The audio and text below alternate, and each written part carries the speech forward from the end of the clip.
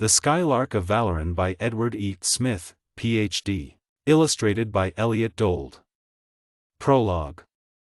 Mother R. A sturdy, auburn-haired urchin of 12, Richard Ballinger Seton the 1471st, turned to the queenly young matron who was his mother as the viewing area before them went blank.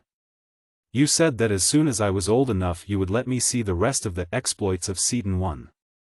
Now grandfather's the chief of the Galactic Council, and I'm 12, and I'm old enough. Perhaps you are, son."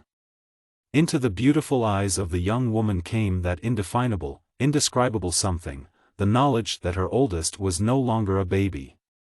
"Tell me the story as it is run for the holiday, and I shall see." Richard Ballinger Seton I was a Ph.D. in chemistry, the boy began. He lived in the city of Washington, in what was then the United States of America. He was born. Never mind dates and such things, sonny. It would take too long to give all the details. I just want to make sure that you really understand the story. Conditions were so different then from what they are now. Well, Seton I discovered Ravelin, which he called X metal at first. He found out that it would turn copper into energy, and he and Martin Reynolds Crane I built the very first spaceship that was ever known. But the World Steel Corporation wanted all the Ravelin that Seton had found, so Dr. Duquesne, a chemist of theirs, and a kind of a spy named Perkins, tried to steal it away from him. They got a little of it, but it exploded some copper and killed a lot of people. When Seton heard about the explosion he found out that some of his Ravelin was gone, and they hired some detectives and had an awful time. A lot more people were killed, and a Japanese assistant of Crane's, named Shiro, was almost killed, too. Then they went to work and invented a lot of new instruments, such as a compass that pointed at any one thing forever, and attractors and repellers and rays and screens and explosives and lots of things that are good yet. This Duquesne tried for a long time to get the Ravelin and couldn't, so they built a spaceship from Seton's plans that they stole, and he carried off Dorothy Veneman and Margaret Spencer, the girls that Seton I and Crane I were going to marry, and they did marry them, afterward, too. Well, Dorothy kicked Perkins in the stomach, and the spaceship ran away and kept on going until it got caught by the attraction of the dark mass that the First of Energy has always had so much trouble with, and while they were falling toward it that Perkins went crazy and tried to kill Margaret, but Duquesne killed him instead, and then Seton I caught up with them and rescued them and... Just a minute, son, there is no great hurry. How did Seton I get way out there? Well, they had their big new spaceship, the Skylark of Space, all built by then, and Seton I had an object compass set on Duquesne, because he'd been watching him a long time since he'd been making lots of trouble for him. So Seton I and Crane I followed the object compass and found them and rescued them all but Perkins, because he was dead already. They had an awful time getting away from the dark mass, but they did it, but they were about out of copper, so they had to hunt up a planet that had some. They landed on one that dinosaurs and things like that lived on, and got a lot more Ravelin, but didn't find any copper, so they hunted up more planets. One had poison gas instead of air, and another had people that were pure intellectuals, so that they had bodies whenever they wanted to, but not all the time. They pretty nearly dematerialized Seton I and all the rest of them, and we're awfully glad they didn't. Well, anyway, they got away, but they had an awful time, and after a while they saw the green suns of the Central System. There's lots of copper there, you know, so much that Grandfather Seton wouldn't let me swim in the ocean last year when we were there because it was copper solution and it would have made me sick. They went to Osnome first, one of the inside worlds, and landed in a country named Mardinali. They were bad people and wanted to kill Seton I and steal his ship, and they had already captured Dunark, the Kofedix or crown prince of the other nation, Kondal. Then Dunark helped Seton I get away, and they all went home with Dunark. But the Skylark was pretty nearly ruined in the battle they had getting away from Mardinali, so Seton I and Dunark built it over out of Aranac, which was much better than the funny, soft steel they used to use in the old days. Of course, Aranac doesn't amount to much beside the Inasan we have now, but even Seton I didn't know anything about Inasan then. Then they got married. Seton married Dorothy, and there are great-great, 1470 times, grandparents. Crane married Margaret, and they're awfully famous, too. And Shiro is, too, especially in Asiatica. Well, anyway, after they got married they had a fight with a monster Carlin, and were just going to start back here for Tellus when the whole Martinalian fleet attacked Condul.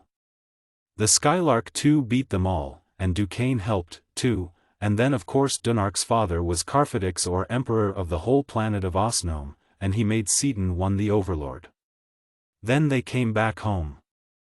Seton I and Crane I didn't know just what to do with Duquesne, but he jumped out of Skylark II in a parachute and got away. They hadn't been back on Tellus very long when Dunark came to visit them, from Osnome, after some salt which they needed to make Aranac, and some more Ravelin.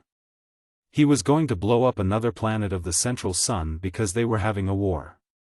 But Seton I didn't have enough Ravelin, so both Skylark II and the Condul started out to go to the X planet after some, and on the way there they were attacked by a spaceship of the Fenachrone, who were a race of terrible men who were going to conquer the whole universe.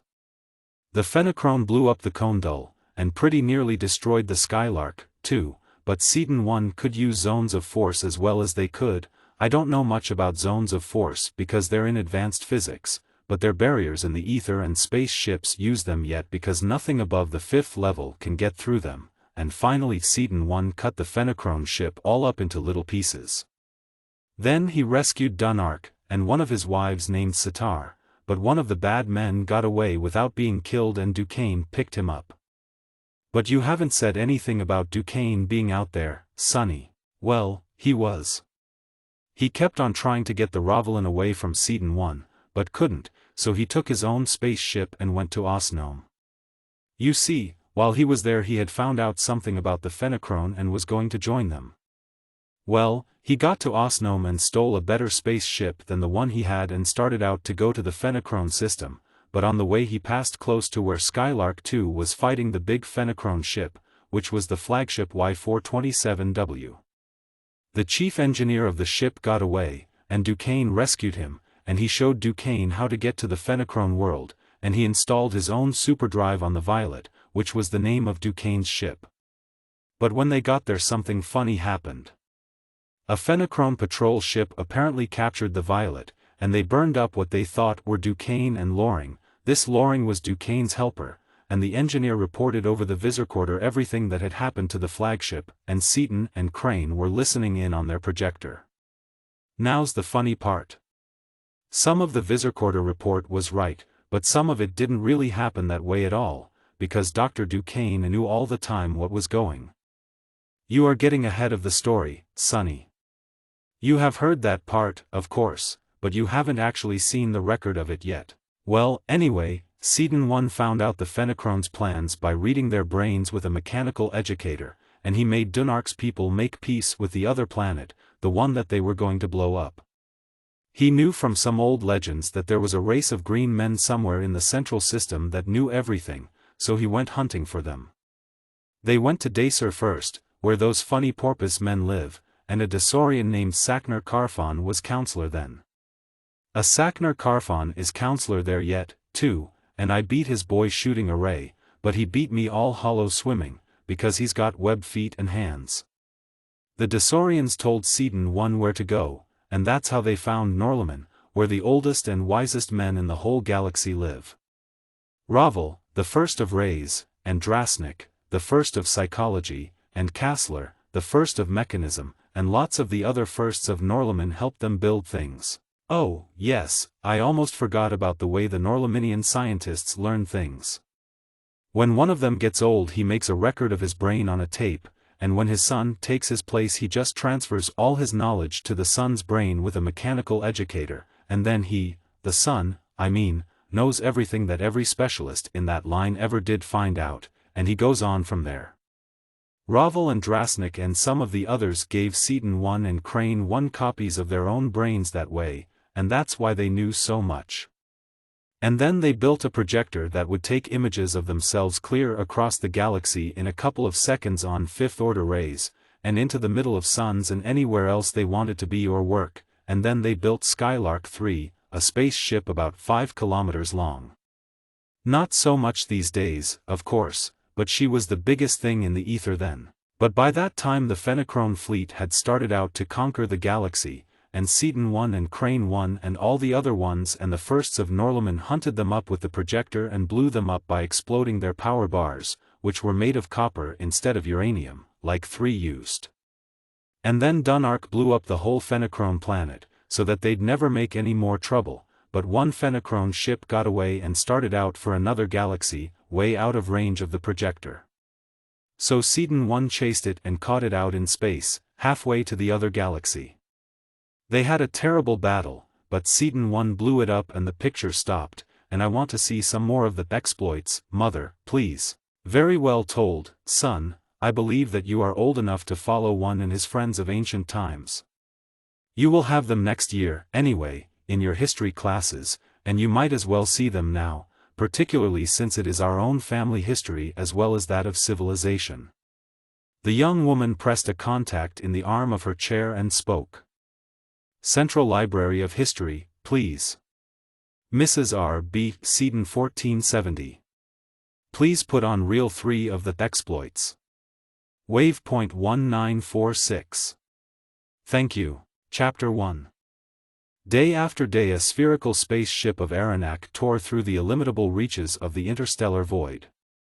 She had once been a war vessel of Osnome, now, rechristened the Violet, she was bearing 2 terrestrials and a Fenachrone, Dr. Mark C. Duquesne of World Steel, Baby Doll Loring, his versatile and accomplished assistant, and the squat and monstrous engineer of the flagship Y427W, from the green system toward the solar system of the Fenachrone.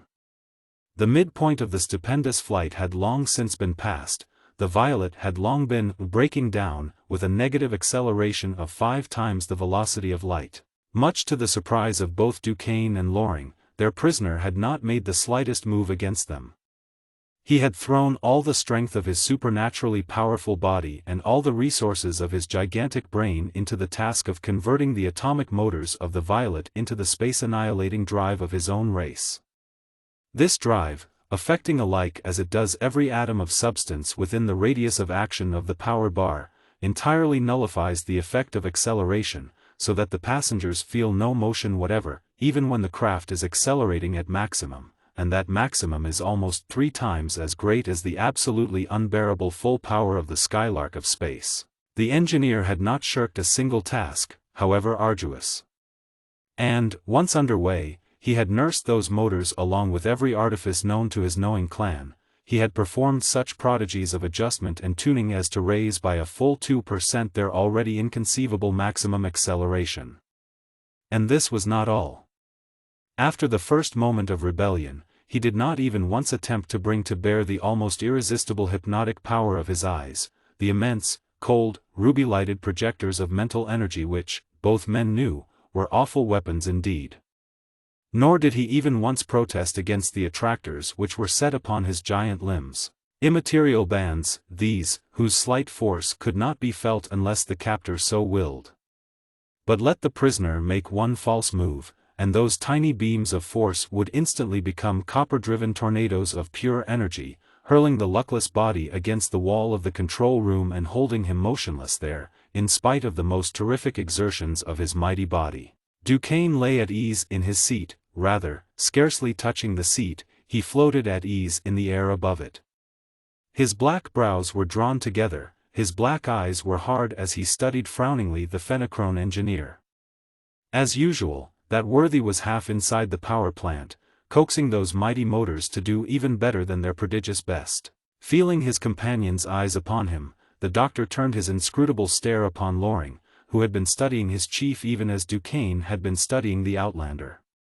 Loring's cherubic countenance was as pinkly innocent as ever, his guileless blue eyes as calm and untroubled, but Duquesne, knowing the man as he did, perceived an almost imperceptible tension and knew that the killer also was worried. "What's the matter, doll?" The saturnine scientist smiled mirthlessly. "Afraid I'm going to let that ape slip one over on us?" "Not exactly." Loring's slight tenseness, however, disappeared. "It's your party, and anything that's all right with you tickles me half to death. I have known all along you knew that that bird there isn't working under compulsion. You know as well as I do that nobody works that way because they're made to. He's working for himself, not for us, and I had just begun to wonder if you weren't getting a little late in clamping down on him. Not at all, there are good and sufficient reasons for this apparent delay. I am going to clamp down on him in exactly, Duquesne glanced at his wrist watch, 14 minutes. But you're keen, you've got a brain that really works, maybe I'd better give you the whole picture. Duquesne, approving thoroughly of his iron-nerved, cold-blooded assistant, voiced again the thought he had expressed once before, a few hours out from Earth, and Loring answered as he had then, in almost the same words which revealed truly the nature of the man. Just as you like. Usually I don't want to know anything about anything, because what a man doesn't know he can't be accused of spilling. Out here, though, maybe I should know enough about things to act intelligently in case of a jam. But you're the doctor, if you'd rather keep it under your hat, that's all right with me, too. As I've said before, it's your party. Yes, he certainly is working for himself. Duquesne scowled blackly. Or, rather, he thinks he is. You know, I read his mind back there, while he was unconscious. I didn't get all I wanted to, by any means, he woke up too soon, but I got a lot more than he thinks I did. They have detector zones, way out in space, all around their world, that nothing can get past without being spotted, and patrolling those zones there are scout ships, carrying armament to stagger the imagination. I intend to take over one of those patrol ships and by means of it to capture one of their first-class battleships. As a first step I'm going to hypnotize that ape and find out absolutely everything that he knows. When I get done with him, he'll do exactly what I tell him to, and nothing else. Hypnotize him? Curiosity was awakened in even Loring's incurious mind at this unexpected development. I didn't know that was one of your specialties. It wasn't until recently, but the Fenachrone are all past masters, and I learned about it from his brain. Hypnosis is a wonderful science. The only drawback is that his mind is a lot stronger than mine. However, I have in my kit, among other things, a tube of something that will cut him down to my size. Oh, I see, pentabarb. With this hint, Loring's agile mind grasped instantly the essentials of Duquesne's plan. That's why you had to wait so long, then, to take steps. Pentabarb kills in 24 hours, and he can't help us steal the ship after he's dead. Right. 1 milligram, you know, will make a gibbering idiot out of any human being, but I imagine that it will take 3 or 4 times that much to soften him down to the point where I can work on him the way I want to. As I don't know the effects of such heavy dosages, since he's not really human, and since he must be alive when we go through their screens, I decided to give him the works exactly 6 hours before we are due to hit their outermost detector. That's about all I can tell you right now. I'll have to work out the details of seizing the ship after I have studied his brain more thoroughly. Precisely at the expiration of the 14 allotted minutes, Duquesne tightened the attractor beams, which had never been entirely released from their prisoner, thus pinning him helplessly, immovably, against the wall of the control room. He then filled a hypodermic syringe and moved the mechanical educator nearer the motionless, although violently struggling, creature. Then, avoiding carefully the baleful outpourings of those flame-shot volcanoes of hatred that were the eyes of the Fenachrone, he set the dials of the educator, placed the headsets, and drove home the needle's hollow point. 1 milligram of the diabolical compound was absorbed, without appreciable lessening of the blazing defiance being hurled along the educator's wires. 1 1/2, 2 milligrams, 3, 4, 5. That inhumanly powerful mind at last began to weaken, but it became entirely quiescent only after the administration of the 7th milligram of that direly potent drug. Just as well that I allowed only 6 hours. Duquesne sighed in relief as he began to explore the labyrinthine intricacies of the frightful brain now open to his gaze. I don't see how any possible form of life can hold together long under 7 milligrams of that stuff. He fell silent and for more than an hour he studied the brain of the engineer, concentrating upon the several small portions which contained knowledge of most immediate concern. Then he removed the headsets. His plans were all made, he informed Loring coldly, and so are mine, now. Bring out 2 full outfits of clothing, one of yours and one of mine. 2 guns, belts, and so on. Break out a bale of waste, the emergency candles, and all that sort of stuff you can find." Duquesne turned to the Fenachrone, who stood utterly lax, inanimate, and stared deep into those now dull and expressionless eyes. "You," he directed crisply, "will build at once, as quickly as you can, 2 dummies which will look exactly like Loring and myself. They must be lifelike in every particular, with faces capable of expressing the emotions of surprise and of anger, and with right arms able to draw weapons upon signal, my signal. Also upon signal their heads and bodies will turn, they will leap toward the center of the room, and they will make certain noises and utter certain words, the records of which I shall prepare." "Go to it. Don't you need to control him through the headsets?" asked Loring curiously. "I may have to control him in detail when we come to the really fine work, later on," Duquesne replied absently. "This is more or less in the nature of an experiment, to find out whether I have him thoroughly under control. During the last act he'll have to do exactly what I shall have told him to do, without supervision, and I want to be absolutely certain that he will do it without a slip. What's the plan? Or maybe it's something that is none of my business. No, you ought to know it, and I've got time to tell you about it now. Nothing material can possibly approach the planet of the Fenachrone without being seen, as it is completely surrounded by never less than 2 full-sphere detector screens, and to make assurance doubly sure our engineer there has installed a mechanism which, at the first touch of the outer screen, will shoot a warning along at tight communicator beam, directly into the receiver of the nearest Fenachrone scout ship. As you already know, the smallest of those scouts can burn this ship out of the ether in less than a second. That's a cheerful picture. You still think we can get away? I'm coming to that. We can't possibly get through the detectors without being challenged, even if I tear out all his apparatus, so we're going to use his whole plan, but for our benefit instead of his. Therefore his present hypnotic state and the dummies. When we touch that screen you and I are going to be hidden, well hidden. The dummies will be in sole charge, and our prisoner will be playing the part one have laid out for him. The scout ship that he calls will come up to investigate. They will bring apparatus and attractors to bear to liberate the prisoner, and the dummies will try to fight. They will be blown up or burned to cinders almost instantly, and our little playmate will put on his space suit and be taken across to the capturing vessel. Once there, he will report to the commander. That officer will think the affair sufficiently serious to report it directly to headquarters. If he doesn't, this ape here will insist upon reporting it to General Headquarters himself. As soon as that report is in, we, working through our prisoner here, will proceed to wipe out the crew of the ship and take it over. And do you think he'll really do it?" Loring's guileless face showed doubt, his tone was faintly skeptical. "I know he'll do it." The chemist's voice was hard. "He won't take any active part. I'm not psychologist enough to know whether I could drive him that far, even drugged, against an unhypnotizable subconscious or not, but he'll be carrying something along that will enable me to do it, easily and safely. But that's about enough of this chin music, we'd better start doing something." While Loring brought space clothing and weapons, and rummaged through the vessel in search of materials suitable for the dummy's fabrication, the Fenachrone engineer worked rapidly at his task.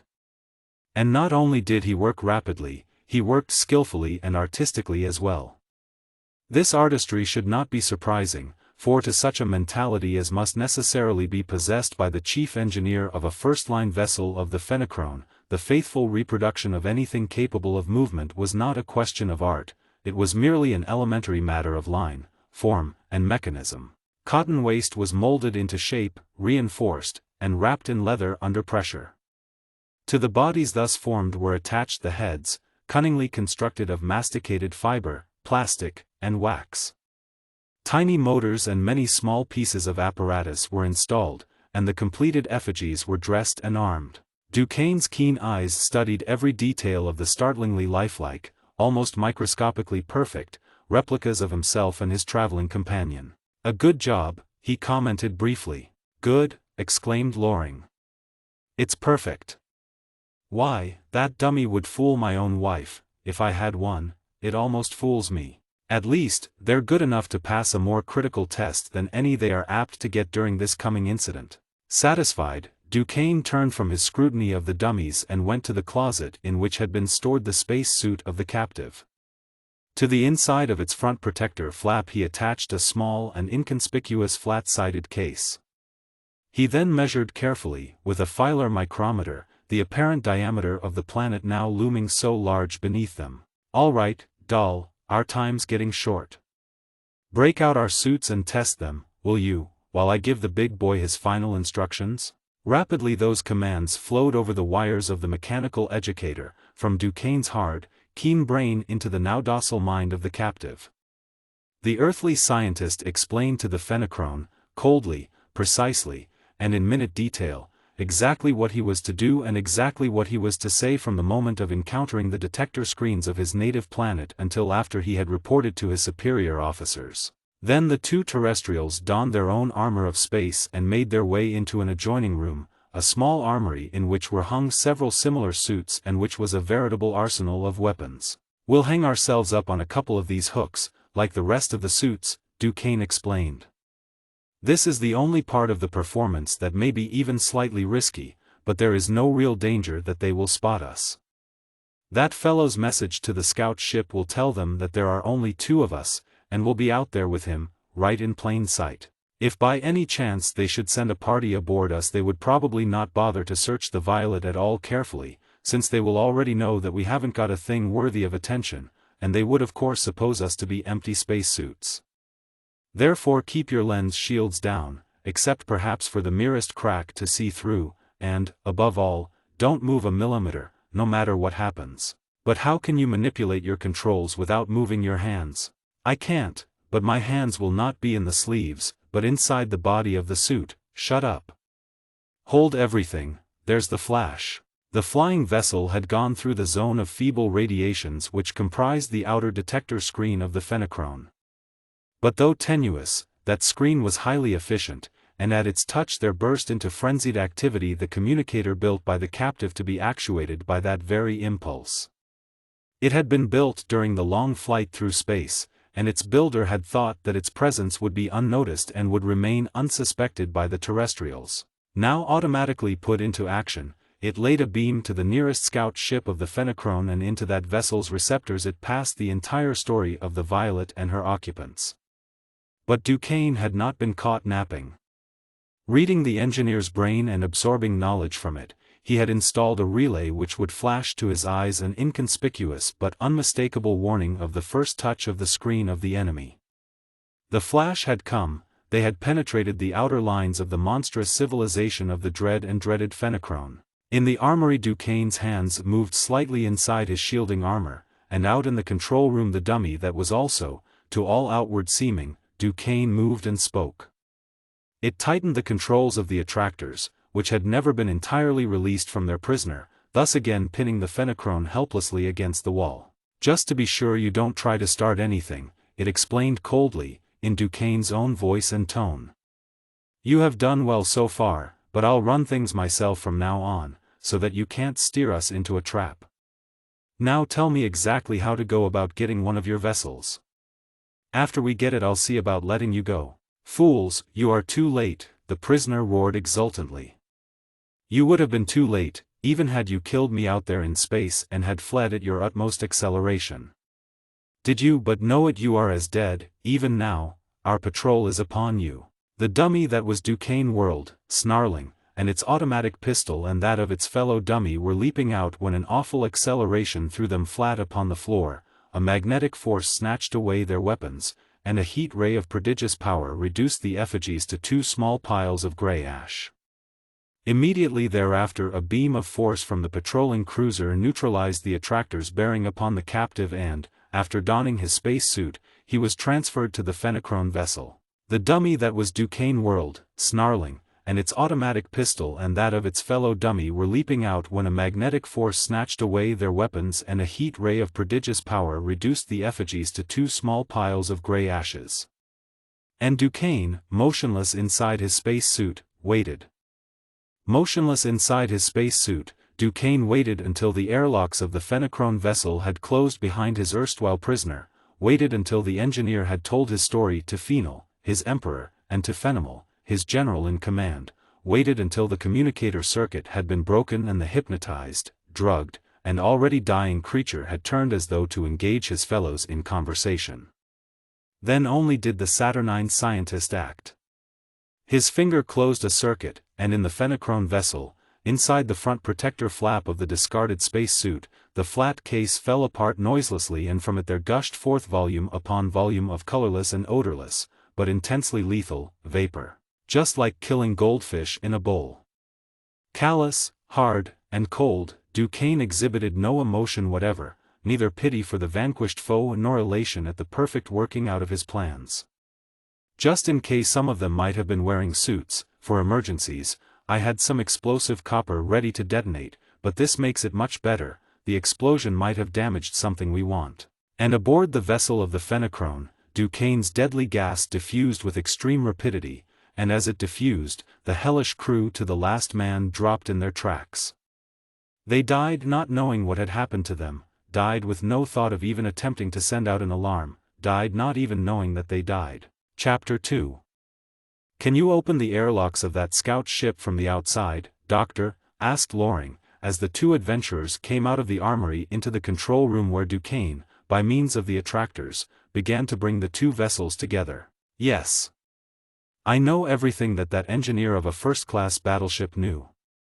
To him, one of these little scouts was almost beneath notice, but he did know that much about them. The outside controls of all Fenachrone ships worked the same way. Under the urge of the attractions, the two ships of space were soon door to door.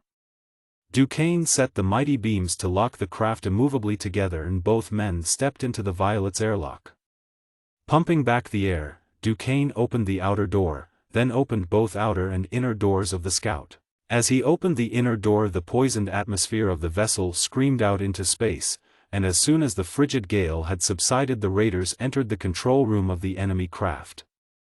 Hardened and conscienceless killer though Loring was, the four bloated, ghastly objects that had once been men gave him momentary pause. "Maybe we shouldn't have let the air out so fast," he suggested, tearing his gaze away from the grisly sight. "The brains aren't hurt, and that's all I care about." Unmoved, Duquesne opened the air valves wide, and not until the roaring blast had scoured every trace of the noxious vapor from the whole ship did he close the airlock doors and allow the atmosphere to come again to normal pressure and temperature. "Which ship are you going to use, theirs or our own?" asked Loring, as he began to remove his cumbersome armor. "I don't know yet. That depends largely upon what I find out from the brain of the lieutenant in charge of this patrol boat. There are two methods by which we can capture a battleship, one requiring the use of the Violet, the other the use of this Scout. The information which I am about to acquire will enable me to determine which of the two plans entails the lesser amount of risk. There is a third method of procedure, of course, that is, to go back to Earth and duplicate one of their battleships ourselves, from the knowledge I shall have gained from their various brains concerning the apparatus, mechanisms, materials, and weapons of the Fenachrone. But that would take a long time and would be far from certain of success, because there would almost certainly be some essential facts that I would not have secured. Besides, I came out here to get one of their first-line space ships, and I intend to do it." With no sign of distaste, Duquesne coupled his brain to that of the dead lieutenant of the Fenachrone through the mechanical educator, and quite as casually as though he were merely giving Loring another lesson in Fenachrone matters did he begin systematically to explore the intricate convolutions of that fearsome brain. But after only 10 minutes' study he was interrupted by the brazen clang of the emergency alarm. He flipped off the power of the educator, discarded his headset, acknowledged the call, and watched the recorder as it rapped out its short, insistent message. "Something is going on here that was not on my program," he announced to the alert but quiescent Loring. "One should always be prepared for the unexpected, but this may run into something cataclysmic. The Fenachrone are being attacked from space, and all armed forces have been called into a defensive formation, Invasion Plan XB-218, whatever that is. I'll have to look it up in the code." The desk of the commanding officer was a low, heavily built cabinet of solid metal. Duquesne strode over to it, operated rapidly the levers and dials of its combination lock, and took from one of the compartments the code, a polygonal framework of engraved metal bars and sliders, resembling somewhat an earthly multiplex squirrel cage slide rule. X, B, 2, 1, 8. Although Duquesne had never before seen such an instrument, the knowledge taken from the brains of the dead officers rendered him perfectly familiar with it, and his long and powerful fingers set up the indicated defense plan as rapidly and as surely as those of any Fenachrone could have done. He revolved the mechanism in his hands, studying every plane surface, scowling blackly in concentration. Munition plants, shell, so and so, we don't care about that. Reserves, zones, ordnance, commissary, defensive screens, oh, here we are. Scout ships. Instead of patrolling a certain volume of space, each scout ship takes up a fixed post just inside the outer detector zone. 20 times as many on duty, too, enough so that they will be only about 10,000 miles apart, and each ship is to lock high-power detector screens and visiplate and recorder beams with all its neighbors. Also, there is to be a first-class battleship acting as mother ship, protector, and reserve for each 25 scouts. The nearest one is to be, let's see, from here that would be only about 20,000 miles over that way and about 100,000 miles down. Does that change your plans, Chief? Since my plans were not made, I cannot say that it does. It changes the background, however, and introduces an element of danger that did not previously exist. It makes it impossible to go out through the detector zone, but it was practically impossible before, and we have no intention of going out, anyway, until we possess a vessel powerful enough to go through any barrage they can lay down. On the other hand, there is bound to be a certain amount of confusion in placing so many vessels, and that fact will operate to make the capture of our battleship much easier than it would have been otherwise. What danger exists that wasn't there before? Demanded Loring. The danger that the whole planet may be blown up, Duquesne returned bluntly. Any nation or race attacking from space would of course have atomic power, and anyone with that power could volatilize any planet by simply dropping a bomb on it from open space. They might want to colonize it, of course, in which case they wouldn't destroy it, but it is always safest to plan for the worst possible contingencies. How do you figure on doing us any good if the whole world explodes? Loring lighted a cigarette, his hand steady and his face pinkly unruffled. If she goes up, it looks as if we go out, like that, puff. And he blew out the match. Not at all, Dull, Duquesne reassured him.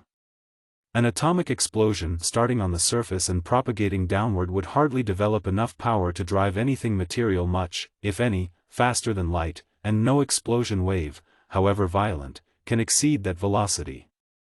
The Violet, as you know, although not to be compared with even this scout as a fighter, has an acceleration of 5 times that, so that we could outrun the explosion in her. However, if we stay in our own ship, we shall certainly be found and blown out of space as soon as this defensive formation is completed. On the other hand, this ship carries full Fenachrone power of offense and defense, and we should be safe enough from detection in it, at least for as long a time as we shall need it. Since these small ships are designed for purely local scout work, though, they are comparatively slow and would certainly be destroyed in any such cosmic explosion as is manifestly a possibility. That possibility is very remote, it is true, but it should be taken into consideration. So what? You're talking yourself around a circle, right back to where you started from, only considering the thing from all angles. Duquesne was unruffled. We have lots of time, since it will take them quite a while to perfect this formation. To finish the summing up, we want to use this vessel, but is it safe? It is. Why? Because the Fenachrone, having had atomic energy themselves for a long time, are thoroughly familiar with its possibilities and have undoubtedly perfected screens through which no such bomb could penetrate. Furthermore, we can install the high-speed drive in this ship in a few days. I gave you all the dope on it over the educator, you know, so that will be safe, whatever happens. That's the safest plan, and it will work. So you move the stores and our most necessary personal belongings in here while I'm figuring out an orbit for the Violet. We don't want her anywhere near us, and yet we want her to be within reaching distance while we are piloting this scout ship of ours to the place where she is supposed to be in Plan XB-218. What are you going to do that for? To give them a chance to knock us off? No. I need a few days to study these brains, and it will take a few days for that battleship mothership of ours to get into her assigned position, where we can steal her most easily. Duquesne, however, did not at once remove his headset, but remained standing in place, silent and thoughtful. Agreed Loring. I'm thinking the same thing you are.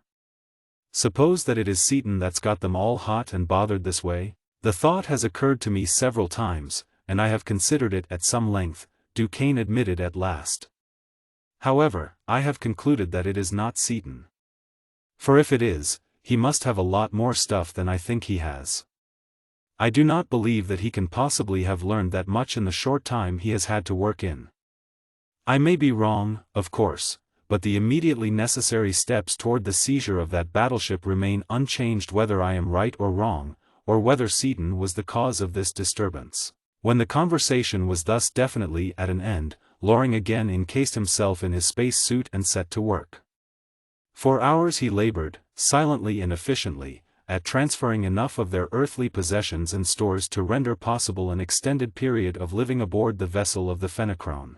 He had completed that task and was assembling the apparatus and equipment necessary for the rebuilding of the power plant before Duquesne finished the long and complex computations involved in determining the direction and magnitude of the force required to give the Violet the exact trajectory he desired. The problem was finally solved and checked, however, and Duquesne rose to his feet, closing his book of 9-place logarithms with a snap. All done with Violet, doll? He asked, donning his armor. Yes. Fine. I'll go aboard and push her off, after we do a little stage setting here. Take that body there, I don't need it any more, since he didn't know much of anything, anyway, and toss it into the nose compartment. Then shut that bulkhead door, tight. I'm going to drill a couple of holes through there from the Violet before I give her the gun. I see, going to make us look disabled, whether we are or not, huh? Exactly. We've got to have a good excuse for our visirays being out of order. I can make reports all right on the communicator, and send and receive code messages and orders, but we certainly couldn't stand a close-up inspection on a visiplate. Also, we've got to have some kind of an excuse for signaling to and approaching our mother battleship. We will have been hit and punctured by a meteorite. Pretty thin excuse, but it probably will serve for as long a time as we will need. After Duquesne had made sure that the small compartment in the prow of the vessel contained nothing of use to them, the body of one of the Fenachrone was thrown carelessly into it, the airtight bulkhead was closed and securely locked, and the chief marauder stepped into the airlock.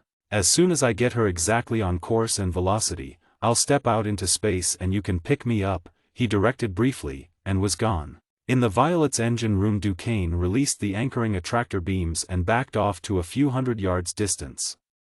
He spun a couple of wheels briefly, pressed a switch, and from the Violet's heaviest needle ray projector there flashed out against the prow of the scout patrol a pencil of incredibly condensed destruction.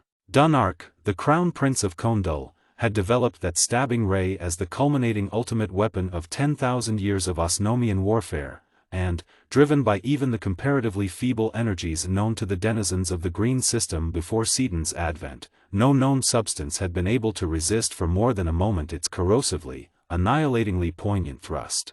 And now this furious stiletto of pure energy, driven by the full power of 400 pounds of disintegrating atomic copper, at this point-blank range, was hurled against the mere inch of transparent material which comprised the skin of the tiny cruiser. Duquesne expected no opposition, for with a beam less potent by far he had consumed utterly a vessel built of Aranak, that Osnomian synthetic which is 500 times as strong, tough, and hard as Earth's strongest, toughest, or hardest alloy steel. Yet that annihilating needle of force struck that transparent surface and rebounded from it in scintillating torrents of fire.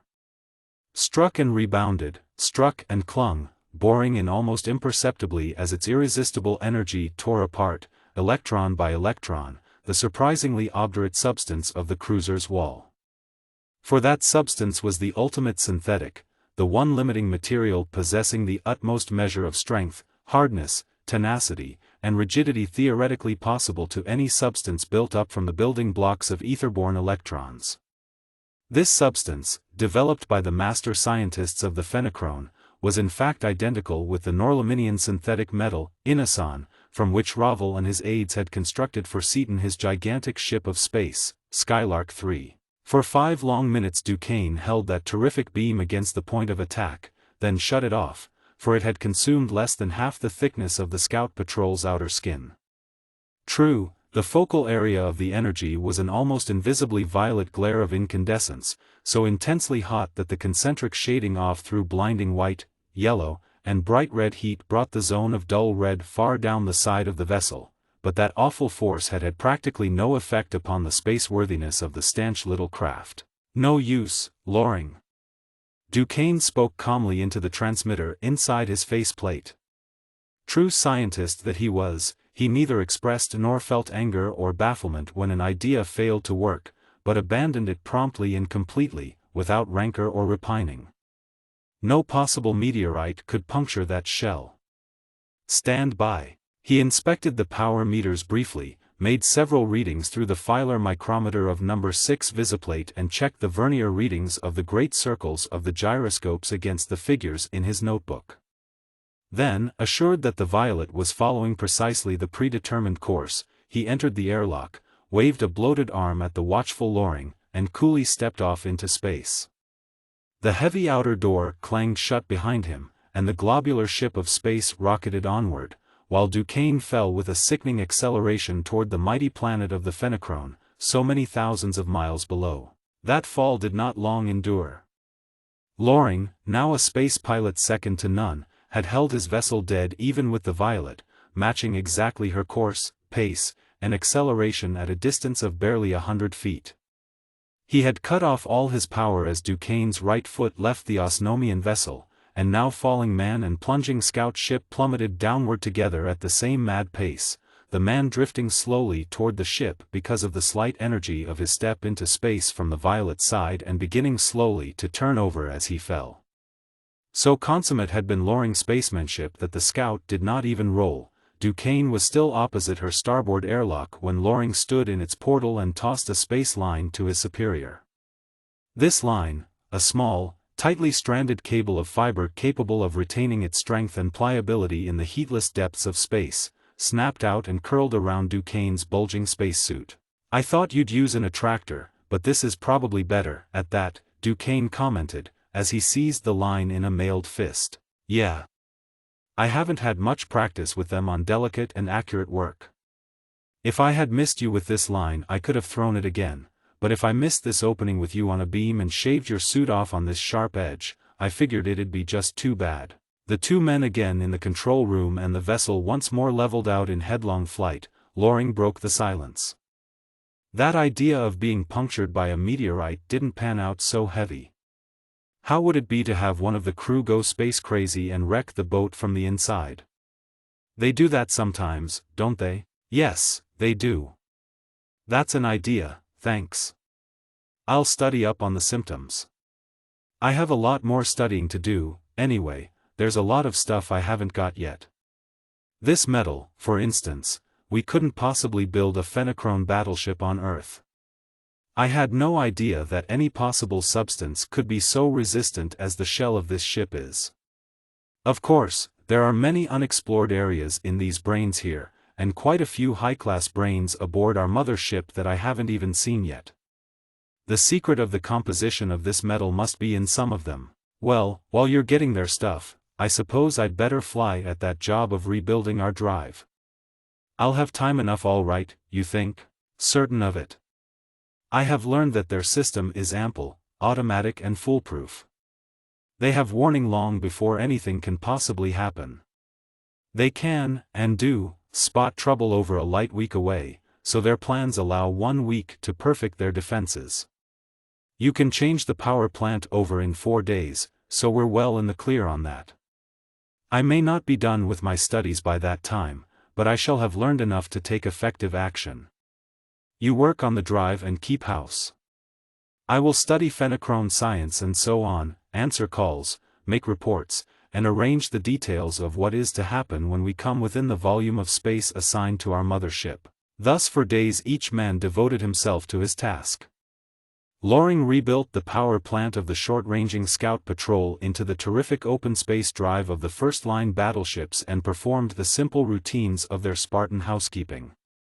Duquesne cut himself short on sleep and spent every possible hour in transferring to his own brain every worthwhile bit of knowledge which had been possessed by the commander and crew of the patrol ship which he had captured.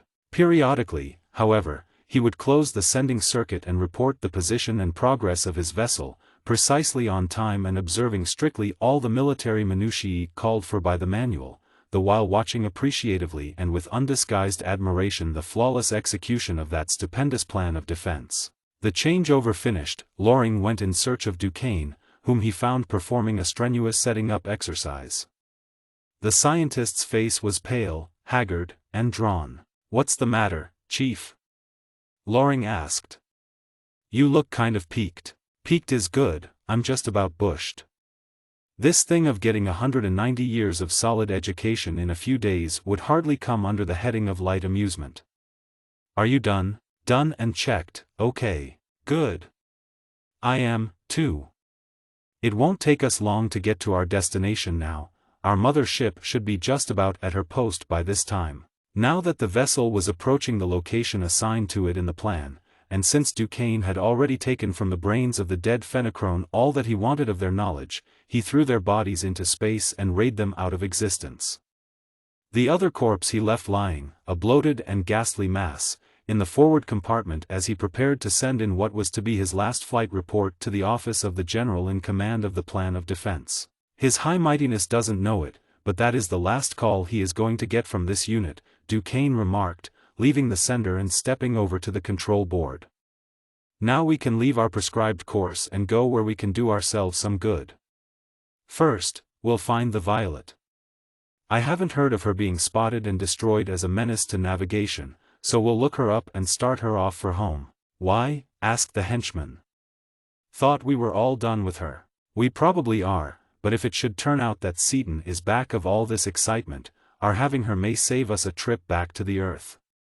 "Ah, there she is, right on schedule. I'll bring her alongside and set her controls on a distant squared decrement, so that when she gets out into space she'll have a constant velocity." "Think she'll get out into free space through those screens?" "They will detect her, of course, but when they see that she is an abandoned derelict and headed out of their system they'll probably let her go. It will be no great loss, of course, if they do burn her." Thus it came about that the spherical cruiser of the void shot away from the then feeble gravitation of the vast but distant planet of the Fenachrone at a frightful but constant speed. Through the outer detector screens she tore. Searching beams explored her instantly and thoroughly, but since she was so evidently a deserted hulk and since the Fenachrone cared nothing now for impediments to navigation beyond their screens, she was not pursued. On and on she sped, her automatic controls reducing her power in exact ratio to the square of the distance attained, on and on, her automatic deflecting detectors swinging her around suns and solar systems and back upon her original right line, on and on toward the green system, the central system of this the first galaxy, our own native island universe. Chapter 3. Now we'll get ready to take that battleship. Duquesne turned to his aide as the Violet disappeared from their sight. "Your suggestion that one of the crew of this ship could have gone space crazy was sound, and I have planned our approach to the mother ship on that basis. We must wear Fenachrone spacesuits for 3 reasons. First, because it is the only possible way to make us look even remotely like them, and we shall have to stand a casual inspection. Second, because it is general orders that all Fenachrone soldiers must wear suits while at their posts in space. Third, because we shall have lost most of our air. You can wear one of their suits without any difficulty, the surplus circumference will not trouble you very much. I, on the contrary, cannot even get into one, since they're almost a foot too short. I must have a suit on, though, before we board the battleship, so I shall wear my own, with one of theirs over it, with the feet cut off so that I can get it on. Since I shall not be able to stand up or to move around without giving everything away because of my length, I'll have to be unconscious and folded up so that my height will not be too apparent, and you will have to be the star performer during the first act. But this detailed instruction by word of mouth takes altogether too much time. Put on this headset and I'll shoot you the whole scheme, together with whatever additional Fenachrone knowledge you will need to put the act across." A brief exchange of thoughts and of ideas followed. Then, every detail made clear, the two terrestrials donned the space suits of the very short, but enormously wide and thick, monstrosities in semi-human form who were so bigotedly working toward their day of universal conquest.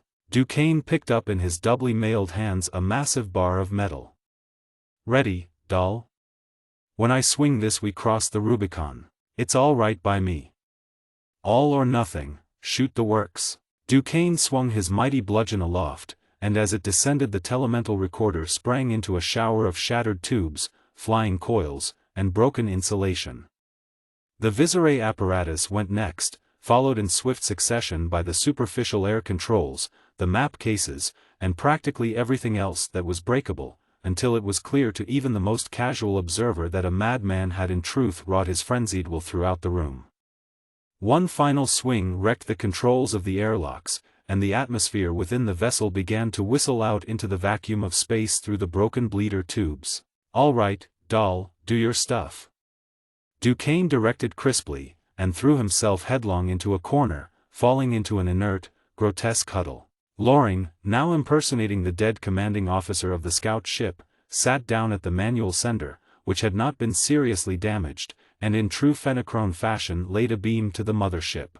Scout Ship K-3296, Sub-Lieutenant Grenemar commanding, sending emergency distress message, he tapped out fluently.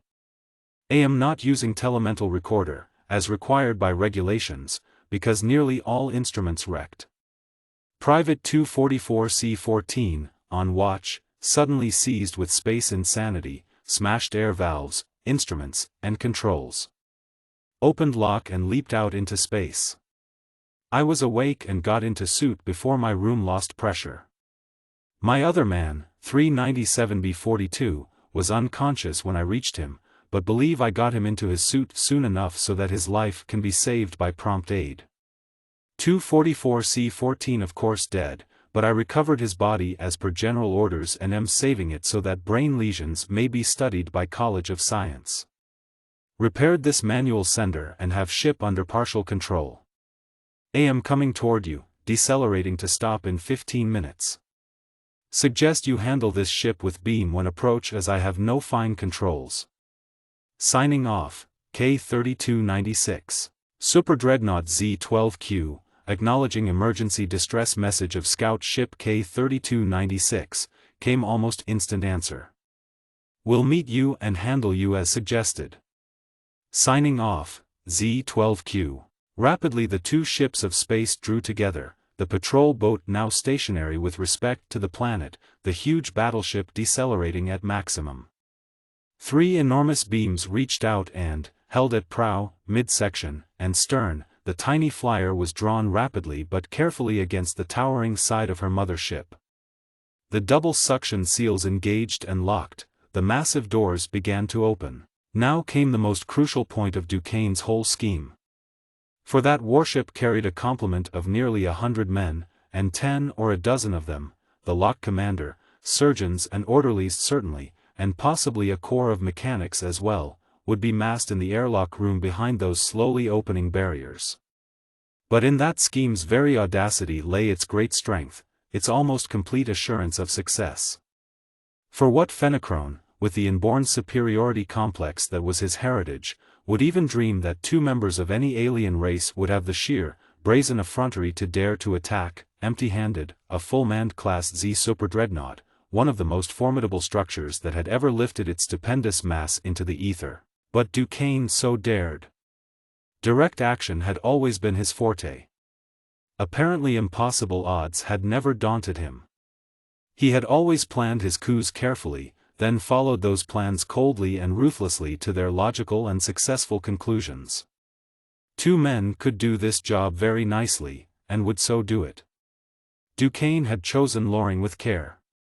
Therefore he lay at ease in his armor in front of the slowly opening portal, calmly certain that the iron nerves of his assassin aide would not weaken for even the instant necessary to disrupt his carefully laid plan. As soon as the doors had opened sufficiently to permit ingress, Loring went through them slowly, carrying the supposedly unconscious man with care. But once inside the opaque walls of the lock room, that slowness became activity incarnate. Duquesne sprang instantly to his full height, and before the clustered officers could even perceive that anything was amiss, for sure hands had trained upon them the deadliest hand weapons known to the superlative science of their own race. Since Duquesne was overlooking no opportunity of acquiring knowledge, the heads were spared, but as the 4 furious blasts of vibratory energy tore through those massive bodies, making of their every internal organ a mass of disorganized protoplasmic pulp, every phenochrone in the room fell lifeless to the floor before he could move a hand in self-defense. Dropping his weapons, Duquesne wrenched off his helmet, while Loring with deft hands bared the head of the senior officer of the group upon the floor. Headsets flashed out, were clamped into place, dials were set, the scientist shot power into the tubes, transferring to his own brain an entire section of the dead brain before him. Duquesne clamped the headset into place, shot power into it and transferred to his own brain an entire section of the brain of the dead phenochrone. His senses reeled under the shock, but he recovered quickly, and even as he threw off the phones Loring slammed down over his head the helmet of the phenochrone. Duquesne was now commander of the airlocks, and the break in communication had been of such short duration that not the slightest suspicion had been aroused. He snapped out mental orders to the distant power room, the side of the vessel opened, and the scout ship was drawn within. "All tight, sir," he reported to the captain, and the Z-12Q began to retrace her path in space. Duquesne's first objective had been attained without untoward incident. The second objective, the control room, might present more difficulty, since its occupants would be scattered. However, to neutralize this difficulty, the earthly attackers could work with bare hands and thus with the weapons with which both were thoroughly familiar. Removing their gauntlets, the 2 men ran lightly toward that holy of phenochrone holies, the control room. Its door was guarded, but Duquesne had known that it would be, wherefore the guards went down before they could voice a challenge. The door crashed open and 4 heavy, long-barreled automatics began to vomit forth a leaden storm of death. Those pistols were gripped in accustomed and steady hands, those hands in turn were actuated by the ruthless brains of heartless, conscienceless, and merciless killers. His second and major objective gained, Duquesne proceeded at once to consolidate his position. Pausing only to learn from the brain of the dead captain the exact technique of procedure, he summoned into the sanctum, one at a time, every member of the gigantic vessel's crew. Man after man they came, in answer to the summons of their all-powerful captain, and man after man they died. "Take the educator and get some of their surgeon's skill," Duquesne directed curtly, after the last member of the crew had been accounted for. "Take off the heads and put them where they'll keep. Throw the rest of the rubbish out. Never mind about this captain, I want to study him." Then, while Loring busied himself at his grisly task, Duquesne sat at the captain's bench, read the captain's brains, and sent into General Headquarters the regular routine reports of the vessel. "All cleaned up. Now what?" Loring was as spick and span, as calmly unruffled, as though he were reporting in one of the private rooms of the Perkins Café. "Start back to the Earth? Not yet." Even though Duquesne had captured his battleship, thereby performing the almost impossible, he was not yet content. "There are a lot of things to learn here yet, and I think that we had better stay here as long as possible and learn them, provided we can do so without incurring any extra risks. As far as actual flight goes, 2 men can handle this ship as well as 100, since her machinery is all automatic. Therefore we can run away any time. We could not fight, however, as it takes about 30 men to handle her weapons. But fighting would do no good, anyway, because they could outnumber us 100 to 1 in a few hours. All of which means that if we go out beyond the detector screens we will not be able to come back. We had better stay here, so as to be able to take advantage of any favorable developments." He fell silent, frowningly concentrated upon some problem obscure to his companion. At last he went to the main control panel and busied himself with a device of photo cells, coils, and kino bulbs, whereupon Loring set about preparing a long-delayed meal. "It's all hot, Chief, come and get it," the aide invited, when he saw that his superior's immediate task was done. "What's the idea? Didn't they have enough controls there already?" "The idea is, Doll, not to take any unnecessary chances." "Ah, this goulash hits the spot." Duquesne ate appreciatively for a few minutes in silence, then went on, "3 things may happen to interfere with the continuation of our search for knowledge. First, since we are now in command of a Fenachrone mother ship, I have to report to headquarters on the telemental recorder, and they may catch me in a slip any minute, which will mean a massed attack. Second, the enemy may break through the Fenachrone defenses and precipitate a general engagement. Third, there is still the bare possibility of that cosmic explosion I told you about. In that connection, it is quite obvious that an atomic explosion wave of that type would be propagated with the velocity of light. Therefore, even though our ship could run away from it, since we have an acceleration of 5 times that velocity, yet we could not see that such an explosion had occurred until the wavefront reached us.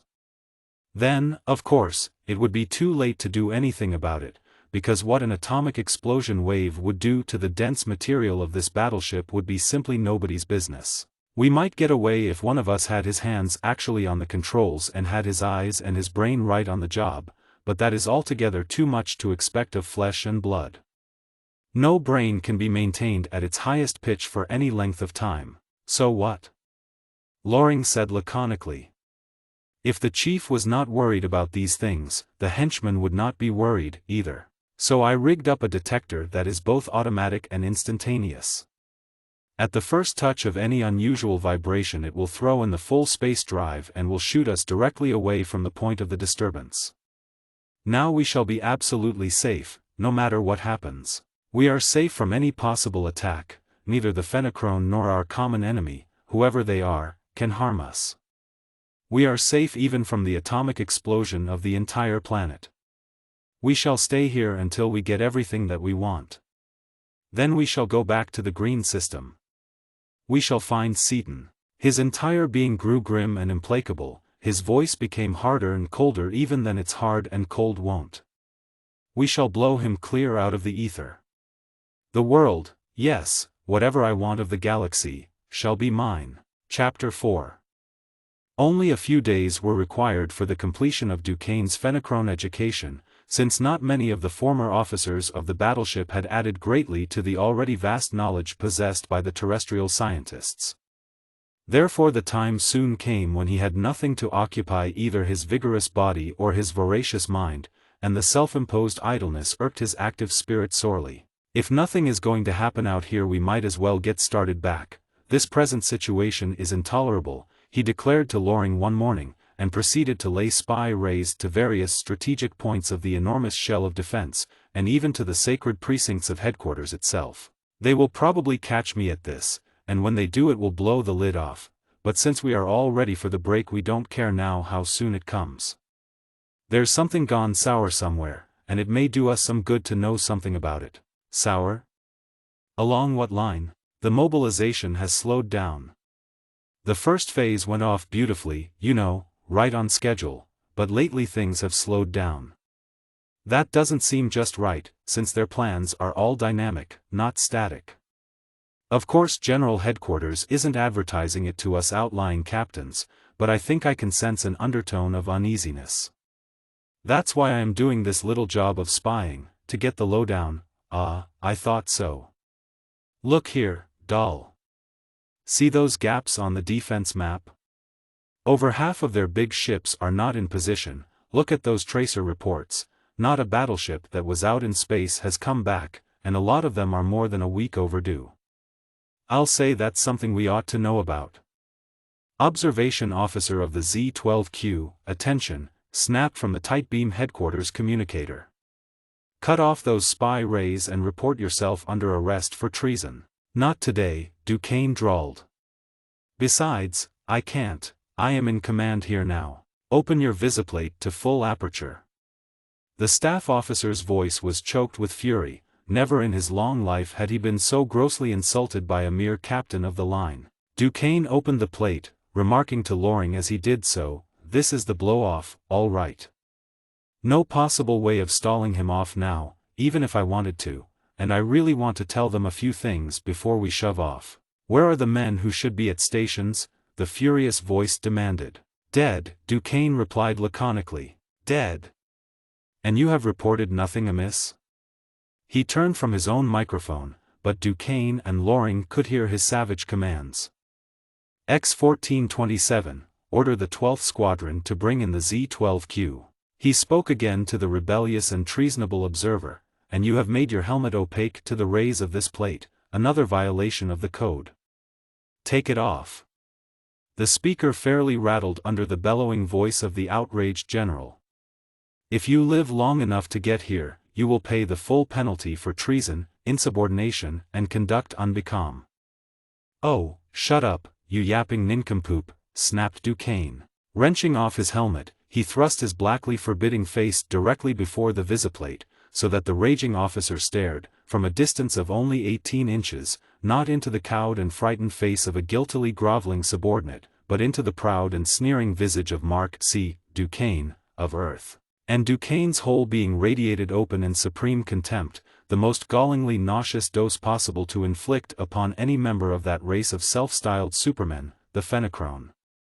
As he stared at the Earthman, the general's tirade broke off in the middle of a word and he fell back speechless, robbed, it seemed, almost of consciousness by the shock. You asked for it, you got it, now just what are you going to do with it or about it? Duquesne spoke aloud, to render even more trenchantly cutting the crackling mental comments as they leaped across space, each thought lashing the officer like the biting, tearing tip of a bullwhip. Better men than you have been beaten by overconfidence, he went on, and better plans than yours have come to naught through underestimating the resources in brain and power of the opposition. You are not the first race in the history of the universe to go down because of false pride, and you will not be the last. You thought that my comrade and I had been taken and killed. You thought so because I wanted you so to think. In reality we took that scout ship, and when we wanted it we took this battleship as easily. We have been here, in the very heart of your defense system, for 10 days. We have obtained everything that we set out to get, we have learned everything that we set out to learn. If we wished to take it, your entire planet could offer us no more resistance than did these vessels, but we do not want it. Also, after due deliberation, we have decided that the universe would be much better off without any Fenachrone in it. Therefore your race will of course soon disappear, and since we do not want your planet, we will see to it that no one else will want it, at least for some few eons of time to come. Think that over, as long as you are able to think. Goodbye. Duquesne cut off the visire with a vicious twist and turned to Loring. Pure baloney, of course, he sneered. But as long as they don't know that fact it'll probably hold them for a while. Better start drifting for home, hadn't we? They're coming out after us. We certainly had. Duquesne strolled leisurely across the room toward the controls. We hit them hard, in a mighty tender spot, and they will make it highly unpleasant for us if we linger around here much longer. But we are in no danger. There is no tracer ray on this ship, they use them only on long-distance cruises, so they'll have no idea where to look for us. Also, I don't believe that they'll even try to chase us, because I gave them a lot to think about for some time to come, even if it wasn't true. But Duquesne had spoken far more truly than he knew. His baloney was in fact a coldly precise statement of an awful truth even then about to be made manifest. For at that very moment Dunark of Osnome was reaching for the switch whose closing would send a detonating current through the thousands of tons of sensitized atomic copper already placed by Seaton in their deep-buried implantments upon the noisome planet of the Fenachrone. Duquesne knew that the outlying vessels of the monsters had not returned to base, but he did not know that Seaton had destroyed them, one and all, in free space. He did not know that his arch-foe was the being who was responsible for the failure of the Fenachrone space ships to come back from their horrible voyages. Upon the other hand, while Seaton knew that there were battleships afloat in the ether within the protecting screens of the planet, he had no inkling that one of those very battleships was manned by his two bitterest and most vindictive enemies, the official and completely circumstantial report of whose death by cremation he had witnessed such a few days before. Duquesne strolled across the floor of the control room, and in mid-step became weightless, floating freely in the air. The planet had exploded, and the outermost fringe of the wavefront of the atomic disintegration, propagated outwardly into spherical space with the velocity of light, had impinged upon the all-seeing and ever-watchful mechanical eye which Duquesne had so carefully installed. But only that outermost fringe, composed solely of light and ultralight, had touched that eye. The relay, an electronic beam, had been deflected instantaneously, demanding of the governors their terrific maximum of power, away from the doomed world. The governors had responded in a space of time to be measured only in fractional millionths of a second, and the vessel leaped effortlessly and almost instantaneously into an acceleration of 5 light velocities, urged onward by the full power of the space-annihilating drive of the phenochrone. The eyes of Duquesne and Loring had had time really to see nothing whatever. There was the barest perceptible flash of the intolerable brilliance of an exploding universe, succeeded in the very instant of its perception, yes, even before its real perception, by the utter blackness of the complete absence of all light whatever as the space drive automatically went into action and hurled the great vessel away from the all-destroying wavefront of the atomic explosion. As has been said, there were many battleships within the screens of the distant planet, supporting a horde of scout ships according to Invasion Plan XB-218, but of all these vessels and of all things phenochrone, only 2 escaped the incredible violence of the Holocaust. One was the immense space traveler of Ravindaw the scientist which had for days been hurtling through space upon its way to a far distant galaxy, the other was the first-line battleship carrying Duquesne and his killer aide, which had been snatched from the very teeth of that indescribable cosmic cataclysm only by the instantaneous operation of Duquesne's automatic relays. Everything on or near the planet had of course been destroyed instantly, and even the fastest battleship, farthest removed from the disintegrating world, was overwhelmed without the slightest possibility of escape. For to human eyes, staring however attentively into ordinary visiplates, these had practically no warning at all, since the wavefront of atomic disruption was propagated with the velocity of light and therefore followed very closely indeed behind the narrow fringe of visible light which heralded its coming. Even if one of the dazed commanders had known the meaning of the coruscant blaze of brilliance which was the immediate forerunner of destruction, he would have been helpless to avert it, for no hands of flesh and blood, human or phenochrone, could possibly have thrown switches rapidly enough to have escaped from the advancing wavefront of disruption, and at the touch of that frightful wave every atom of substance, alike of vessel, contents, and hellish crew, became resolved into its component electrons and added its contribution of energy to the stupendous cosmic catastrophe. Even before his foot had left the floor in free motion, however, Duquesne realized exactly what had happened. His keen eyes saw the flash of blinding incandescence announcing a world's ending and sent to his keen brain a picture, and in the instant of perception that brain had analyzed that picture and understood its every implication and connotation.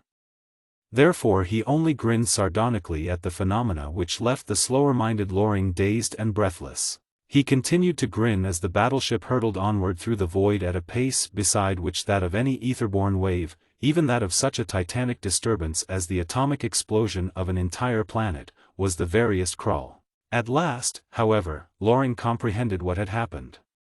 "Oh, it exploded, huh?" he ejaculated. "It most certainly did." The scientist's grin grew diabolical.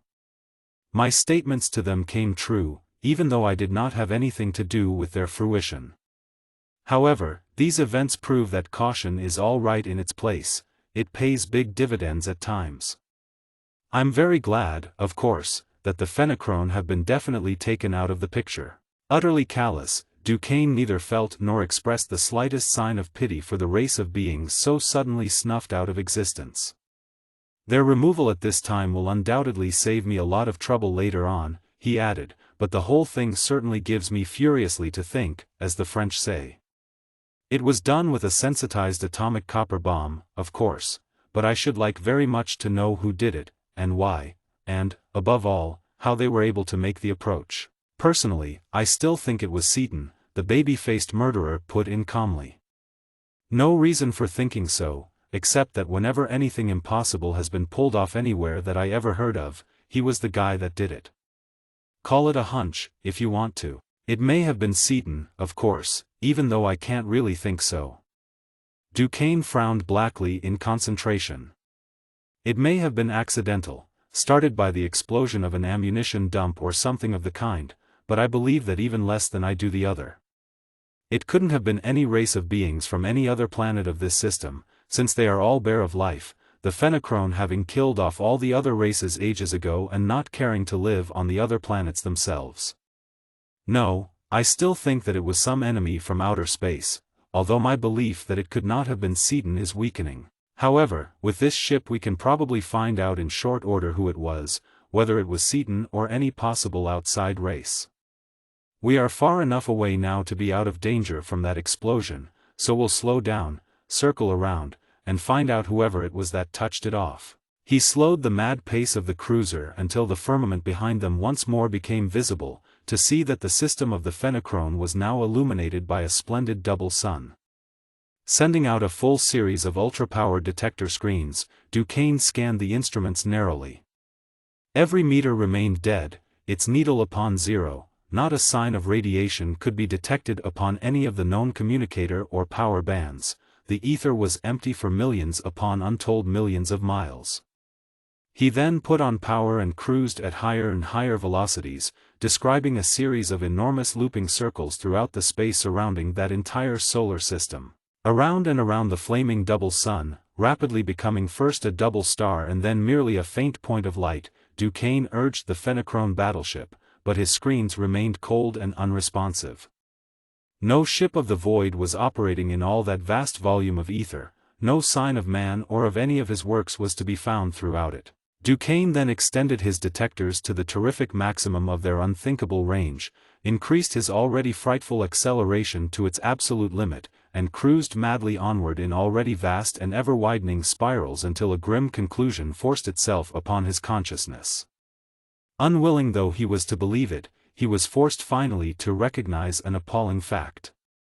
The enemy, whoever he might have been, must have been operating from a distance immeasurably greater than any that even Duquesne's newfound knowledge could believe possible, abounding though it was in astounding data concerning superscientific weapons of destruction. He again cut their acceleration down to a touring rate, adjusted his automatic alarms and signals, and turned to Loring, his face grim and hard. They must have been farther away than even any of the Fenachrone physicists would have believed possible, he stated flatly. It looks more and more like Seaton. He probably found some more high-class help somewhere. Temporarily, at least, I am stumped, but I do not stay stumped long.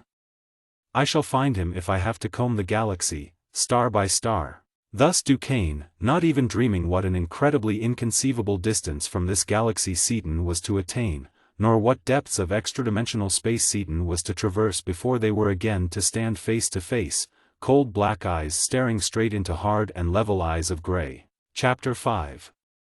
Skylark 3, the mightiest space ship that had ever lifted her stupendous mass from any planet known to the humanity of this, the first galaxy, was hurtling onward through the absolute vacuum of intergalactic space.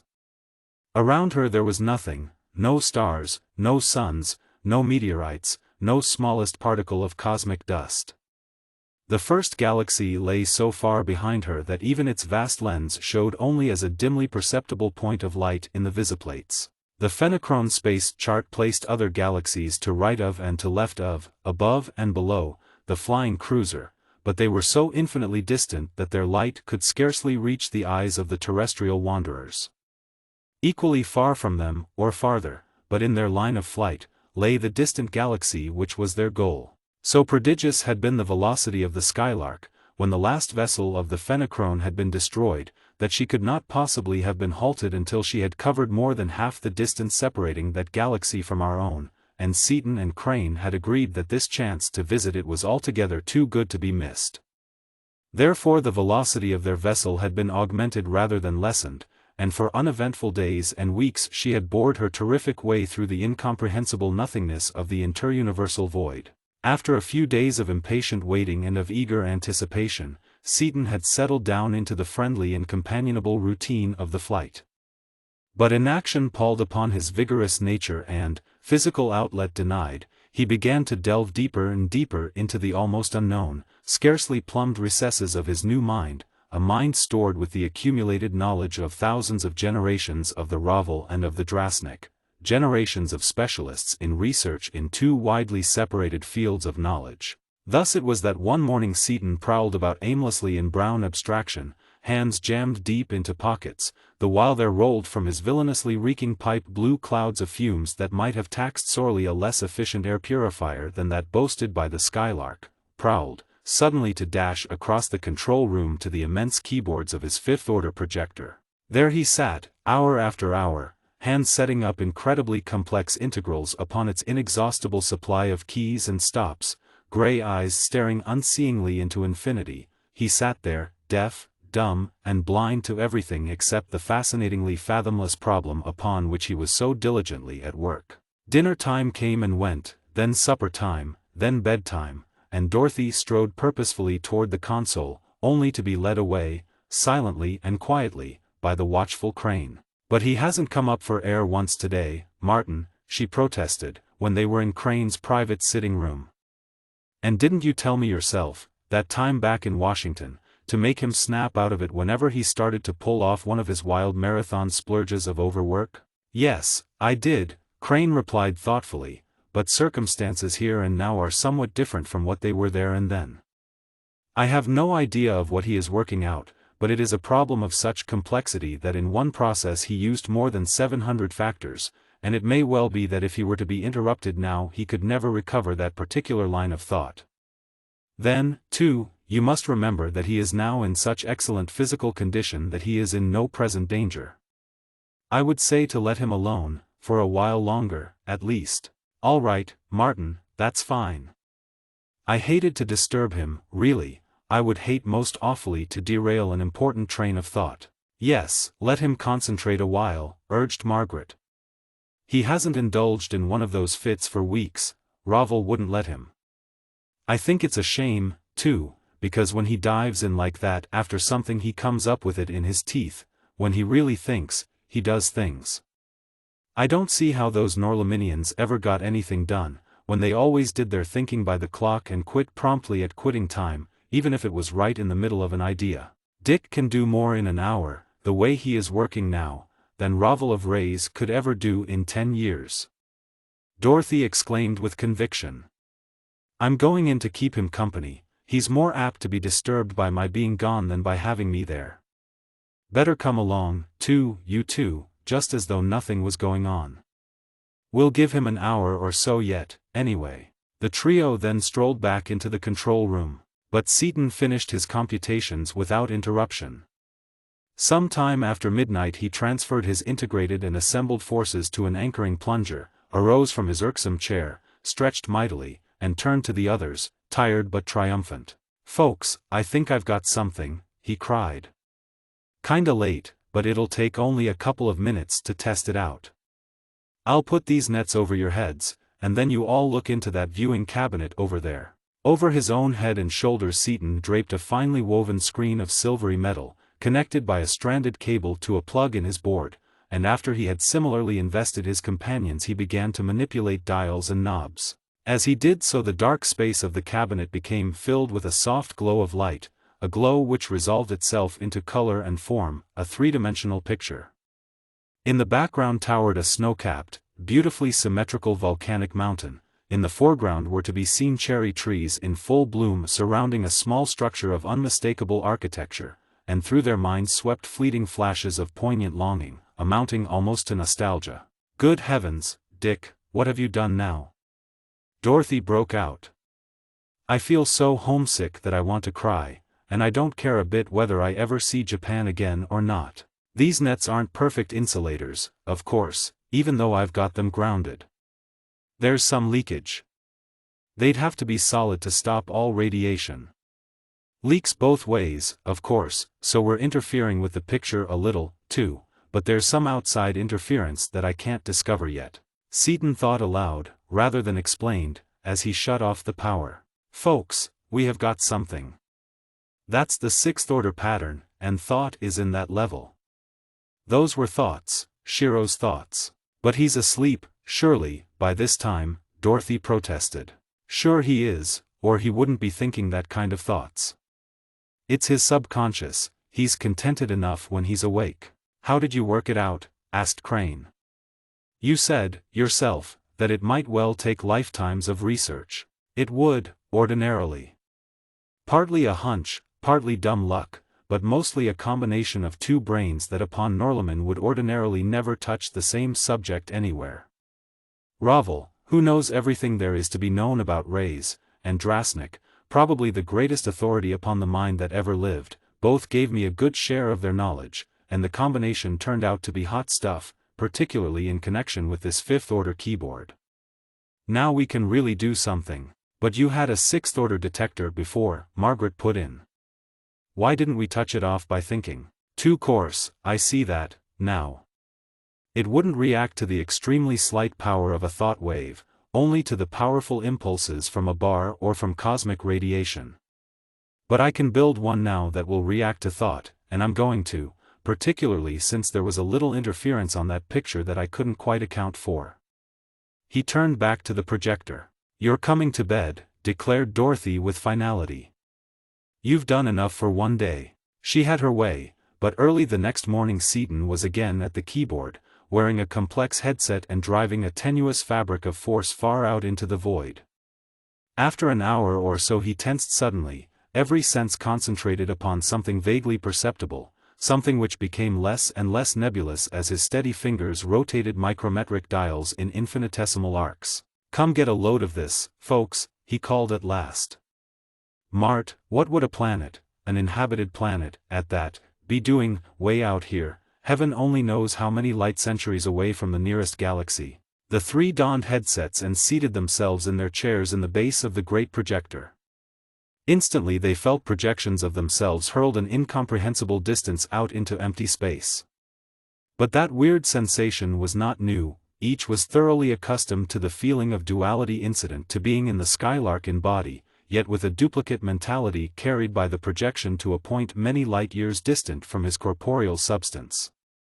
Their mentalities, thus projected, felt a fleeting instant of unthinkable velocity, then hung poised above the surface of a small but dense planet, a planet utterly alone in that dreadful void.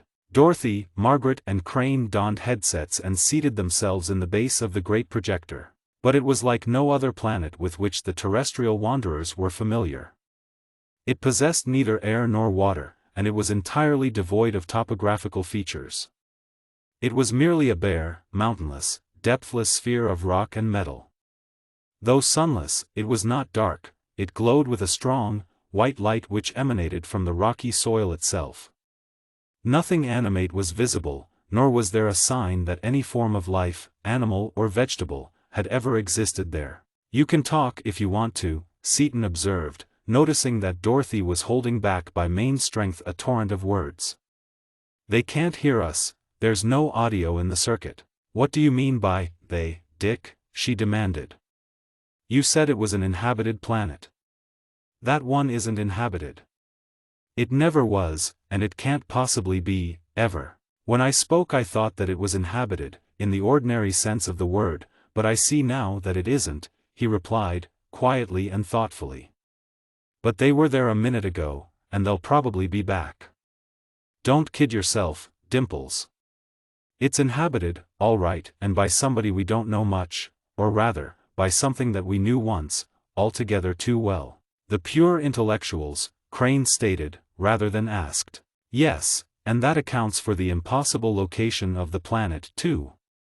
They probably materialized it out there, just for the exercise. They're coming back. Feel them? Vivid thoughts, for the most part incomprehensible, flashed from the headsets into their minds, and instantly the surroundings of their projections changed.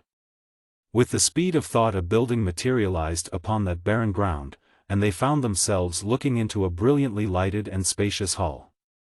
Walls of alabaster, giving forth a living, almost a fluid light. Tapestries, whose fantastically intricate designs changed from moment to moment into ever new and ever more amazingly complex delineations.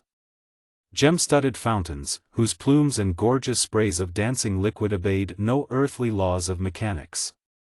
Chairs and benches, writhing, changing in form constantly and with no understandable rhythm.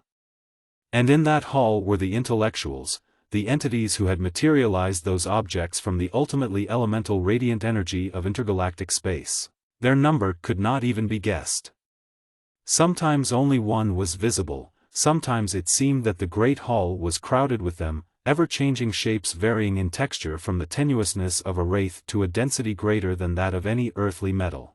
So bewilderingly rapid were the changes in form that no one appearance could be intelligently grasped. Before one outlandish and unearthly shape could really be perceived, it had vanished, had melted and flowed into one entirely different in form and in sense, but one equally monstrous to terrestrial eyes. Even if grasped mentally, no one of those grotesque shapes could have been described in language, so utterly foreign were they to all human knowledge, history, and experience. And now, the sixth-order projections in perfect synchronism, the thoughts of the Outlanders came clearly into the minds of the four watchers, thoughts cold, hard, and clear, diamond-like in polish and in definition, thoughts with the perfection of finish and detail possible only to the fleshless mentalities who for countless millions of years had done little save perfect themselves in the technique of pure and absolute thinking. The four sat tense and strained as the awful import of those thoughts struck home. Then, at another thought of horribly unmistakable meaning, Seaton snapped off his power and drove lightning fingers over his keyboard, while the two women slumped back, white-faced and trembling, into their seats. I thought it was funny, back there that time, that fellow couldn't integrate in the 97 dimensions necessary to dematerialize us, and I didn't know anything then. Seaton, his preparations complete, leaned back in his operator's seat at the console. He was just kidding us, playing with us, just to see what we'd do, and as for not being able to think his way back, phooey. He can think his way through 97 universes if he wants to. They're certainly extragalactic, and very probably extra-universal, and the one that played with us could have dematerialized us instantly if he had felt like it. That is apparent, now, Crane conceded. They are quite evidently patterns of sixth-order forces, and as such have a velocity of anything they want to use. They absorb force from the radiations in free space, and are capable of diverting and of utilizing those forces in any fashion they may choose. They would of course be eternal, and, so far as I can see, they would be indestructible. What are we going to do about it, Dick? What can we do about it? We'll do something. Seaton gritted. We're not as helpless as they think we are.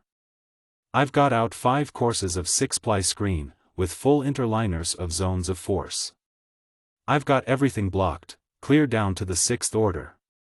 If they can think their way through those screens, they're better than I think they are, and if they try anything else we'll do our darndest to block that, too, and with this Norlaminian keyboard and all the uranium we've got that'll be a mighty lot, believe me. After that last crack of theirs they'll hunt for us, of course, and I'm pretty sure they'll find us. I thought so, here they are. Materialization, huh? I told him once that if he'd stick to matter that I could understand, I'd give him a run for his money, and I wasn't kidding him either. Chapter 6. Far out in the depths of the intergalactic void there sped along upon its strange course the newly materialized planet of the intellectuals. Desolate and barren it was, and apparently destitute of life, but life was there, eternal, disembodied life, unaffected by any possible extreme of heat or cold, requiring for its continuance neither water nor air, nor, for that matter, any material substance whatsoever. And from somewhere in the vacuum above that planet's forbidding surface there emanated a thought coldly clear, abysmally hopeless. I have but one remaining aim in this life. While I have failed again, as I have failed innumerable times in the past, I shall keep on trying until I succeed in assembling in sufficient strength the exact forces necessary to disrupt this 6th-order pattern which is I. You speak foolishly, 8, as does each of us now and again, came instant response. There is much more to see, much more to do, much more to learn. Why be discouraged or disheartened? An infinity of time is necessary in which to explore infinite space and to acquire infinite knowledge. Foolish I may be, but this is no simple recurrent outburst of melancholia.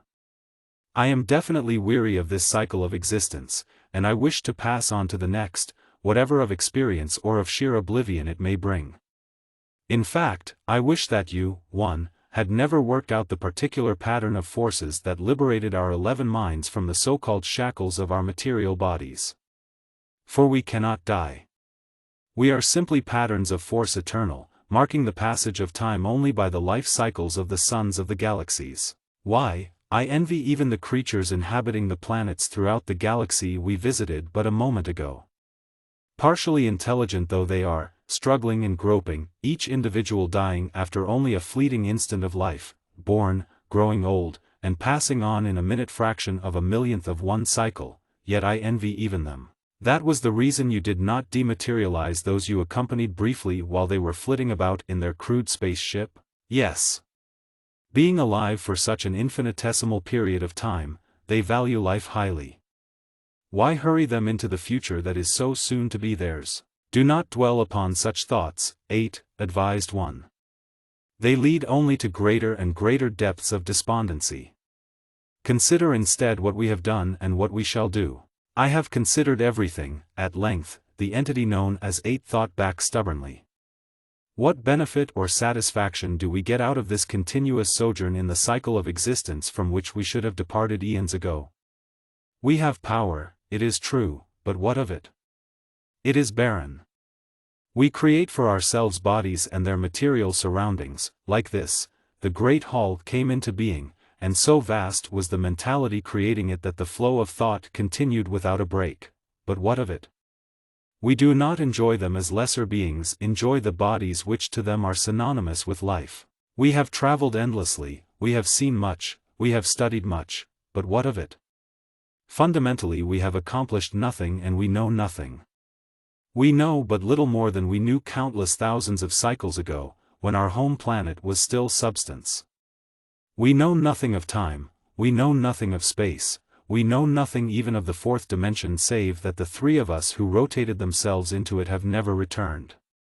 And until one of us succeeds in building a neutralizing pattern we can never die, we must face a drab and cheerless eternity of existence as we now are. An eternity, yes, but an eternity neither drab nor cheerless.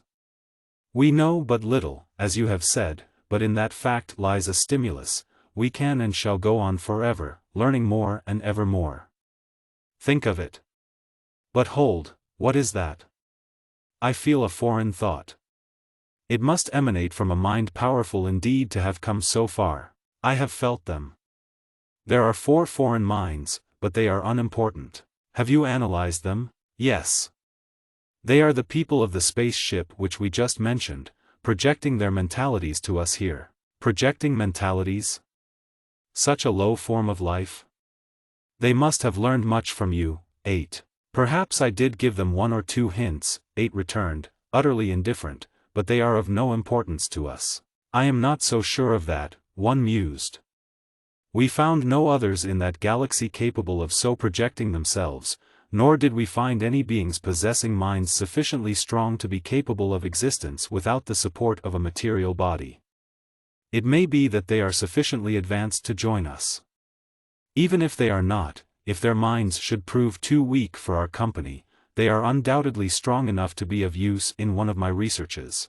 At this point Seaton cut off the projections and began to muster his 6th-order defenses, therefore he did not hear 8's outburst against the proposal of his leader. I will not allow it. 1. The disembodied intelligence protested intensely. Rather than have you inflict upon them the eternity of life that we have suffered, I shall myself dematerialize them. Much as they love life, it would be infinitely better for them to spare a few minutes of it than to live forever. But there was no reply. One had vanished, had darted at utmost speed toward the Skylark. 8 followed him instantly. Light centuries of distance meant no more to them than to Seaton's own projector, and they soon reached the hurtling spaceship, a spaceship moving with all its unthinkable velocity, yet to them motionless. What is velocity when there are no reference points by which to measure it? Back, 8, commanded one abruptly. They are enclosed in a nullifying wall of the 6th order. They are indeed advanced in mentality. A complete stasis in the subether? 8 marveled, that will do as well as the pattern. Greetings, strangers. Seaton's thought interrupted. Thoughts as clear as those require no interpretation of language. My projection is here, outside the wall, but I might caution you that one touch of your patterns will cut it off and stiffen that wall to absolute impenetrability. I assume that your visit is friendly? Eminently so, replied one.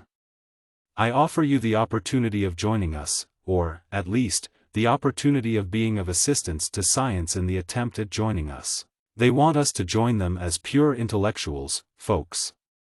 Seaton turned from the projector, toward his friends. How about it, Dottie? We've got quite a few things to do yet in the flesh, haven't we? I'll say we have, Dickie, don't be an idiot. She chuckled. Sorry, one. Seaton thought again into space. Your invitation is appreciated to the full, and we thank you for it, but we have too many things to do in our own lives and upon our own world to accept it at this time. Later on, perhaps, we could do so with profit. You will accept it now, one declared coldly. Do you imagine that your puny wills can withstand mine for a single instant?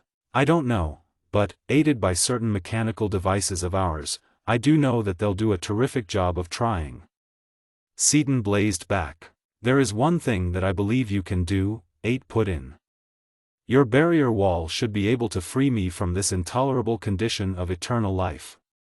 And he hurled himself forward with all his prodigious force against that nullifying wall. Instantly the screen flamed into incandescence, converters and generators whined and shrieked as hundreds of pounds of power uranium disappeared under that awful load. But the screens held, and in an instant it was over. 8 was gone, disrupted into the future life for which he had so longed, and the impregnable wall was once more merely a tenuous veil of sixth-order vibrations. Through that veil Seaton's projection crept warily, but the inhuman, monstrous mentality poised just beyond it made no demonstration. 8 committed suicide, as he has so often tried to do, one commented coldly, but, after all, his loss will be felt with relief, if at all. His dissatisfaction was an actual impediment to the advancement of our entire group. And now, feeble intellect, I will let you know what is in store for you, before I direct against you forces which will render your screens inoperative and therefore make further interchange of thought impossible. You shall be dematerialized, and, whether your minds are strong enough to exist in the free state, your entities shall be of some small assistance to me before you pass on to the next cycle of existence. What substance do you disintegrate for power? That is none of your business, and since you cannot drive a ray through this screen you will never find out. Seaton snapped. It matters little, one rejoined, unmoved. Were you employing pure neutronium and were your vessel entirely filled with it, yet in a short time it would be exhausted. For, know you, I have summoned the other members of our group. We are able to direct cosmic forces which, although not infinite in magnitude, are to all intents and purposes inexhaustible. In a brief time your power will be gone, and I shall then confer with you again. The other mentalities flashed up in response to the call of their leader, and at his direction arranged themselves all about the far-flung outer screen of the Skylark. Then from all space, directed inward, there converged upon the spaceship gigantic streamers of force. Invisible streamers, and impalpable, but under their fierce impacts the defensive screens of the terrestrial vessel flared into even more frenzied displays of pyrotechnic incandescence than they had exhibited under the heaviest beams of the superdreadnought of the Fenachrone. For thousands of miles space became filled with coruscantly luminous discharges as the uranium-driven screens of the Skylark dissipated the awful force of the attack. I don't see how they can keep that up for very long. Seaton frowned as he read his meters and saw at what an appalling rate their store of metal was decreasing. But he talked as though he knew his stuff. I wonder if, he fell silent, thinking intensely, while the others watched his face in strained attention, then went on, I see, he can do it, he wasn't kidding us. How? Asked Crane tensely. But how can he, possibly, Dick? Cried Dorothy.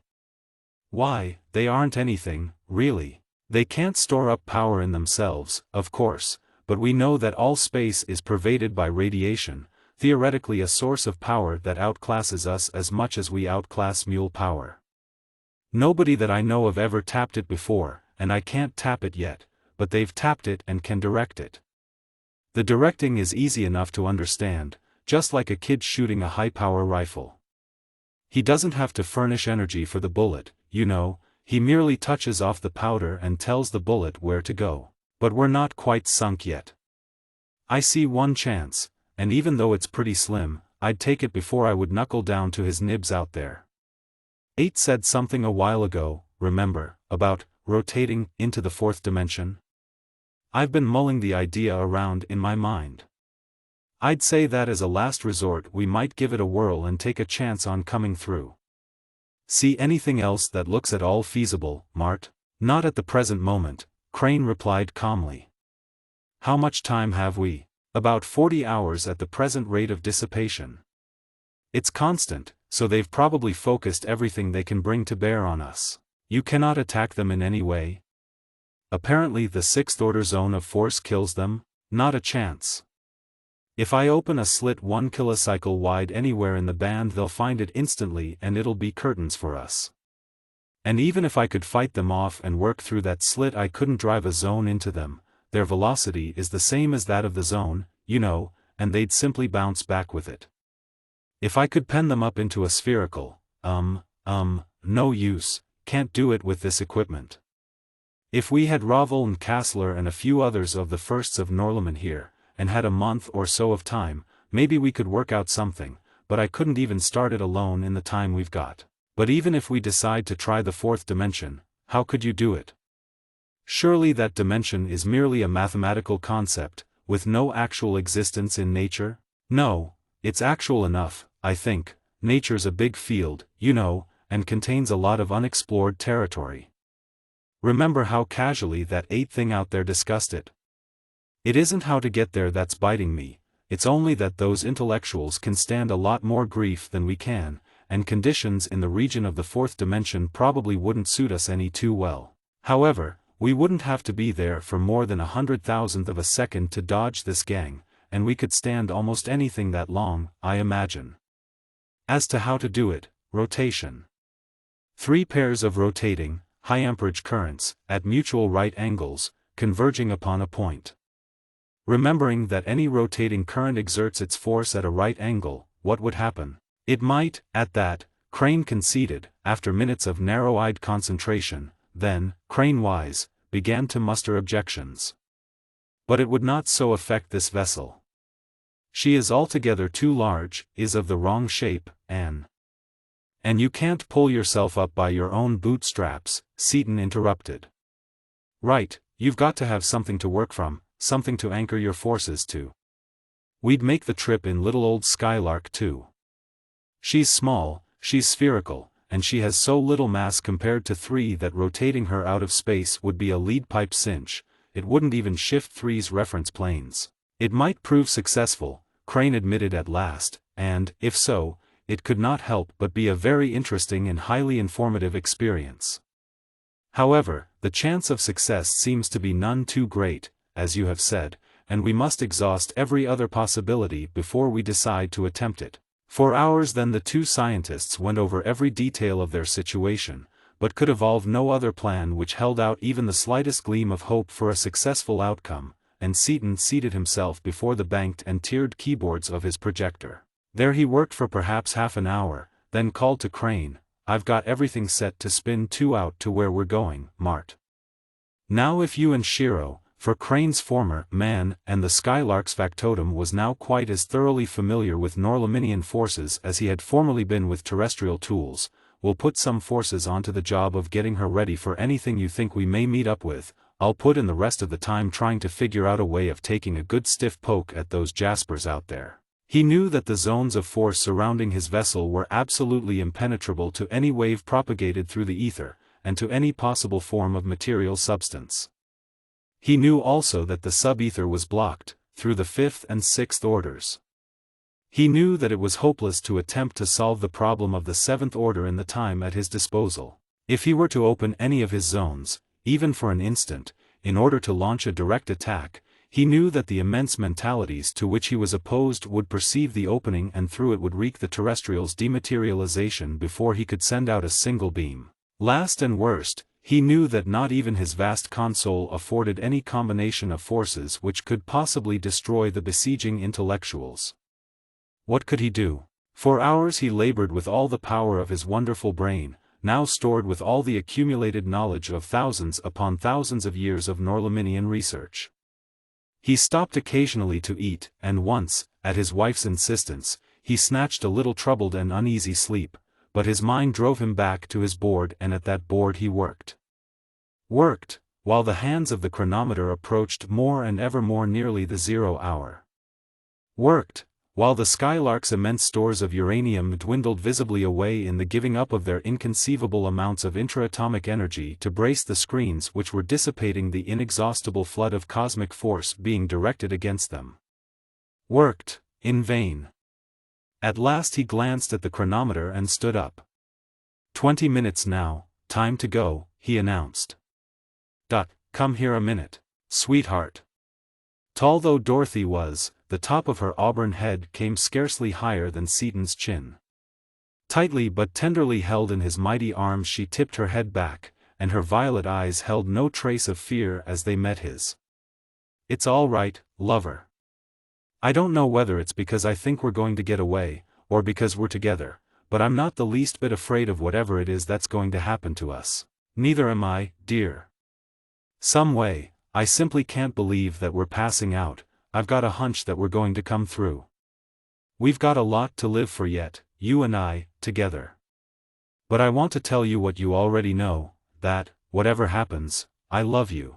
Hurry it up, Seatons. Margaret's voice recalled them to reality, and all five were wafted upon beams of force into the spherical launching space of the craft in which they were to venture into the unknown. That vessel was Skylark II, the 40-foot globe of Arenac which from Earth to Norlamin had served them so well and which had been carried, lifeboat-like, well inside the 2-mile-long torpedo which was Skylark III. The massive doors were clamped and sealed, and the 5 human beings strapped themselves into their seats against they knew not what emergency. All ready, folks? Seaton grasped the ebonite handle of his master switch. I'm not going to tell you Crane's goodbye, Mart, you know my hunch. You got one, too? I cannot say that I have. However, I have always had a great deal of confidence in your ability. Then, too, I have always been something of a fatalist, and, most important of all, like you and Dorothy, Margaret and I are together. You may start any time now, Dick. All right, hang on. On your marks. Get set. Go. As the master switch was thrown, a set of gigantic plungers drove home, actuating the tremendous generators in the holds of the massive cruiser of space above and around them, generators which, bursting into instantaneous and furious activity, directed upon the spherical hull of their vessel 3 opposed pairs of currents of electricity, madly spinning currents, of a potential and of a density never before brought into being by human devices. Chapter 7. Duquesne did not find Seaton, nor did he quite comb the galaxy star by star, as he had declared that he would do in that event. He did, however, try. He prolonged the vain search to distances of so many light-years and through so many weeks of time that even the usually complacent Loring was moved to protest. Pretty much like hunting the proverbial needle in the haystack, isn't it, Chief? That worthy asked at last. They could be clear back home by this time, whoever they are. It looks as though maybe we could do ourselves more good by doing something else. Yes, I probably am wasting time now, but I hate to give it up, the scientist replied. We have pretty well covered this section of the galaxy. I wonder if it really was Seaton, after all? If he could blow up that planet through those screens, he must have a lot more stuff than I have ever thought possible, certainly a lot more than I have, even now, and I would like very much to know how he did it. I couldn't have done it, nor could the Fenachrone, and if he did it without coming closer to it than 1,000 light-years. He may have been a lot closer than that, Loring interrupted. He has had lots of time to make his getaway, you know. Not so much as you think, unless he has an acceleration of the same order of magnitude as ours, which I doubt, Duquesne countered. Although it is of course possible, in the light of what we know must have happened, that he may have an acceleration as large as ours, or even larger. But the most vital question now is, where did he get his dope? We'll have to consider the probabilities and make our own plans accordingly. All right. That's your dish, you're the doctor. We shall have to assume that it was Seaton who did it, because if it was anyone else, we have nothing whatever to work on. Assuming Seaton, we have 4 very definite leads. Our first lead is that it must have been Seaton in the Skylark and Dunark in the Condul that destroyed the Fenachrone ship from the wreck of which he rescued the engineer. I couldn't learn anything about the actual battle from his brains, since he didn't know much except that it was a zone of force that did the real damage, and that the 2 strange ships were small and spherical. The Skylark and the Condul answer that description and, while the evidence is far from conclusive, we shall assume as a working hypothesis that the Skylark and the Condul did in fact attack and cut up a Fenachrone battleship fully as powerful as the one we are now in. That, as I do not have to tell you, is a disquieting thought. If it is true, however, Seaton must have left the Earth shortly after we did. That idea squares up, because he could very well have had an object compass on me, whose tracer, by the way, would have been cut by the Fenachrone screens, so we needn't worry about it, even if he did have it once. Our second lead lies in the fact that he must have got the dope on the zone of force sometime between the time when we left the Earth and the time when he cut up the battleship. He either worked it out himself on Earth, got it en route, or else got it on Osnome, or at least somewhere in the green system. If my theory is correct, he worked it out by himself, before he left the Earth. He certainly did not get it on Osnome, because they did not have it. The third lead is the shortness of the period of time that elapsed between his battle with the Fenachrone warship and the destruction of their planet. The fourth lead is the great advancement in ability shown, going as he did from the use of a zone of force as an offensive weapon, up to the use of some weapon as yet unknown to us that works through defensive screens fully as powerful as any possible zone of force. Now, from the above hypotheses, we are justified in concluding that Seaton succeeded in enlisting the help of some ultrapowerful allies in the green system, on some planet other than Osnome. Why? I don't quite follow you there, put in Loring. He didn't have this new stuff, whatever it is, when he met the battleship, or he would have used it instead of the dangerous, almost hand-to-hand fighting entailed by the use of a zone of force, Duquesne declared flatly. Therefore he got it some time after that, but before the big explosion, and you can take it from me that no one man worked out a thing that big in such a short space of time. It can't be done. He had help, and high-class help at that. The time factor is also an argument in favor of the idea that he got it somewhere in the green system, he didn't have time to go anywhere else. Also, the logical thing for him to do would be to explore the green system first, since it has a very large number of planets, many of which undoubtedly are inhabited by highly advanced races. Does that make it clearer? I've got it straight so far, assented the aide. We must plan our course of action in detail before we leave this spot, Duquesne decided. Then we will be ready to start back for the green system, to find out who Seaton's friends were and to persuade them to give us all the dope they gave him. Now pin your ears back and listen to this, every word of it. We are not nearly as ready nor as well equipped as I thought we were. Seaton is about 3 laps ahead of us yet. Also, there is a lot more to psychology than I ever thought there was before I read those brains back there. Both of us had better get in training mentally to meet Seaton's friends, whoever they may be, or else we probably will not be able to get away with a thing. Both of us, you especially, want to clear our minds of every thought inimical to Seaton in any way or in even the slightest degree. You and I are, and always have been, 2 of the best friends Seaton ever had on Earth, or anywhere else, for that matter. And of course I cannot be Mark Duquesne, for reasons that are self-evident. From now on I am Stuart Van Emmen, Dorothy's brother. No, forget all that, too dangerous. They may know all about Seaton's friends and Mrs. Seaton's family. Our best line is to be humble cogs in Seaton's great machine. We worship him from afar as the world's greatest hero, but we are not of sufficient importance for him to know personally. Isn't that carrying caution to extremes? It is not. The only thing that we are certain of concerning these postulated beings is that they know immensely more than we do, therefore our story cannot have even the slightest flaw in it, it must be bottle tight. So I will be Stuart Donovan. Fortunately I haven't my name, initials, or monogram on anything I own, and I am one of the engineers of the Seaton Crane Company, working on the power plant installation. Seaton may have given them a mental picture of Duquesne, but I will grow a mustache and beard, and with this story they will never think of connecting Donovan with Duquesne. You can keep your own name, since neither Seaton nor any of his crowd ever saw or heard of you. You are also an engineer, my technical assistant at the works, and my buddy. We struck some highly technical stuff that nobody but Seaton could handle, and nobody had heard anything from him for a long time, so we came out to hunt him up and ask him some questions. You and I came together because we are just like Damon and Pythias. That story will hold water, I believe. Do you see any flaws in it? Perhaps not flaws, but one or two things you forgot to mention. How about this ship? I suppose you could call her an improved model, but suppose they are familiar with Fenachrone spaceship construction. We shall not be in this ship. If, as we are assuming, Seaton and his new friends were the star actors in the late drama, those friends certainly have mentalities and apparatus of high caliber, and they would equally certainly recognize this vessel. I had that in mind when I shoved the Violet off. Then you will have the Violet to explain, an Osnomian ship. However, the company could have imported a few of them, for runabout work, since Seaton left.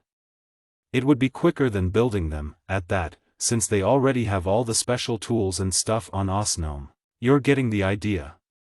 Anything else? All this is built around the supposition that he will not be there when we arrive.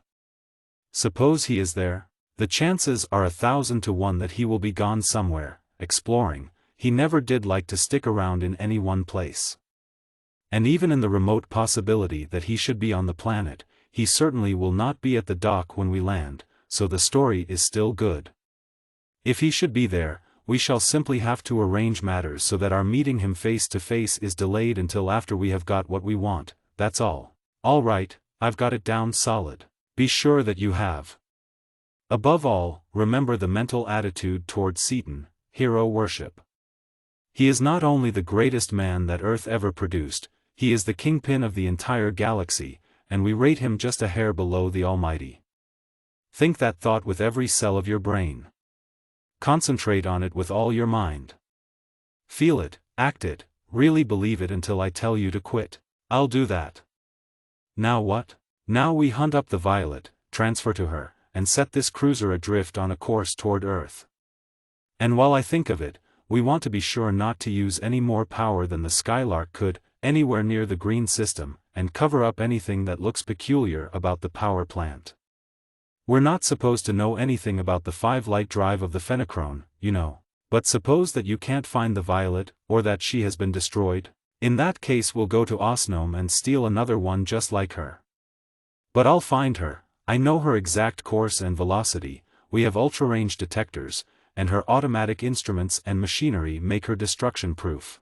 Duquesne's chronometers were accurate, his computations were sound, and his detectors were sensitive enough to have revealed the presence of a smaller body than the Violet at a distance vastly greater than the few millions of miles which constituted the unavoidable error.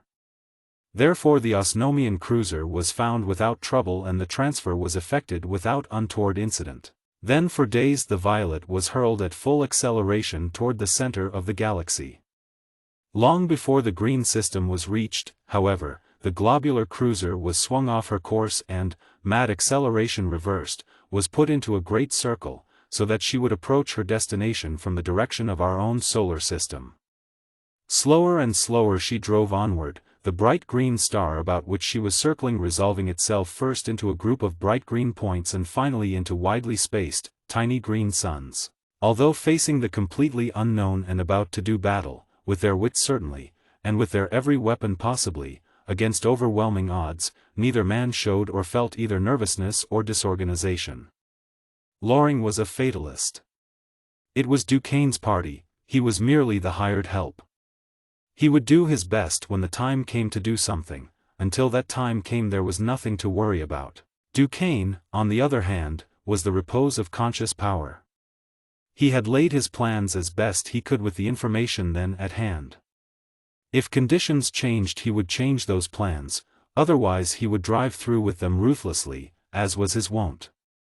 In the meantime he awaited he knew not what, poised, cool, and confident.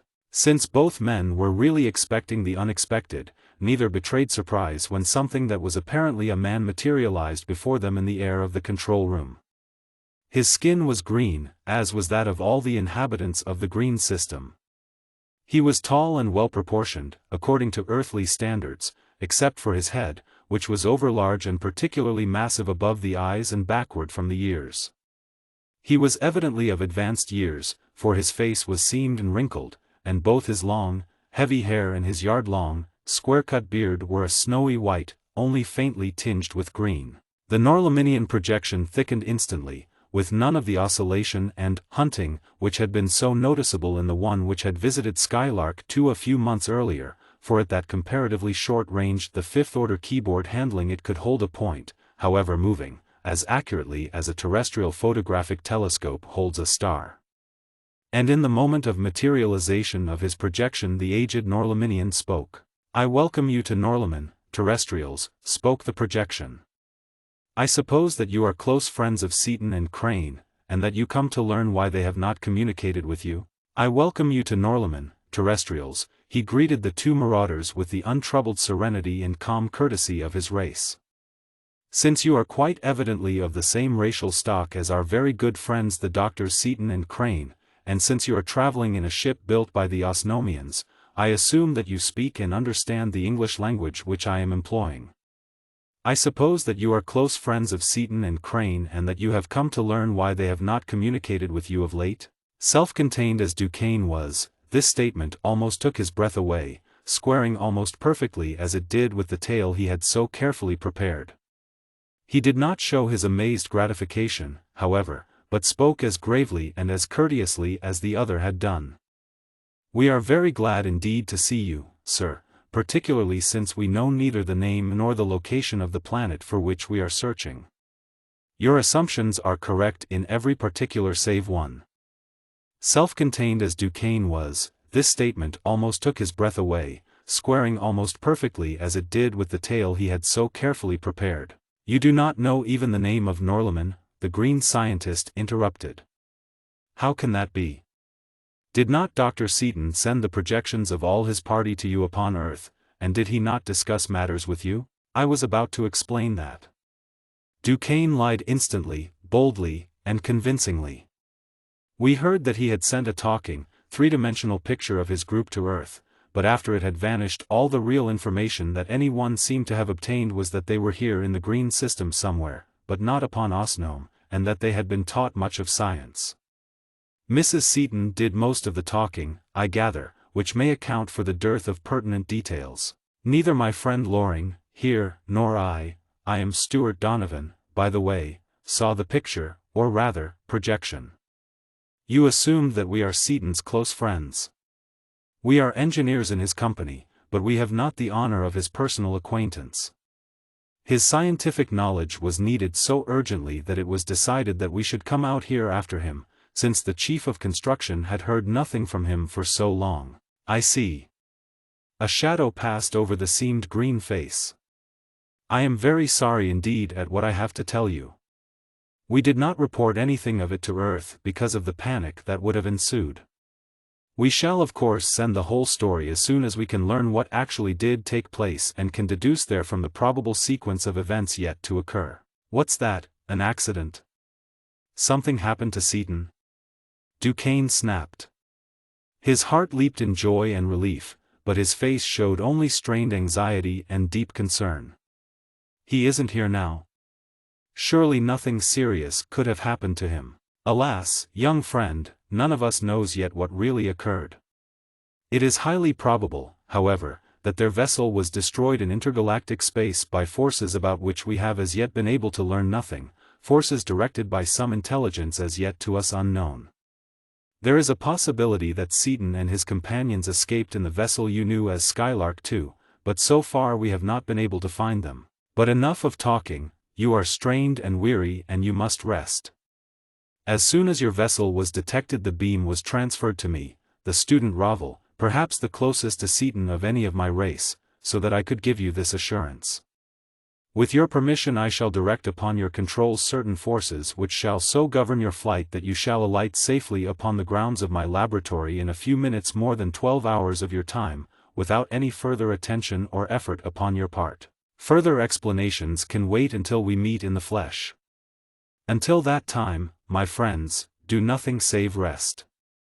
Eat and sleep without care or fear, for your flight and your landing shall be controlled with precision.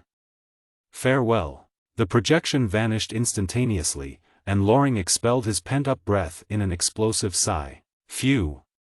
But what a break, Chief, what a...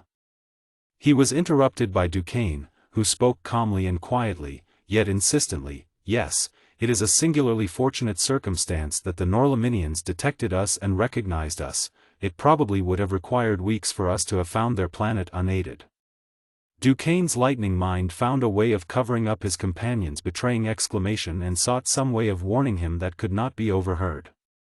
Our visitor was right in saying that we need food and rest badly, but before we eat let us put on the headsets and bring the record of our flight up to date. It will take only a minute or two. What's biting you, Chief? Thought Loring as soon as the power was on. We didn't have any. Plenty. Duquesne interrupted him viciously. Don't you realize that they can probably hear every word we say, and that they can see every move we make, even in the dark? In fact, they may be able to read thoughts, for all I know, so think straight from now on, if you never did before. Now let's finish up this record. He then impressed upon a tape the record of everything that had just happened. They ate. Then they slept soundly, the first really untroubled sleep they had enjoyed for weeks.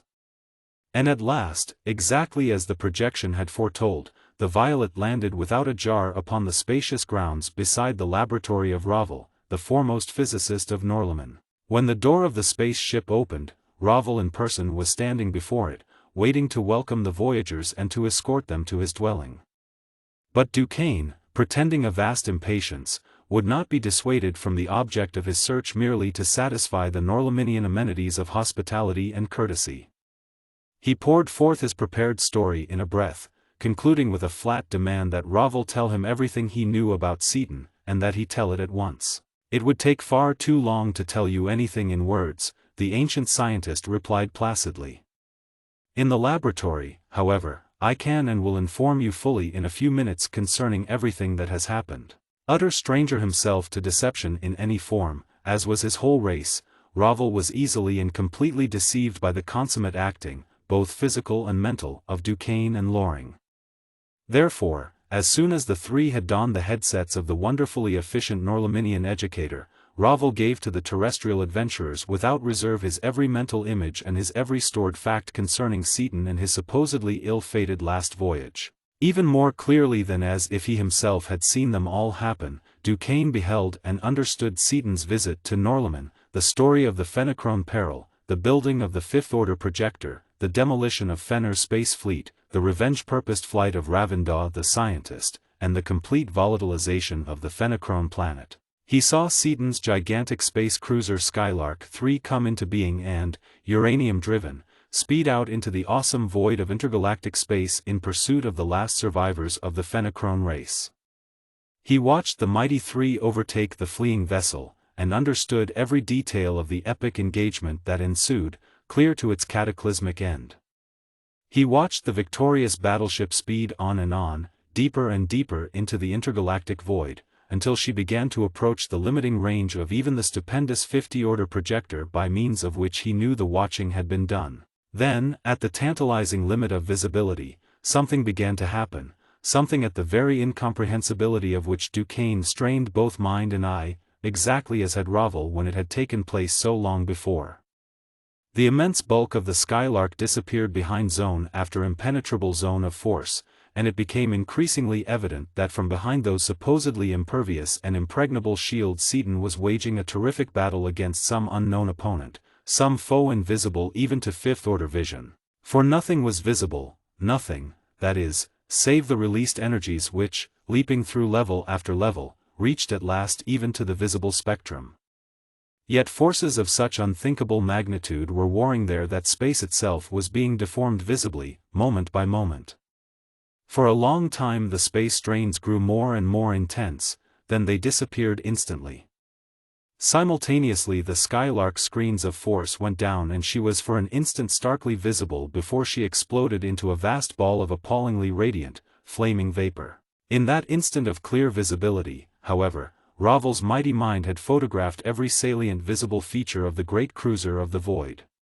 Being almost at the limit of range of the projector, details were of course none too plain, but certain things were evident.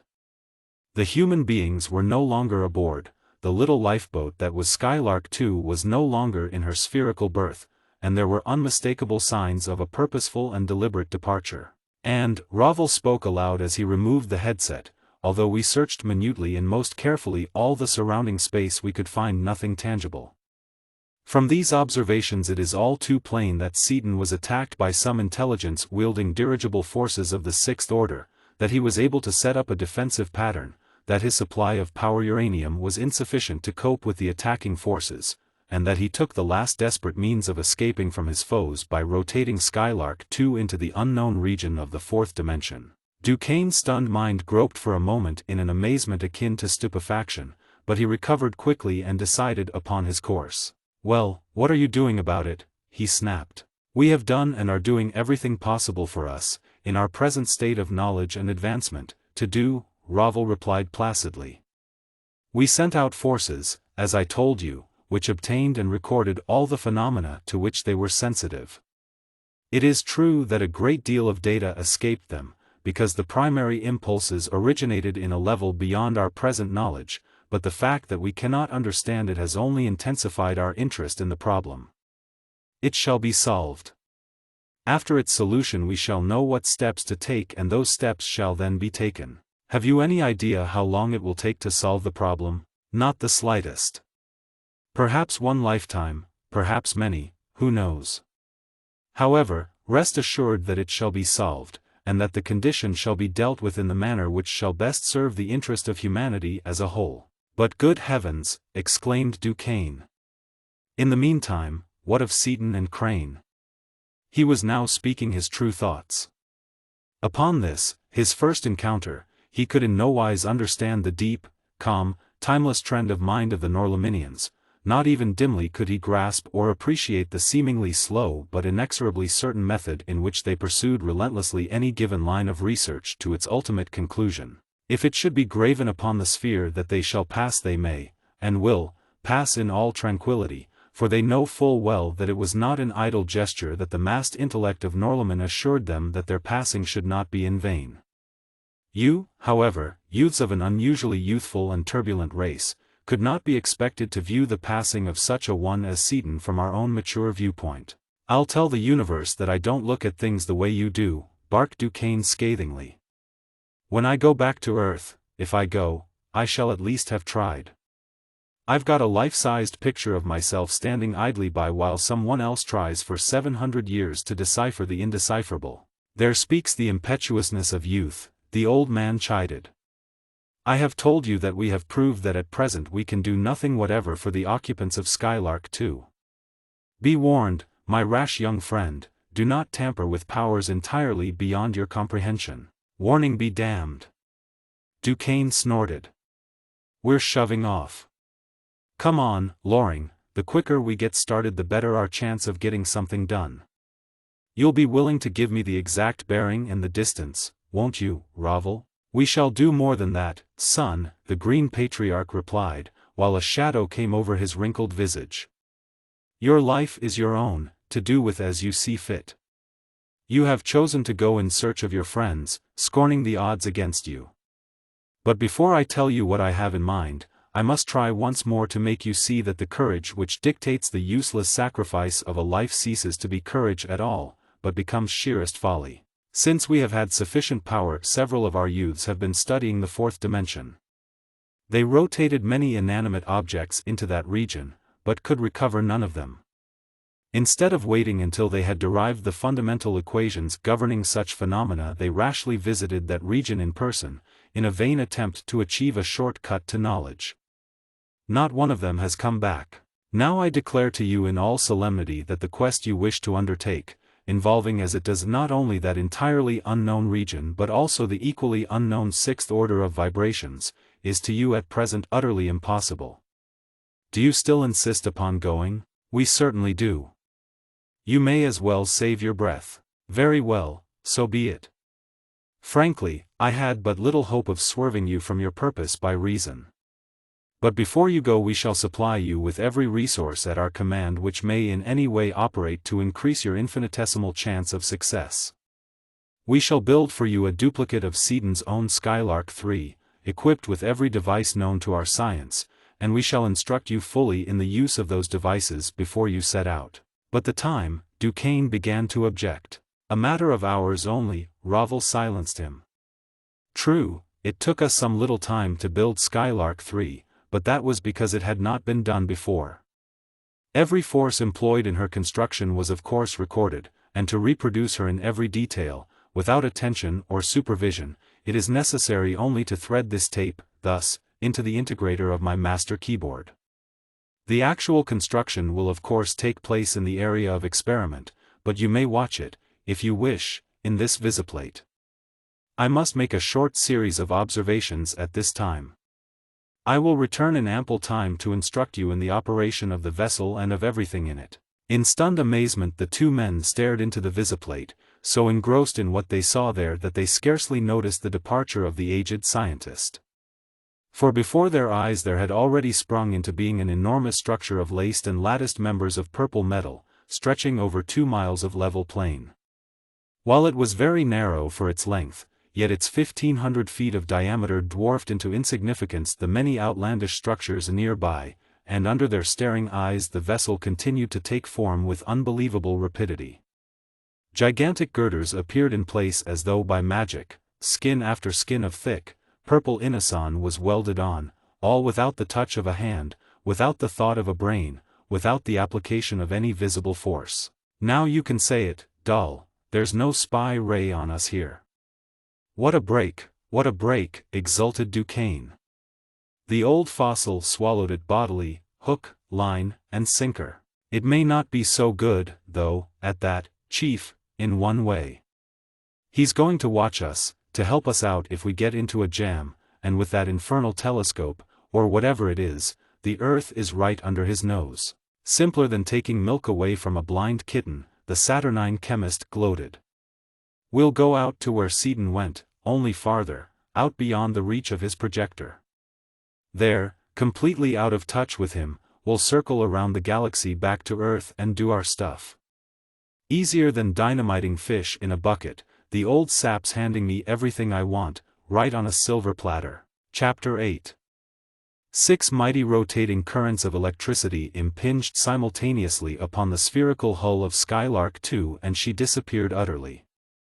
No exit had been opened and the walls remained solid, but where the 40-foot globe of Aronnax had rested in her cradle an instant before there was nothing. Pushed against by 6 balancing and gigantic forces, twisted cruelly by 6 couples of angular force of unthinkable magnitude, the immensely strong Aronnax shell of the vessel had held and, following the path of least resistance, the only path in which she could escape from those irresistible forces, she had shot out of space as we know it and into the impossible reality of that hyperspace which Seaton's vast mathematical knowledge had enabled him so dimly to perceive. As those forces smote his vessel, Seaton felt himself compressed. He was being driven together irresistibly in all 3 dimensions, and in those dimensions and at the same time he was as irresistibly being twisted, was being corkscrewed in a monstrously obscure fashion which permitted him neither to move from his place nor to remain in it.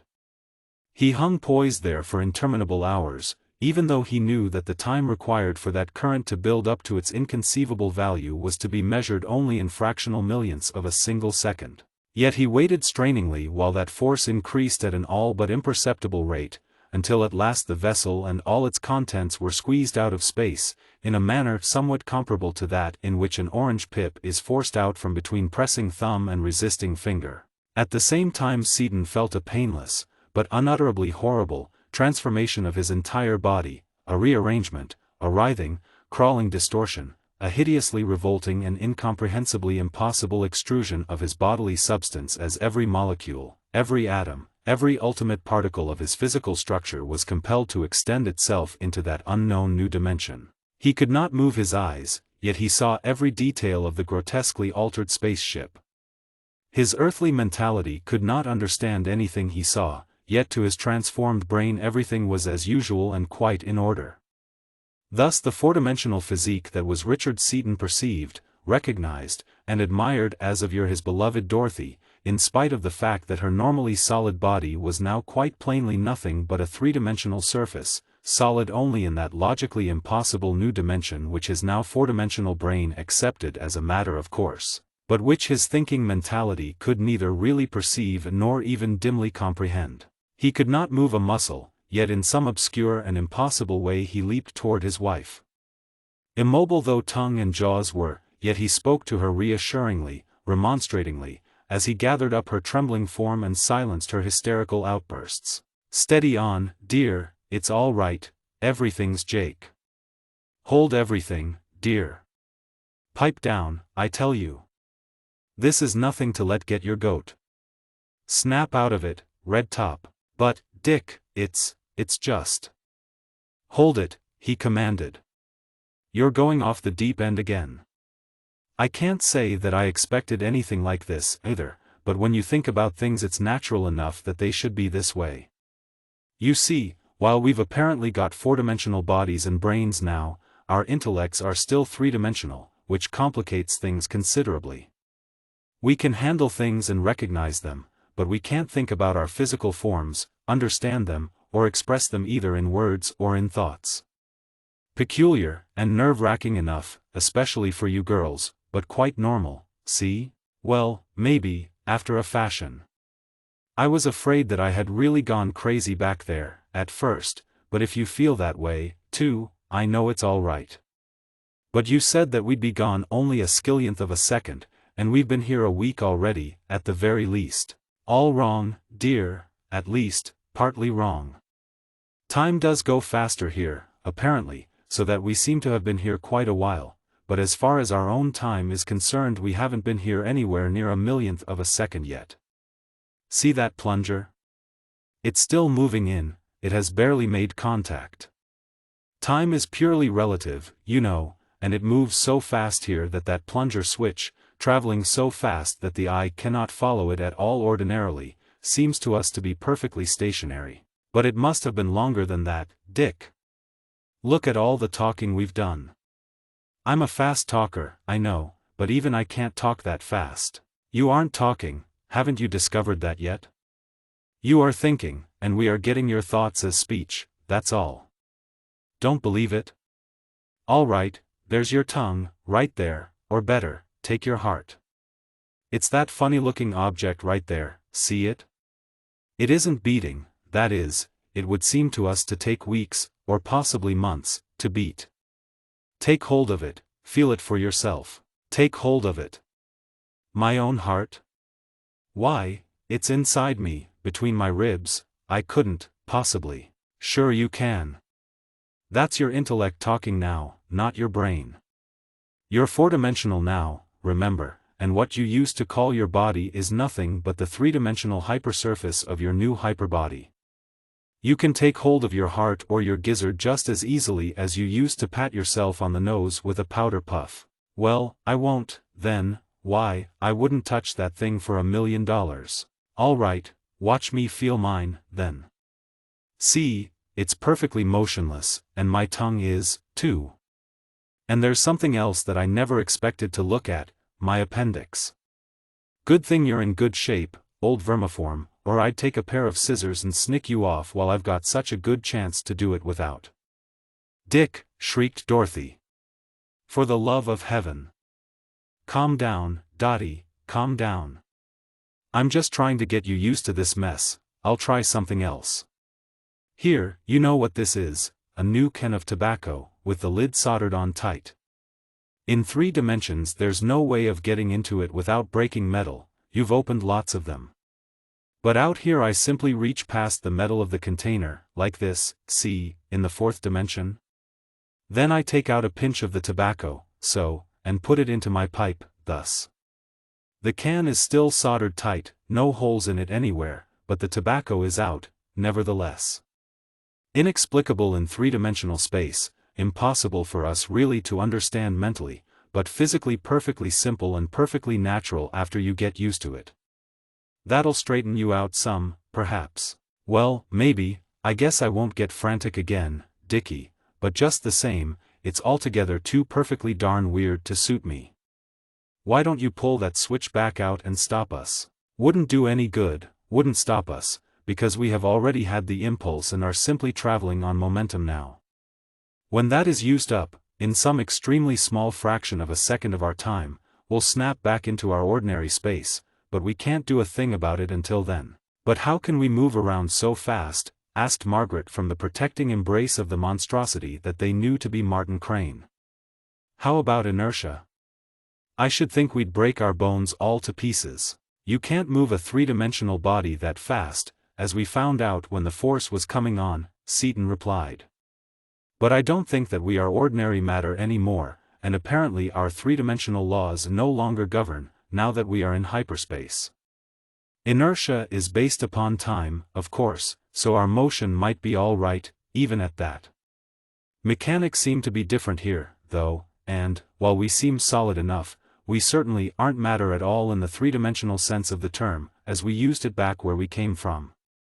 But it's all over my head like a circus tent. I don't know any more about most of this stuff than you do.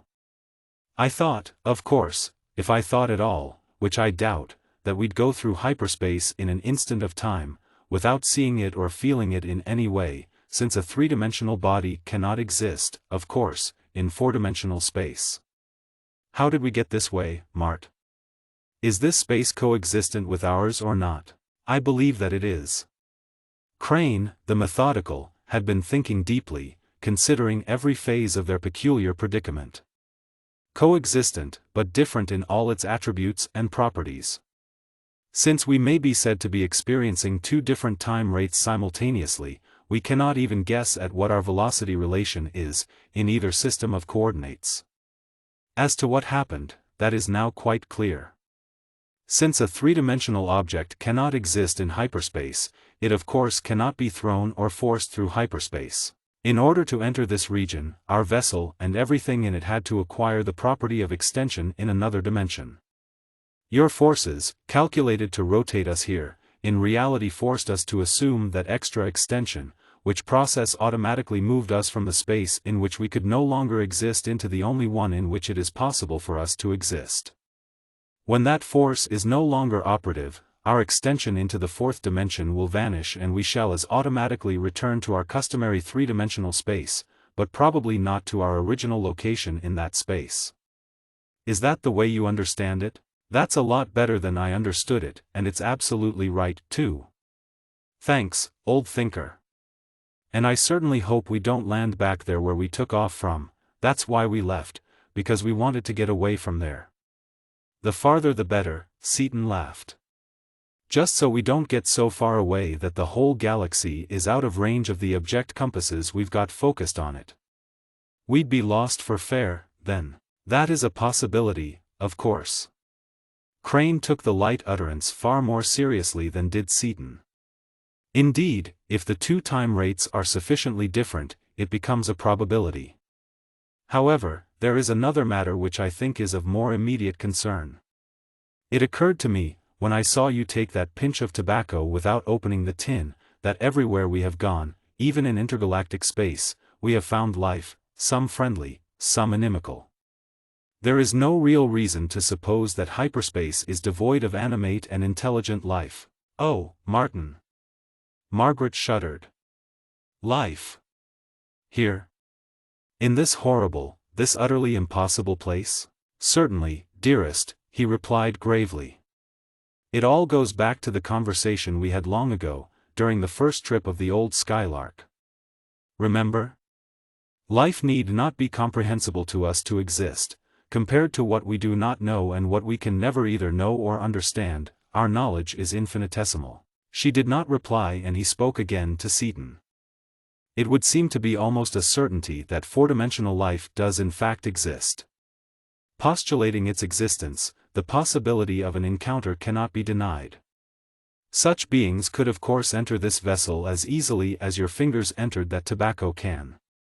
The point of these remarks is this: would we not be at a serious disadvantage?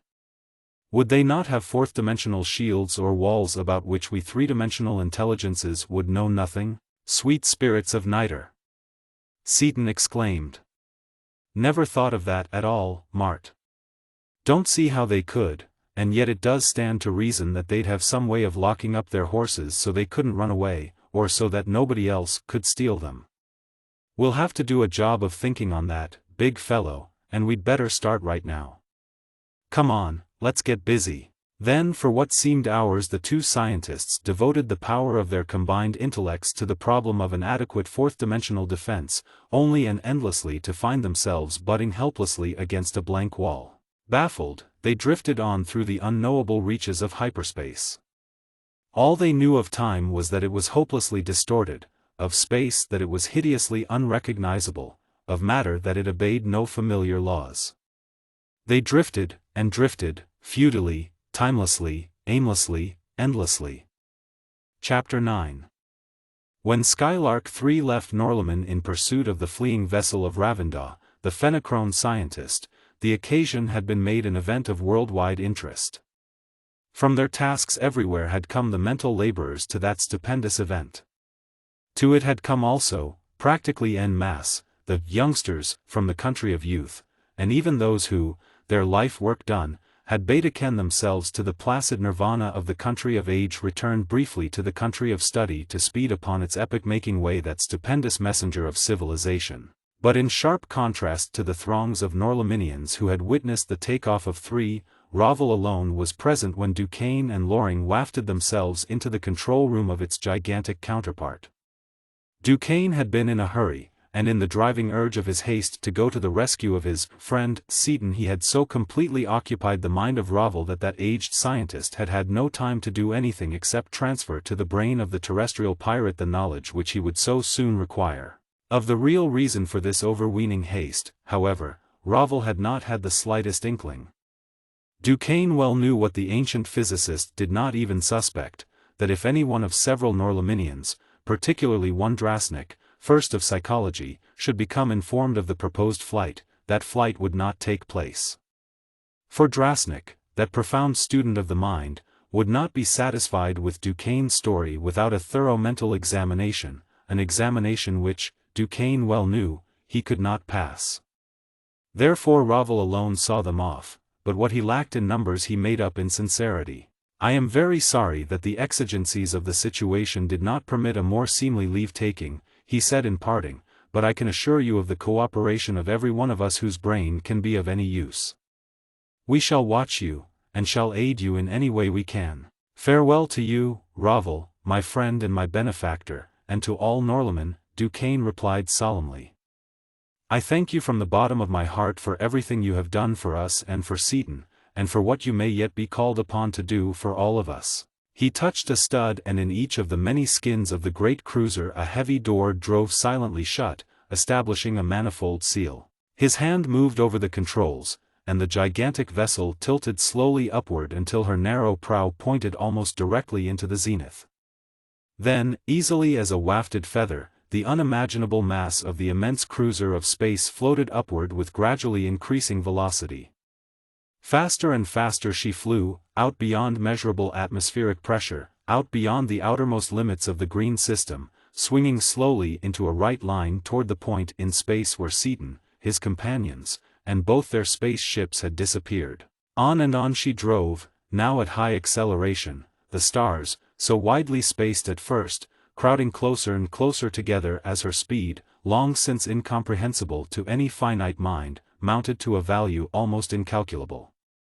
Past the system of the Fenachrone she hurtled, past the last outlying fringe of stars of our galaxy, on and on into the unexplored, awesome depths of free and absolute space. Behind her the vast assemblage of stars comprising our island universe dwindled to a huge, flaming lens, to a small but bright lenticular nebula, and finally to a mere point of luminosity. For days communication with Ravel had been difficult, since as the limit of projection was approached it became impossible for the most powerful forces at Ravel's command to hold a projection upon the flying vessel.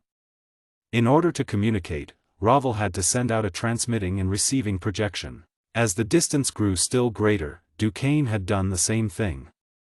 Now it was becoming evident, by the wavering and fading of the signals, that even the two projections, reaching out toward each other though they were, would soon be out of touch, and Duquesne sent out his last message. There is no use in trying to keep in communication any longer, as our beams are falling apart fast. I am on negative acceleration now, of an amount calculated to bring us down to maneuvering velocity at the point to which the inertia of Skylark 2 would have carried her, without power, at the time when we shall arrive there. Please keep a listening post established out this way as far as you can, and I will try to reach it if I find out anything. If I fail, goodbye. The poor, dumb cluck. Duquesne sneered as he shut off his sender and turned to Loring. That was so easy that it was a shame to take it, but we're certainly set to go now. I'll say so. Loring agreed enthusiastically. That was a nice touch, Chief, telling him to keep a lookout out here. He'll do it with forces, of course, not in person, but at that it'll keep him from thinking about the Earth until you're all set. You've got the idea, Dull. If they had any suspicion at all that we were heading back for the Earth, they could block us yet, easily enough, but if we can get back inside the solar system before they smell a rat, it will be too late for them to do anything. He rotated his ship through an angle of 90 degrees upon her longitudinal axis and applied enough downward acceleration to swing her around in such an immense circle that she would approach the galaxy from the side opposite to that from which she had left it. Then, during days that lengthened into weeks and months of dull and monotonous flight, the two men occupied themselves, each in his own individual fashion. There was no piloting to do and no need of vigilance, for space to a distance of untold billions of miles was absolutely and utterly empty. Loring, unemotional and incurious, performed what simple routine housekeeping there was to do, ate, slept, and smoked. During the remainder of the time he simply sat still, stolidly doing nothing whatever until the time should come when Duquesne would tell him to perform some specific act. Duquesne, on the other hand, dynamic and energetic to his ultimate fiber, found not a single idle moment. His newly acquired knowledge was so vast that he needs must explore and catalogue his own brain, to be sure that he would be able instantly to call upon whatever infinitesimal portion of it might be needed in some emergency. The fifth-order projector, with its almost infinitely complicated keyboard, must needs be studied until its every possible resource of integration, permutation, and combination held from him no more secrets than does his console from a master of the pipe organ. Thus it was that the galaxy loomed ahead, a stupendous lens of flame, before Duquesne had really realized that the long voyage was almost over. To his present mentality, working with his newly acquired fifth-order projector, the task of locating our solar system was but the work of a moment, and to the power and speed of his new space ship the distance from the galaxy's edge to the Earth was merely a longish jaunt. When they approached the Earth it appeared as a softly shining, greenish half-moon. With fleecy wisps of cloud obscuring its surface here and there, with gleaming ice caps making of its poles two brilliant areas of white, it presented an arrestingly beautiful spectacle indeed, but Duquesne was not interested in beauty. Driving down from the empty reaches of space north of the ecliptic, he observed that Washington was in the morning zone, and soon his great vessel was poised motionless, invisibly high above the city. His first act was to throw out an ultra-powered detector screen, with automatic trips and tighteners, around the entire solar system, out far beyond the outermost point of the orbit of Pluto. Its every part remained unresponsive. No foreign radiation was present in all that vast volume of space, and Duquesne turned to his henchman with cold satisfaction stamped upon his every hard lineament. No interference at all, Dull. No ships, no projections, no spy rays, nothing, he said. I can really get to work now. I won't be needing you for a while, and I imagine that, after being out in space so long, you would like to circulate around with the boys and girls for a couple of weeks or so. How are you fixed for money? Well, Chief, I could do with a small binge and a few nights out among them, if it's all right with you, Loring admitted. As for money, I've got only a couple of hundred on me, but I can get some at the office. We're quite a few paydays behind, you know. Never mind about going to the office. I don't know exactly how well Brookings is going to like some of the things I'm going to tell him, and you're working for me, you know, not for the office. I've got plenty. Here's 5,000, and you can have 3 weeks to spend it in. 3 weeks from today I'll call you on your wireless phone and tell you what to do. Until then, do as you please. Where do you want me to set you down? Perhaps the Perkins roof will be clear at this hour. Good as any. Thanks, Chief, and without even a glance to assure himself that Duquesne was at the controls, Loring made his way through the manifold airlocks and calmly stepped out into 10,000 feet of empty air. Duquesne caught the falling man neatly with an attractor beam and lowered him gently to the now deserted roof of the Perkins Café, that famous restaurant which had been planned and was maintained by the World Steel Corporation as a blind for its underground activities. He then seated himself at his console and drove his projection down into the innermost private office of World Steel. He did not at first thicken the pattern into visibility, but remained invisible, studying Brookings, now president of that industrial octopus, the World Steel Corporation. The magnate was seated as of yore in a comfortably padded chair at his massive and ornate desk, the focus and the center of a maze of secret private communication bands and even more secret private wires. For Steel was a growing octopus and its voraciously insatiable maw must be fed. Brookings had but one motto, one tenet: get it. By fair play at times, although this method was employed but seldom, by bribery, corruption, and sabotage as the usual thing, by murder, arson, mayhem, and all other known forces of foul play if necessary or desirable, Steel got it. To be found out was the only sin, and that was usually only venial instead of cardinal, for it was because of that sometimes unavoidable contingency that Steel not only retained the shrewdest legal minds in the world, but also wielded certain subterranean forces sufficiently powerful to sway even supposedly incorruptible courts of justice. Occasionally, of course, the sin was cardinal, the transgression irremediable, the court unreachable. In that case the octopus lost a very minor tentacle, but the men really guilty had never been brought to book. Into the center of this web, then, Duquesne drove his projection and listened. For a whole long week he kept at Brookings' elbow, day and night. He listened and spied, studied and planned, until his now gigantic mentality not only had grasped every detail of everything that had developed during his long absence and of everything that was then going on, but also had planned meticulously the course which he would pursue. Then, late one afternoon, he cut in his audio and spoke. I knew of course that you would try to double-cross me, Brookings, but even I had no idea that you would make such an utter fool of yourself as you have. As he heard the sneering, cutting tone of the scientist's well-remembered voice, the magnate seemed to shrink visibly, his face turning a pasty gray as the blood receded from it. Duquesne, he gasped. Where are you? I'm right beside you, and I have been for over a week.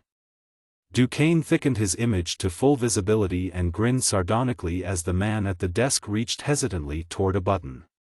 Go ahead and push it, and see what happens. Surely even you are not dumb enough to suppose that a man with my brain, even the brain I had when I left here, would take any chances with such a rat as you have always shown yourself to be? Brookings sank back into his chair, shaking visibly. What are you, anyway? You look like Duquesne, and yet, his voice died away. That's better, Brookings. Don't ever start anything that you can't finish. You are and always were a physical coward. You're one of the world's best at bossing dirty work from a distance, but as soon as it gets close to you you fold up like an accordion. As to what this is that I am talking and seeing from, it is technically known as a projection. You don't know enough to understand it even if I should try to explain it to you, which I have no intention of doing. It's enough for you to know that it is something that has all the advantages of an appearance in person, and none of the disadvantages. None of them, remember that word. Now I'll get down to business. When I left here I told you to hold your cockeyed ideas in check, that I would be back in less than 5 years, with enough stuff to do things in a big way. You didn't wait 5 days, but started right in with your pussyfooting and gumshoeing around, with the usual result: instead of cleaning up the mess, you made it messier than ever. You see, I've got all the dope on you. I even know that you were going to try to gyp me out of my back pay. Oh, no, Doctor, you are mistaken, really, Brookings assured him. He was fast regaining his usual poise, and his mind was again functioning in its wonted devious fashion. We have really been trying to carry on until you got back, exactly as you told us to. And your salary has been continued in full, of course, you can draw it all at any time. I know I can, in spite of you. However, I am no longer interested in money. I never cared for it except for the power it gave, and I have brought back with me power far beyond that of money. Also, I have learned that knowledge is even greater than power. I have also learned, too, however, that in order to increase my present knowledge, yes, even to protect that which I already have, I shall soon need a supply of energy 1,000,000 times greater than the present peak output of all the generators of Earth. As a first step in my project, I am taking control of steel right now, and I am going to do things the way they should be done. But you can't do that, Doctor, protested Brookings volubly. We will give you anything you ask, of course, but nothing, interrupted Duquesne. I'm not asking a thing of you, Brookings, I'm telling you. You think you are. Brookings, goaded to action at last, pressed a button savagely, while Duquesne looked on in calm contempt. Behind the desk, ports flashed open and rifles roared thunderously in the confined space. Heavy bullets tore through the peculiar substance of the projection and smashed into the plastered wall behind it, but Duquesne's contemptuous grin did not change. He moved slowly forward, hands outthrust.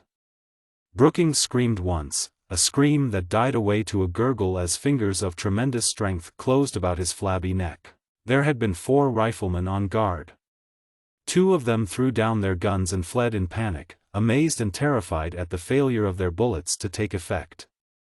Those guards died in their tracks as they ran. The other 2 rushed upon Duquesne with weapons clubbed. But steel barrel and wooden stock alike rebounded harmlessly from that pattern of force. Fiercely driven knives penetrated it but left no wound, and the utmost strength of the 2 brawny men could not even shift the position of the weird being's inhumanly powerful fingers upon the throat of their employer. Therefore they stopped their fruitless attempts at a rescue and stood, dumbfounded. Good work, boys, Duquesne commended. You've got nerve, that's why I didn't bump you off. You can keep on guarding this idiot here after I get done teaching him a thing or two. As for you, Brookings, he continued, loosening his grip sufficiently so that his victim could retain consciousness, I let you try that to show you the real meaning of futility. I told you particularly to remember that this projection has none of the disadvantages of a personal appearance, but apparently you didn't have enough brain power to grasp the thought. Now, are you going to work with me the way I want you to or not? Yes, I'll do anything you say, Brookings promised. All right, then. Duquesne resumed his former position in front of the desk. You are wondering why I didn't finish choking you to death, since you know that I am not at all squeamish about such things. I'll tell you. I didn't kill you because I may be able to use you. I am going to make World Steel the real government of the Earth, and its president will therefore be dictator of the world. I do not want the job myself because I will be too busy extending and consolidating my authority, and with other things, to bother about the details of governing the planet. As I have said before, you are probably the best manager alive today, but when it comes to formulating policies you're a complete bust. I am giving you the job of world dictator under one condition, that you run it exactly as I tell you to. Ah, a wonderful opportunity, Doctor. I assure you that. Just a minute, Brookings. I can read your mind like an open book. You are still thinking that you can slip one over on me.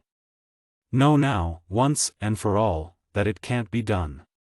I am keeping on you continuously automatic devices that are recording every order that you give, every message that you receive or send, and every thought that you think. The first time that you try any more of your funny work on me I will come back here and finish up the job I started a few minutes ago. Play along with me and you can run the Earth as you please, subject only to my direction in broad matters of policy. Try to double-cross me and you pass out of the picture.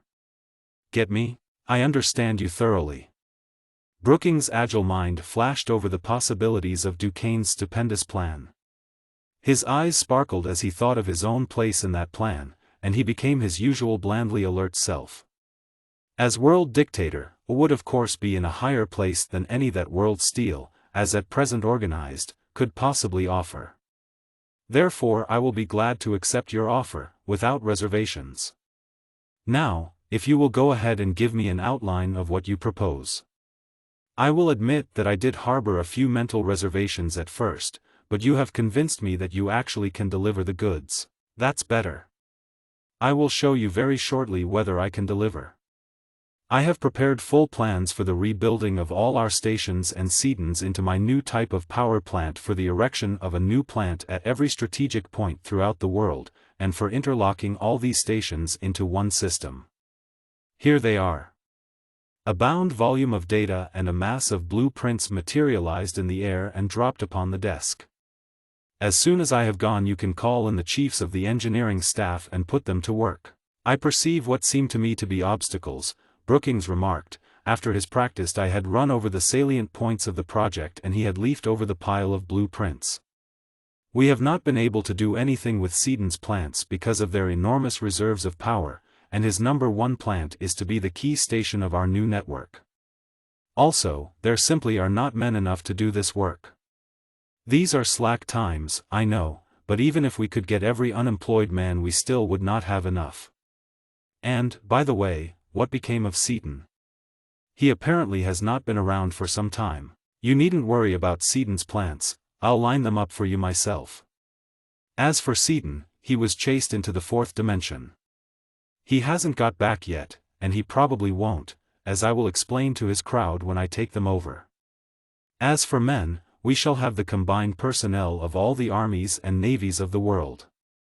You think that even that force won't be enough, but it will. As you go over those plans in detail, you will see that by the proper use of dirigible forces we shall have plenty of manpower. How do you intend to subdue the armies and navies of the world? It would take too long to go into detail. Turn on that radio there and listen, however, and you'll get it all. In fact, being on the inside, you'll be able to do a lot of reading between the lines that no one else will. Also, what I am going to do next will settle the doubt that is still in your mind as to whether I've really got the stuff. The projection vanished, and in a few minutes every radio receiving set throughout the world burst into stentorian voice.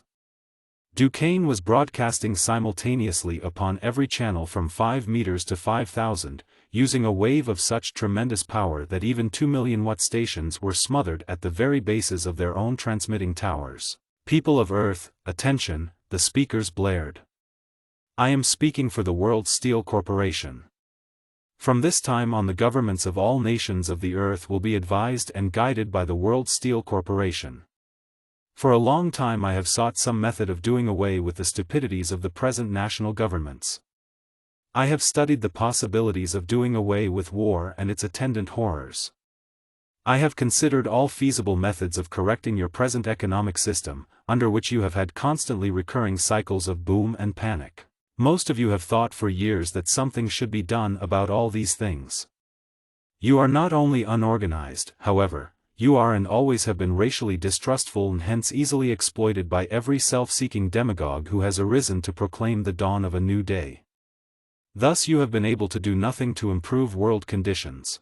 It was not difficult to solve the problem of the welfare of mankind. It was quite another matter, however, to find a way of enforcing that solution. At last I have found it.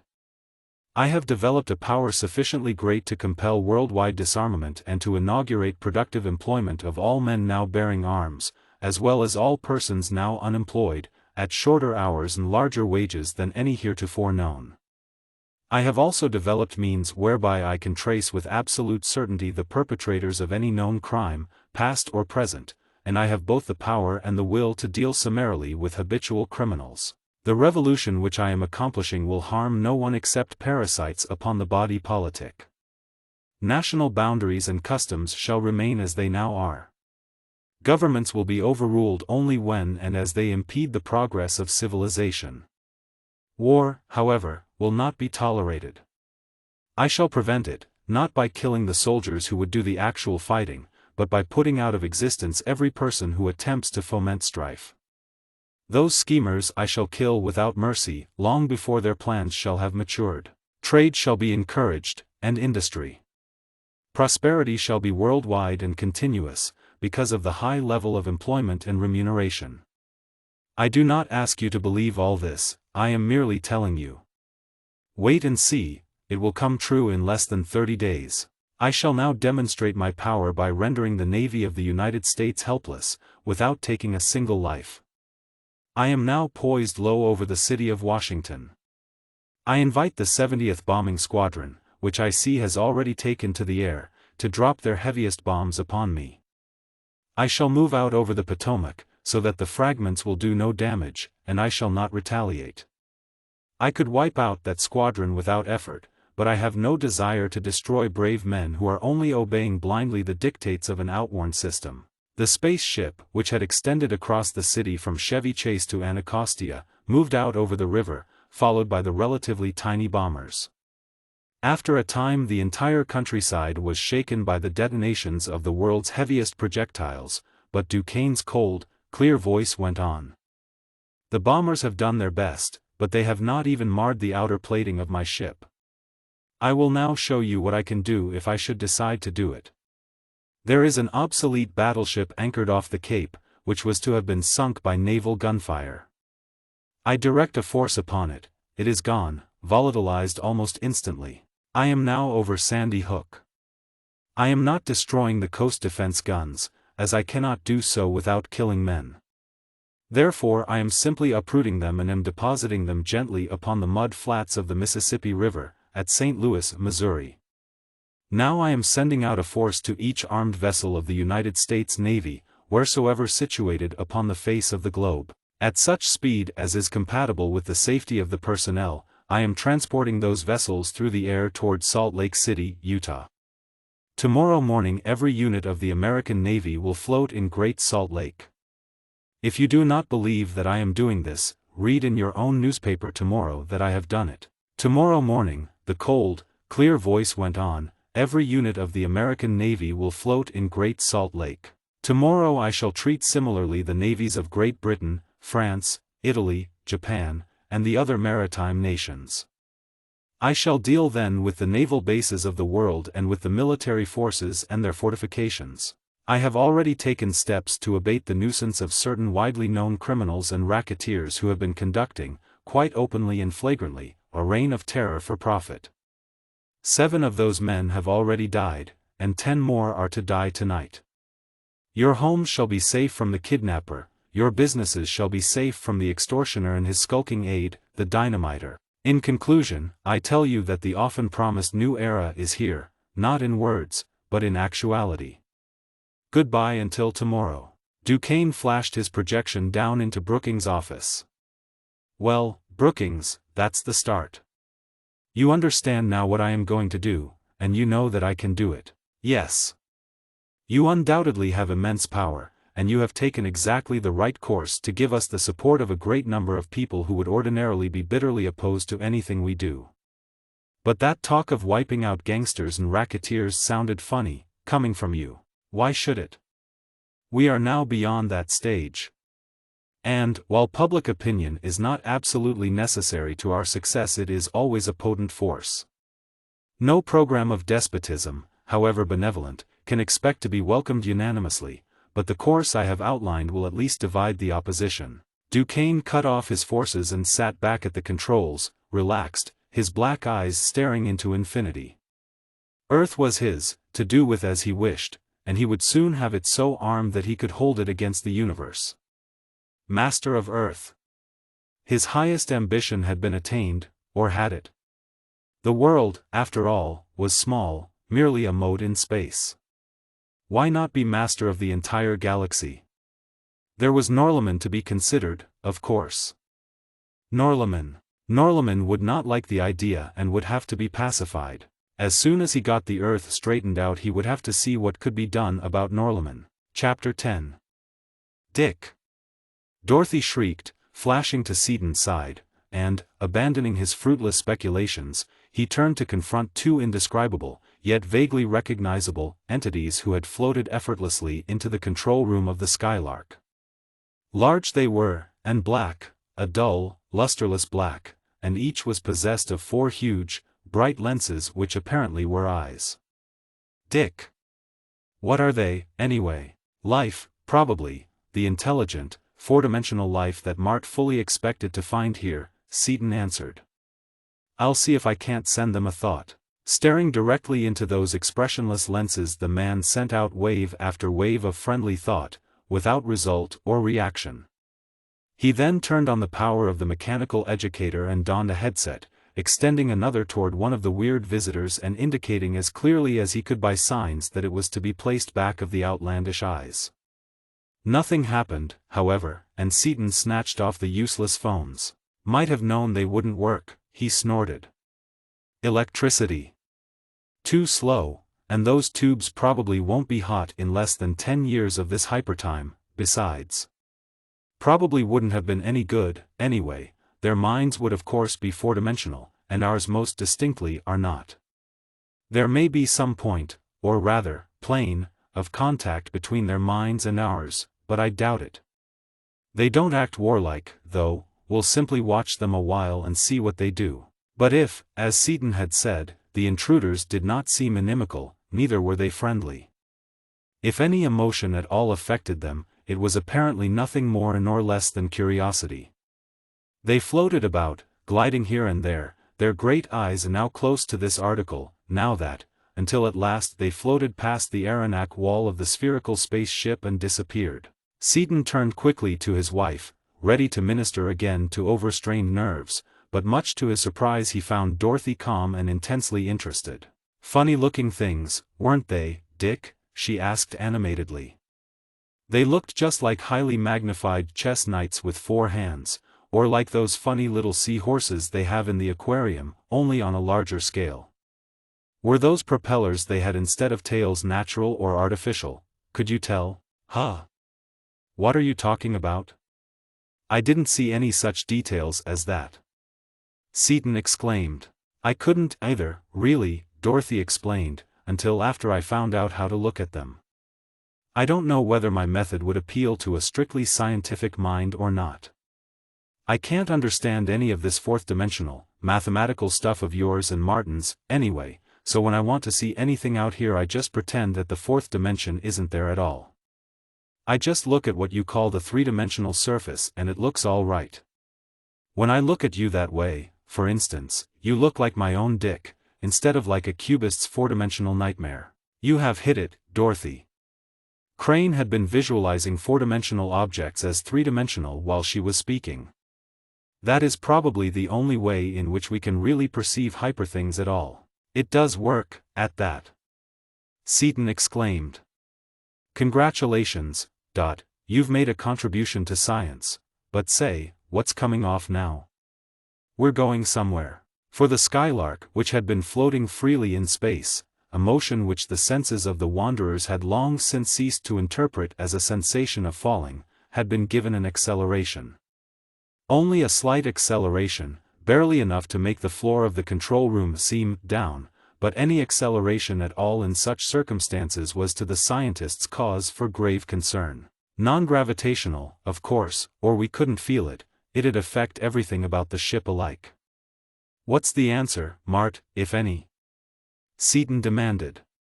Suppose that they've taken hold of us with a tractor ray and are taking us for a ride? It would appear that way. I wonder if the visiplates are still practical.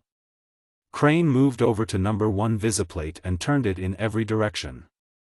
Nothing was visible in the abysmal, all-engulfing, almost palpable darkness of the absolute black outside the hull of the vessel. It wouldn't work, hardly, Seaton commented. Look at our time here, we must be way beyond light.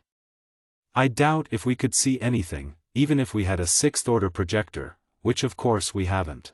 But how about our light inside here, then? Asked Margaret. The lamps are burning, and we can see things. I don't know, Peg, Seaton replied. All this stuff is way past me. Maybe it's because the lights are traveling with us. No, that's out.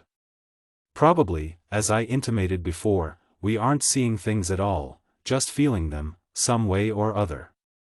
That must be it, I think. It's sure that the light waves from those lamps are almost perfectly stationary, as far as we're concerned. Oh, there's something. Dorothy called. She had remained at the visiplate, staring into the impenetrable darkness. See, it just flashed on. We're falling toward ground of some kind. It doesn't look like any planet I ever saw before either, it's perfectly endless and it's perfectly flat. The others rushed to the plates and saw, instead of the utter blackness of a moment before, an infinite expanse of level, uncurving hyperland. Though so distant from it that any planetary curvature should have been evident, they could perceive no such curvature. Flat that land was, and sunless, but apparently self-luminous, glowing with a strong, somewhat hazy, violet light. And now they could also see the craft which had been towing them. It was a lozenge-shaped affair, glowing fiercely with the peculiarly livid light of the hyperplanet, and was now apparently exerting its maximum tractive effort in a vain attempt to hold the prodigious mass of Skylark 2 against the seemingly slight force of gravitation. Must be some kind of hyperlight that we're seeing by, Seaton cogitated. Must be 6th or 7th order velocity, at least, or we'd be. Never mind the light or our seeing things. Dorothy interrupted. We are falling, and we shall probably hit hard. Can't you do something about it? Afraid not, kitten. He grinned at her. But I'll try it. Nope, everything's dead. No power, no control, no nothing, and there won't be until we snap back where we belong. But don't worry about a crash. Even if that ground is solid enough to crash us, and I don't think it is, everything out here, including gravity, seems to be so feeble that it won't hurt us any. Scarcely had he finished speaking when the Skylark struck, or, rather, floated gently downward into the ground. For, slight as was the force of gravitation, and partially counteracted as well by the pull of the towing vessel, the Arenac globe did not even pause as it encountered the apparently solid rock of the planet's surface. That rock billowed away upon all sides as the Skylark sank into it and through it, to come to a halt only after her mass had driven a vertical, smooth-sided well some hundreds of feet in depth. Even though the osnomian metal had been rendered much less dense than normal by its extrusion and expansion into the fourth dimension, yet it was still so much denser than the unknown material of the hyperplanet that it sank into that planet's rocky soil as a bullet sinks into thick jelly. Well, that's that, Seaton declared. Thinness and tenuosity, as well as feebleness, seem to be characteristics of this hypermaterial. Now we'll camp here peacefully for a while. Before they succeed in digging us out, if they try it, which they probably will, we'll be gone. Again, however, the venturesome and impetuous chemist was wrong. Feeble the hypermen were, and tenuous, but their curiosity was whetted even sharper than before. Derricks were rigged, and slings, but even before the task of hoisting the Skylark to the surface of the planet was begun, two of the peculiar denizens of the hyperworld were swimming down through the atmosphere of the four-dimensional well at whose bottom the Earth vessel lay. Past the Arenac wall of the cruiser they dropped, and into the control room they floated. But I do not understand it at all, Dick, Crane had been arguing. Postulating the existence of a three-dimensional object in four-dimensional space, a four-dimensional being could of course enter it at will, as your fingers entered that tobacco can.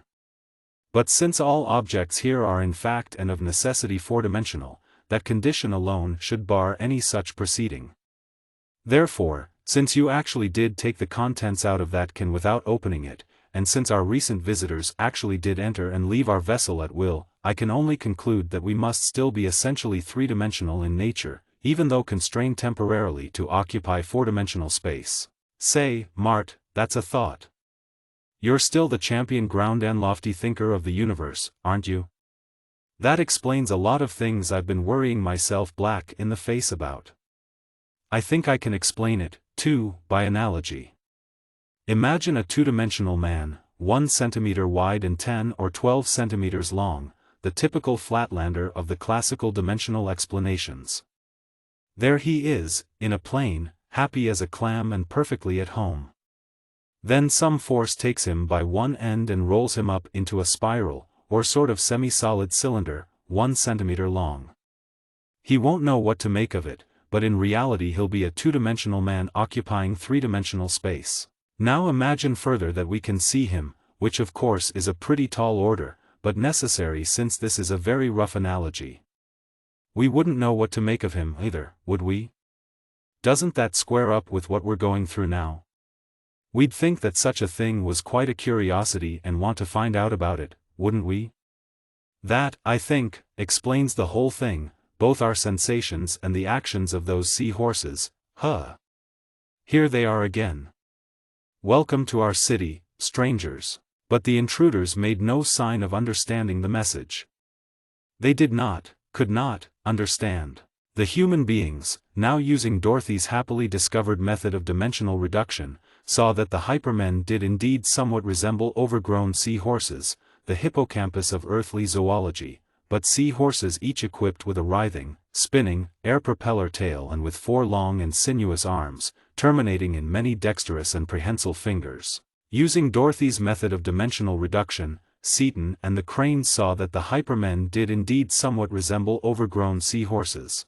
Each of those hands held a grappling trident, a peculiar, 4-dimensional hyperforceps whose insulated, interlocking teeth were apparently electrodes, conductors of some hyper-equivalent of our earthly electricity.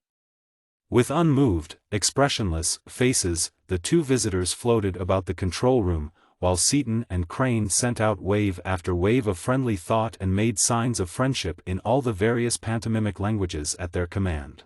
"Look out, Mart, they're coming this way. I don't want to start anything hostile, but I don't particularly like the looks of those toad stabbers of theirs, and if they start any funny business with them maybe we'd better wring their fishy little necks." But there was to be no neck wringing, then. Slight of strength the hypermen were, and of but little greater density than the thin air through which they floated so easily, but they had no need of physical strength, then. For tridents shot out, and in a monstrously obscure fashion reached past clothing, skin, and ribs, seizing upon and holding firmly, but painlessly and gently, the vital nervous centers of the human bodies. Seaton tried to leap to the attack, but even his quickness was of no avail. Even before he moved, a wave of intolerable agony surged throughout his being, ceasing only and completely when he relaxed, relinquishing his pugnacious attempt. Shiro, leaping from the galley with cleaver upraised, was similarly impaled and similarly subdued. Then a hoisting platform appeared, and Seaton and Margaret were forced to board it. They had no choice. The first tensing of the muscles to resist the will of the hyperman was quelled instantly by a blast of such intolerable torture that no human body could possibly defy it for even the slightest perceptible instant of time. "Take it easy, Mart," Seaton spoke rapidly as the hoist started upward. "Do whatever they say, no use taking much of that stuff, until Peg and I get back. We'll get back, too, believe me. They'll have to take these meat hooks out of us sometime, and when they do they'll think a cyclone has broken loose." Chapter 11. Raging but impotent, Seaton stood motionless beside his friend's wife upon the slowly rising lift, while Crane, Dorothy, and Shiro remained in the control room of the Skylark. All were helpless, incapable alike of making a single movement not authorized by their grotesque captors. Feeble the hypermen were, as has been said, but at the first tensing of a human muscle in revolt there shot from the insulated teeth of the grappling hypertrident such a terrific surge of unbearably poignant torture that any thought of resistance was out of the question. Even Seaton, fighter by instinct though he was, and reckless as he was and desperate at the thought of being separated from his beloved Dorothy, had been able to endure only 3 such shocks. The unimaginable anguish of the third rebuke, a particularly vicious and long-continued wrenching and wringing of the most delicate nerve centers of his being, had left him limp and quivering. He was still furious, still bitterly humiliated. His spirit was willing, but he was physically unable to drive his fiendishly tortured body to further acts of rebellion. Thus it was that the improvised elevator of the hypermen carried 2 docile captives as it went past, not through, the spherical arenac shell of Skylark II and up the mighty well which the vessel had driven in its downward plunge. The walls of that pit were glassily smooth, or, more accurately, were like slag, as though the peculiarly unsubstantial rock of the hyperplanet had been actually melted by the force of the cruiser's descent, easy and gradual as the fall had seemed to the senses of the terrestrials. It was apparent also that the hypermen were having difficulty in lifting the, to them, tremendous weight of the 2 human bodies. The platform would go up a few feet, then pause. Up and pause, again and again. But at last they reached the top of the well, and, wretched as he was, Seaton had to grin when he perceived that they were being lifted by a derrick, whose overdriven engine, attended though it was by a veritable corps of mechanics, could lift them only a few feet at a time. Coughing and snorting, it ran slower and slower until, released from the load, it burst again into free motion to build up sufficient momentum to lift them another foot or so. And all about the rim of that 40-foot well there were being erected other machines. Trusses were rising into the air, immense chains were being forged, and additional motors were being assembled.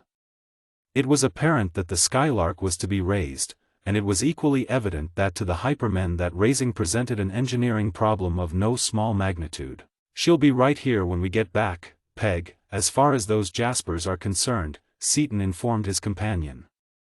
"If they have to slip their clutches to lift the weight of just us two, they'll have one sweet job getting the old Skylark back up here. They haven't got the slightest idea of what they're tackling. They can't begin to pile enough of that kind of machinery in this whole part of the country to budge her." "You speak as though you were quite certain of our returning," Margaret spoke somberly. "I wish that I could feel that way." "Sure, I'm certain of it," Seaton assured her. "I've got it all figured out. Nobody can maintain 100% vigilance forever, and as soon as I get back into shape from that last twisting they gave me, I'll be fast enough to take advantage of the break when it comes." "Yes, but suppose it doesn't come?" "It's bound to come sometime. The only thing that bothers me is that I can't even guess at when we're due to snap back into our own three-dimensional space. Since we couldn't detect any motion in an ether wave, though, I imagine that we'll have lots of time, relatively speaking, to get back here before the Skylark leaves." "Ah. I wondered if they were going to make us walk to wherever it is they're taking us, but I see we ride. There comes something that must be an airship. Maybe we can make our break now instead of later." But the Hyperman did not relax his vigilance for an instant as the vast, vague bulk of the flyer hovered in the air beside their elevator. A port opened, a short gangplank shot out, and under the urge of the punishing trident the two human beings stepped aboard. A silent flurry ensued among the weird crew of the vessel as its huge volume sank downward under the unheard-of mass of the two captives, but no opportunity was afforded for escape. The gripping trident did not relax, and at last the amazed officers succeeded in driving their motor sufficiently to lift the prodigious load into the air of the hyperplanet. "Take a good, long look around, Peg, so that you can help find our way back," Seaton directed, and pointed out through the peculiarly transparent wall of their conveyance. "See those three peaks over there, the only hills in sight? Our course is about 12 or 15 degrees off the line of the right hand too, and there's something that looks like a river down below us. The bend there is just about on line. See anything to mark it by?" "Well, there's a funny-looking island, kind of heart-shaped, with a reddish-colored spire of rock. See it?" "Fine, we ought to be able to recognize that. Bend, Heart Island, red obelisk on what we'll call the upstream end. Now from here, what? Oh, we're turning, going upstream. Fine business. Now we'll have to notice when and where we leave this river, lake, or whatever it is." They did not, however, leave the course of the water. For hundreds of miles, apparently, it was almost perfectly straight, and for hours the airship of the Hypermen bored through the air only a few hundred feet above its gleaming surface. Faster and faster the hypership flew onward, until it became a whistling, yelling projectile, tearing its way at a terrific but constant velocity through the complaining air. But while that which was beneath them was apparently the fourth-dimensional counterpart of an earthly canal, neither water nor landscape was in any sense familiar.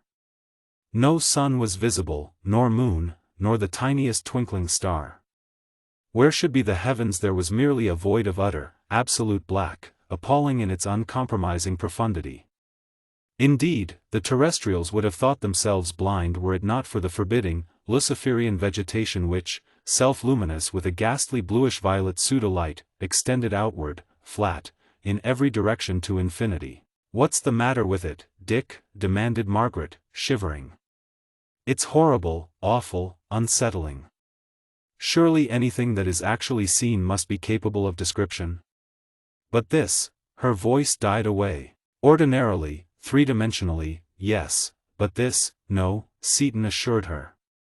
Remember that our brains and eyes, now really pseudo-fourth dimensional, are capable of seeing those things as they actually are, but that our entities, intelligences, whatever you like, are still three-dimensional and can neither comprehend nor describe them.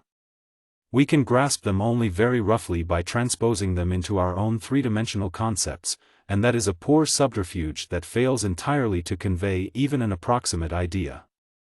As for that horizon, or lack of it, it simply means that this planet is so big that it looks flat. Maybe it is flat in the fourth dimension, I don't know. Both fell silent, staring at the weird terrain over which they were being borne at such an insane pace. Along its right line above that straight watercourse sped the airship, a shrieking arrow, and to the right of the observers and to left of them spread, as far as the eye could reach, a flatly unbroken expanse of the ghostly, livid, weirdly self-luminous vegetation of the unknowable hyperworld. And, slinking, leaping, or perchance flying between and among the boles and stalks of the rank forest growth could be glimpsed fleeting monstrous forms of animal life. Seaton strained his eyes, trying to see them more clearly, but owing to the speed of the ship, the rapidity of the animals' movements, the unsatisfactory illumination, and the extreme difficulty of translating at all rapidly the incomprehensible four-dimensional forms into their three-dimensional equivalents, he could not even approximate either the size or the appearance of the creatures with which he, unarmed and defenseless, might have to deal. "Can you make any sense out of those animals down there, Peg?" Seaton demanded. "See, there's one just jumped out of the river and seemed to fly into that clump of bamboo-like stuff there. Get any details?" "No. What with the poor light and everything being so awful and so distorted, I can hardly see anything at all." "Why, what of them?" "This of them. We're coming back this way, and we may have to come on foot. I'll try to steal a ship, of course, but the chance that we'll be able to get one, or to run it after we do get it, is mighty slim. But assuming that we are afoot, the more we know about what we're apt to go up against the better we'll be able to meet it. Oh, we're slowing down, been wondering what that thing up ahead of us is. It looks like a cross between the Pyramid of Cheops and the old castle of Bingen on the Rhine, but I guess it's a city. It seems to be where we're headed for." "Does this water actually flow out from the side of that wall, or am I seeing things?" the girl asked. "It seems to. Your eyes are all right, I guess. But why shouldn't it? There's a big archway, you notice, maybe they use it for power or something, and this is simply an outfall." "Oh, we're going in," Margaret exclaimed, her hand flashing out to Seaton's arm. "Looks like it, but they probably know their stuff." He pressed her hand reassuringly.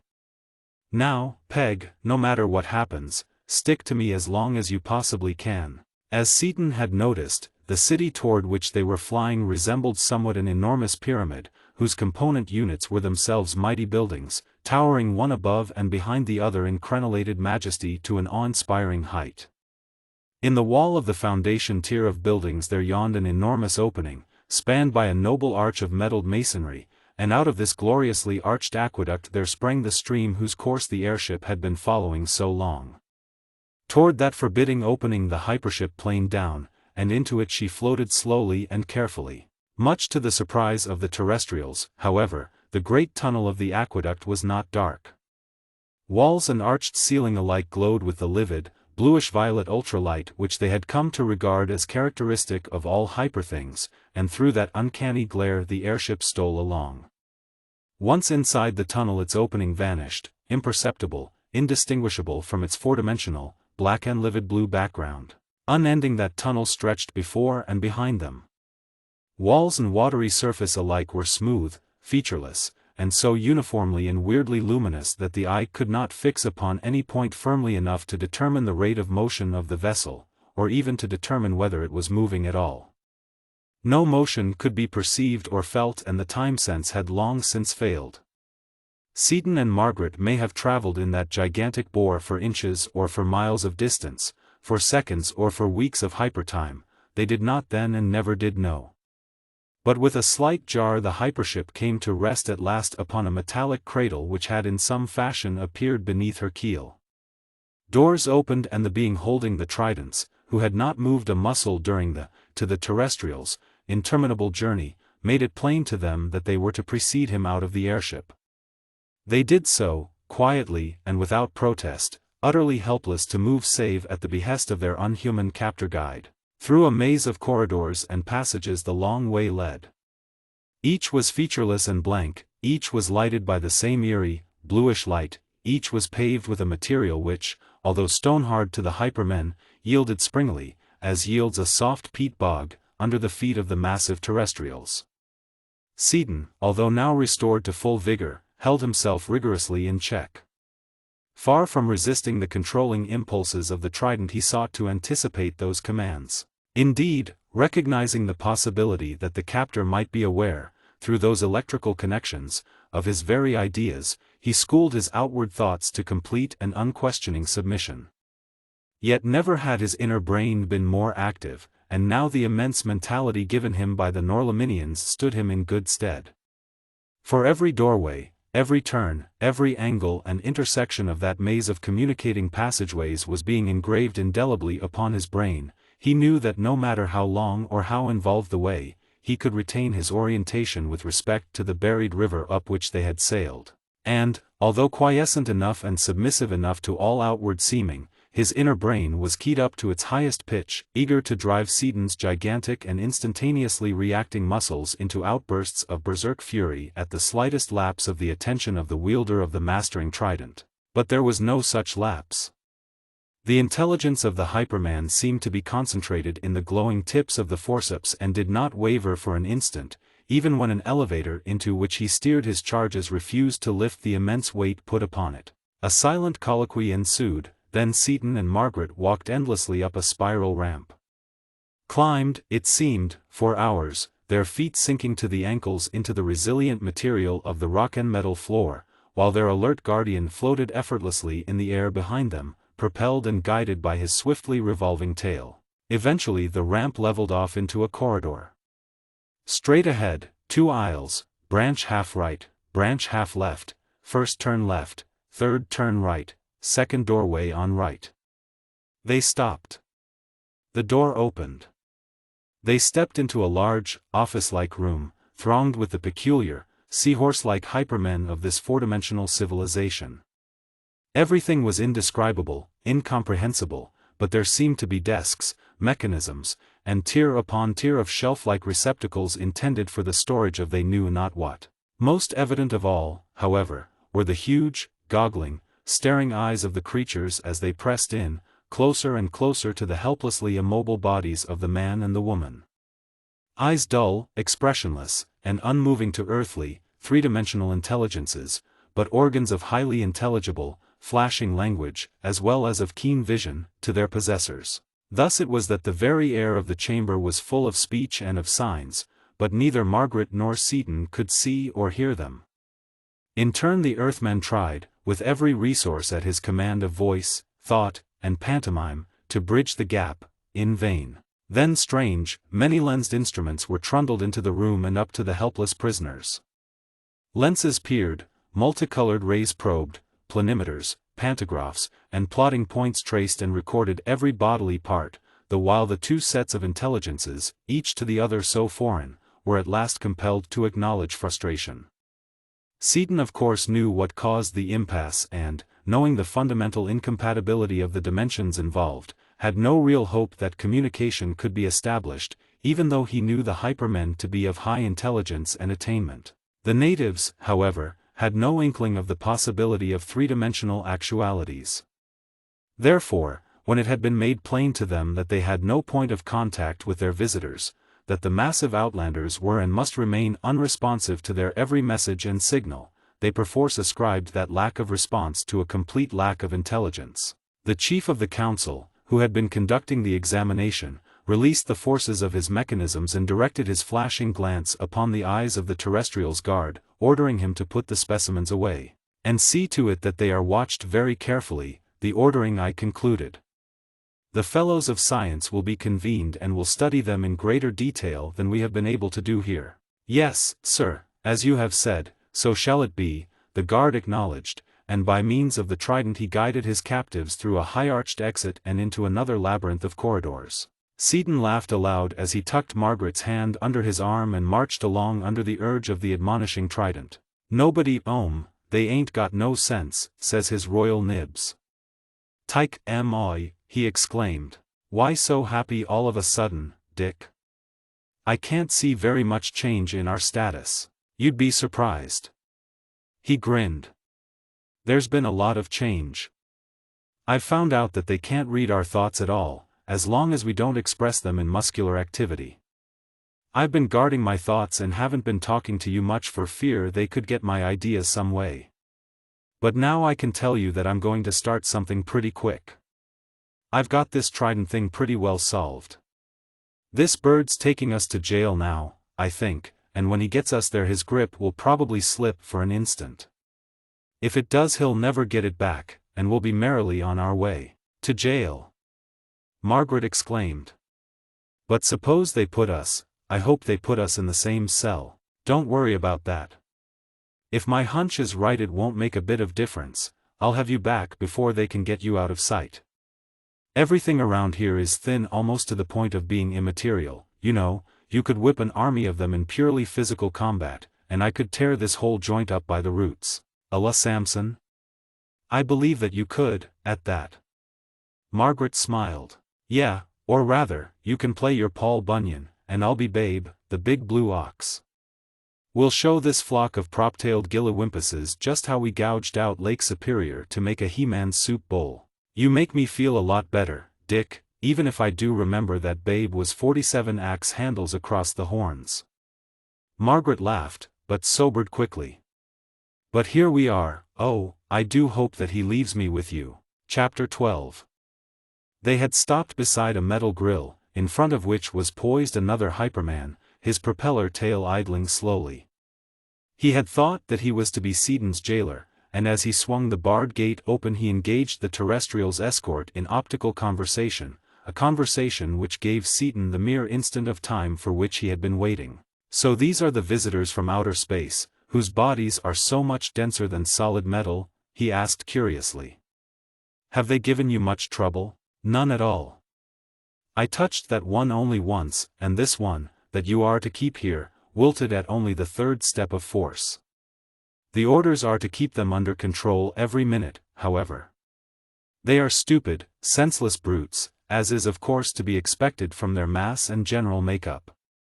They have not given a single sign of intelligence of even the lowest order, but their strength is apparently enormous, and they might do a great deal of damage if allowed to break away from the trident. All right, I'll hold him constantly until I am relieved," and the jailer, lowering his own trident, extended a long, tentacular arm toward the grooved and knobbed shaft of the one whose teeth were already embedded in Seaton's tissues. Seaton had neither perceived nor sensed anything of this conversation, but he was tense and alert, tight-strung to take advantage of even the slightest slackening of the grip of the grappling fingers of the controller. Thus in the bare instant of the transfer of control from one weird being to the other he acted, instantaneously and highly effectively. With a twisting leap he whirled about, wrenching himself free from the punishing teeth of the grapple. Lightning hands seized the shaft and swung the weapon in a flashing arc. Then, with all the quickness of his highly trained muscles and with all the power of his brawny right arm, Seaton brought the controller down full upon the grotesque head of the Hyperman. He had given no thought to the material character of weapon or of objective, he had simply wrenched himself free and struck instinctively, lethally, knowing that freedom had to be won then or never. But he was not wielding an earthly club or an Osnomian bar, nor was the flesh opposing him the solid substance of a human and three-dimensional enemy. At impact the fiercely driven implement flew into 1,000 pieces, but such was the power behind it that each piece continued on, driving its relentless way through the tenuous body substance of the erstwhile guard. That body subsided instantly upon the floor, a shapeless and mangled mass of oozing, dripping flesh. Weaponless now, holding only the shattered butt of the ex-guard's trident, Seaton turned to confront the other guard who, still holding Margaret helpless, was advancing upon him, wide-open trident to the fore. He hurled the broken stump, then, as the guard nimbly dodged the flying missile, he leaped to the barred door of the cell. He seized it and jerked mightily, and as the anchor bolts of the hinges tore out of the masonry he swung the entire gate in a full sweeping circle. Through the soft body the interlaced bars tore, cutting it into ghastly, grisly dice, and on, across the hall, tearing into and demolishing the opposite wall. "All right, Peg, or did he shock you?" Seaton demanded. "All right, I guess, he didn't have time to do much of anything." "Fine, let's snap it up, then. Or wait a minute, I'd better get us a couple of shields. We've got to keep them from getting those stingarees into us again. As long as we can keep them away from us we can do about as we please around here, but if they ever get hold of us again it'll be just too bad." While Seaton was speaking he had broken away and torn out 2 great plates or doors of solid metal, and, handing one of them to his companion, he went on, "Here, carry this in front of you and we'll go places and do things." But in that time, short as it was, the alarm had been given, and up the corridor down which they must go was advancing a corps of heavily armed beings. Seaton took one quick step forward, then, realizing the impossibility of forcing his way through such a horde without impalement, he leaped backward to the damaged wall and wrenched out a huge chunk of masonry. Then, while the upper wall and the now unsupported ceiling collapsed upon him, their fragments touching his hard body lightly and bouncing off like so many soft pillows, he hurled that chunk of material down the hall and into the thickest ranks of the attackers. Through the close-packed phalanx it tore as would a plunging tank through massed infantry, nor was it alone. Mass after mass of rock was hurled as fast as the Earthman could bend and straighten his mighty back, and the Hypermen broke ranks and fled in wild disorder. For to them Seaton was not a man of flesh and blood, lightly tossing pillows of eiderdown along a corridor, through an assemblage of wraith-like creatures. He was to them a monstrous being, constructed of something harder, denser, and tougher than any imaginable metal. A being driven by engines of unthinkable power, who stood unharmed and untouched while masses of stone, brickwork, and structural steel crashed down upon his bare head. A being who caught those falling masses of granite and concrete and hurled them irresistibly through rank after rank of flesh and blood men. "Let's go, Peg," Seaton gritted. "The way's clear now, I guess. We'll show those horse-faced hippocampuses that what it takes to do things, we've got." Through the revolting, reeking shambles of the corpse-littered corridor they gingerly made their way. Past the scene of the battle, past intersection after intersection they retraced their course, warily and suspiciously at first. But no ambush had been laid, the Hypermen were apparently only too glad to let them go in peace, and soon they were hurrying along as fast as Margaret could walk. They were soon to learn, however, that the denizens of this city of four-dimensional space had not yet given up the chase. Suddenly the yielding floor dropped away beneath their feet and they fell, or, rather, floated, easily and slowly downward. Margaret shrieked in alarm, but the man remained unmoved and calm. "'S'all right, Peg," he assured her. "We want to go clear down to the bottom of this dump, anyway, and this'll save us the time and trouble of walking down. All right, that is, if we don't sink into the floor so deep when we hit that we won't be able to get ourselves out of it. Better spread out that shield so you'll fall on it, it won't hurt you, and it may help a lot." So slowly were they falling that they had ample time in which to prepare for the landing, and, since both Seaton and Margaret were thoroughly accustomed to weightless maneuvering in free space, their metal shields were flat beneath them when they struck the lowermost floor of the citadel. Those shields were crushed, broken, warped and twisted as they were forced into the pavement by the force of the falling bodies, as would be the steel doors of a bank vault upon being driven broadside on, deep into a floor of solid concrete. But they served their purpose. They kept the bodies of the terrestrials from sinking beyond their depth into the floor of the hyper-dungeon. As they struggled to their feet, unhurt, and saw that they were in a large, cavernous room, 6 searchlight-like projectors came into play, enveloping them in a flood of soft, pinkish-white light. Seaton stared about him, uncomprehending, until he saw that one of the hypermen, caught accidentally in the beam, shriveled horribly and instantly into a few floating wisps of luminous substance which in a few seconds disappeared entirely. "Huh! Death rays," he exclaimed then. "Saw good thing for us we're essentially three-dimensional yet, or we'd probably never have known what struck us. Now let's see, where's our river? Oh, yes, over this way. Wonder if we'd better take these shields along? Guess not, they're pretty well shot, we'll pick us up a couple of good ones on the way, and I'll get you a grill like this one as a good club, too. But there's no door on that side," Margaret protested. "We should fret a lot about that, we'll roll our own as we go along." His heavy boot crashed against the wall before them, and a section of it fell outward. 2 more kicks and they were through, hurrying along passages which Seaton knew led toward the buried river, breaking irresistibly through solid walls whenever the corridor along which they were moving angled away from his chosen direction. Their progress was not impeded. The hyper-beings were willing, yes, anxious, for their unmanageable prisoners to depart and made no further attempts to bar their path. Thus the river was soon reached. The airship in which they had been brought to the hypercity was nowhere to be seen, and Seaton did not waste time looking for it. He had been unable to understand the four-dimensional controls even while watching them in operation, and he realized that even if he could find the vessel, the chance of capturing it and of escaping in it was slight indeed. Therefore, throwing an arm around his companion, he leaped without ado into the speeding current. "But, Dick, we'll drown," Margaret protested. "This stuff must be altogether too thin for us to swim in, we'll sink like rocks." "Sure we will, but what of it?" he returned. "How many times have you actually breathed since we left three-dimensional space?" "Why, thousands of times, I suppose, or, now that you mention it, I don't really know whether I'm breathing at all or not, but we've been gone so long. Oh, I don't believe that I really know anything." "You aren't breathing at all," he informed her then. "We have been expending energy, though, in spite of that fact, and the only way I can explain it is that there must be fourth-dimensional oxygen or we would have suffocated long ago. Being three-dimensional, of course we wouldn't have to breathe it in for the cells to get the benefit of it, they can grab it direct.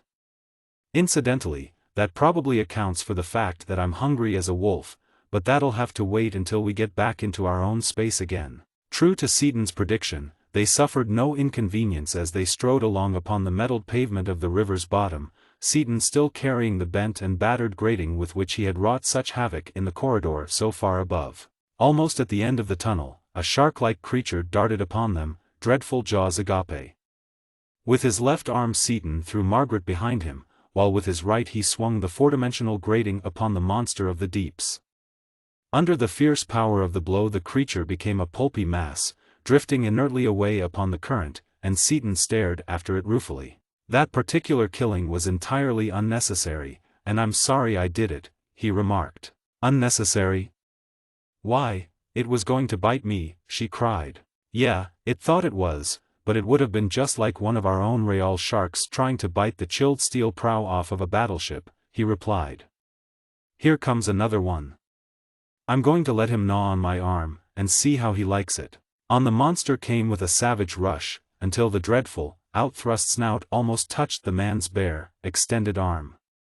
Then the creature stopped, dead still in mid-rush, touched the arm tentatively, and darted away with a quick flirt of its powerful tail. "See, Peg, he knows we ain't good to eat. None of these hyper-animals will bother us, it's only these men with their meat hooks that we have to fight shy of.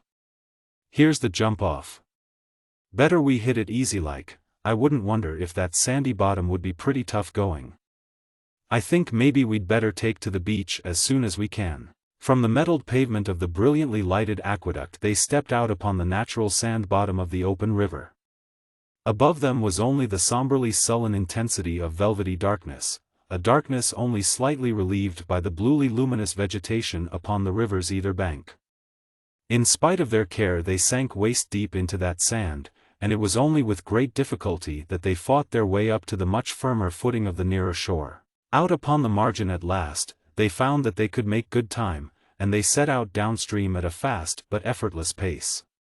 Mile after mile they traveled, until, suddenly, as though some universal switch had been opened, the ghostly radiance of all the vegetation of the countryside disappeared in an instant, and utter and unimaginable darkness descended as a pall. It was not the ordinary darkness of an earthly night, nor yet the darkness of even an earthly darkroom, it was indescribably, completely, perfect darkness of the total absence of every ray of light, unknown upon earth and unknowable to earthly eyes. "Dick," shrieked Margaret. "Where are you?" "Right here, Peg, take it easy," he advised, and groping fingers touched and clung. They'll probably light up again. Maybe this is their way of having night. We can't do much, anyway, until it gets light again. We couldn't possibly find the Skylark in this darkness, and even if we could feel our way downriver we'd miss the island that marks our turning-off point. Here, I feel a nice soft rock. I'll sit down with my back against it and you can lie down, with my lap for a pillow, and we'll take us a nap. Wasn't it Porthos, or some other one of Dumas' characters that said, "He who sleeps, eats"? Dick, you're a perfect peach to take things the way you do. Margaret's voice was broken. I know what you're thinking of, too.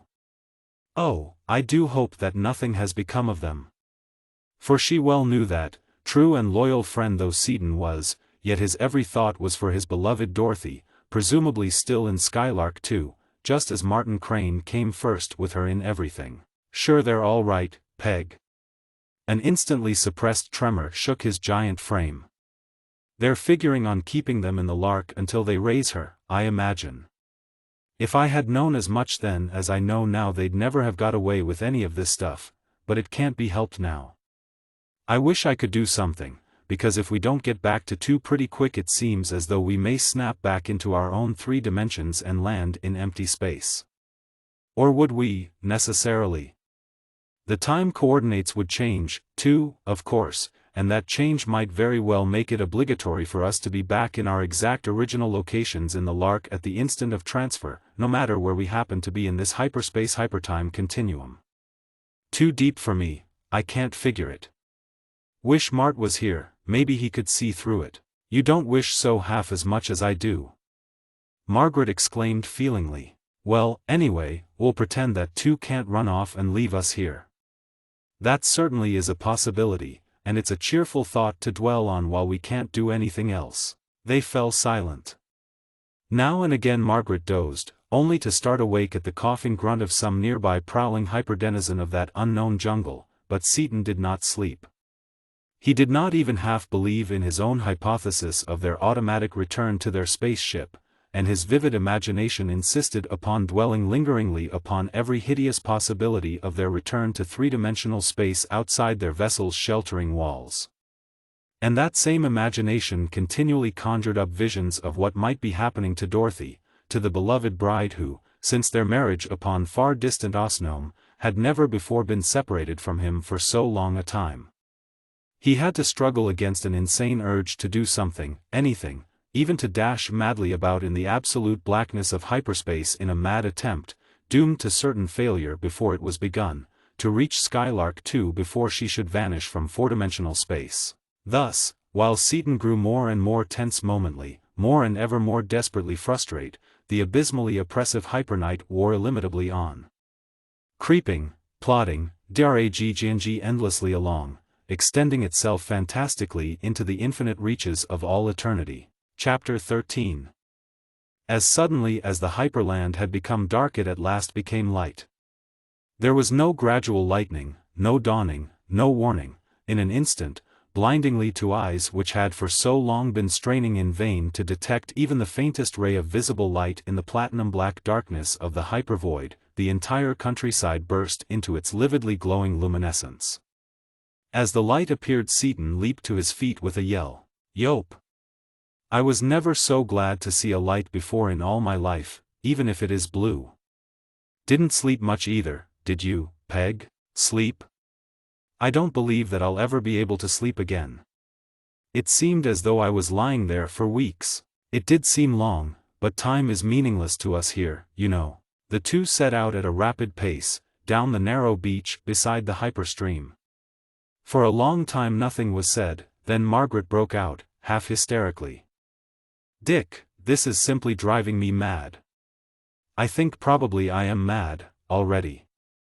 We seem to be walking, yet we aren't, really, we're going altogether too fast, and yet we don't seem to be getting anywhere. Besides, it's taking forever and ever. Steady, Peg. Keep a stiff upper lip. Of course we really aren't walking, in a 3-dimensional sense, but we're getting there, just the same. I'd say that we were traveling almost half as fast as that airship was, which is a distinctly cheerful thought. And don't try to think of anything in detail, because equally of course we can't understand it. And as for time, forget it. Just remember that, as far as we are concerned, this whole episode is occupying only 1,000th of a second of our own real time, even if it seems to last 1,000 years. And, above all, get it down solid that you're not nutty, it's just that everything else around here is. It's like that wild one Sir Eustace pulled on me that time, remember? I say, Seaton, old chap, the chaps hereabouts seem to regard me as a foreigner. Now really, you know, they should realize that I am simply alone in a nation of foreigners. Margaret laughed, recovering a measure of her customary poise at Seaton's matter-of-fact explanations and reassurance, and the seemingly endless journey went on. Indeed, so long did it seem that the high-strung and apprehensive Seaton was every moment expecting the instantaneous hypernight again to extinguish all illumination long before they came within sight of the little island, with its unmistakably identifying obelisk of reddish stone. Woof, but that's a relief, he exploded at sight of the marker. We'll be there in a few minutes more, here's hoping it holds off for those few minutes. It will, Margaret said confidently. It'll have to, now that we're so close. How are you going to get a line on those 3 peaks? We cannot possibly see over or through that jungle. Easy, just like shooting fish down a well.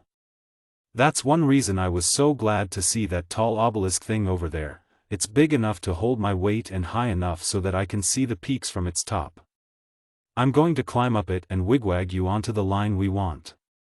Then we'll set a pole on that line and crash through the jungle, setting up backsights as we go along. We'll be able to see the peaks in a mile or so, and once we see them it'll be easy enough to find too. But climbing Cleopatra's Needle comes first, and it's straight up and down, Margaret objected practically. How are you going to do that? With a couple of hypergrab hooks, watch me. He wrenched off 3 of the bars of his cell grating and twisted them together, to form a heavy rod. One end of this rod he bent back upon itself, sharpening the end by squeezing it in his 2 hands. It required all of his prodigious strength, but in his grasp the metal at last, slowly, flowed together in a perfect weld and he waved in the air a sharply pointed hook some 7 feet in length. In the same way he made another, and, with a word to the girl, he shot away through the almost intangible water toward the island. He soon reached the base of the obelisk, and into its rounded surface he drove one of his hyperhooks. But he struck too hard. Though the hook was constructed of the most stubborn metal known to the denizens of that strange world, the obelisk was of hyperstone and the improvised tool rebounded, bent out of all semblance and useless. It was quickly reshaped, however, and Seaton went more gently about his task. He soon learned exactly how much pressure his hooks would stand, and also the best method of embedding the sharp metal points in the rock of the monument. Then, both hooks holding, he drove the toe of one heavy boot into the stone and began climbing. Soon, however, his right-hand hook refused to bite, the stone had so dulled the point of the implement that it was useless. After a moment's thought Seaton settled both feet firmly and, holding the shaft of the left-hand hook under his left elbow, bent the free end around behind his back.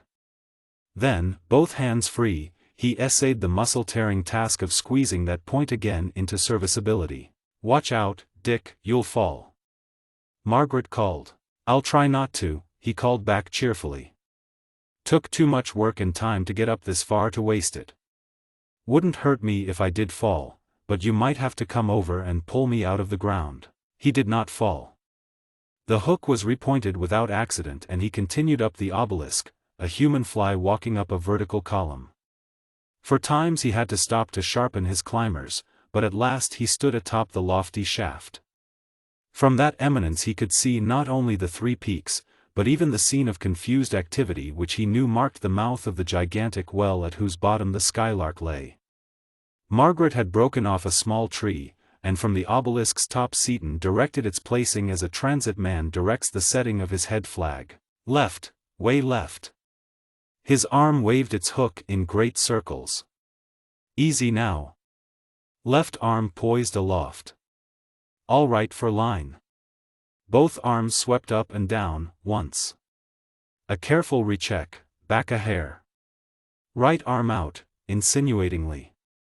All right for tack, down she goes. Both arms up and down, twice, and the feminine flagman drove the marker deep into the sand.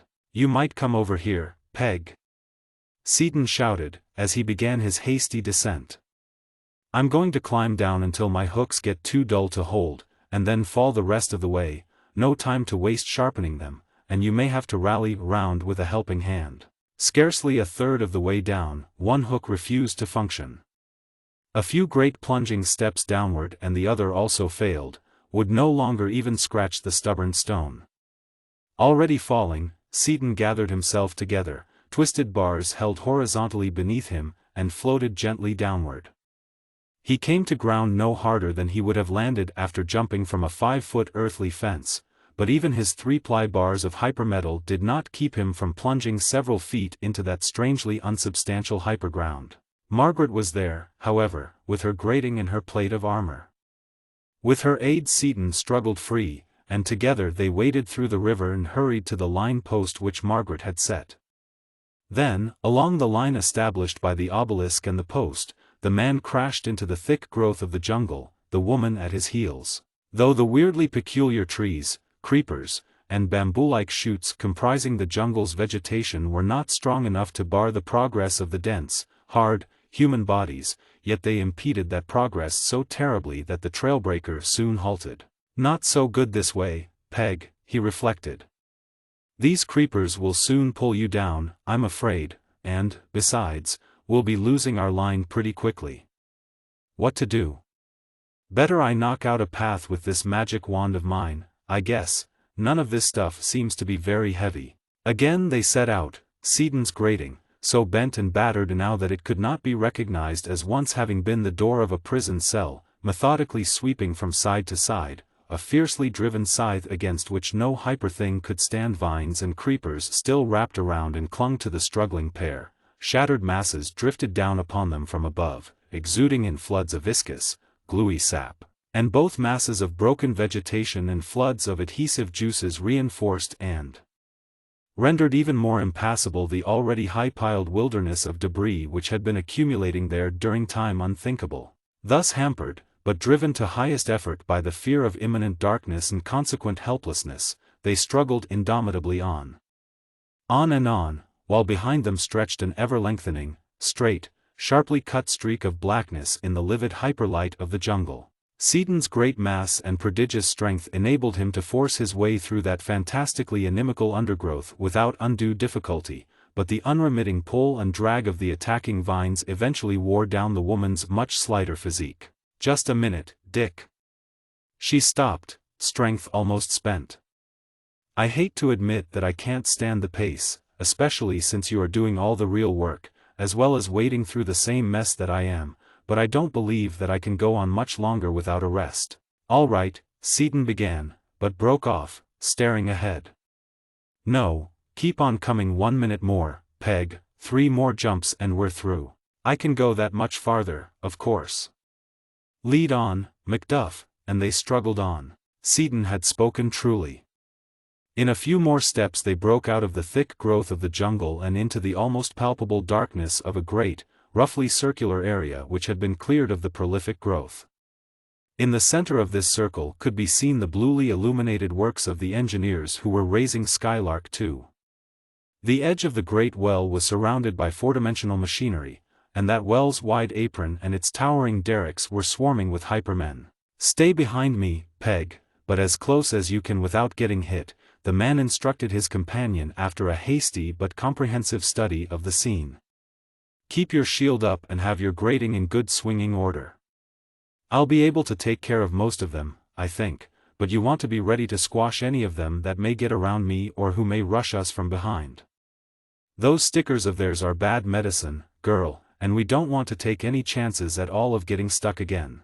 I'll say we don't, she agreed feelingly, and Seaton started off over the now unencumbered ground. Wait a minute, Dick, where are you, anyway? I can't see you at all. That's right, too. Never thought of it, but there's no light. The glimmer of those plants is pretty faint, at best, and doesn't reach out here at all. We'd better hold hands, I guess, until we get close to the works out there so that we can see what we're doing and what's going on. But I've got only 2 hands, I'm not a hippocampus, and they're both full of doors and clubs and things. But maybe I can carry this shield under my arm, it isn't heavy. There, where are you, anyway? Seeking Hands found each other, and, hand in hand, the two set out boldly toward the scene of activity so starkly revealed in the center of that vast circle of darkness. So appalling was the darkness that it was a thing tangible, palpable. Seaton could not see his companion, could not see the weapons and the shield he bore, could not even faintly discern the very ground upon which he trod.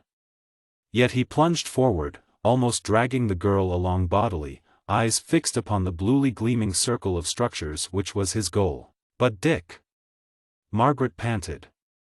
"Let's not go so fast, I can't see a thing, not even my hand right in front of my eyes, and I'm afraid we'll bump into something, anything." "We've got to snap it up, Peg," the man replied, not slackening his pace in the slightest, "and there's nothing very big between us and the Skylark, or we could see it against those lights. We may stumble over something, of course, but it'll be soft enough so that it won't hurt us any. But suppose that another night clamps down on us before we get out there?" Oh, that's right, it did come awfully suddenly, and Margaret leaped ahead, dread of the abysmally horrible hypernight so far outweighing her natural fear of unseen obstacles in her path that the man was hard put to it to keep up with her. "Suppose they'll know we're coming?" "Maybe, probably, I don't know. I don't imagine they can see us, but since we cannot understand anything about them, it's quite possible that they may have other senses that we know nothing about. They'll have to spot us mighty quick, though, if they expect to do themselves any good." The hypermen could not see them, but it was soon made evident that the weird beings had indeed, in some unknown fashion, been warned of their coming. Mighty searchlights projected great beams of livid blue light, beams which sought eagerly the human beings, probing, questing, searching. As he perceived the beams, Seaton knew that the hypermen could not see without lights any better than he could, and, knowing what to expect, he grinned savagely into the darkness as he threw an arm around Margaret and spoke, or thought, to her. "One of those beams'll find us pretty quick, and they may send something along it. If so, and if I yell jump, do it quick. Straight up, high, wide, and handsome, jump." For even as he spoke, one of the stabbing beams of light had found them and had stopped full upon them. And almost instantly had come flashing along that beam a horde of hypermen, armed with peculiar weapons at whose use the terrestrials could not even guess. But also almost instantly had Seaton and Margaret jumped with the full power of earthly muscles which, opposed by only the feeble gravity of hyperland, had given their bodies such a velocity that to the eyes of the hypermen their intended captives had simply and instantly disappeared. "They knew we were there, all right, some way or other, maybe our mass jarred the ground, but they apparently can't see us without lights, and that gives us a break," Seaton remarked conversationally, as they soared interminably upward. "We ought to come down just about where that tallest derrick is, right where we can go to work on them." But the scientist was mistaken in thinking that the hypermen had discovered them through tremors of the ground. For the searching cones of light were baffled only for seconds, then, guided by some sense or by some mechanism unknown and unknowable to any three-dimensional intelligence, they darted aloft and were once more outlining the fleeing terrestrials in the bluish glare of their livid radiance. And upward, along those illuminated ways, darted those living airplanes, the hypermen, and this time the man and the woman, with all their incredible physical strength, could not leap aside. "Not so good," said Seaton, "better we'd stayed on the ground, maybe. They could trace us, after all, and of course this air is their natural element. But now that we're up here, we'll just have to fight them off, back to back, until we land." "But how can we stay back to back?" asked Margaret sharply. "We'll drift apart at our first effort. Then they'll be able to get behind us and they'll have us again." "That's so, too, never thought of that angle, Peg. You've got a belt on, haven't you?" "Yes." "Fine. Loosen it up and I'll run mine through it. The belts and an ankle and knee lock'll hold us together and in position to play tunes on those seahorses' ribs. Keep your shield up and keep that grating swinging and we'll lay them like a carpet." Seaton had not been idle while he was talking, and when the attackers drew near, vicious tridents outthrust, they encountered an irresistibly driven wall of crushing, tearing, dismembering, and all-destroying metal. Back to back the two unknown monstrosities floated through the air, interlaced belts holding their vulnerable backs together, gripped legs holding their indestructibly dense and hard bodies in alignment. The Hypermen encountered an irresistibly driven wall of crushing, tearing, dismembering, and all-destroying metal. For a time the four-dimensional creatures threw themselves upon the terrestrials, only to be hurled away upon all sides, ground literally to bits. For Margaret protected Seaton's back, and he himself took care of the space in front of him, to right and to left of them, above and below them, driving the closely spaced latticework of his metal grating throughout all that space so viciously and so furiously that it seemed to be omnipresent as well as omnipotent. Then, giving up hope of recapturing the specimens alive, the hyper-beings turned upon them their lethal beams. Soft, pinkly glowing beams which turned to a deep red and then flamed through the spectrum and into the violet as they were found to have no effect upon the human bodies. But the death rays of the hypermen, whatever the frequency, were futile. The massed battalions at the pit's mouth were as impotent as had been the armed forces of the great hyper-city, whose denizens had also failed either to hold or to kill the supernatural terrestrials. During the hand-to-hand encounter the two had passed the apex of their flight, and now, bathed in the varicolored beams, they floated gently downward, directly toward the great derrick which Seaton had pointed out as marking their probable landing place. In fact, they grazed one of the massive corner members of the structure, but Seaton interposed his four-dimensional shield and, although the derrick trembled noticeably under the impact, neither he nor Margaret was hurt as they drifted lightly to the ground, just like jumping off of and back into a feather bed. Seaton exulted, as he straightened up, disconnected the hampering belts, and guided Margaret toward the vast hole in the ground, unopposed now save for the still flaring beams. "Wonder if any more of them want to argue the right of way with us?" "Guess not. But how are we going to get down there?" asked Margaret. "Fall down, or, better yet, we'll slide down those chains they've already got installed. You'd better carry all this junk, and I'll kind of carry you. That way you won't have to do anything, just take a ride." Scarcely encumbered by the girl's weight, Seaton stepped outward to the great chain cables, and hand under hand he went down past the huge lifting cradles which had been placed around the massive globe of Aranak. "But we'll go right through it, there's nothing to stop us in this dimension," protested Margaret. "No, we won't, and yes, there is," Seaton replied. "We swing past it and down, around onto level footing, on this loose end of chain, like this, see," and they were once more in the control room of Skylark 2. There stood Dorothy, Crane, and Shiro, exactly as they had left them so long before. Still held in the grip of the tridents, they were silent, immobile, their eyes were vacant and expressionless. Neither Dorothy nor Crane gave any sign of recognition, neither seemed even to realize that their loved ones, gone so long, had at last returned. Chapter 14. Seaton's glance leaped to his beloved Dorothy. Drooping yet rigid she stood there, unmoving, corpse-like.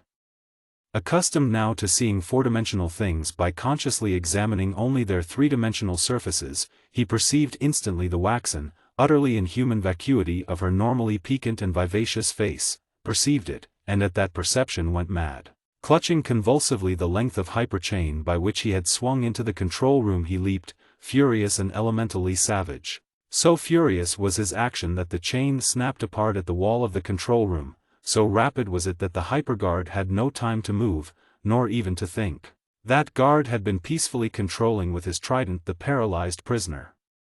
All had been quiet and calm. Suddenly, in an instant, had appeared the two monstrosities who had been taken to the capital.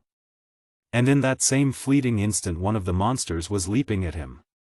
And ahead of that monster there came lashing out an enormous anchor chain, one of whose links of solid steel no ordinary mortal could lift, an anchor chain hurtling toward him with a velocity and a momentum upon that tenuous hyperworld unthinkable. The almost immaterial flesh of the hyperman could no more withstand that fiercely driven mass of metal than can a human body ward off an armor-piercing projectile in full flight. Through his body the great chain tore, cutting, battering, rending it into ghastly, pulpily indescribable fragments unrecognizable as ever having been anything animate. Indeed, so fiercely had the chain been urged that the metal itself could not stand the strain.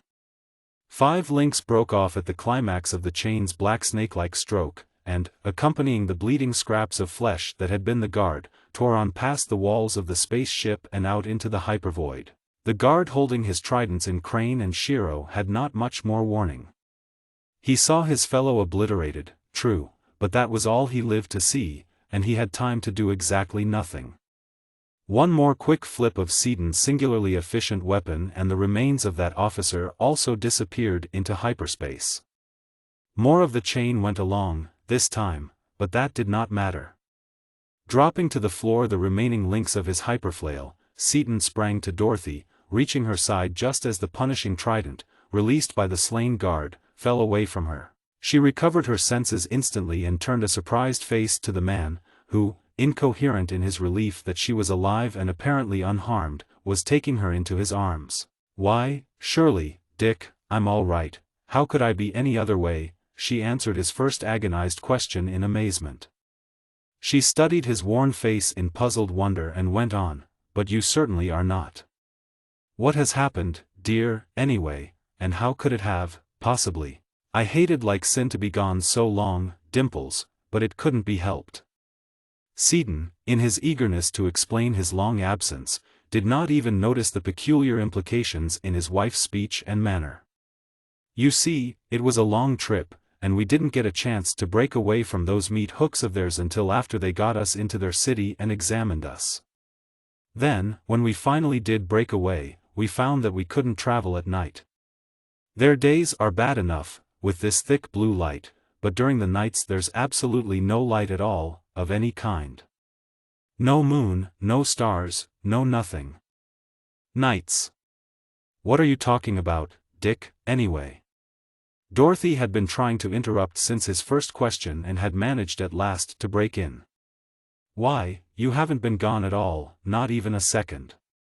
We've all been right here, all the time." "Huh?" ejaculated Seaton. "Are you cuckoo, Red Top, or what?" "Dick and I were gone at least a week," Dottie, Margaret, who had been embracing Crane, interrupted in turn, "and it was awful." "Just a minute, folks." Seaton listened intently and stared upward. "We'll have to let the explanations ride a while longer. I thought they wouldn't give up that easy, here they come. I don't know how long we were gone, it seemed like a darn long time, but it was long enough so that I learned how to mop up on these folks, believe me. You take that sword and buckler of Peg's, Mart. They don't look so hot, but they're big medicine in these parts. All we've got to do is swing them fast enough to keep those stingaroos of theirs out of our gizzards and we're all set. Be careful not to hit too hard, though, or you'll bust that grating into 40 pieces, it's hyper stuff, nowhere near as solid as anything we're used to. All it'll stand is about a normal fly-swatting stroke, but that's enough to knock any of these fan-tailed hummingbirds into an outside loop. Ah, they've got guns or something. Duck down, girls, so we can cover you with these shields, and, Shiro, you might pull that piece of chain apart and throw the links at them, that'll be good for what ails them." The Hyperman appeared in the control room, and battle again was joined. This time, however, the natives did not rush to the attack with their tridents, nor did they employ their futile rays of death. They had guns, shooting pellets of metal, they had improvised crossbow-like slings and catapults, they had spears and javelins made of their densest materials, which their strongest men threw with all their power. But pellets and spears alike thudded harmlessly against four-dimensional shields, shields once the impenetrable, unbreakable doors of their mightiest prison, and the masses of metal and stone vomited forth by the catapults were caught by Seaton and Crane and hurled back through the ranks of the attackers with devastating effect. Shiro also was doing untold damage with his bits of chain and with such other items of four-dimensional matter as came to hand. Still the Hypermen came pressing in, closer and closer. Soon the 3 men were standing in a triangle, in the center of which were the women, their flying weapons defining a volume of space to enter which meant hideous dismemberment and death to any hyper creature. But on they came, willing, it seemed, to spend any number of lives to regain their lost control over the terrestrials, realizing, it seemed, that even those supernaturally powerful beings must in time weaken. While the conflict was at its height, however, it seemed to Seaton that the already tenuous hypermen were growing even more wraith-like, and at the same time he found himself fighting with greater and greater difficulty. The lethal grating, which he had been driving with such speed that it had been visible only as a solid barrier, moved more and ever more slowly, to come finally to a halt in spite of his every effort. He could not move a muscle, and despairingly he watched a now almost invisible warden who was approaching him, controlling trident outthrust. But to his relieved surprise the hyperforceps did not touch him, but slithered past him without making contact, and Hyperman and hyperweapon disappeared altogether, fading out slowly into nothingness. Then Seaton found himself moving in space. Without volition he was floating across the control room, toward the switch whose closing had ushered the terrestrials out of their familiar space of 3 dimensions and into this weirdly impossible region of horror. He was not alone in his movement. Dorothy, the cranes, and Shiro were all in motion, returning slowly to the identical positions they had occupied at the instant when Seaton had closed his master switch. And as they moved, they changed. The Skylark herself changed, as did every molecule, every atom of substance, in or of the spherical cruiser of the void. Seaton's hand reached out and grasped the ebonite handle of the switch. Then, as his entire body came to rest, he was swept by wave upon wave of almost unbearable relief as the artificial and unnatural extension into the 4th dimension began to collapse. Slowly, as had progressed the extrusion into that dimension, so progressed the de-extrusion from it. Each ultimate particle of matter underwent an indescribable and incomprehensible foreshortening, a compression, a shrinking together, a writhing and twisting reverse rearrangement, each slow increment of which was poignantly welcome to every outraged unit of human flesh. Suddenly seeming, and yet seemingly only after untold hours, the return to 3-dimensional space was finished. Seaton's hand drove through the remaining fraction of an inch of its travel with the handle of the switch. His ears heard the click and snap of the lightning-fast plungers driving home against their stop blocks. The closing of the relay switches had just been completed. The familiar fittings of the control room stood out in their normal 3 dimensions, sharp and clear. Dorothy sat exactly as she had sat before the transition. She was leaning slightly forward in her seat, her gorgeous red bronze hair in perfect order, her sweetly curved lips half parted, her violet eyes widened in somewhat fearful anticipation of what the dimensional translation was to bring. She was unchanged, but Seaton. He also sat exactly as he had sat an instant, or was it a month, before, but his face was thin and heavily lined, his normally powerful body was now gauntly eloquent of utter fatigue. Nor was Margaret in better case. She was haggard, almost emaciated. Her clothing, like that of Seaton, had been forced to return to a semblance of order by the exigencies of interdimensional and intertime translation, and for a moment appeared sound and whole. The translation accomplished, however, that clothing literally fell apart. The dirt and grime of their long, hard journey and the sticky sap of the hyperplants through which they had fought their way had of course disappeared, being 4-dimensional material. All such had perforce remained behind in 4-dimensional space, but the thorns and sucking discs of the hypervegetation had taken toll. Now each rent and tear reappeared, to give mute but eloquent testimony to the fact that the sojourn of those 2 human beings in Hyperland had been neither peaceful nor uneventful. Dorothy's glance flashed in amazement from Seaton to Margaret, and she repressed a scream as she saw the ravages wrought by whatever it was that they had gone through. But Seaton's first thought was for the bodiless foes whom they might not have left behind. "Did we get away, Mart?" he demanded, hand still upon the switch. Then, without waiting for a reply, he went on, "We must have made it, though, or we'd been dematerialized before this." 3 rousing cheers. "We made it, we made it." For several minutes all 4 gave way to their mixed but profound emotions, in which relief and joy predominated. They had escaped from the intellectuals, they had come alive through hyperspace. But Dick. Dorothy held Seaton off at arm's length and studied his gaunt, lined face. "Lover, you look actually thin. I am thin, he replied. We were gone a week, we told you. I'm just about starved to death, and I'm thirstier even than that. Not being able to eat is bad, but going without water is worse, believe me. My whole insides feel like a mess of desiccated blotters. Come on, Peg, let's empty us a couple of water tanks. They drank, lightly and intermittently at first, then deeply. At last Seaton put down the pitcher. That isn't enough, by any means, but we're damp enough inside so that we can swallow food, I guess.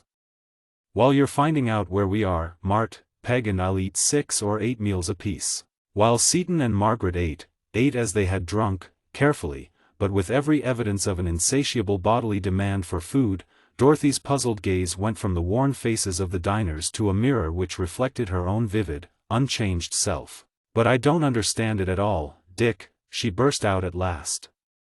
I'm not thirsty, nor hungry, and I haven't changed a bit. Neither has Martin, and yet you two have lost pounds and pounds and look as though you had been pulled through a knot-hole. It didn't seem to us as though you were away from us all.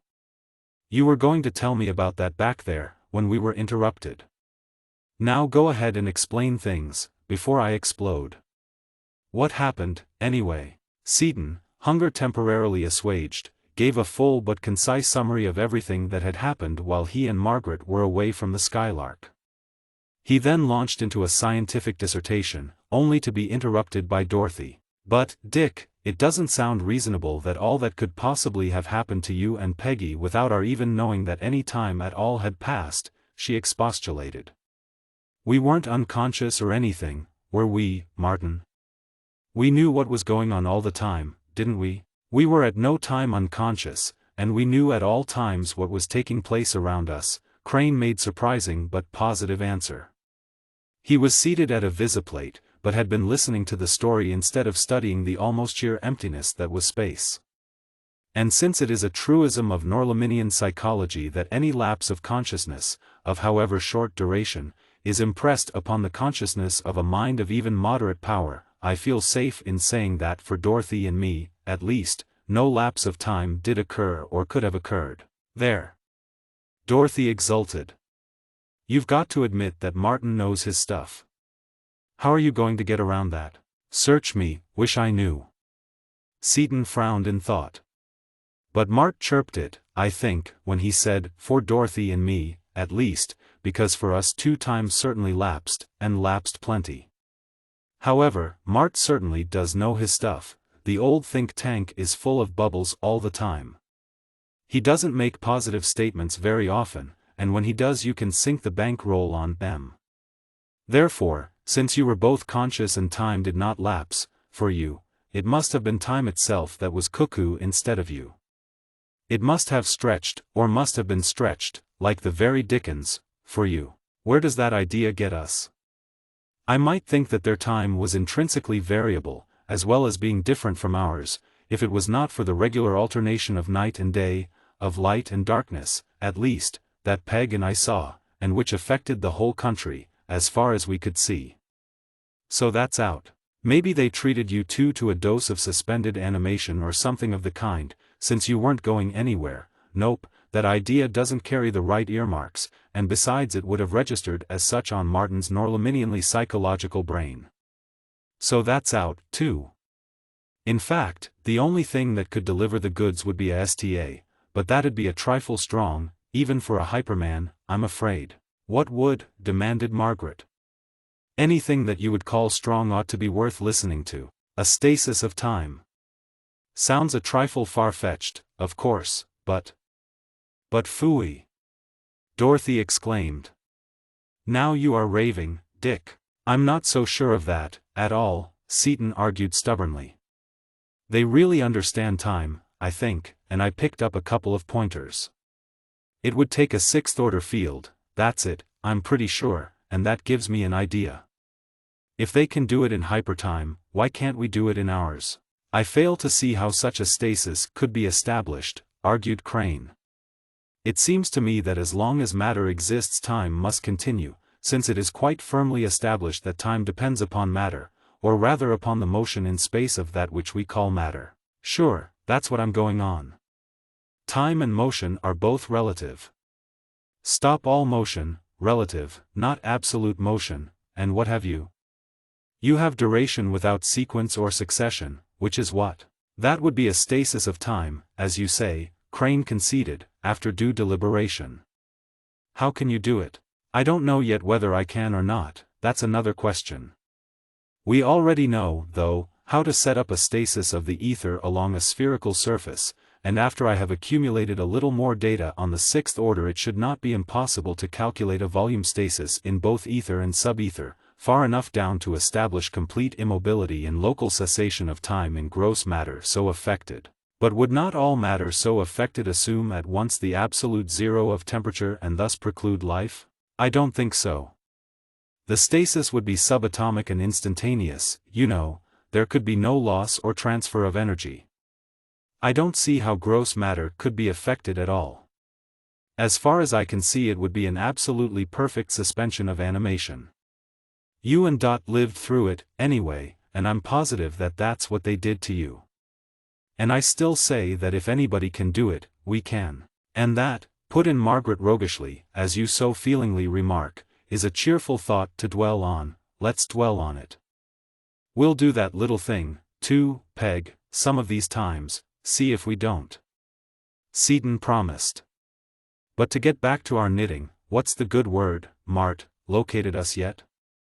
Are we, or are we not, heading for that justly famed distant galaxy of the Fenachrone? We are not, Crane replied flatly, nor are we heading for any other point in space covered by the charts of Ravindau's astronomers. Huh. Great cat. Seaton joined the physicist at his visiplate, and made complete observations upon the few nebulae visible. He turned then to the charts, and his findings confirmed those of Crane. They were so far away from our own galaxy that the space in which they were was unknown, even to those masters of astronomy and of intergalactic navigation, the Fenachrone. Well, we're not lost, anyway, thanks to your cautious old bean. Seaton grinned as he stepped over to an object compass mounted upon the plane table. This particular instrument was equipped with every refinement known to the science of 4 great solar systems. Its exceedingly delicate needle, swinging in an almost perfect vacuum upon practically frictionless jeweled bearings, was focused upon the unimaginable mass of the entire first galaxy, a mass so inconceivably great that mathematics had shown, and even Crane would have stated as a fact, that it would affect that needle from any point whatever, however distant, in universal space. Seaton actuated the minute force which set the needle in motion, but it did not oscillate. For minute after minute it revolved slowly but freely, coming ultimately to rest without any indication of having been affected in the least by any external influence. He stared at the compass in stark, unbelieving amazement, then tested its current and its every other factor. The instrument was in perfect order and in perfect adjustment. Grimly, quietly, he repeated the oscillatory test, with the same utterly negative result. Well, that is eminently, conclusively, definitely, and unqualifiedly that. He stared at Crane, unseeing, his mind racing. The most sensitive needle we've got, and she won't even register. In other words, we are lost. Crane's voice was level and calm. We are so far away from the first galaxy that even that compass, supposedly reactive from any possible location in space, is useless. But I don't get it, at all, Mart. Seaton expostulated, paying no attention to the grim meaning underlying his friend's utterance.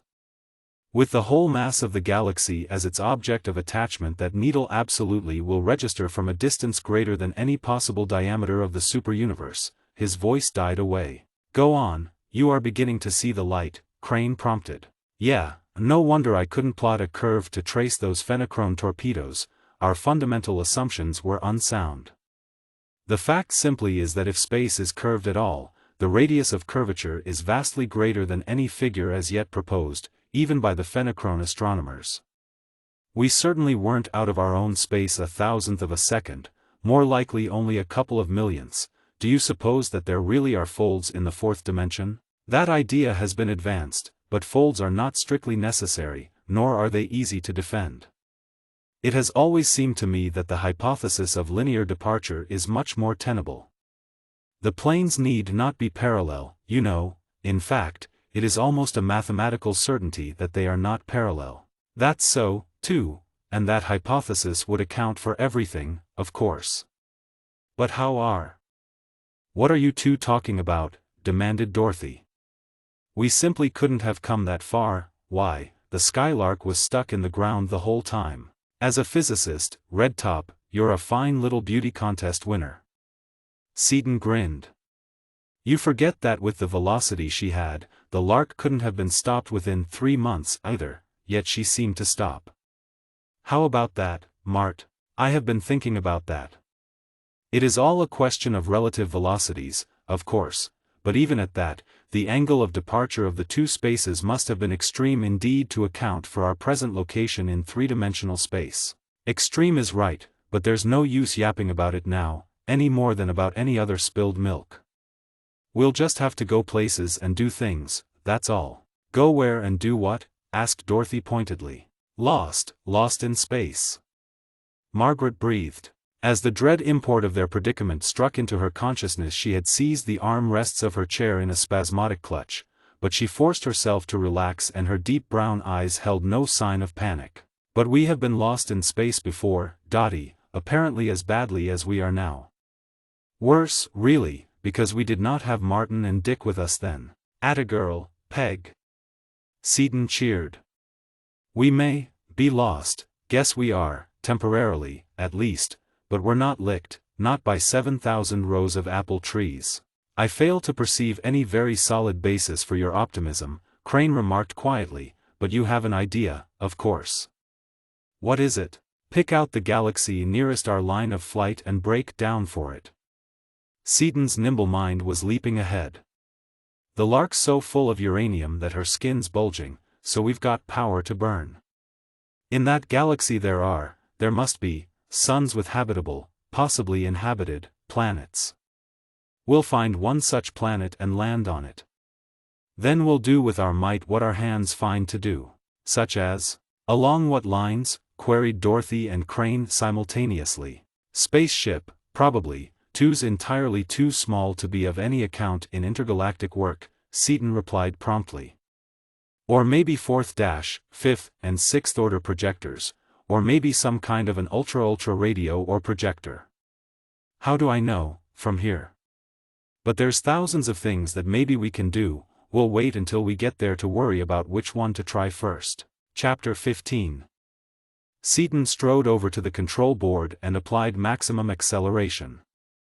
Might as well start traveling, Mart, he remarked to Crane, who had for almost an hour been devoting the highest telescopic power of number 6 visiplate to spectroscopic, interferometric, and spectrophotometric studies of half a dozen selected nebulae. No matter which one you pick out, we'll have to have quite a lot of positive acceleration yet before we reverse to negative. As a preliminary measure, might it not be a good idea to gain some idea as to our present line of flight? Crane asked dryly, bending a quizzical glance upon his friend. You know a great deal more than I do about the hypothesis of linear departure of incompatible and incommensurable spaces, however, and so perhaps you already know our true course. Ouch! Pals, they got me. Seaton clapped a hand over his heart, then, seizing his own ear, he led himself up to the switchboard and shut off the space drive, except for the practically negligible superimposed 32 feet per second which gave to the Skylark's occupants a normal gravitational force. Why, Dick, how perfectly silly. Dorothy chuckled. What's the matter? All you've got to do is to. Silly, says you? Seaton, still blushing, interrupted her. Woman, you don't know the half of it. I'm just plain dumb, and Mart was tactfully calling my attention to the fact. Them soft words that the slat-like string bean just spoke, but believe me, Redtop, he packs a wicked wallop in that silken glove. Keep still a minute, Dick, and look at the bar. Dorothy protested. Everything's on zero, so we must be still going straight up, and all you have to do to get back somewhere near our own galaxy is to turn it around. Why didn't one of you brilliant thinkers, or have I overlooked a bet? Not exactly. You don't know about those famous linear departures, but I do. I haven't that excuse, I simply went off half-cocked again. You see, it's like this: even if those gyroscopes could have retained their orientation unchanged through the fourth-dimensional translation, which is highly improbable, that line wouldn't mean a thing as far as getting back is concerned. We took one gosh-awful jump in going through hyperspace, you know, and we have no means at all of determining whether we jumped up, down, or sidewise. Nope, he's right, as usual, we can't do anything intelligently until he finds out, from the shifting of spectral lines and so on, in what direction we actually are traveling. How are you coming with it, Mart? For really precise work we shall require photographs of some 20 hours exposure.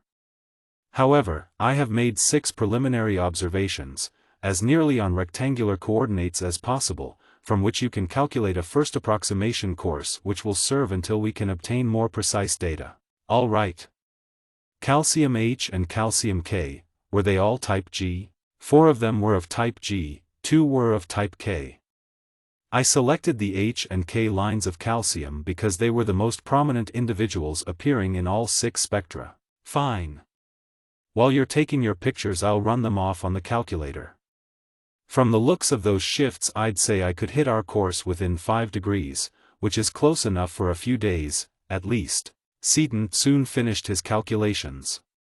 He then read off from the great graduated hour space and declination circles of the gyroscope cage the course upon which the power bar was then set, and turned with a grin to Crane, who had just opened the shutter for his first-time exposure. We were off plenty, Mart, he admitted. The whole gyroscope system was rotated about 90 degrees minus declination and something like plus 7 hours right ascension, so we'll have to forget all our old data and start out from scratch with the reference planes as they are now. That won't hurt us much, though, since we haven't any idea where we are, anyway. We're heading about 10 degrees or so to the right of that nebula over there, which is certainly a mighty long ways off from where I thought we were going. I'll put on full positive and point 10 degrees to the left of it. Probably you'd better read it now, and by taking a set of observations, say 100 hours apart, we can figure when we'll have to reverse acceleration. While you're doing that, I thought I'd start seeing what I could do about a fourth-order projector. It'll take a long time to build, and we'll need one bad when we get inside that galaxy. What do you think?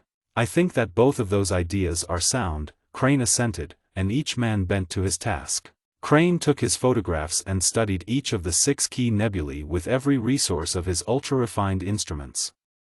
Having determined the Skylark's course and speed, and knowing her acceleration, he was able at last to set upon the power bar an automatically varying control of such a nature that her resultant velocity was directly toward the lenticular nebula nearest her former line of flight. That done, he continued his observations at regular intervals, constantly making smaller his limit of observational error, constantly so altering the power and course of the vessel that the selected galaxy would be reached in the shortest possible space of time consistent with a permissible final velocity. And in the meantime Seaton labored upon the projector. It had been out of the question, of course, to transfer to Tiny 2 the immense mechanism which had made of 3 a sentient, almost a living, thing, but, equally of course, he had brought along the force-band transformers and selectors, and as much as possible of the other essential apparatus. He had been obliged to leave behind, however, the very heart of the fifth-order installation, the precious lens of neutronium, and its lack was now giving him deep concern. "What's the matter, Dickie? You look as though you had lost your last friend." Dorothy intercepted him one day as he paced about the narrow confines of the control room, face set and eyes unseeing. "Not quite that, but ever since I finished that fourth-order outfit I've been trying to figure out something to take the place of that lens we had in 3, so that I can go ahead on the 5th, but that seems to be one thing for which there is absolutely no substitute. It's like trying to unscrew the inscrutable, it can't be done. If you can't get along without it, why didn't you bring it along, too?" "Couldn't." "Why?" she persisted. "Nothing strong enough to hold it. In some ways it's worse than atomic energy. It's so hot and under such pressure that if that lens were to blow up in Omaha it would burn up the whole United States, from San Francisco to New York City. It takes either 30 feet of solid inoson or else a complete force bracing to stand the pressure. We had neither, no time to build anything, and couldn't have taken it through hyperspace even if we could have held it safely." "Does that mean No. It simply means that we'll have to start at the fourth again and work up. I did bring along a couple of good big phadons, so that all we've got to do is find a planet heavy enough and solid enough to anchor a full-sized fourth-order projector on, within 20 light-years of a white dwarf star. Oh, is that all? You two'll do that, all right. Isn't it wonderful the confidence some women have in their husbands? Seaton asked Crane, who was studying through number 6 visiplate and the fourth-order projector the enormous expanse of the strange galaxy at whose edge they now were. I think maybe we'll be able to pull it off, though, at that. Of course we aren't close enough yet to find such minutiae as planets, but how are things shaping up in general? Quite encouraging. This galaxy is certainly of the same order of magnitude as our own, and encouraging, huh? Seaton broke in.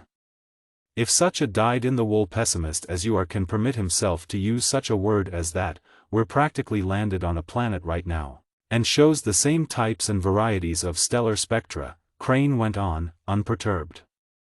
I have identified with certainty no less than 6 white dwarf stars, and some 40 yellow dwarfs of type G. Fine. What did I tell you? Exulted Seaton. Now go over that again, in English, so that Peggy and I can feel relieved about it, too, Dorothy directed. What's a type G dwarf? A sun like our own old soul, back home, Seaton explained. Since we are looking for a planet as much as possible like our own Earth, it is a distinctly cheerful fact to find so many suns so similar to our own. And as for the white dwarfs, I've got to have one fairly close to the planet we land on, because to get in touch with Ravel I've got to have a 6th-order projector, to build which I've first got to have one of the 5th order, for the reconstruction of which I've got to have neutronium, to get which I'll have to be close to a white dwarf star. See? Clear and lucid to the point of limpidity, not. Dorothy grimaced, then went on, as for me, I'm certainly glad to see those stars. It seems that we've been out there in absolutely empty space for ages, and I've been scared a pale lavender all the time.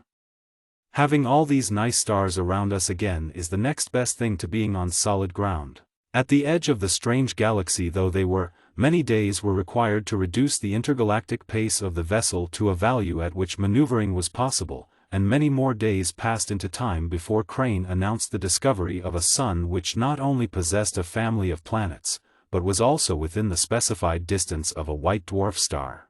To any earthly astronomer, whose most powerful optical instruments fail to reveal even the closest star as anything save a dimensionless point of light, such a discovery would have been impossible, but Crane was not working with earthly instruments. For the 4th-order projector, although utterly useless at the intergalactic distances with which Seaton was principally concerned, was vastly more powerful than any conceivable telescope.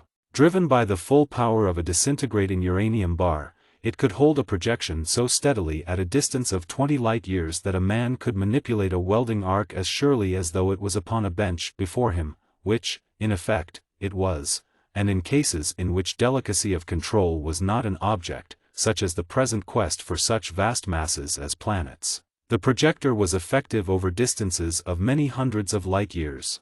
Thus it came about that the search for a planetiferous sun near a white dwarf star was not unduly prolonged, and Skylark 2 tore through the empty ether toward it. Close enough so that the projector could reveal details, Seaton drove projections of all 4 voyagers down into the atmosphere of the first planet at hand. That atmosphere was heavy and of a pronounced greenish-yellow cast, and through it that fervent sun poured down a flood of livid light upon a peculiarly dead and barren ground, but yet a ground upon which grew isolated clumps of a livid and monstrous vegetation. Of course detailed analysis at this distance is impossible, but what do you make of it, Dick? Asked Crane. In all our travels, this is only the 2nd time we have encountered such an atmosphere. Yes, and that's exactly twice too many. Seaton, at the spectroscope, was scowling in thought. Chlorine, all right, with some fluorine and strong traces of oxides of nitrogen, nitrosyl chloride, and so on, just about like that one we saw in our own galaxy that time. I thought then and have thought ever since that there was something decidedly fishy about that planet, and I think there's something equally fishy about this one. Well, let's not investigate it any further, then, put in Dorothy. Let's go somewhere else, quick. Yes, let's, Margaret agreed, particularly if, as you said about that other one, it has a form of life on it that would make our grandfather's whiskers curl up into a ball. We'll do that little thing. We haven't got three's equipment now, and without it I'm no keener on smelling around this planet than you are, and he flipped the projection across a few 100 million miles of space to the neighboring planet. Its air, while somewhat murky and smoky, was colorless and apparently normal. Its oceans were composed of water, and its vegetation was green. See, Mart? I told you something was fishy. It's all wrong. A thing like that can't happen even once, let alone twice. According to the accepted principles of cosmogony, it is of course to be expected that all the planets of the same sun would have atmospheres of somewhat similar composition, Crane conceded, unmoved. However, since we have observed 2 cases of this kind, it is quite evident that there are not only many more suns having planets than has been supposed, but also that suns capture planets from each other, at least occasionally. Maybe, that would explain it, of course. But let's see what this world looks like, see if we can find a place to sit down on. It'll be nice to live on solid ground while I do my stuff. He swung the viewpoint slowly across the daylight side of the strange planet, whose surface, like that of Earth, was partially obscured by occasional masses of cloud. Much of that surface was covered by mighty oceans, and what little land there was seemed strangely flat and entirely devoid of topographical features. The immaterial conveyance dropped straight down upon the largest visible mass of land, down through a towering jungle of fern-like and bamboo-like plants, halting only a few feet above the ground. Solid ground it certainly was not, nor did it resemble the watery muck of our earthly swamps. The huge stems of the vegetation rose starkly from a black and seething field of viscous mud, mud unrelieved by any accumulation of humus or of debris, and in that mud there swam, crawled, and slithered teeming hordes of animals. What perfectly darn funny-looking mud puppies! Dorothy exclaimed. And isn't that the thickest, dirtiest, gooeyest mud you ever saw? Just about, Seaton agreed, intensely interested. But those things seem perfectly adapted to it. Flat, beaver tails, short, strong legs with webbed feet, long, narrow heads with rooting noses, like pigs, and heavy, sharp incisor teeth.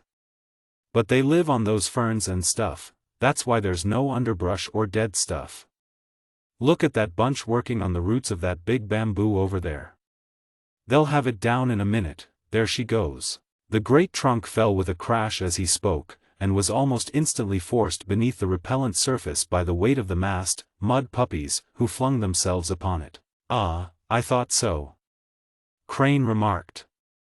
Their molar teeth do not match their incisors, being quite titanotheric in type. Probably they can assimilate lignin and cellulose instead of requiring our usual nutrient carbohydrates. However, this terrain does not seem to be at all suitable for our purpose. I'll say it doesn't. I'll scout around and see if we can't find some high land somewhere, but I've got a hunch that we won't care for that, either. This murky air and the strong absorption lines of SO2 seem to whisper in my ear that we'll find some plenty hot and plenty sulfurous volcanoes when we find the mountains. A few large islands or small continents of high and solid land were found at last, but they were without exception volcanic. And those volcanoes were not quiescent. Each was in constant and furious eruption. Well, I don't see any place around here either fit to live in or solid enough to anchor an observatory onto, Seaton concluded, after he had surveyed the entire surface of the globe. I think we'd better flit across to the next one, don't you, folks? Suiting action to word, he shot the beam to the next nearest planet, which chanced to be the one whose orbit was nearest the blazing sun, and a mere glance showed that it would not serve the purposes of the terrestrials. Small it was, and barren, waterless, practically airless, lifeless, a cratered, jagged, burned-out ember of what might once have been a fertile little world. The viewpoint then leaped past the flaming inferno of the luminary and came to rest in the upper layers of an atmosphere. Aha! Seaton exulted, after he had studied his instruments briefly. This looks like home, sweet home to me. Nitrogen, oxygen, some CO2, a little water vapor, and traces of the old familiar rare gases. And see the oceans, the clouds, and the hills? Hot dog. As the projection dropped toward the New World's surface, however, making possible a detailed study, it became evident that there was something abnormal about it.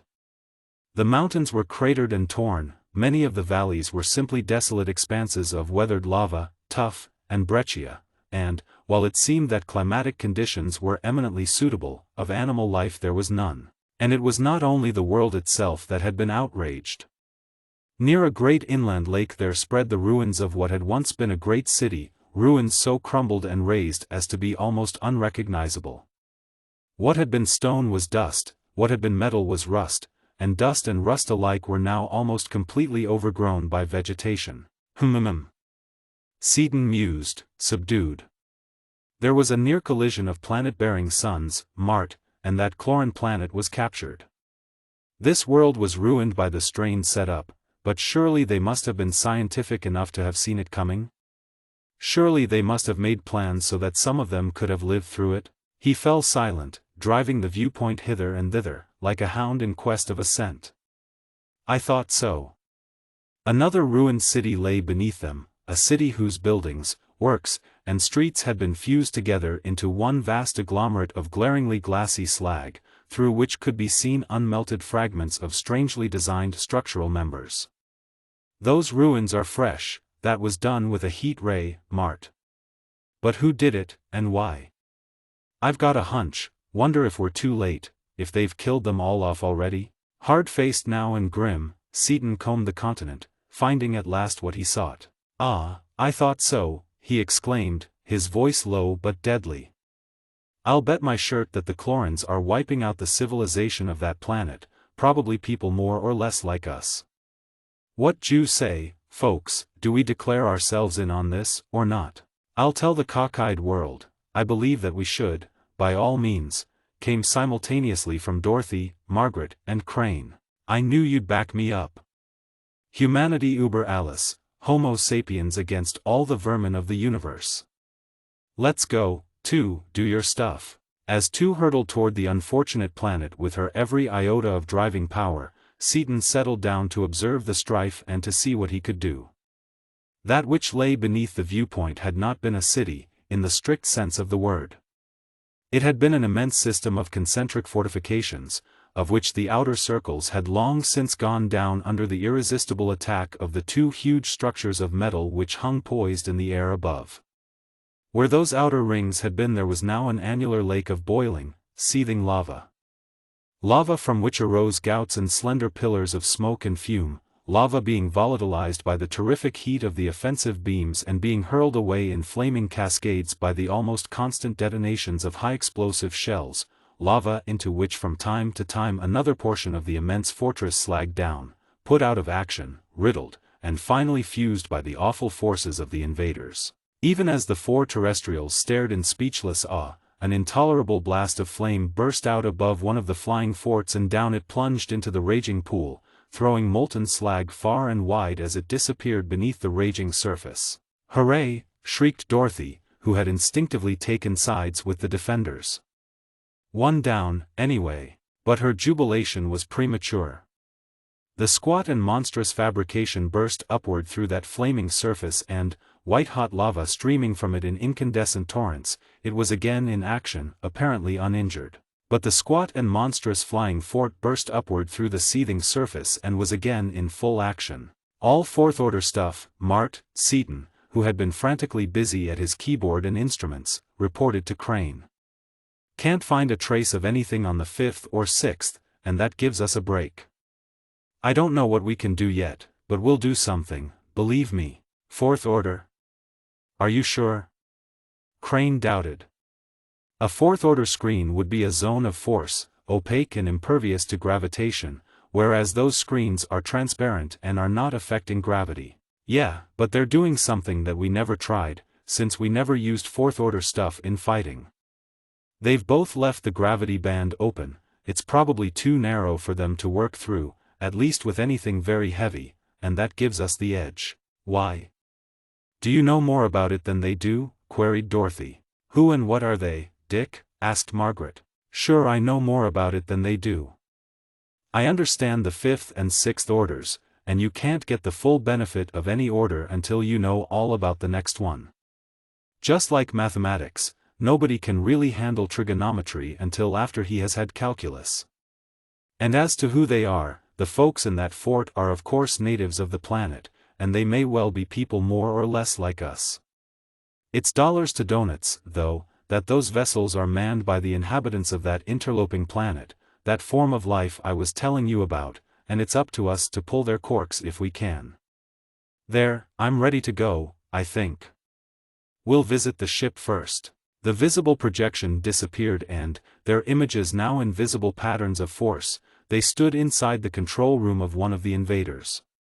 The air bore the faint, greenish-yellow tinge of chlorine, the walls were banked and tiered with controlling dials, meters, and tubes, and sprawling, lying, standing, or hanging before those controls were denizens of the chlorine planet. No two of them were alike in form. If one of them was using eyes, he had eyes everywhere. If hands, hands by the dozen, all differently fingered, sprouted from 1, 2, or a dozen supple and snaky arms. But the inspection was only momentary. Scarcely had the unseen visitors glanced about the interior when the visibeam was cut off sharply. The peculiar beings had snapped on a full-coverage screen in their vessel, now surrounded by the opaque spherical mirror of a zone of force, was darting upward and away, unaffected by gravity, unable to use any of her weapons, but impervious to any form of matter or to any ether-borne wave. Huh! We didn't come over here to get peeked at, says they. Seaton snorted. Amoebic. Must be handy, though, at that, to sprout eyes, arms, ears, and so on whenever and wherever you want to, and when you want to rest, to pull in all such impedimenta and subside into a senseless green blob. Well, we've seen the attackers, now let's see what the natives look like. They can't cut us off without sending their whole work sky-hooting off into space. The visibeam sped down into the deepest sanctum of the fortress without hindrance, revealing a long, narrow control table at which were seated men not exactly like the humanity of Earth, of Norlamin, of Osnome, or of any other planet, but undoubtedly men, of the genus Homo. You were right, Dick. Crane the anthropologist now spoke. It seems that on planets similar to Earth in mass, atmosphere, and temperature, wherever situated, man develops. The ultimate genes must permeate universal space itself. Maybe, sounds reasonable. But did you see that red light flash on when we came in? They've got detectors set on the gravity band, look at the expression on their faces. Each of the seated men had ceased his activity and was slumped down into his chair. Resignation, hopeless yet bitter, sat upon lofty, domed brows and stared out of large and kindly eyes. Oh, I get it! Seaton exclaimed. They think the Chlorins are watching them, as they probably do most of the time, and they can't do anything about it. Should think they could do the same, or could broadcast an interference. I could help them on that if I could talk to them, wish they had an educator, but I haven't seen any. He paused, brow knitted in concentration. I'm going to make myself visible to try a stunt. Don't talk to me, I'll need all the brain power I've got to pull this off. As Seaton's image thickened into substance, its effect upon the strangers was startling indeed. First they shrank back in consternation, supposing that their enemies had at last succeeded in working a full materialization through the narrow gravity band. Then, as they perceived that Seaton's figure was human, and of a humanity different from their own, they sprang to surround him, shouting words meaningless to the terrestrials. For some time Seaton tried to make his meaning clear by signs, but the thoughts he was attempting to convey were far too complex for that simple medium. Communication was impossible and the time was altogether too short to permit of a laborious learning of language.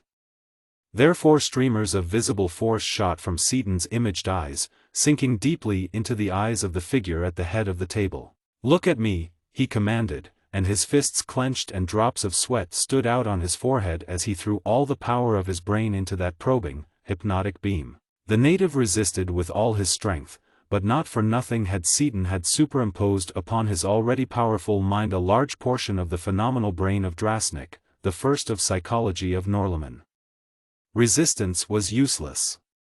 The victim soon sat relaxed and passive, his mind completely subservient to Seaton's, and as though in a trance he spoke to his fellows. This apparition is the Force image of one of a group of men from a distant solar system, he intoned in his own language.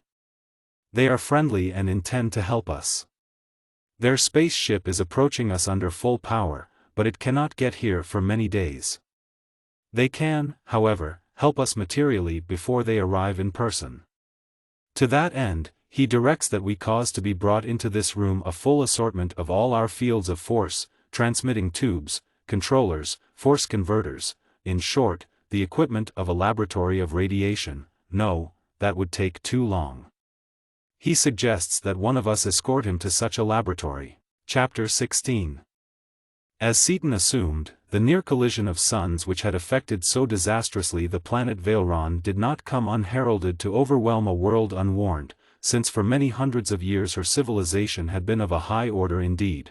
With all their resources of knowledge and of power, however, it was pitifully little that the people of Valeron could do, for of what avail are the puny energies of man compared to the practically infinite forces of cosmic phenomena? Any attempt of the humanity of the doomed planet to swerve from their courses the incomprehensible masses of those two hurtling suns was as surely doomed to failure as would be the attempt of an ant to thrust from its rails an onrushing locomotive. But what little could be done was done, done scientifically and logically, done, if not altogether without fear, at least inasmuch as was humanly possible without favor.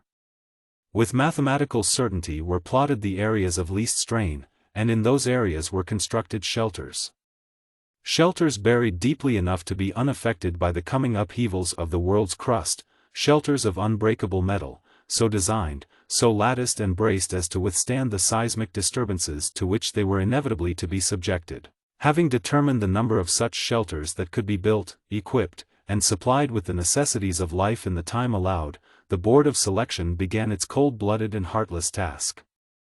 Scarcely 1 in 1,000 of Valoron's teeming millions was to be given a chance for continued life, and they were to be chosen only from the children who would be in the prime of young adulthood at the time of the catastrophe. These children were the pick of the planet, flawless in mind, body, and heredity. They were assembled in special schools near their assigned refuges, where they were instructed intensively in everything that they would have to know in order that civilization should not disappear utterly from the universe. Such a thing could not be kept a secret long, and it is best to touch as lightly as possible upon the scenes which ensued after the certainty of doom became public knowledge. Characters already strong were strengthened, but those already weak went to pieces entirely in orgies to a normal mind unthinkable.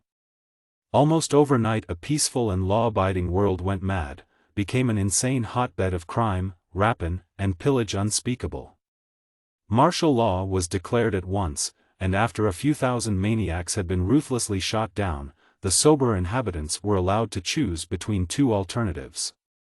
They could either die then and there before a firing squad, or they could wait and take whatever slight chance there might be of living through what was to come, but devoting their every effort meanwhile to the end that through those selected few the civilization of Valeron should endure. Many chose death and were executed summarily and without formality, without regard to wealth or station. The rest worked. Since the human mind cannot be kept indefinitely at high tension, the new condition of things came in time to be regarded almost as normal, and as months lengthened into years the routine was scarcely broken. But always there were the sly, the self-seekers, the bribers, the corruptionists, willing to go to any lengths whatever to avoid their doom. Not openly did they carry on their machinations, but like loathsome worms eating at the heart of an outwardly fair fruit. But the scientists, almost to a man, were loyal. Trained to think, they thought clearly and logically, and surrounded themselves with soldiers and guards of the same stripe. Time went on. The shelters were finished. Into them were taken stores, libraries, tools and equipment of every sort necessary for the rebuilding of a fully civilized world. Finally the children, now in the full prime of young manhood and young womanhood, were carefully checked in. Once inside those massive portals of metal they were of a world apart. They were completely informed and completely educated, they had for long governed themselves with neither aid nor interference, they knew precisely what they must face, they knew exactly what to do and exactly how to do it. Behind them the mighty, multiply seals were welded into place and broken rock by the cubic mile was blasted down upon their refuges. Day by day the heat grew more and more intense. The tides waxed ever higher. Cyclonic storms raged ever fiercer, accompanied by an incessant blaze of lightning and a deafeningly continuous roar of thunder. Work was at an end and the masses were utterly beyond control. The devoted were butchered by their frantic fellows, the hopeless were stung to madness, the stolid were driven to frenzy by the realization that there was to be no future, the remaining sly ones deftly turned the unorganized fury of the mob into a purposeful attack upon the shelters, their only hope of life. But at each refuge the rabble met an unyielding wall of guards loyal to the last, and of scientists who, their work now done, were merely waiting for the end. Guards and scientists fought with rays, rifles, swords, and finally with clubs, stones, fists, feet and teeth. Outnumbered by thousands they fell and the howling mob surged over their bodies. To no purpose. Those shelters had been designed and constructed to withstand the attacks of nature gone berserk, and futile indeed were the attempts of the frenzied hordes to tear a way into their sacred recesses. Thus died the devoted and high-souled band who had saved their civilization, but in that death each man was granted the boon which, deep in his heart, he had craved. They had died quickly and violently, fighting for a cause they knew to be good. The suns passed, each upon his appointed way. The cosmic forces ceased to war and to the tortured and ravaged planet there at last came peace. The surviving children of Valeron emerged from their subterranean retreats and undauntedly took up the task of rebuilding their world. And to such good purpose did they devote themselves to the problems of rehabilitation that in a few hundred years there bloomed upon Valeron a civilization and a culture scarcely to be equaled in the universe. For the new race had been cradled in adversity. In its ancestry there was no physical or mental taint or weakness, all dross having been burned away by the fires of cosmic catastrophe which had so nearly obliterated all the life of the planet. Immediately after the emergence it had been observed that the two outermost planets of the system had disappeared and that in their stead revolved a new planet.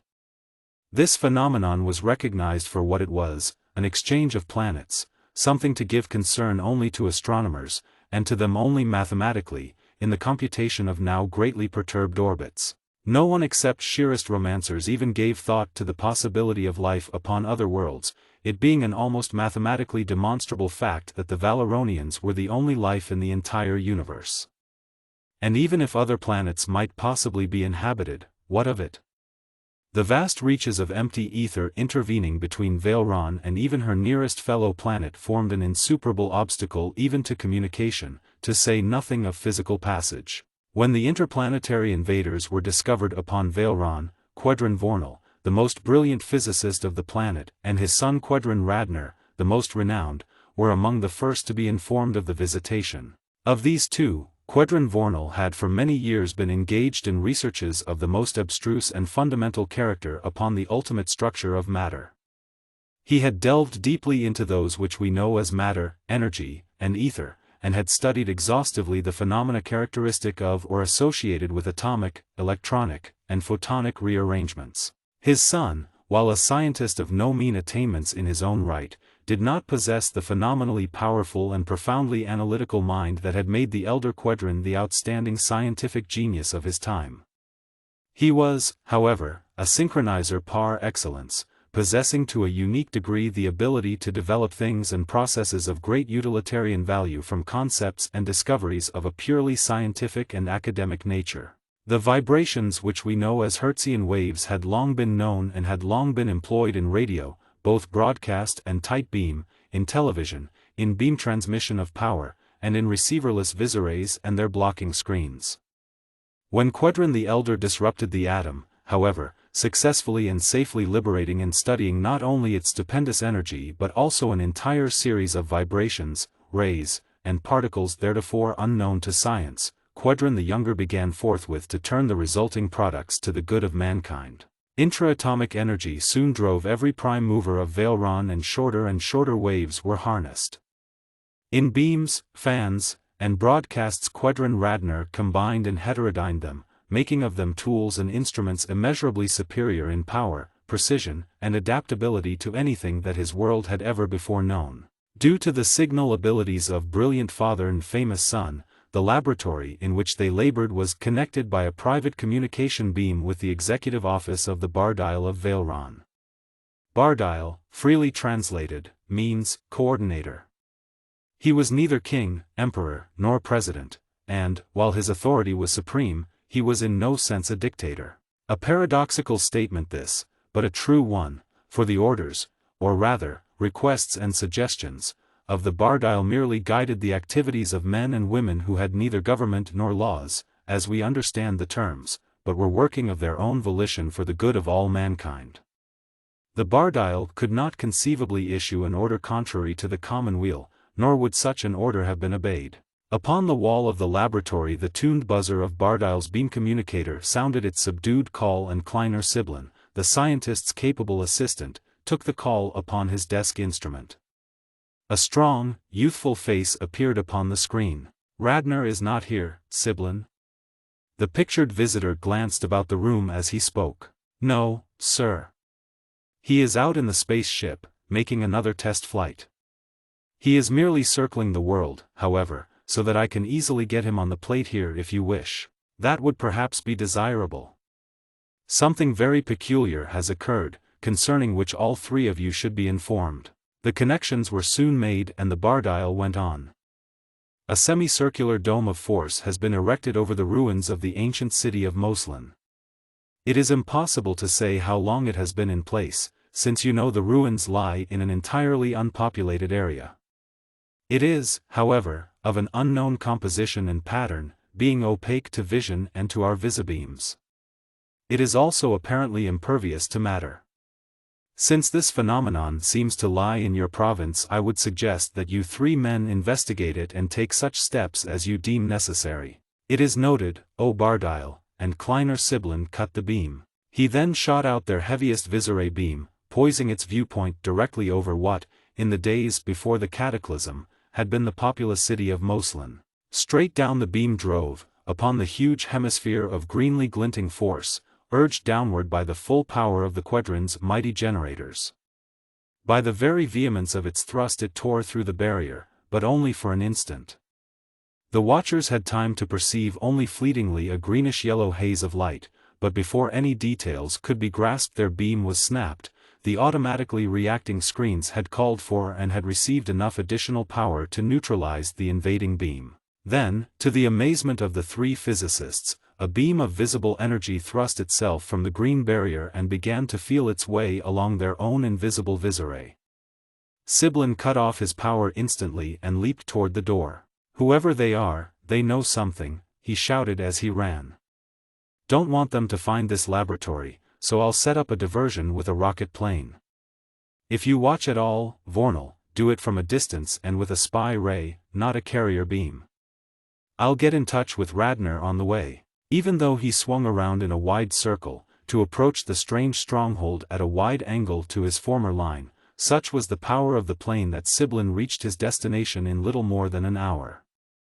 Keying Radner's visibeam to the visiplates of the plane, so that the distant scientist could see everything that happened, Siblin again drove a heavy beam into the unyielding pattern of green force. Surrounded by a shell of energy, he was drawn toward the huge dome. This time, however, the reaction was instantaneous. A fierce tongue of green flame licked out and seized the flying plane in mid-air. One wing and side panel were sliced off neatly and Siblin was thrown out violently, but he did not fall. Surrounded by a vibrant shell of energy, he was drawn rapidly toward the huge dome. The dome merged with the shell as it touched it, but the two did not coalesce. The shell passed smoothly through the dome, which as smoothly closed behind it. Siblin inside the shell inside the dome. Chapter 17. Siblin never knew exactly what happened during those first few minutes, nor exactly how it happened. 1 minute, in his sturdy plane, he was setting up his diversion by directing a powerful beam of force upon the green dome of the invaders. Suddenly his rocket ship had been blasted apart and he had been hurled away from the madly spinning, gyrating wreckage. He had a confused recollection of sitting down violently upon something very hard, and perceived dully that he was lying asprawl upon the inside of a greenishly shimmering globe some 20 feet in diameter. Its substance had the hardness of chilled steel, yet it was almost perfectly transparent, seemingly composed of cold green flame, pale almost to invisibility.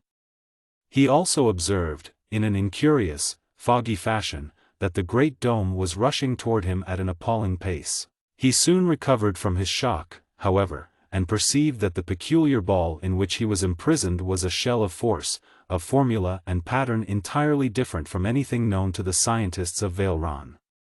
Keenly alive and interested now, he noted with high appreciation exactly how the wall of force that was the dome merged with, made way for, and closed smoothly behind the relatively tiny globe. Inside the dome he stared around him, amazed and not a little awed.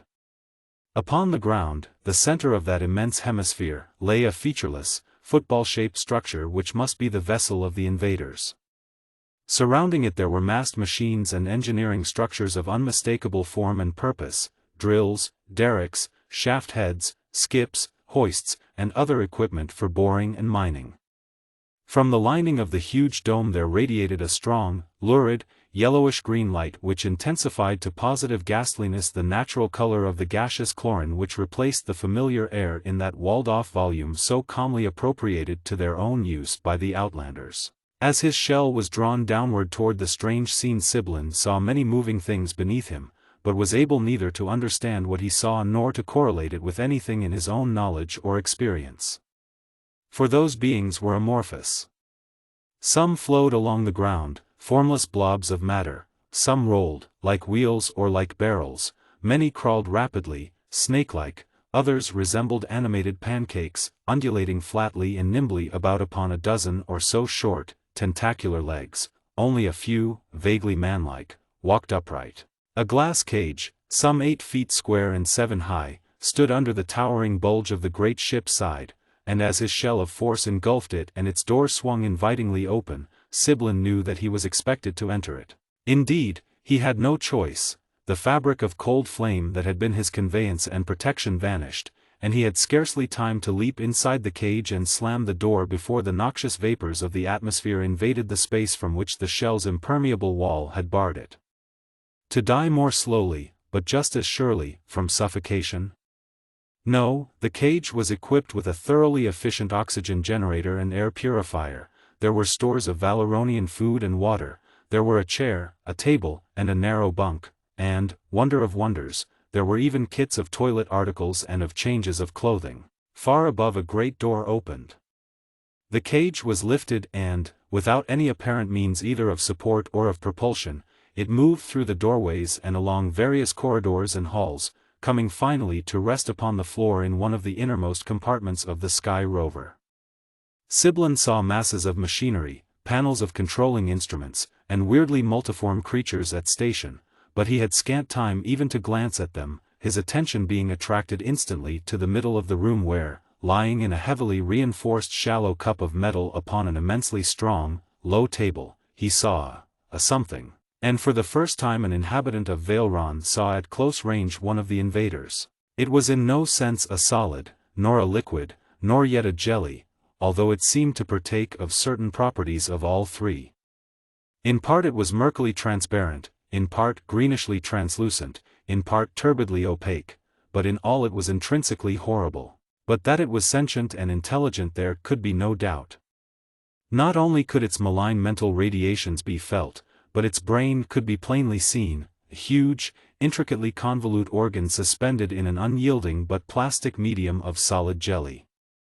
Its skin seemed thin and frail, but Siblin was later to learn that that tegument was not only stronger than rawhide, but was more pliable, more elastic, and more extensible than the finest rubber. As the Valeronian stared in helpless horror, that peculiar skin stretched locally almost to vanishing thinness, and an enormous, cyclopean eye developed. More than an eye, it was a special organ for a special sense which humanity has never possessed, a sense combining ordinary vision with something infinitely deeper, more penetrant and more powerful. Vision, hypnotism, telepathy, thought transference, something of all three, yet in essence a thing beyond any sense or faculty known to us or describable in language, had its being in the almost visible, almost tangible beam of force which emanated from the single, temporary, eye of the thing and bored through the eyes and deep into the brain of the Valeronian. Siblin's very senses reeled under the impact of that wave of mental power, but he did not quite lose consciousness. So you are one of the ruling intelligences of this planet, one of its most advanced scientists. The scornful thought formed itself, coldly clear, in his mind. We have always known, of course, that we are the highest form of life in the universe, and the fact that you are so low in the scale of mentality only confirms that knowledge. It would be surprising indeed if such a noxious atmosphere as yours could nurture any real intelligence. It will be highly gratifying to report to the Council of Great Ones that not only is this planet rich in the materials we seek, but that its inhabitants, while intelligent enough to do our bidding in securing those materials, are not sufficiently advanced to cause us any trouble. Why did you not come in peace? Siblin thought back. Neither cowed nor shaken, he was merely amazed at the truculently overbearing mien of the strange entity. Bah, snapped the amoeba savagely. That is the talk of a weakling, the whining, begging reasoning of a race of low intelligence, one which knows and acknowledges itself inferior. Know you, feeble brain, that we of Chlora, to substitute an intelligible word for the unpronounceable and untranslatable thought image of his native world, neither require nor desire cooperation. We are in no need either of assistance or of instruction from any lesser and lower form of life. We instruct. Other races, such as yours, either obey or are obliterated. I brought you aboard this vessel because I am about to return to my own planet, and had decided to take one of you with me, so that the other great ones of the Council may see for themselves what form of life this Valeron boasts. If your race obeys our commands implicitly and does not attempt to interfere with us in any way, we shall probably permit most of you to continue your feudal lives in our service, such as in mining for us certain ores which, relatively abundant upon your planet, are very scarce upon ours. As for you personally, perhaps we shall destroy you after the other great ones have examined you, perhaps we shall decide to use you as a messenger to transmit our orders to your fellow creatures. Before we depart, however, I shall make a demonstration which should impress upon even such feeble minds as those of your race the futility of any thought of opposition to us. Watch carefully, everything that goes on outside is shown in the view box. Although Siblin had neither heard, felt, nor seen the captain issue any orders, all was in readiness for the takeoff. The mining engineers were all on board, the vessel was sealed for flight, and the navigators and control officers were at their panels. Siblin stared intently into the view box, the three-dimensional visiplate that mirrored faithfully every occurrence in the neighborhood of the Chloran vessel. The lower edge of the hemisphere of force began to contract, passing smoothly through or around, the spectator could not decide which, the ruins of Moslin, hugging or actually penetrating the ground, allowing not even a whiff of its precious Chloran content to escape into the atmosphere of Valeron. The ship then darted into the air and the shrinking edge became an ever-decreasing circle upon the ground beneath her.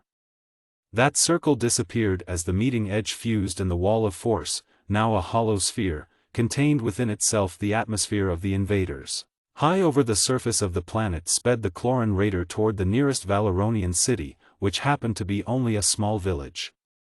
Above the unfortunate settlement the callous monstrosity poised its craft, to drop its dread curtain of strangling, choking death. Down the screen dropped, rolling out to become again a hemispherical wall, sweeping before it every milliliter of the life-giving air of Valeron and drawing behind it the noxious atmosphere of Chlora.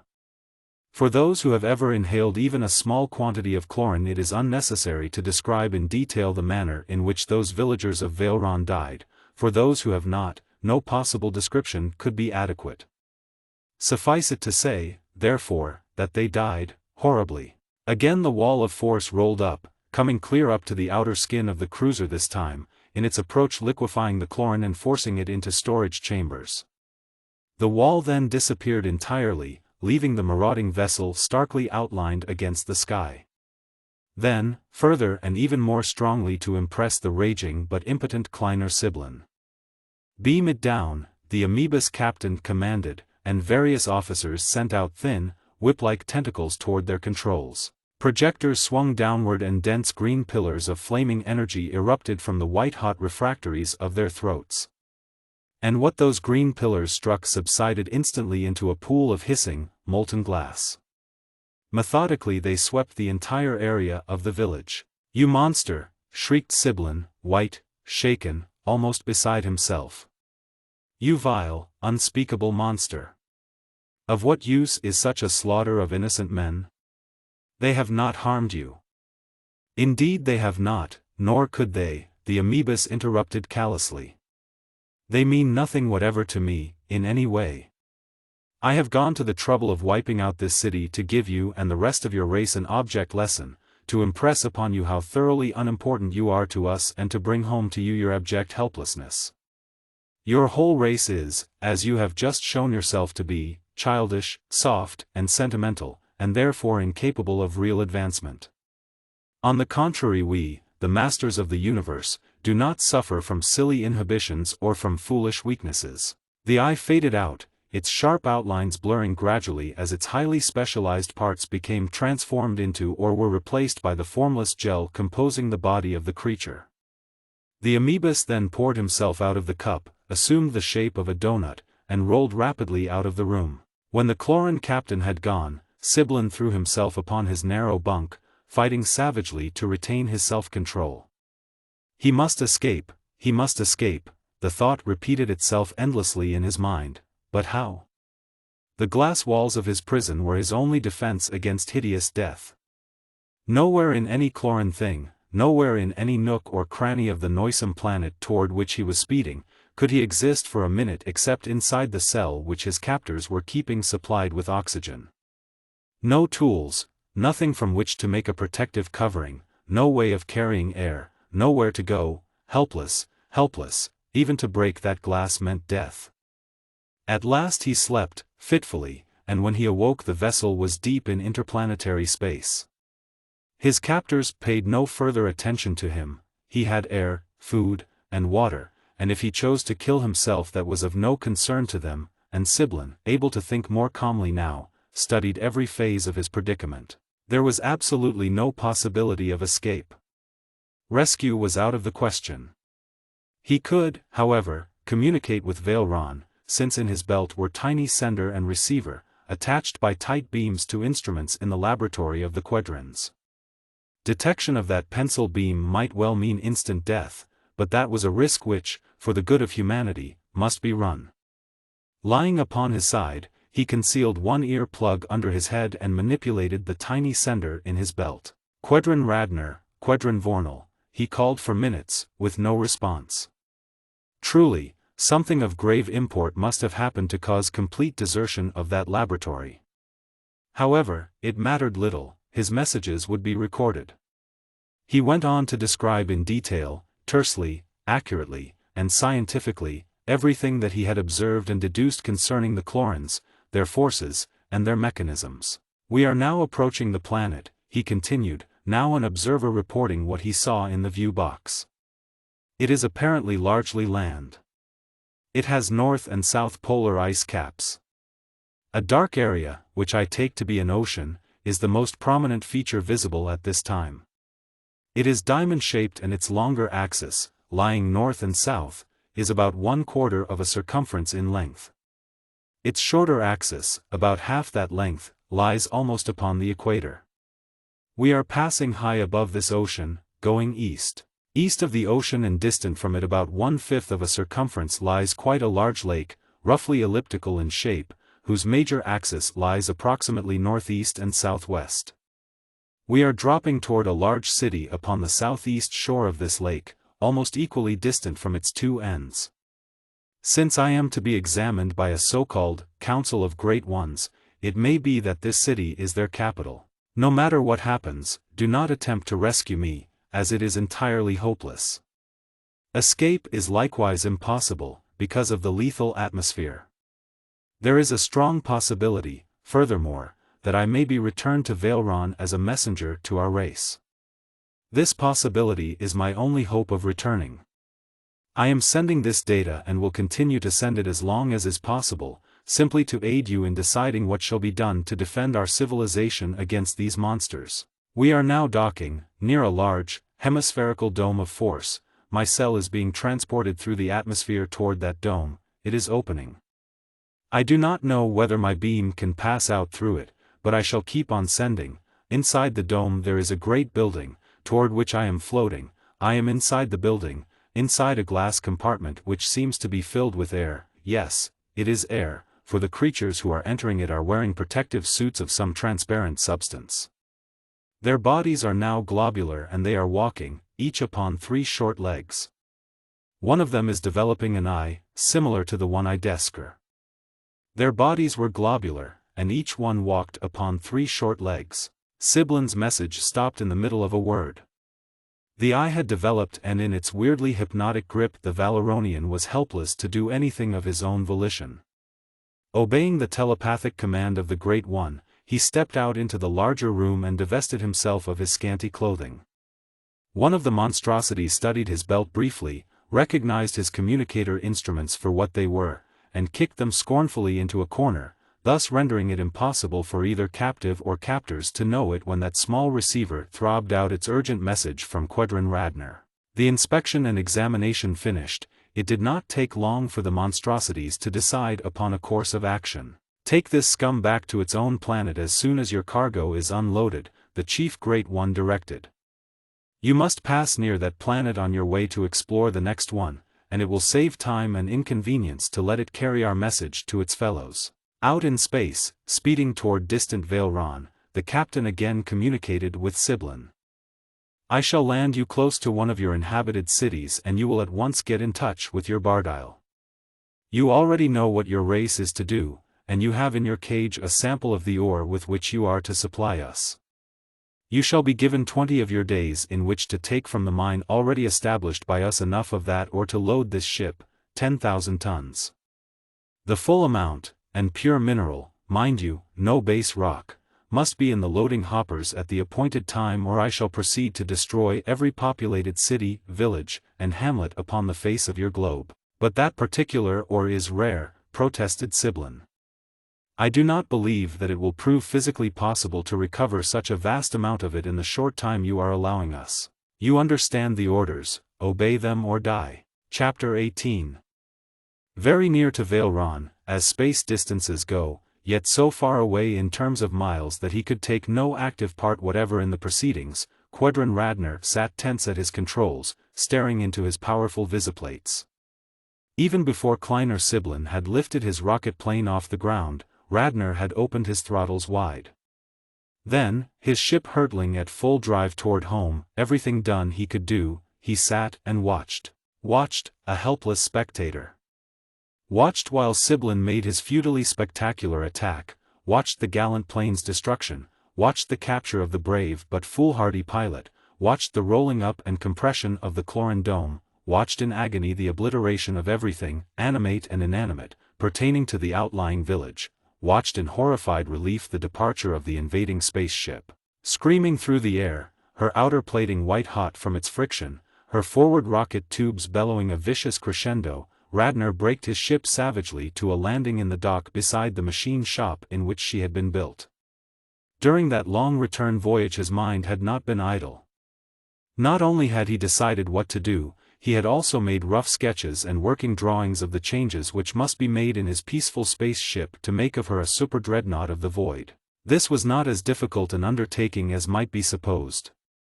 She already had power enough and to spare, her generators and connectors being able to supply, hundreds of times over, her maximum present drain, and, because of the ever-present danger of collision with meteorites, she was already amply equipped with repeller screens and with automatically tripped zones of force.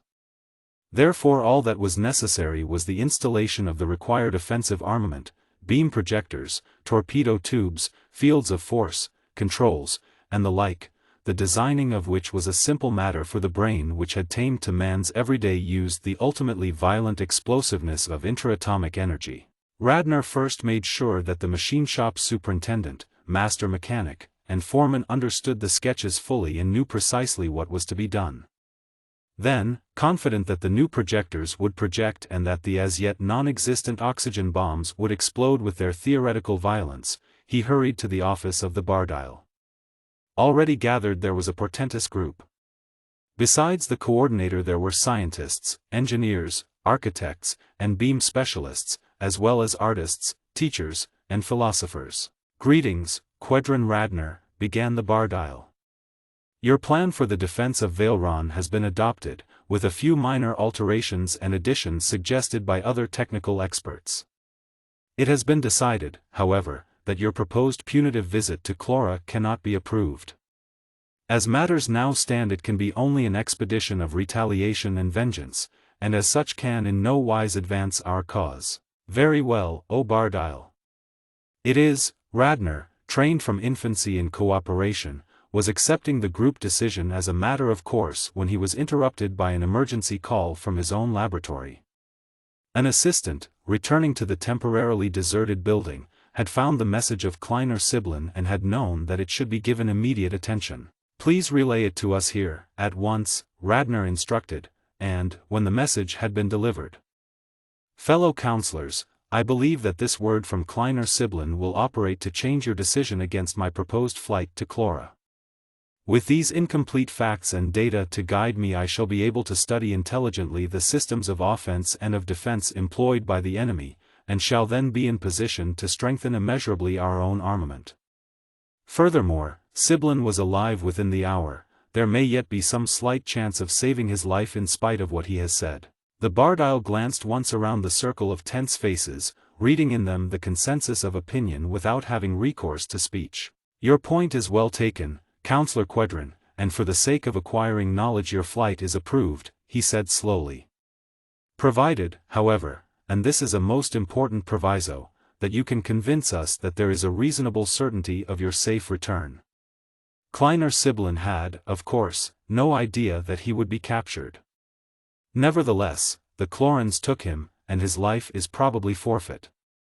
You must also agree not to jeopardize your life in any attempt to rescue your friend unless you have every reason to believe that such an attempt will prove successful. We are insisting upon these assurances because your scientific ability will be of inestimable value to Valeron in this forthcoming struggle, and therefore your life must at all hazards be preserved. "To the best of my belief and ability my safe return is certain," replied Radner positively. Siblin's plane, used only for low-speed atmospheric flying, had no defenses whatever and so fell an easy prey to the Clorans' attack. "My ship, however, was built to navigate space, in which it may meet at any time meteorites traveling at immensely high velocities, and is protected accordingly. She already had 4 courses of high-powered repeller screens, the inside course of which, upon being punctured, automatically throws around her a zone of force. This zone, as most of you know, sets up a stasis in the ether itself, and thus is not only absolutely impervious to and unaffected by any material substance, however applied, but is also opaque to any vibration or waveform propagated through the ether. In addition to these defenses, I am now installing screens capable of neutralizing any offensive force with which I am familiar, as well as certain other armament, the plans of all of which are already in your possession, to be employed in the general defense. I agree also to your second condition. Such being the case, your expedition is approved," the Bardile said, and Radner made his way back to the machine shop. His first care was to tap Siblin's beam, but his call elicited no response. Those ultra-instruments were then lying neglected in a corner of an air-filled room upon far Clora, where the almost soundless voice of the tiny receiver went unheard. Setting upon his receiver a relay alarm to inform him of any communication from Siblin, Radner joined the force of men who were smoothly and efficiently re-equipping his vessel. In a short time the alterations were done, and, armed now to the teeth with vibratory and with solid and gaseous destruction, he lifted his warship into the air, grimly determined to take the war into the territory of the enemy. He approached the inimical planet cautiously, knowing that their cities would not be undefended, as were those of his own world, and fearing that they might have alarms and detector screens of which he could know nothing. Poised high above the outermost layer of that noxious atmosphere, he studied for a long time every visible feature of the world before him. In this survey he employed an ordinary, old-fashioned telescope instead of his infinitely more powerful and maneuverable visores, because the use of the purely optical instrument obviated the necessity of sending out forces which the Clorans might be able to detect. He found the diamond-shaped ocean and the elliptical lake without difficulty, and placed his vessel with care. He then cut off his every betraying force and his ship plunged downward, falling freely under the influence of gravity. Directly over the city Radner actuated his braking rockets, and as they burst into their staccato thunder his hands fairly flashed over his controls. Almost simultaneously he scattered broadcast his cargo of bombs, throughout a vast hemisphere of force to confine the gas they would release, activated his spy ray, and cut in the generators of his awful offensive beams. The bombs were simply large flasks of metal, so built as to shatter upon impact, and they contained only oxygen under pressure, but what a pressure! 5,000 Valeronian atmospheres those flasks contained. Well over 75,000 pounds to the square inch in our ordinary terms. That pressure was one handled upon Earth only in high-pressure laboratories. Spreading widely to cover almost the whole circle of the city's expanse, those terrific canisters hurtled to ground and exploded with all the devastating might of the high-explosive shells which in effect they were. But the havoc they wrought as demolition bombs was neither their only nor their greatest damage. The 75 million cubic feet of free oxygen, driven downward and prevented from escaping into the open atmosphere by Radner's forces, quickly diffused into a killing concentration throughout the Cloran city save inside that one upstanding dome. Almost everywhere else throughout that city the natives died exactly as had died the people of the Valeronian village in the strangling chlorine of the invaders, for oxygen is as lethal to that amoebic race as is their noxious halogen to us. Long before the bombs reached the ground Radner was probing with his spy ray at the great central dome from within which Kleiner Siblin's message had in part been sent. But now he could not get through it. Either they had detected Siblin's beam and blocked that entire communication band or else they had already put up additional barriers around their headquarters against his attack. Quickly though he had acted. Snapping off the feudal viserae, he concentrated his destructive beam into a cylinder of the smallest possible diameter and hurled it against the dome, but even that frightful pencil of annihilation, driven by Radner's every resource of power, was utterly ineffective against that greenly scintillant hemisphere of force. The point of attack flared into radiant splendor, but showed no sign of overloading or of failure. Knowing now that there was no hope at all of rescuing Siblin and that he himself had only a few minutes left in which to work, Radner left his beam upon the dome only long enough for his recording photometers to analyze the radiations emanating from the point of contact. Then, full-driven still, but now operating at maximum aperture, he drove it in a dizzying spiral outwardly from the dome, fusing the entire unprotected area of the metropolis into a glassily fluid slag of seething, smoking desolation. But beneath that dome of force there was a mighty fortress indeed. It is true that her offensive weapons had not seen active service for many years, not since the last rebellion of the slaves had been crushed. It is also true that the Cloran officers whose duty it was to operate these weapons had been caught napping, as thoroughly surprised at that fierce counterattack as would be a group of earthly hunters were the lowly rabbits to turn upon them with repeating rifles in their furry paws. But it did not take long for those officers to tune in their offensive armament, and that armament was driven by no such puny engines as Radner's spaceship bore. Being stationary and a part of the regular equipment of a fortress, their size and mass were of course much greater than anything ordinarily installed in any vessel, of whatever class or tonnage. Also, in addition to being superior in size and number, the Cloran generators were considerably more efficient in the conversion and utilization of interatomic energy than were any then known to the science of Valeron. Therefore, as Radner had rather more than expected, he was not long allowed to wreak his will. From the dome there reached out slowly, almost caressingly, a huge arm of force incredible, at whose first blighting touch his first or outer screen simply vanished, flared through the visible spectrum and went down, all in the veriest twinkling of an eye. That first screen, although the weakest by far of the four, had never even radiated under the heaviest test loads that Radner had been able to put upon it. Now he sat at his instruments, tense but intensely analytical, watching with bated breath as that titanic beam crashed through his second screen and tore madly at his third.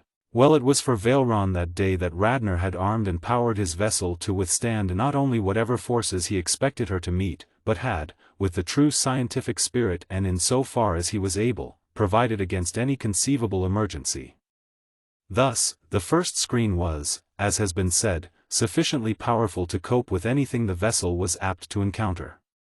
Nevertheless, the power of the other defensive courses increased in geometrical progression, and, as a final precaution, the fourth screen, in the almost unthinkable contingency of its being overloaded, threw on automatically in the moment of its failure an ultimately impenetrable zone of force. That scientific caution was now to save not only Radnor's life, but also the whole civilization of Valeron. For even that mighty fourth screen, employing in its generation as it did the unimaginable sum total of the power possible of production by the massed converters of the space flyer, failed to stop that awful thrust.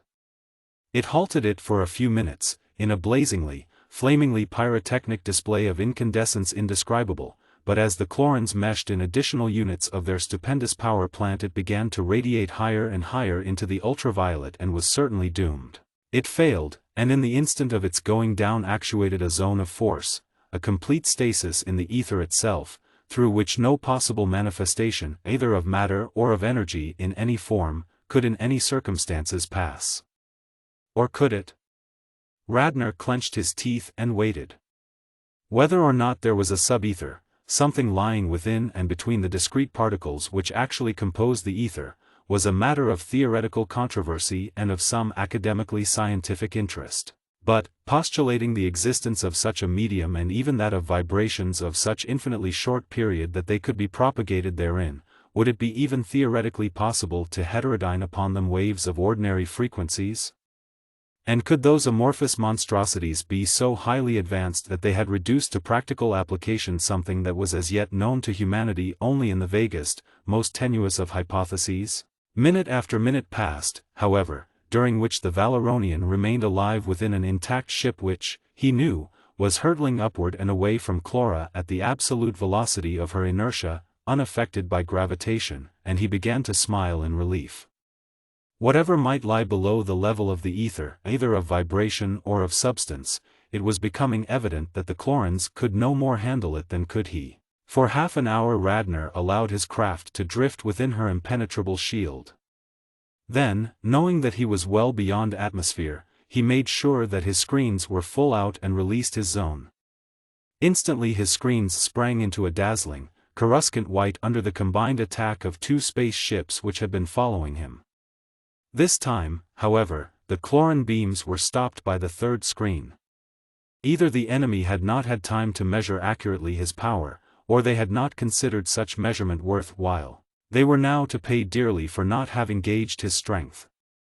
Radnor's beam, again a stabbing stiletto of pure energy, lashed out against the nearer vessel, and that luckless ship mounted no such generators as powered her parent fortress.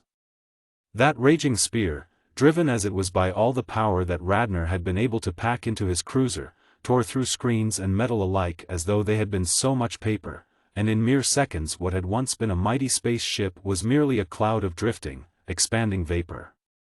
The furious shaft was then directed against the other enemy, but it was just too late. The canny amoebus in command had learned his lesson and had already snapped on his zone of force. Having learned many facts vital to the defense of Valeron and knowing that his return homeward would now be unopposed, Radnor put on full touring acceleration and drove toward his native world. Motionless at his controls, face grim and hard, he devoted his entire mind to the problem of how Valeron could best wage the inevitable war of extinction against the implacable denizens of the monstrous, interloping planet Clora. Chapter 19. As has been said, Radnor's reply to Siblin's message was unheard, for his ultraphones were not upon his person, but were lying disregarded in a corner of the room in which their owner had undergone examination by his captors. They still lay there as the Valeronian in his cage was wafted lightly back into the space ship from which he had been taken such a short time before, lay there as that vehicle of vacuous space lifted itself from its dock and darted away toward distant Valeron. During the earlier part of that voyage Radnor was also in the ether, traveling from Valeron to Clora. The two vessels did not meet, however, even though each was making for the planet which the other had left and though each pilot was following the path for him the most economical of time and of power. In fact, due to the orbits, velocities, and distances involved, they were separated by such a vast distance at the time of their closest approach to each other that neither ship even affected the ultrasensitive electromagnetic detector screens of the other. Not until the Cloran vessel was within Valeron's atmosphere did her commander deign again to notice his prisoner. "As I told you when last I spoke to you, I am about to land you in one of your inhabited cities," the Amoebus informed Siblin then. "Get in touch with your Bardile at once and convey our instructions to him. You have the sample and you know what you are to do. No excuses for non-performance will be accepted. If, however, you anticipate having any difficulty in convincing your fellow savages that we mean precisely what we say, I will take time now to destroy one or two more of your cities. It will not be necessary, my people will believe what I tell them," Siblin thought back. Then, deciding to make one more effort, hopeless although it probably would be, to reason with that highly intelligent but monstrously callous creature, he went on. "I wish to repeat, however, that your demand is entirely beyond reason. That ore is rare, and in the time you have allowed us I really fear that it will be impossible for us to mine the required amount of it. And surely, even from your own point of view, it would be more logical to grant us a reasonable extension of time than to kill us without further hearing simply because we have failed to perform a task that was from the very first impossible. You must bear it in mind that a dead humanity cannot work your mines at all. We know exactly how abundant that ore is, and we know equally well your intelligence and your ability," the captain replied coldly, and mistakenly. "With the machinery we have left in the mine and by working every possible man at all times, you can have it ready for us. I am now setting out to explore the next planet, but I shall be at the mine at sunrise, 20 of your mornings from tomorrow. 10,000 tons of that mineral must be ready for me to load or else your entire race shall that day cease to exist. It matters nothing to us whether you live or die, since we already have slaves enough. We shall permit you to keep on living if you obey our orders in every particular, otherwise we shall not so permit." The vessel came easily to a landing.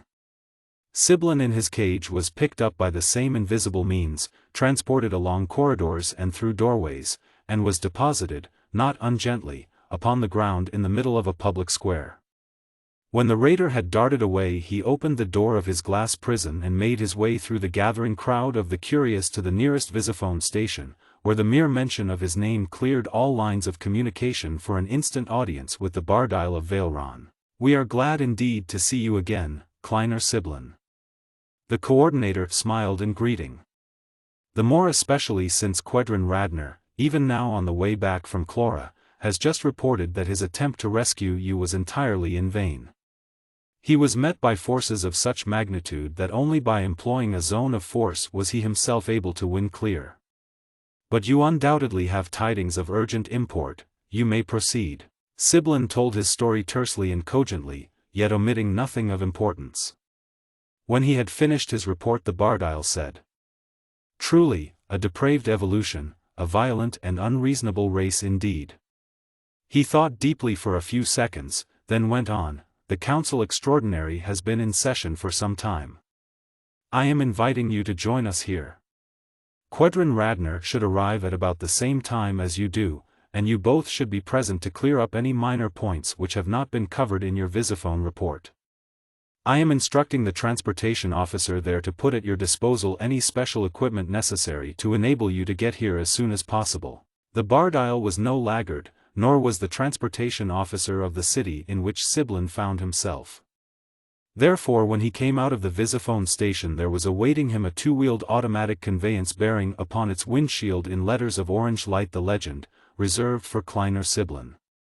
He stepped into the queer-looking, gyroscopically stabilized vehicle, pressed down 9-2-6-4-3-8, the location number of the airport, upon the banked keys of a numbering machine, and touched a red button, whereupon the machine glided off of itself. It turned corners, dived downward into subways and swung upward onto bridges, selecting unerringly and following truly the guiding pencils of force which would lead it to the airport, its destination. Its pace was fast, mounting effortlessly upon the straightaways to 100 miles an hour and more. There were no traffic jams and very few halts, since each direction of traffic had its own level and its own roadway, and the only necessity for stopping came in the very infrequent event that a main artery into which the machine's way led was already so full of vehicles that it had to wait momentarily for an opening. There was no disorder, and there were neither accidents nor collisions, for the forces controlling those thousands upon thousands of speeding mechanisms, unlike the drivers of earthly automobiles, were uniformly tireless, eternally vigilant, and sober. Thus Siblin arrived at the airport without incident, finding his special plane ready and waiting. It also was fully automatic, robot-piloted, sealed for high flight, and equipped with everything necessary for comfort. He ate a hearty meal, and then, as the plane reached its 90,000-foot ceiling and leveled out at 800 miles an hour toward the distant capital, undressed and went to bed, to the first real sleep he had enjoyed for many days. As has been indicated, Siblin lost no time, but, rapidly as he had traveled and instantly as he had made connections, Quedrin Radner was already in his seat in the Council Extraordinary when Siblin was ushered in to sit with that august body. The visiphone reports had been studied exhaustively by every counselor, and as soon as the newcomer had answered their many questions concerning the details of his experiences, the council continued its intense, but orderly and thorough, study of what should be done, what could be done, in the present crisis. "We are in agreement, gentlemen," the Bardile at last announced. This new development, offering as it does only the choice between death and slavery of the most abject kind, does not change the prior situation except in setting a definite date for the completion of our program of defense. The stipulated amount of tribute probably could be mined by dint of straining our every resource, but in all probability that demand is but the first of such a never-ending succession that our lives would soon become unbearable. We are agreed that the immediate extinction of our entire race is preferable to a precarious existence which can be earned only by incessant and grinding labor for an unfeeling and alien race, an existence even then subject to termination at any time at the whim of the Chlorans. Therefore the work which was begun as soon as the strangers revealed their true nature and which is now well under way shall go on. Most of you know already what that work is, but for one or two who do not and for the benefit of the news broadcasts I shall summarize our position as briefly as is consistent with clarity. We intend to defend this, our largest city, into which is being brought everything needed of supplies and equipment, and as many men as can work without interfering with each other. The rest of our people are to leave their houses and scatter into widely separated temporary refuges until the issue has been decided. This evacuation may not be necessary, since the enemy will center their attack upon our fortress, knowing that until it has been reduced we are still masters of our planet. It was decided upon, however, not only in the belief that the enemy may destroy our unprotected centers of population, either wantonly or in anger at our resistance, but also because such a dispersion will give our race the greatest possible chance of survival in the not at all improbable event of the crushing of our defenses here. One power-driven dome of force is to protect the city proper, and around that dome are being built concentric rings of fortifications housing the most powerful mechanisms of offense and defense possible for us to construct. Although we have always been a peaceful people, our position is not entirely hopeless. The sine qua non of warfare is power, and of that commodity we have no lack.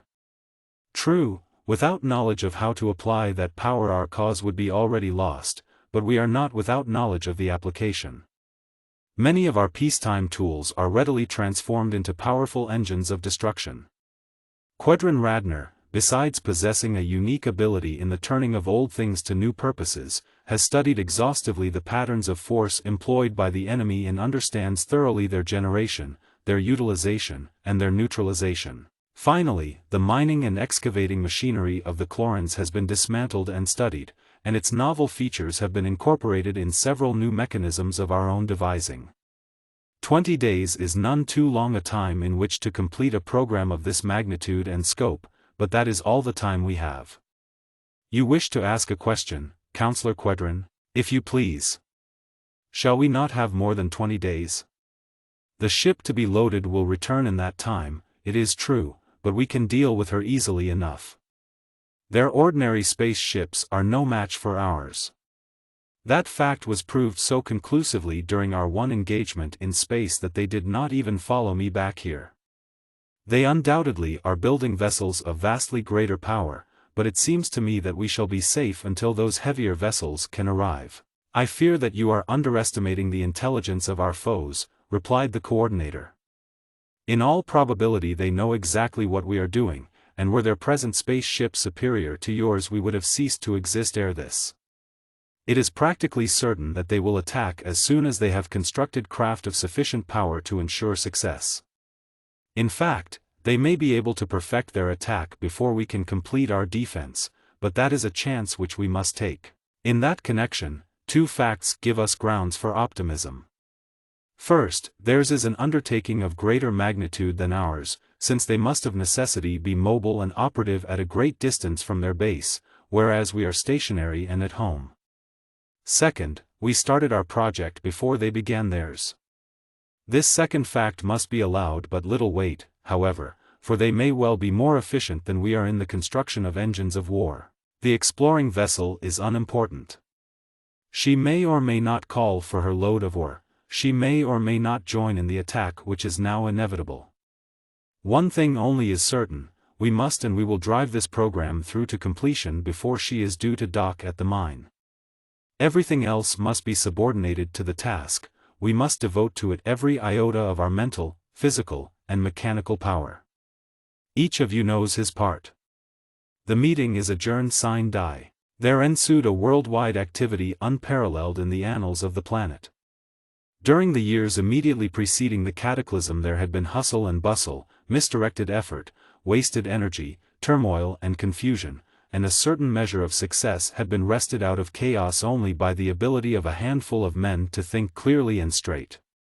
Now, however, Valeron was facing a crisis infinitely more grave, for she had but days instead of years in which to prepare to meet it. But now, on the other hand, instead of possessing only a few men of vision, who had found it practically impossible either to direct or to control an out-and-out rabble of ignorant, muddled, and panic-stricken incompetents, she had a population composed entirely of clear thinkers who, requiring very little direction and no control at all, were able and eager to work together wholeheartedly for the common good. Thus, while the city and its environs now seethed with activity, there was no confusion or disorder. Wherever there was room for a man to work, a man was working, and the workers were kept supplied with materials and with mechanisms. There were no mistakes, no delays, no friction. Each man knew his task and its relation to the whole, and performed it with a smoothly efficient speed born of a racial training in cooperation and coordination impossible to any member of a race of lesser mental attainments. To such good purpose did every Valeronian do his part that at dawn of the day everything was in readiness for the Cloran visitation. The immense fortress was complete and had been tested in every part, from the ranked batteries of gigantic converters and generators down to the most distant outlying Vizere viewpoint. It was powered, armed, equipped, provisioned, garrisoned. Every once populated city was devoid of life, its inhabitants having dispersed over the face of the globe, to live in isolated groups until it had been decided whether the proud civilization of Valeron was to triumph or to perish. Promptly as that sunrise the Cloran explorer appeared at the lifeless mine, and when he found the loading hoppers empty he calmly proceeded to the nearest city and began to beam it down. Finding it deserted he cut off, and felt a powerful spy ray, upon which he set a tracer. This time the ray held up and he saw the immense fortress which had been erected during his absence, a fortress which he forthwith attacked viciously, carelessly, and with the loftily arrogant contempt which seemed to characterize his breed. But was that innate contemptuousness the real reason for that suicidal attempt? Or had that vessel's commander been ordered by the Great Ones to sacrifice himself and his command so that they could measure Valeron's defensive power? If so, why did he visit the mine at all and why did he not know beforehand the location of the fortress? Camouflage? In view of what the Great Ones of Clora must have known, why that commander did what he did that morning no one of Valeron ever knew. The explorer launched a beam, just one. Then Quedron Radner pressed a contact and out against the invader there flamed a beam of such violence that the amoebas had no time to touch his controls, that even the automatic trips of his zone of force, if he had such trips, did not have time in which to react. The defensive screen scarcely flashed, so rapidly did that terrific beam drive through them, and the vessel itself disappeared almost instantly, molten, vaporized, consumed utterly. But there was no exultation beneath Valoron's mighty dome. From the Bardile down, the defenders of their planet knew full well that the real attack was yet to come, and knew that it would not be long delayed. It was not. And the ships which came to reduce Valoron's far-flung stronghold in no way resembled any form of spaceship with which humanity was familiar. Two stupendous structures of metal appeared, plunging stolidly along, veritable flying fortresses, of such enormous bulk and mass that it seemed scarcely conceivable for them actually to support themselves in air. Simultaneously the two floating castles launched against the towering dome of defense the heaviest beams they could generate and project. Under that awful thrust Valoron's mighty generators shrieked a mad crescendo and her imponderable shield radiated a fierce, eye-tearing violet, but it held. Not for nothing had the mightiest minds of Valeron wrought to convert their mechanisms and forces of peace into engines of war, not for nothing had her people labored with all their mental and physical might for almost 20 days and nights, smoothly and efficiently as one mind in one body.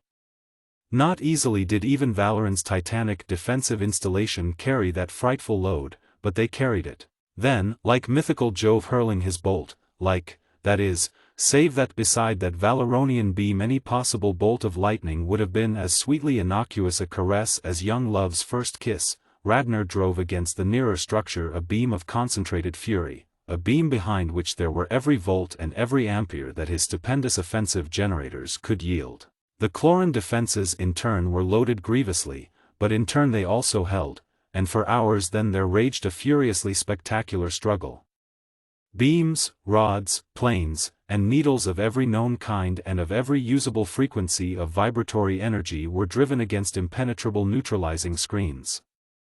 Monstrous cannon, hurling shells with a velocity and of an explosive violence far beyond anything known to us of Earth, radio-beam dirigible torpedoes, robotman drill planes, and the many other lethal agencies of ultra-scientific war, all these were put to use by both sides in those first few frantic hours, but neither side was able to make any impression upon the other.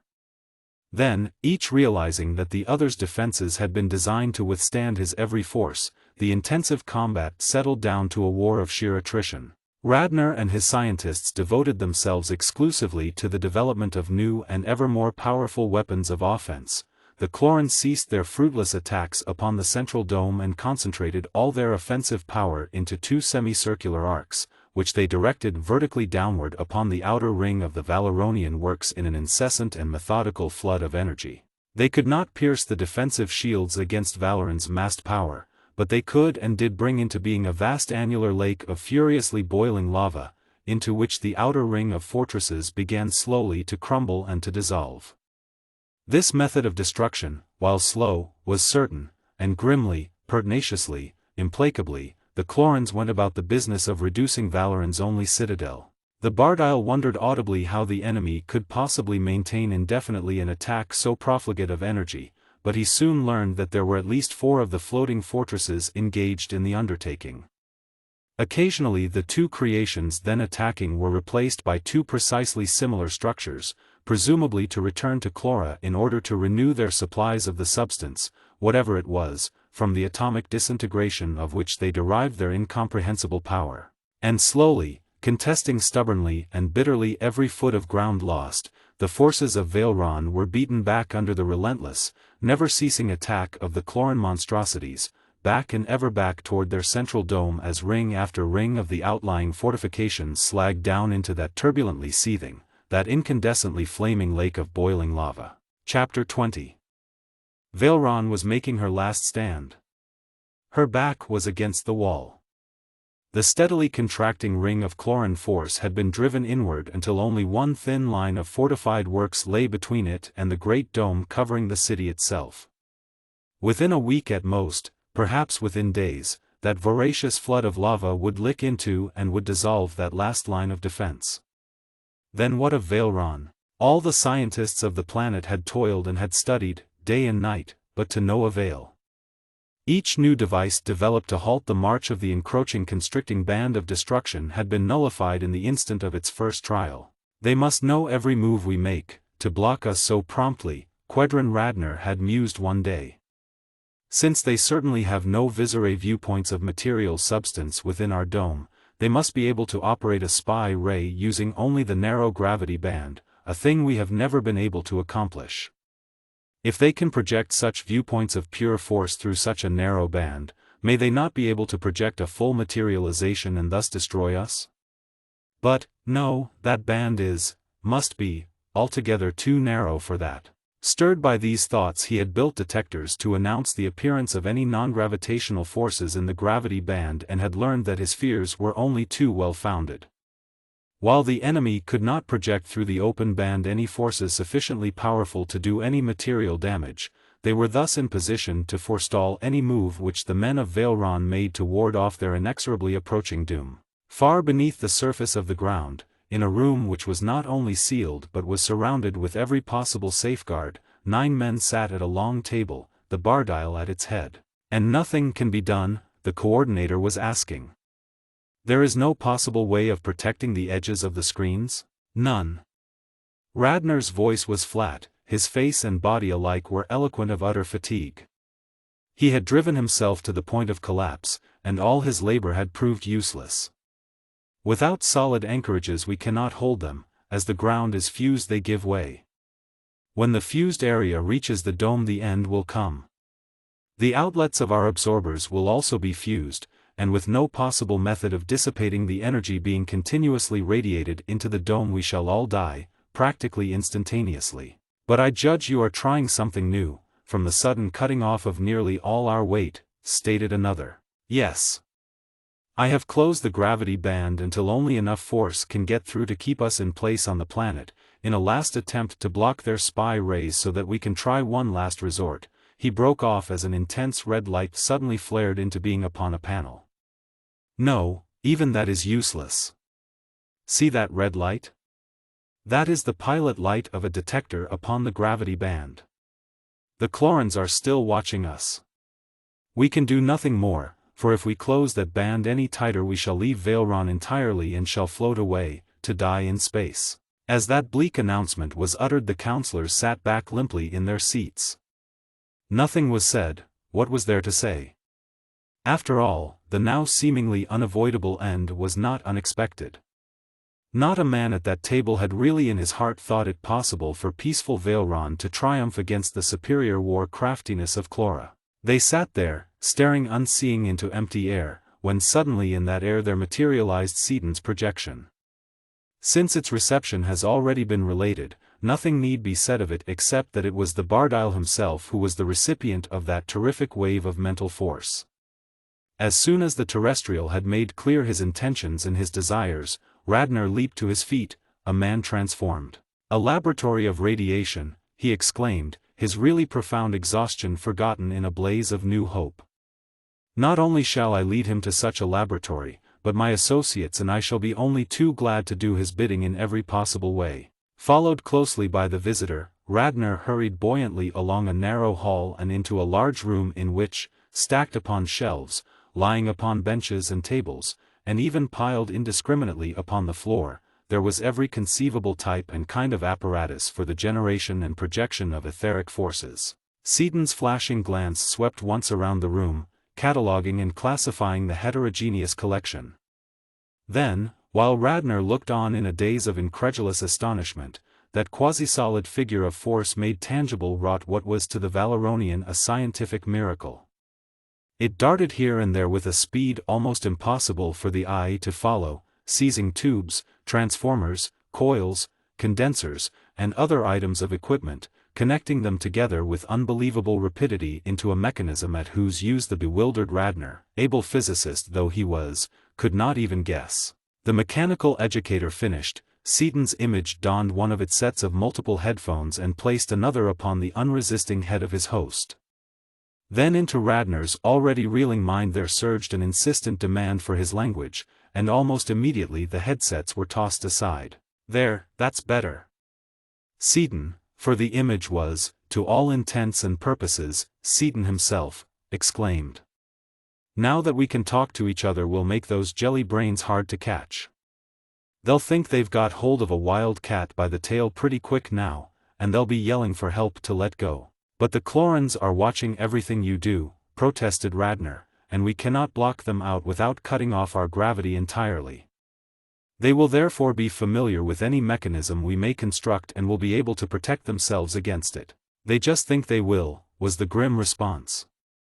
I can't close the gravity band without disaster, any more than you could, but I can find any spy ray they can use and send back along it a jolt that'll burn their eyes out. You see, there's a lot of stuff down on the edge of the Fourth Order that neither you folks nor the Chlorans know anything about yet, because you haven't had enough thousands of years to study it. While he was talking, Seaton had been furiously at work upon a small generator, and now he turned it on. If they can see through that, he said, they're a lot smarter than I think they are. Even if they're bright enough to have figured out what I was doing while I was doing it, it won't do them any good, because this outfit will scramble any beam they can send through that band. I must bow to your superior knowledge, of course, Radner said gravely, but I should like to ask one question. You are working a full materialization through less than a quarter of the gravity band, something that has always been considered impossible. Is there no danger that the Chlorans may analyze your patterns and thus duplicate your feat? Not a chance, Seaton assured him positively. This stuff I am using is on a tight beam, so tight that it is absolute proof against analysis or interference. It took the Norlaminians, and they're a race of real thinkers, over 8,000 years to go from the beams you and the Chlorans are using down to what I'm showing you. Therefore I'm not afraid that the opposition will pick it up in the next week or two. But we'd better get busy in a big way. Your most urgent need, I take it, is for something, anything, that will stop that surface of force before it reaches the skirt of your defensive dome and blocks your dissipators? Exactly. All right. We'll build you a 4-way fourth-order projector to handle full materializations, 4-way to handle 4 attackers in case they get desperate and double their program. With it you will send working images of yourselves into the power rooms of the Chloran ships and clamp a short-circuiting field across the secondaries of their converters. Of course they can bar you out with a zone of force if they detect you before you can kill the generators of their zones, but that will be just as good, as far as we're concerned. They can't do a thing as long as they're on, you know. Now put on the headset again and I'll give you the dope on the projector. Better get a recorder, too, as there'll be some stuff that you won't be able to carry in your head. The recorder was brought in and from Seaton's brain there flowed into it and into the mind of Radner the fundamental concepts and complete equations and working details of the new instrument. Upon the Valeronian's face was first blank amazement, then dawning comprehension, and lastly sheer, wondering awe as, the plan completed, he removed the headset. He began a confused panegyric of thanks, but Seaton interrupted him briskly. "'S'all right, Radner, you'd do the same thing for us if things were reversed. Humanity has got to stick together against all the vermin of all the universes. But, say, I'm getting a yen to see this mess all cleaned up, myself, think I'll stick around and help you build it. You're all in, clear to the neck, but you won't rest until the Chlorans are whipped. I can't blame you for that, I wouldn't either, and I'm fresh as a daisy. Let's go." In a few hours the complex machine was done. Radner and Siblin were seated at 2 of the sets of controls, associate physicists at the others. Since I don't know any more about their system of conversion than you do, I can't tell you in detail what to do, Seaton was issuing final instructions. But whatever you do, don't monkey with their primaries, shortening them would overload their liberators and blow this whole solar system over into the next galaxy. Take time to be dead sure that you've got the secondaries of their main converters, and slap a short circuit on as many of them as you can before they cut you off with a zone.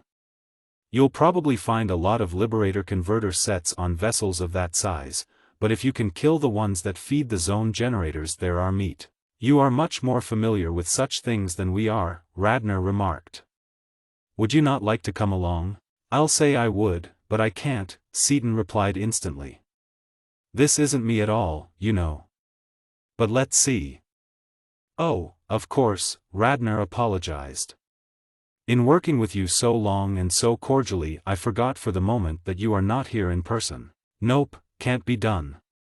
Seaton frowned, still immersed in the hitherto unstudied problem of the reprojection of a projected image. Need over 200,000 relays and, synchronization, neuromuscular, not on this outfit. Wonder if it can be done at all? Have to look into it sometime, but excuse me, Radner, I was thinking and got lost. Ready to go? I'll watch you on the plate here and be ready to offer advice, not that you'll need it. Shoot! Radner snapped on the power and he and his aide shot their projections into one of the opposing fortresses, Siblin and his associate going into the other. Through compartment after compartment of the immense structures the as yet invisible projections went, searching for the power rooms. They were not hard to find, extending as they did nearly the full length of the stupendous structures, vaulted caverns filled with linked pairs of mastodonic fabrications, the Liberator converters.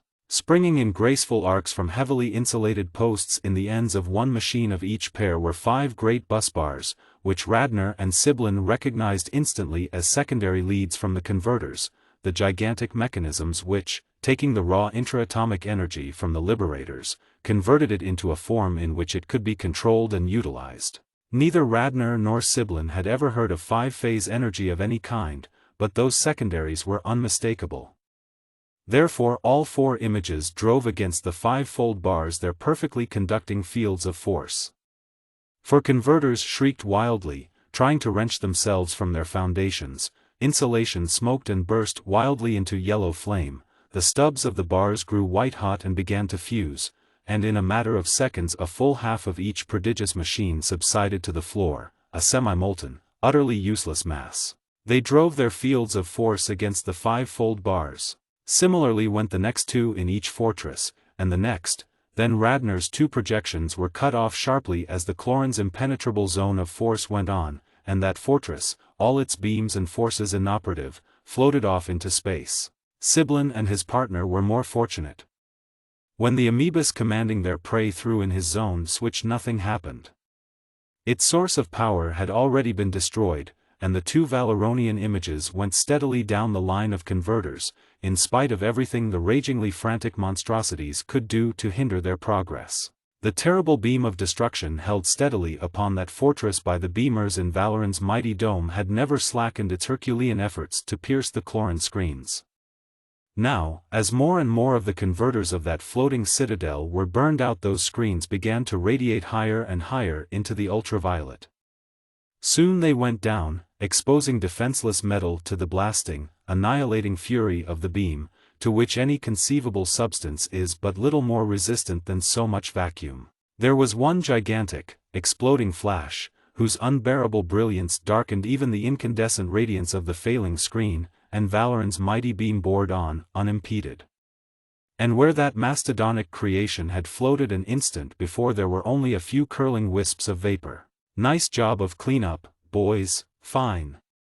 Seaton clapped a friendly hand upon Radner's shoulder. Anybody can handle them now. Better you take a week off and catch up on sleep. I could do with a little shut-eye myself, and you've been on the job a lot longer than I have. But hold on, don't go yet. Radner exclaimed in consternation. Why, our whole race owes its very existence to you. Wait at least until our Bardile can have a word with you. That isn't necessary, Radner. Thanks just the same, but I don't go in for that sort of thing, any more than you would. Besides, we'll be here in the flesh in a few days and I'll talk to him then. So long, and the projection disappeared. In due time Skylark 2 came lightly to a landing in a parkway near the council hall, to be examined curiously by an excited group of Valeronians who wondered audibly that such a tiny space ship should have borne their salvation. The 4 terrestrials, sure of their welcome, stepped out and were greeted by Siblin, Radner, and the Bardile. I must apologize, sir, for my cavalier treatment of you at our previous meeting. Seaton's first words to the coordinator were in sincere apology. I trust that you will pardon it, realizing that something of the kind was necessary in order to establish communication. Speak not of it, Richard Seaton. I suffered only a temporary inconvenience, a small thing indeed compared to the experience of encountering a mind of such stupendous power as yours. Neither words nor deeds can express to you the profound gratitude of our entire race for what you have done for Valeron. I am informed that you personally do not care for extravagant praise, but please believe me to be voicing the single thought of a world's people when I say that no words coined by brain of man could be just, to say nothing of being extravagant, when applied to you. I do not suppose that we can do anything, however slight, for you in return, in token that these are not entirely empty words? You certainly can, sir, Seaton made surprising answer. We are so completely lost in space that without a great deal of material and of mechanical aid we shall never be able to return to, nor even to locate in space, our native galaxy, to say nothing of our native planet. A concerted gasp of astonishment was his reply. Then he was assured in no uncertain terms that the resources of Valeron were at his disposal. A certain amount of public attention had of course to be endured, but Seaton and Crane, pleading a press of work upon their new projectors, buried themselves in Radnor's laboratory, leaving it to their wives to bear the brunt of Valeronian adulation. "How do you like being a heroine, Dot?" Seaton asked one evening, as the two women returned from an unusually demonstrative reception in another city. "We just revel in it, since we didn't do any of the real work. It's just too perfectly gorgeous for words," Dorothy replied shamelessly. "Especially Peggy." She eyed Margaret mischievously and winked furtively at Seaton. "Why, you ought to see her, she could just simply roll that stuff up on a fork and eat it, as though it were that much soft fudge." Since the scientific and mechanical details of the construction of a fifth-order projector have been given in full elsewhere, there is no need to repeat them here. Seaton built his neutronium lens in the core of the nearby white dwarf star, precisely as Ravel had done it from distant Norlamin. He brought it to Valeron, and around it there began to come into being a duplicate of the immense projector which the terrestrials had been obliged to leave behind them when they abandoned gigantic Skylark 3 to plunge through the fourth dimension in Tiny 2. "Maybe it's none of my business, Radnor," Seaton turned to the Valeronian curiously during a lull in their work, "but how come you're still simply shooting away those Cloran vessels by making them put out their zones of force? Why didn't you hop over there on your projector and blow their whole planet over into the next solar system?" "I would have done that long ago if it had been me, I think. We did visit Clora once, with something like that in mind, but our attempt failed lamentably," Radnor admitted sheepishly. "You remember that peculiar special sense, that mental force that Siblin tried to describe to you? Well, it was altogether too strong for us. My father, possessing one of the strongest minds of Valeron, was in the chair, but they mastered him so completely that we had to recall the projection by cutting off the power to prevent them from taking from his mind by force the methods of transmission which you taught us and which we were then using." So that's it, huh? Seaton was greatly interested. "Maybe I'll take one on the chin, but I'm going to lock horns with that bunch of squidges myself, one of these days. When this projector gets itself done I'll skip over there and try them a whirl. With this fifth-order outfit I think maybe I'll be able to make big medicine on them." True to his word, Seaton's first use of the new mechanism was to assume the offensive. He first sought out and destroyed the Cloran structure then in space, now an easy task, since zones of force, while impenetrable to any etherborne phenomena, offer no resistance whatever to forces of the fifth order, propagated as they are in that inner medium, the subether. Then, with the quadrant standing by, to cut off the power in case he should be overpowered, he invaded the sanctum sanctorum of all Clora, the private office of the Supreme Great One himself, and stared unabashed and unaffected into the enormous eye of the monstrous ruler of the planet. There ensued a battle royal. Had mental forces been visible, it would have been a spectacular meeting indeed. Larger and larger grew the eye until it was transmitting all the terrific power generated by that frightful, visibly palpitating brain. But Seaton was not of Valeron, nor was he handicapped by the limitations of a fourth-order projector. He was now being projected upon a full beam of the fifth, by a mechanism able to do full justice to his stupendously composite brain. The part of that brain he was now employing was largely the contribution of Drasnik, the first of psychology of ancient Norlamin, and from it he was hurling along that beam the irresistible sum total of mental power accumulated by 10,000 generations of the most profound students of the mind that our galaxy has ever known. The creature, realizing that at long last it had met its mental master, must have emitted radiations of distress, for into the room came crowding hordes of the monstrosities, each of whom sought to add his own mind to those already opposing the intruder. In vain, all their power could not turn Seaton's penetrating glare aside, nor could it wrest from that glare's unbreakable grip the mind of the tortured Great One. And now, mental waves failing, they resorted to the purely physical. Hand rays of highest power blasted at that figure uselessly, fiercely driven bars, spears, axes, and all other weapons rebounded from it without leaving a mark upon it, rebounded bent, broken, and twisted. For that figure was in no sense matter as we understand the term.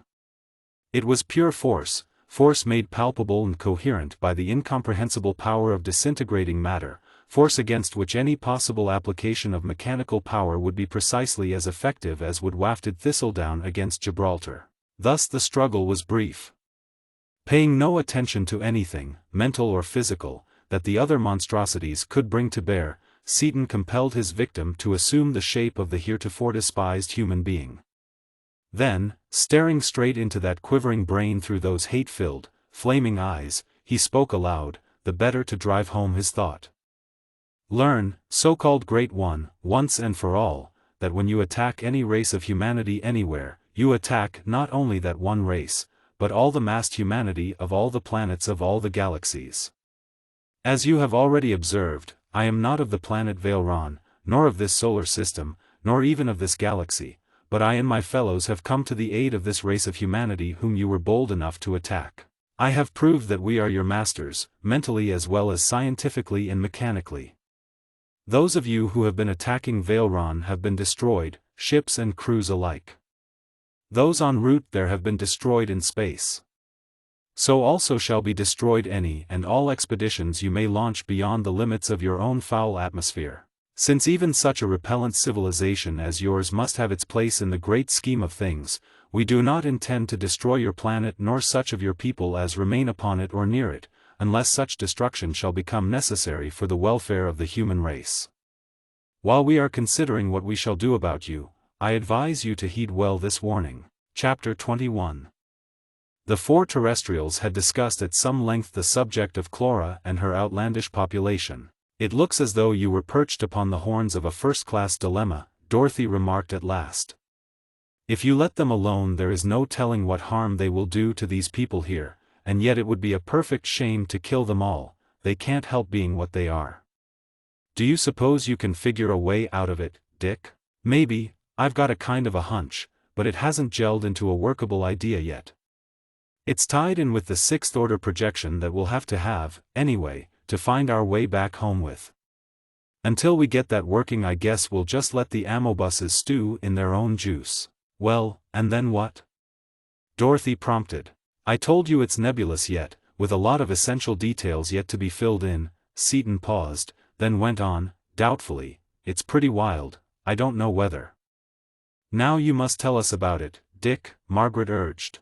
I'll say you've got to, Dorothy agreed. You've had a lot of ideas wild enough to make any sane creature's head spin around in circles before this, but not one of them was so hair-raising that you were backward in talking about it. This one must be the prize brainstorm of the universe, spill it to us. All right, but remember that it's only half-baked and that you asked for it. I'm doping out a way of sending them back to their own solar system, planet and all. What? Exclaimed Margaret. Dorothy simply whistled, a long, low whistle highly eloquent of incredulity. Maintenance of temperature? Time? Power? Control? Crane, the imperturbable, picked out unerringly the four key factors of the stupendous feat. Your first three objections can be taken care of easily enough, Seaton replied positively. No loss of temperature is possible through a zone of force, our own discovery. We can stop time with a stasis, we learned that from watching those four-dimensional folks work. The power of cosmic radiation is practically infinite and eternal, we learned how to use that from the pure intellectuals. Control is the sticker, since it calls for computations and calculations at present impossible, but I believe that when we get our mechanical brain done, it will be able to work out even such a problem as that. What do you mean, mechanical brain? Demanded Dorothy. The thing that is going to run our sixth-order projector, Seaton explained. You see, it'll be altogether too big and too complicated to be controlled manually, and thought, human thought, at least, is on one band of the sixth order. Therefore the logical thing to do is to build an artificial brain capable of thinking on all bands of the order instead of only one, to handle the whole projector. See? No, declared Dorothy promptly, but maybe I will, though, when I see it work. What's next on the program? Well, it's going to be quite a job to build that brain, and we'd better be getting at it, since without it there'll be no Skylark 4. Dick, I object. Dorothy protested vigorously. The Skylark of Space was a nice name. Sure, you'd think so, since you named her yourself, interrupted Seaton in turn, with his disarming grin. Keep still a minute, Dickie, and let me finish. Skylark 2 was pretty bad, but I stood it, and by gritting my teeth all out of shape I did manage to keep from squawking about Skylark 3, but I certainly am not going to stand for Skylark 4. Why, just think of giving a name like that to such a wonderful thing as she is going to be, as different as can be from anything that has ever been dreamed of before, just as though she were going to be simply one more of a long series of cup-challenging motorboats or something. Why, it's just too perfectly idiotic for words. But she's got to be some kind of a Skylark, you know that. Yes, but give her a name that means something, that sounds like something. Name her after this planet, say, Skylark of Valeron, how's that? Okay by me. How about it, Peg? Mart? The Cranes agreed to the suggestion with enthusiasm, and Seaton went on. Well, an onion by any other name would smell as sweet, you know, and it's going to be just as much of a job to build the Skylark of Valeron as it would have been to build Skylark 4. Therefore, as I have said before and am about to say again, we'd better get at it. The fifth-order projector was moved to the edge of the city, since nowhere within its limits was there room for the structure to be built, and the two men seated themselves at its twin consoles and their hands flew over its massed banks of keyboards. For a few minutes nothing happened, then on the vast, level plain before them, a plain which had been a lake of fluid lava a few weeks before, there sprang into being an immense foundation structure of trussed and latticed girder frames of inoson, the hardest, strongest, and toughest form of matter possible to molecular structure. 1 square mile of ground it covered, and it was strong enough, apparently, to support a world. When the foundation was finished, Seaton left the framework to Crane, while he devoted himself to filling the interstices and compartments as fast as they were formed. He first built one tiny structure of coils, fields, and lenses of force, one cell of the gigantic mechanical brain which was to be. He then made others, slightly different in tune, and others, and others. He then set forces to duplicating these cells, forces which automatically increased in number until they were making and setting 500,000 cells per second, all that his connecting forces could handle. And everywhere, it seemed, there were projectors, fields of force, receptors and converters of cosmic energy, zones of force, and many various shaped lenses and geometric figures of neutronium encased in sheaths of phaeton. From each cell led tiny insulated wires, so fine as to be almost invisible, to the nerve centers, and to one of the millions of projectors. From these in turn ran other wires, joining together to form larger and larger strands until finally several hundred enormous cables, each larger than a man's body, reached and merged into an enormous, glittering, hemispherical, mechano-electrical inner brain. For 40 long Valeronian days, more than 1,000 of our earthly hours, the work went on ceaselessly, day and night. Then it ceased of itself, and there dangled from the center of the glowing, gleaming hemisphere a something which is only very vaguely described by calling it either a heavily wired helmet or an incredibly complex headset. It was to be placed over Seaton's head. It is true, it was a headset, but one raised to the millionth power. It was the energizer and controller of the inner brain, which was in turn the activating agency of that entire cubic mile of as yet inert substance, that assemblage of thousands of billions of cells, so soon to become the most stupendous force for good ever to be conceived by the mind of man. When that headset appeared, Seaton donned it and sat motionless. For hour after hour he sat there, his eyes closed, his face white and strained, his entire body eloquent of a concentration so intense as to be a veritable trance. At the end of 4 hours Dorothy came up resolutely, but Crane waved her back. This is far and away the most crucial point of the work, Dorothy, he cautioned her gravely. While I do not think that anything short of physical violence could distract his attention now, it is best not to run any risk of disturbing him. An interruption now would mean that everything would have to be done over again from the beginning. Something over an hour later Seaton opened his eyes, stretched prodigiously, and got up. He was white and trembling, but tremendously relieved and triumphant. "Why, Dick, what have you been doing? You look like a ghost."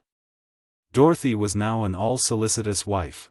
"I've been thinking, and if you don't believe that it's hard work you'd better try it some time. 'S'all right, though, I won't have to do it any more, got a machine to do my thinking for me now." "Oh, is it all done?" "Nowhere near, but it's far enough along so that it can finish itself.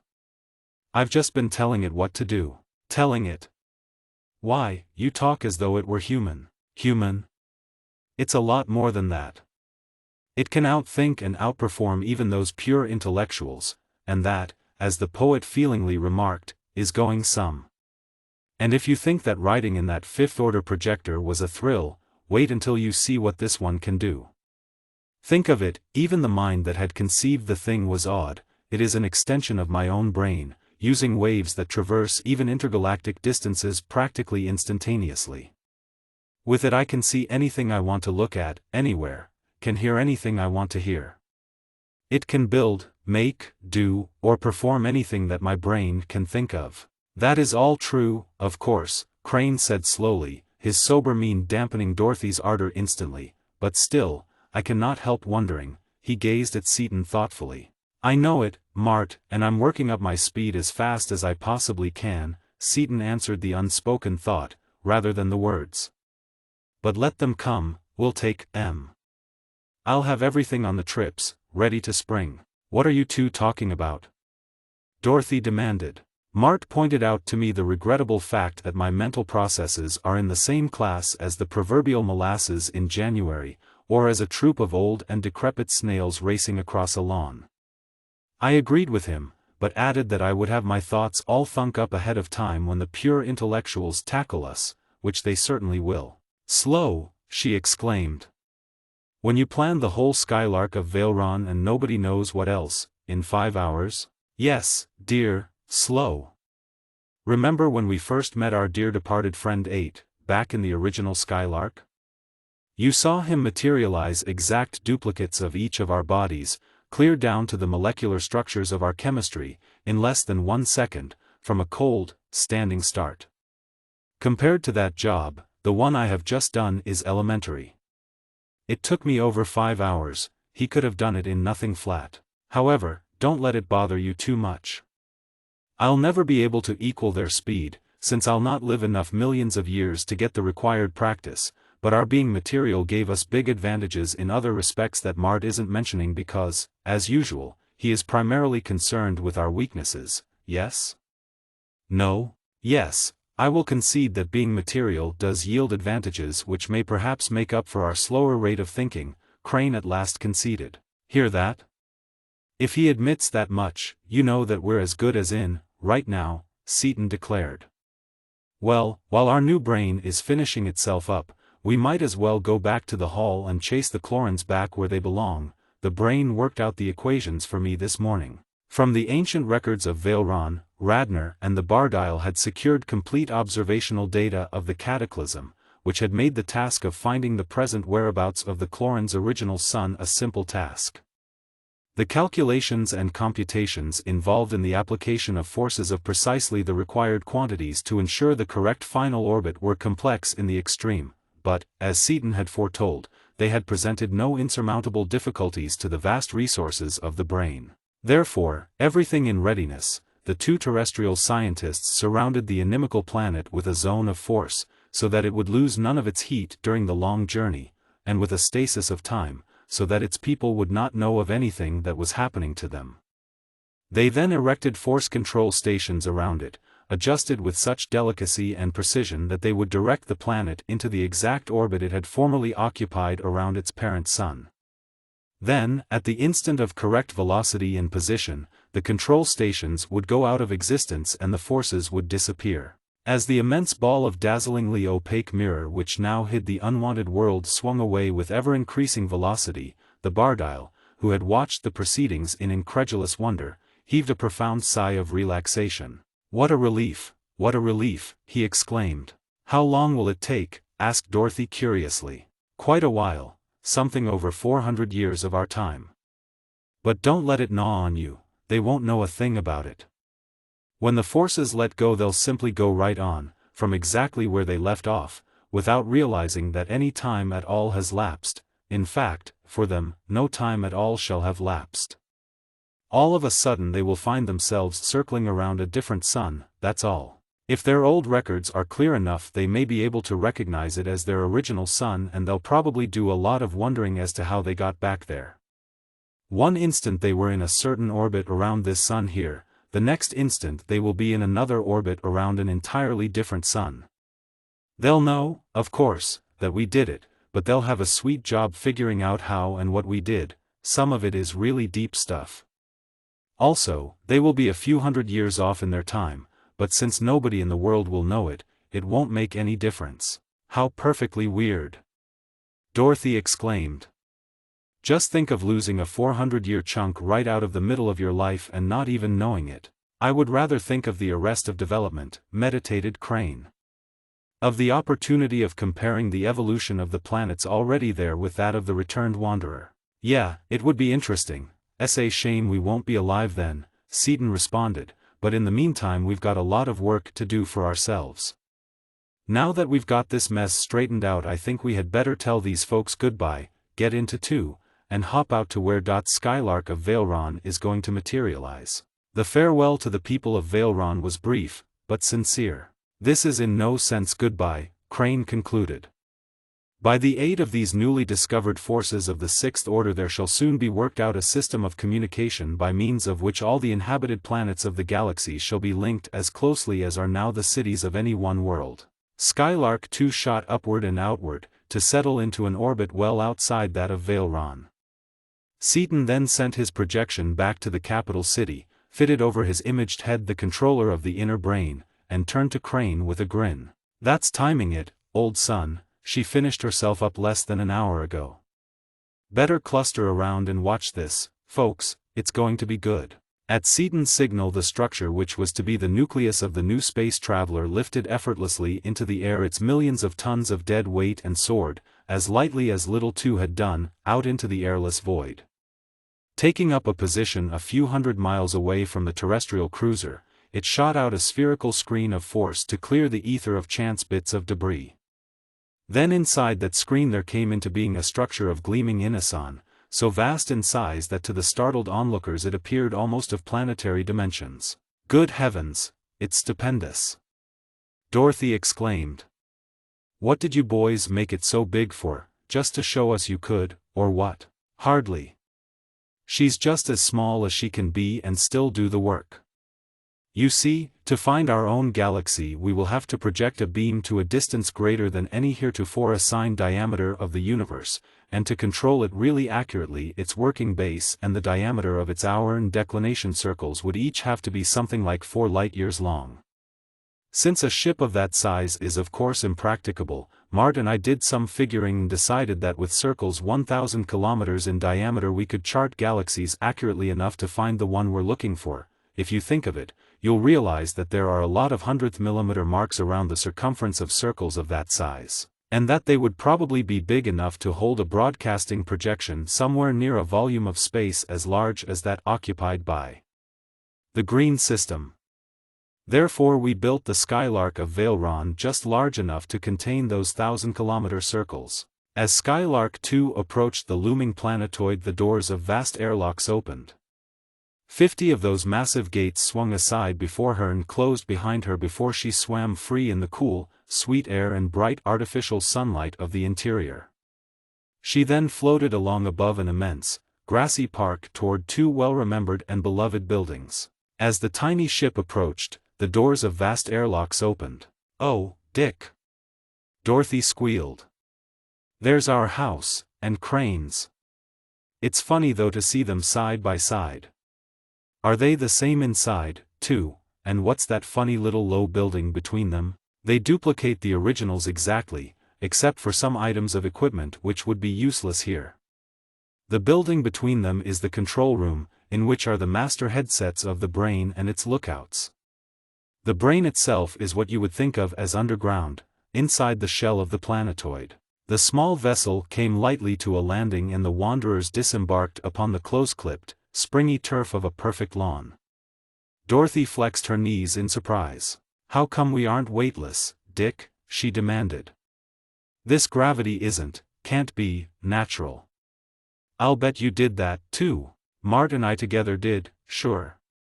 We learned a lot from the intellectuals and a lot more in hyperspace, but we could neither derive the fundamental equations nor apply what knowledge we already had until we finished this sixth-order outfit. Now, though, we can give you all the gravity you want, or as little, whenever and wherever you want it." "Oh, marvelous, this is glorious, boys," Dorothy breathed. "I have always just simply despised weightlessness. Now, with these houses and everything, we can have a perfectly wonderful time." "Here's the dining room," Seaton said briskly. "And here's the headset you put on to order dinner or whatever is appropriate to the culinary department. You will observe that the kitchen of this house is purely ornamental, never to be used unless you want to." "Just a minute, Dick," Dorothy's voice was tensely serious. "I have been really scared ever since you told me about the power of that brain, and the more you tell me of it the worse scared I get. Think of the awful damage a wild, chance thought would do, and the more an ordinary mortal tries to avoid any thought the surer he is to think it, you know that. Really, I'm not ready for that yet, dear. I'd much rather not go near that headset." "I know, sweetheart," his arm tightened around her. "But you didn't let me finish. These sets around the house control forces which are capable of nothing except duties pertaining to the part of the house in which they are. This dining room outfit, for instance, is exactly the same as the Norlaminian one you used so much, except that it is much simpler. Instead of using a lot of keyboards and force tubes, you simply think into that helmet what you want for dinner and it appears. Think that you want the table cleared and it is cleared, dishes and all simply vanish. Think of anything else you want done around this room and it's done. That's all there is to it. To relieve your mind I'll explain some more. Mart and I both realized that that brain could very easily become the most terrible, the most frightfully destructive thing that the universe has ever seen. Therefore, with two exceptions, every controller on this planetoid is of a strictly limited type. Of the two master controls, which are unlimited and very highly reactive, one responds only to Crane's thoughts, the other only to mine. As soon as we get some loose time we are going to build a couple of auxiliaries, with automatic stops against stray thoughts, to break you girls in on. We know as well as you do, Red Top, that you haven't had enough practice yet to take an unlimited control." "I'll say I haven't," she agreed feelingly. "I feel lots better now. I'm sure I can handle the rest of these things very nicely." "Sure you can." "Well, let's call the Cranes and go into the control room," Seaton suggested. "The quicker we get started the quicker we'll get done." Accustomed as she was to the banks and tiers of keyboards, switches, dials, meters, and other operating paraphernalia of the control rooms of the previous Skylark, Dorothy was taken aback when she passed through the thick, heavily insulated door into that of the Skylark of Valeron. For there were 4 gray walls, a gray ceiling, and a rugged gray floor. There were low, broad double chairs and headsets. There was nothing else. "This is your seat, Dottie, here beside me, and this is your headset. It's just a visit, so you can see what is going on, not a controller," he hastened to reassure her. "You have a better illusion of seeing if your eyes are open, that's why everything is neutral in color. But better still for you girls, we'll turn off the lights." The illumination, which had seemed to pervade the entire room instead of emanating from any definite sources, faded out, but in spite of the fact that the room was in absolute darkness Dorothy saw with a clarity and a depth of vision impossible to any earthly eyes. She saw at one and the same time, with infinite precision of detail, the houses and their contents, the whole immense sphere of the planetoid, inside and out, Valeron and her sister planets encircling their sun, and the stupendous full sphere of the vaulted heavens. She knew that her husband was motionless at her side, yet she saw him materialize in the control room of Skylark 2. There he seized the cabinet which contained the space chart of the Fenachrone, that library of films portraying all the galaxies visible to the wonderfully powerful telescopes and projectors of that horrible race. That cabinet became instantly a manifold scanner, all its reels flashing through as one. Simultaneously there appeared in the air above the machine a three-dimensional model of all the galaxies there listed. A model upon such a scale that the first galaxy was but a tiny lenticular pellet, although it was still disproportionately large, upon such a scale that the whole vast sphere of space covered by the hundreds of Fenachrone scrolls was compressed into a volume but little larger than a basketball. And yet each tiny galactic pellet bore its own peculiarly individual identifying marks. Then Dorothy felt as though she herself had been hurled out into the unthinkable reaches of space.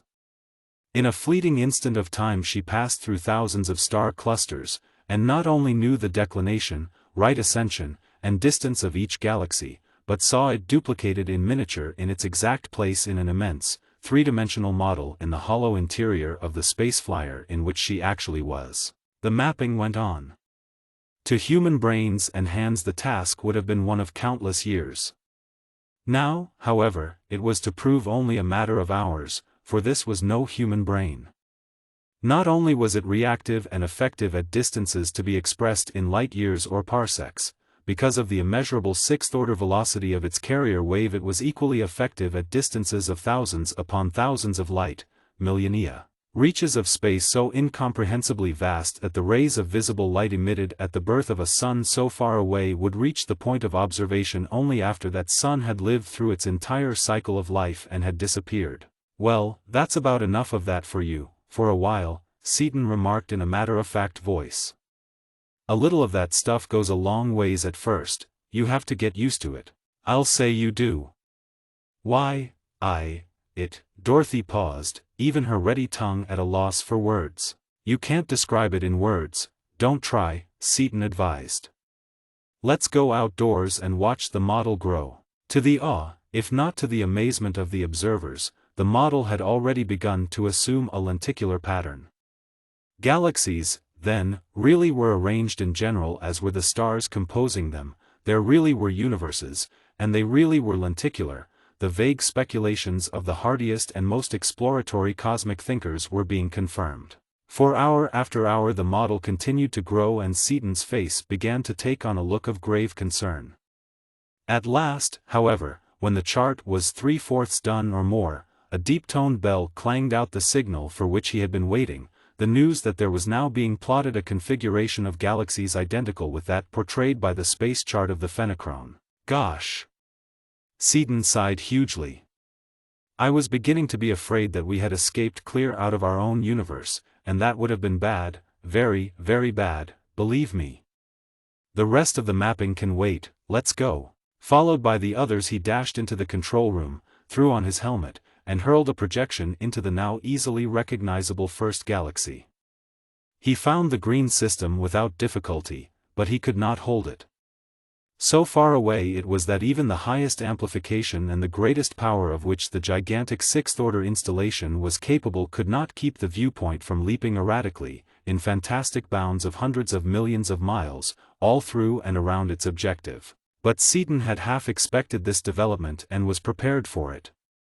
He had already sent out a broadcasting projection, and now, upon a band of frequencies wide enough to affect every receiving instrument in use throughout the green system and using power sufficient to overwhelm any transmitter, however strong, that might be in operation, he sent out in a mighty voice his urgent message to the scientists of Norlaman. Chapter 22.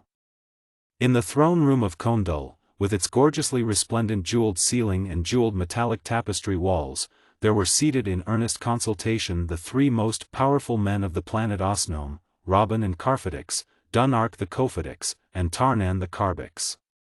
Their clothing was the ordinary Osnomian regalia of straps, chains, and metallic bands, all thickly bestudded with blazing gems and for the most part supporting the full assortment of devastatingly powerful hand weapons without which any man of that race would have felt stark naked.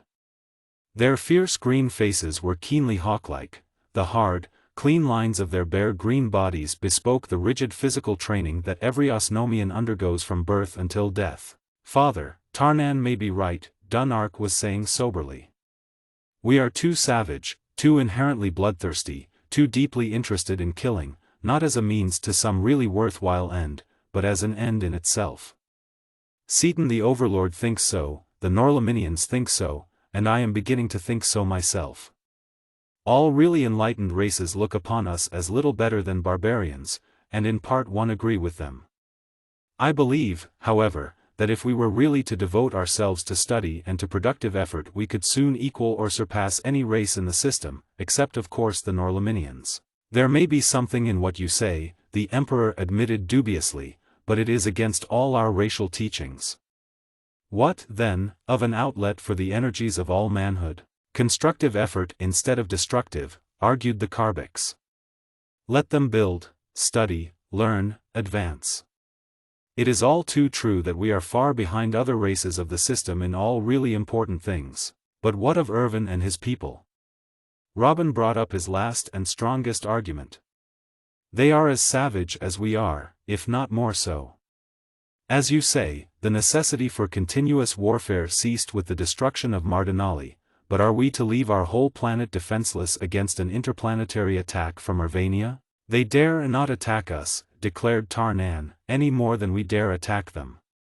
Seaton the Overlord decreed that the people of us two first to attack the other die's root and branch, and we all know that the word of the Overlord is no idle, passing breath. But he has not been seen for long. He may be far away and the Irvanians may decide at any time to launch their fleets against us. However, before we decide this momentous question I suggest that you two pay a visit of state to the court of Irvin. Talk to Irvin and his Karbiks as you have talked to me, of cooperation and of mutual advancement. If they will cooperate, we will." During the long voyage to Irvania, the third planet of the 14th sun, however, their new ardor cooled perceptibly, particularly that of the younger man, and in Irvin's palace it became clear that the love of peaceful culture inculcated upon those fierce minds by contact with more humane peoples could not supplant immediately the spirit of strife bred into bone and fiber during thousands of generations of incessant warfare. For when the two Osnomians sat down with the two Irvanians the very air seemed charged with animosity. Like strange dogs meeting with bared fangs and bristling manes, Osnomian and Irvanian alike fairly radiated hostility. Therefore Tarnan's suggestions as to cooperation and understanding were decidedly unconvincing, and were received with open scorn. "Your race may well wish to cooperate with ours," sneered the Emperor of Irvania, "since, but for the threats of that self-styled overlord, you would have ceased to exist long since. And how do we know where that one is, what he is doing, whether he is paying any attention to us? Probably you have learned that he has left this system entirely and have already planned an attack upon us. In self-defense we shall probably have to wipe out your race to keep you from destroying ours. At any rate your plea is very evidently some underhanded trick of your weak and cowardly race." "Weak? Cowardly? Us? You conceited, bloated toad," stormed Dunark, who had kept himself in check thus far only by sheer power of will. He sprang to his feet, his stool flying backward. "Here and now I demand a meeting of honor, if you know the meaning of the word honor." The four enraged men, all drawing weapons, were suddenly swept apart, then clutched and held immovably as a figure of force materialized among them, the form of an aged, white-bearded Norlaminian. The four enraged men, all drawing weapons, were suddenly swept apart. "Peace, children, and silence," the image commanded sternly. "Rest assured that there shall be no more warfare in this system and that the decrees of the Overlord shall be enforced to the letter. Calm yourselves and listen. I know well, mind you, that none of you really meant what has just been said. You of Osnome were so impressed by the benefits of mutual helpfulness that you made this journey to further its cause. You of Irvania are at heart also strongly in favor of it, but neither of you has strength enough or courage enough to admit it. For know, vain and self-willed children, that it is weakness, not strength, which you have been displaying.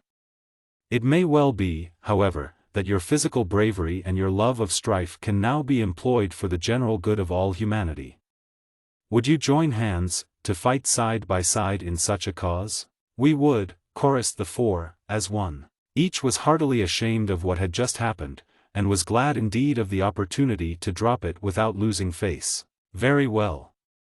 We of Norlamin fear greatly that we have inadvertently given to one of the greatest foes of universal civilization weapons equal in power to the Overlord's own, and that he is even now working to undo all that had been done. Will you of Osnome and you of Urbania help in conducting an expedition against that foe? We will, they exclaimed. Dunark added, who is that enemy, and where is he to be found? He is Dr. Mark C. Duquesne, of Earth. Duquesne, barked Dunark. Why, I thought the Fenachrone killed him.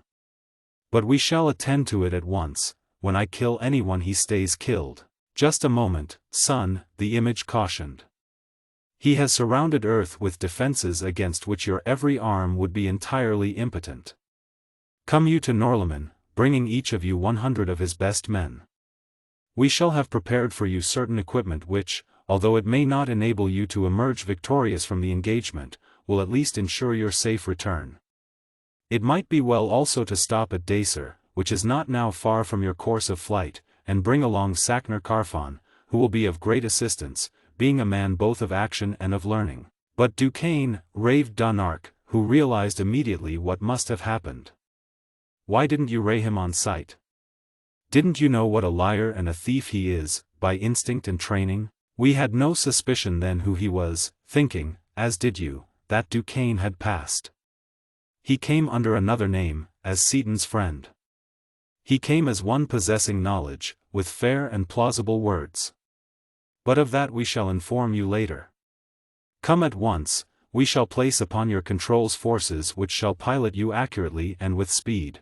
Upon the aqueous world of Dacer they found its amphibious humanity reveling in an activity which, although dreamed of for centuries, had been impossible of realization until the Skylark had brought to them a supply of Ravelin, the metal of power.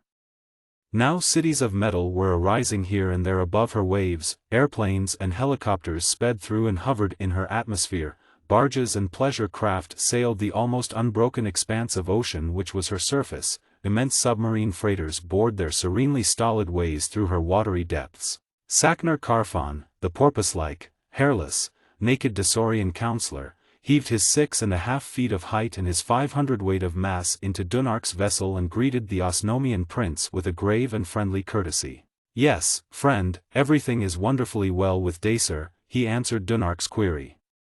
Now that our one lack, that of power, has been supplied, our lives can at last be lived to the full, unhampered by the limitations which we have hitherto been compelled to set upon them. But this from Norlamin is terrible news indeed.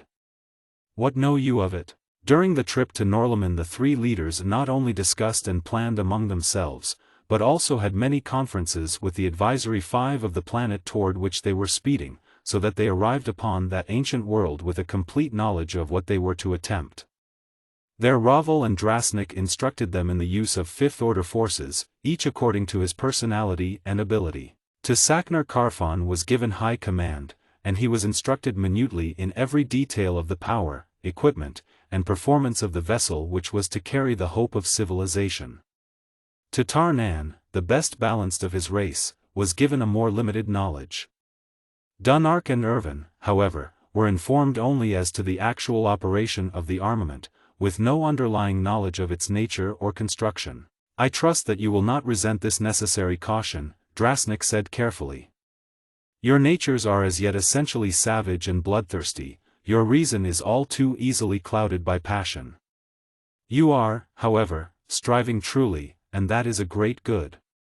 With a few mental operations, which we shall be glad to give you at a later time, you shall both be able to take your places as leaders in the march of your peoples towards civilization. Foden, majestic chief of the Five, escorted the company of warriors to their battleship of space, and what a ship she was.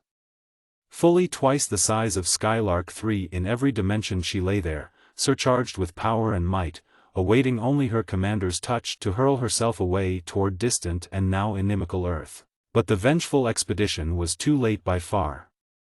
Duquesne had long since consolidated his position. His chain of interlinked power stations encircled the globe. Governments were in name only. World Steel now ruled the entire Earth, and Duquesne's power was absolute. Nor was that rule as yet unduly onerous. The threat of war was gone, the tyranny of gangsterism was done, everybody was working for high wages. What was there to kick about? Some men of vision of course perceived the truth and were telling it, but they were being howled down by the very people they were trying to warn. It was thus against an impregnably fortified world that Dunark and Irvin directed every force with which their flying super-dreadnought was armed. Nor was she feeble, this monster of the skyways, but Duquesne had known well what form the attack would take and, having the resources of the world upon which to draw, he had prepared to withstand the amassed assault of 100 such vessels, or 1,000. Therefore the attack not only failed, it was repulsed crushingly. For from his mass generators Duquesne hurled out upon the Norlaminian space ship a solid beam of such incredible intensity that in neutralizing its terrific ardor her store of power uranium dwindled visibly, second by second. So rapidly did the metal disappear that Sachner-Carfon, after waging the unequal struggle for some 20 hours, put on high acceleration and drove back toward the central system, despite the raging protests of Dunark and of his equally tempestuous fellow lieutenant. And in his private office, which was also a complete control room, Duquesne smiled at Brookings, a hard, thin smile. "Now you see," he said coldly. "Suppose I hadn't spent all this time and money on my defenses? Well, why don't you go out and chase M? Give M a scare, anyway?" "Because it would be useless," Duquesne stated flatly. "That ship carries more stuff than anything we have ready to take off at present. Also, Dunark does not scare. You might kill him, but you can't scare him, it isn't in the breed." "Well, what is the answer, then?" "You have tried to take Norlamin with everything you've got, bombs, automatic ships, and projectors, and you haven't got to first base. You can't even get through their outside screens. What are you going to do, let it go on as a stalemate?" "Hardly." Duquesne smiled thinly. "While I do not make a practice of divulging my plans, I am going to tell you a few things now, so that you can go ahead with more understanding and hence with greater confidence. Seaton is out of the picture, or he would have been back here before this. The Fenachrone are all gone. Dunark and his people are unimportant. Norlamin is the only known obstacle between me and the mastery of the galaxy, therefore Norlamin must either be conquered or destroyed. Since the first alternative seems unduly difficult, I shall destroy her." "Destroy Norlamin, how?" The thought of wiping out that world, with all its ancient culture, did not appall, did not even affect, Brookings' callous mind. He was merely curious concerning the means to be employed. "This whole job so far has been merely a preliminary toward that destruction," Duquesne informed him levelly. "I am now ready to go ahead with the second step. The planet Pluto is, as you may or may not know, very rich in uranium. The ships which we are now building are to carry a few million tons of that metal to a large and practically uninhabited planet not too far from Norlamin. I shall install driving machinery upon that planet and, using it as a projectile which all their forces cannot stop, I shall throw Norlamin into her own sundae." Raging but impotent, Dunark was borne back to Norlamin, and, more subdued now but still bitterly humiliated, he accompanied Irvin, Sachner-Carfon, and the various firsts to a consultation with the five. As they strolled along through the grounds, past fountains of flaming color, past fantastically geometric hedges intricately and ornately wrought of noble metal, past walls composed of self-luminous gems so moving as to form fleeting, blending pictures of exquisite line and color, Sachner-Carfon eyed Drasnik in unobtrusive signal and the two dropped gradually behind. "I trust that you were successful in whatever it was you had in mind to do while we set up the late diversion?" Carfon asked quietly, when they were out of earshot. Dunark and Irvin, his fierce and fiery aides, had taken everything that had happened at its face value, but not so had the leader. Unlike his lieutenants, the massive Desaurian had known at first blast that his expedition against Duquesne was hopeless. More, it had been clear to him that the Norlaminians had known from the first that their vessel, enormous as she was and superbly powerful, could not crush the defenses of Earth. "We knew, of course, that you would perceive the truth," the first of psychology replied as quietly. We also knew that you would appreciate our reasons for not taking you fully into our confidence in advance. Tarnan of Osnome also had an inkling of it, and I have already explained matters to him. Yes, we succeeded. While Duquesne's whole attention was taken up in resisting your forces and in returning them in kind, we were able to learn much that we could not have learned otherwise. Also, our young friends Dunark and Irvin, through being chastened, have learned a very helpful lesson. They have seen themselves in true perspective for the first time, and, having fought side by side in a common and so far as they knew a losing cause, they have become friends instead of enemies. Thus it will now be possible to inaugurate upon those two backward planets a program leading toward true civilization. In the Hall of the Five the Norlaminian spokesman voiced thanks and appreciation for the effort just made, concluding, "While as a feat of arms the expedition may not have been a success, in certain other respects it was far from being a failure. By its help we were enabled to learn much, and I can assure you now that the foe shall not be allowed to prevail. It is graven upon the sphere that civilization is to go on." "May I ask a question, sir?" Irvin was for the first time in his bellicose career speaking diffidently. "Is there no way of landing a real storming force upon Earth? Must we leave Duquesne in possession indefinitely?" "We must wait, son, and work," the chief answered, with the fatalistic calm of his race. "At present we can do nothing more, but in time." He was interrupted by a deafening blast of sound, the voice of Richard Seaton, tremendously amplified. "This is the Skylark calling Ravel of Norlamin, Skylark calling Ravel of Norlamin," it repeated over and over, rising to a roar and diminishing to a whisper as Seaton's broadcaster oscillated violently through space. Ravel laid a beam to the nearest transmitter and spoke, "I am here, son." "What is it?" "Fine. I'm away out here in—" "Hold on a minute, Dick," Dunark shouted. He had been humble and sober enough since his return to Norlamin, realizing as he never had before his own ignorance in comparison with the gigantic minds about him, the powerlessness of his entire race in comparison with the energies he had so recently seen in action. But now, as Seaton's voice came roaring in and Ravel and his brain brother were about to indulge so naively and so publicly in a conversation which certainly should not reach Duquesne's ears, his spirits rose. Here was something he could do to help. "Duquesne is alive, has Earth completely fortified, and is holding it against everything we can give him," Dunark went on rapidly. "He's got everything we have, maybe more, and he's undoubtedly listening to every word we're saying. Talk Martinalian, I know for a fact that Duquesne can't understand that. They've got an educator here and I'll give it to Ravel right now." "All right, go ahead." "I'm clear out of the galaxy," Seaton's voice went on, now speaking the language of the Osnomian race which had so recently been destroyed. "So many galaxies away that none of you except Orlon could understand the distance. The speed of transmission is due to the fact that we have perfected and I am using a sixth-order projector, not a fifth. Have you a ship fit for really long-distance flight, as big as 3 was, or bigger?" "Yes, we have a vessel twice her size." "Fine. Load her up and start.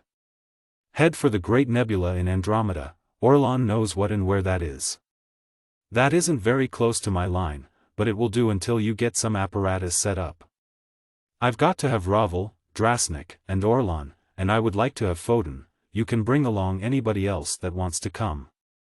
I'll sign on again in an hour, you should be started by then." Besides the 4 Norlaminians mentioned, Kassler, first of Mechanism, and Astron, first of Energy, also elected to make the stupendous flight, as did also many youngsters from the country of youth.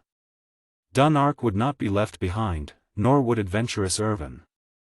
And lastly there was Saknar Karfon the Dasorian, who remarked that he would have to go along to make the boys behave and to steer the ship in case the old professors forgot to. The space ship was well on its way when at the end of the hour Seaton's voice again was heard. "All right, put me on a recorder and I'll give you the dope," he instructed, when he had made sure that his signal was received. "Duquesne has been trying to put a ray on us and he may try to follow us," Dunark put in. "Let him," Seaton shot back grimly, then spoke in English. "Duquesne, Dunark says that you're listening in." You have my urgent, if not cordial, invitation to follow this Norlaminian ship. If you follow it far enough, you'll take a long, long ride, believe me." Again addressing the voyagers, he recounted briefly everything that had occurred since the abandonment of Skylark 3, then dived abruptly into the fundamental theory and practical technique of sixth-order phenomena and forces. Of that ultramathematical dissertation Dunark understood not even the first sentence. Saknar Karfan perhaps grasped dimly a concept here and there. The Norlaminians, however, sat back in their seats, relaxed and smiling, their prodigious mentalities not only absorbing greedily but assimilating completely the enormous doses of mathematical and physical science being thrust upon them so rapidly.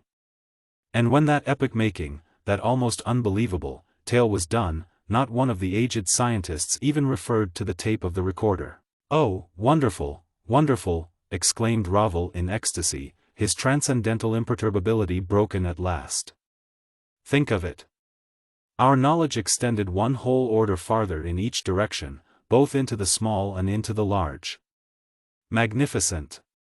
And by one brain, and that of a youth. Extraordinary.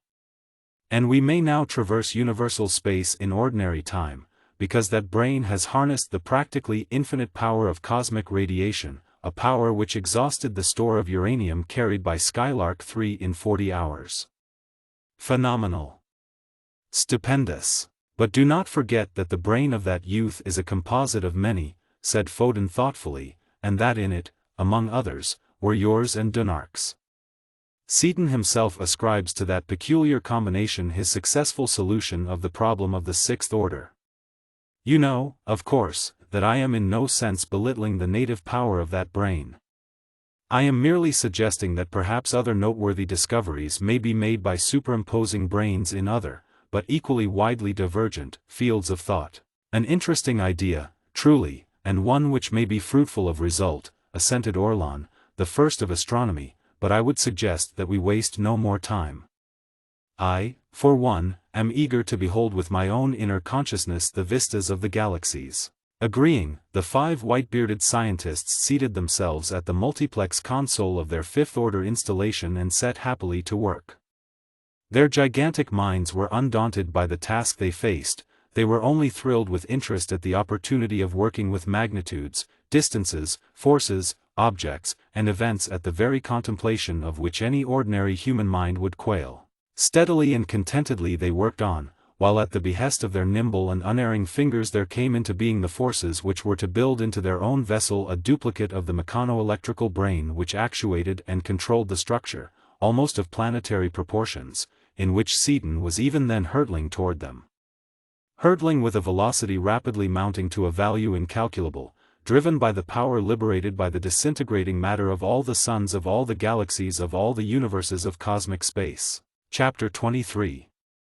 With all their might of brain and skill of hand and with all the resources of their fifth-order banks of forces, it was no small task for the Norlaminians to build the sixth-order controlling system which their ship must have if they were to traverse universal space in any time short of millennia.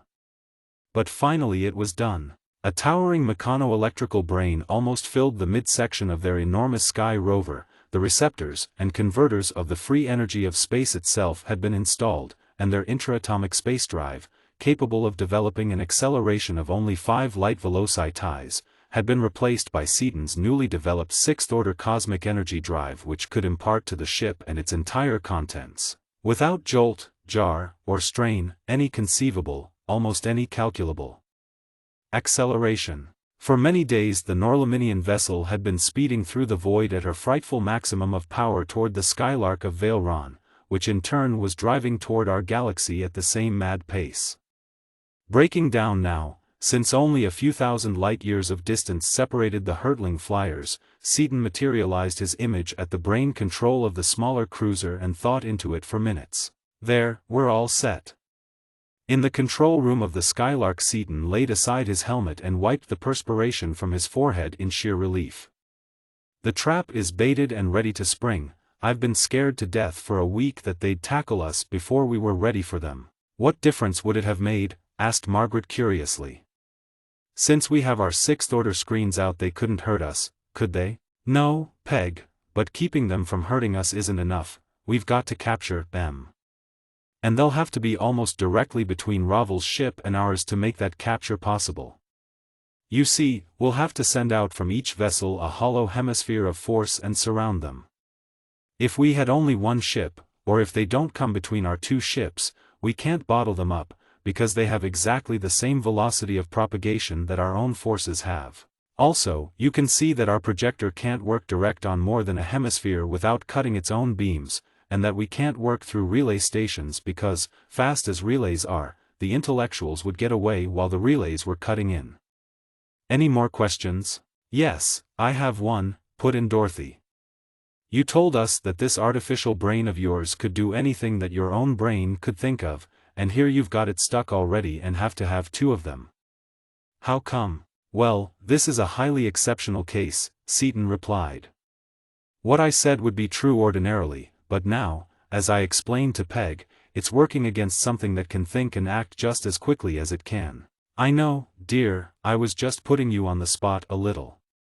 What are you using for bait? Thoughts. We're broadcasting them from a point midway between the two vessels. They're keen on investigating any sixth-order impulses they feel, you know, that's why we've kept all our stuff on tight beams heretofore, so that they probably couldn't detect it, so we're sending out a highly peculiar type of thought, that we are pretty sure will bring them in from wherever they are. Let me listen to it, just for a minute, she pleaded. WLL, I don't know. He eyed her dubiously. Not for a minute, no. Being of a type that not even a pure intellectual can resist, they'd burn out any human brain in mighty short order. Maybe you might for about 1/10 of a second, though. He lowered a helmet over her expectant head and snatched it off again, but that moment had been enough for Dorothy. Her violet eyes widened terribly in an expression commingled of amazedly poignant horror and of dreadfully ecstatic fascination. Her whole body trembled violently. "Oh, Dick, Dick," she gasped. "How horrible! Dick, Dick," she shrieked, then, recovering slowly, "How horrible, how ghastly, how perfectly, exquisitely damnable. What is it? Why, I actually heard babies begging to be born. And there were men who had died and gone to heaven and hell, there were minds that had lost their bodies and didn't know what to do, were simply shrieking out their agony, despair, and utter, unreasoning terror for the whole universe to hear. And there were joys, pleasures, raptures, so condensed as to be almost as unbearable as the tortures. And there were other things, awful, terrible, utterly indescribable and unimaginable things. Oh, Dick, I was sure that I had gone stark, staring, raving crazy. "'S'all right, dear," Seaton reassured his overwrought wife. "All those things are really there, and more.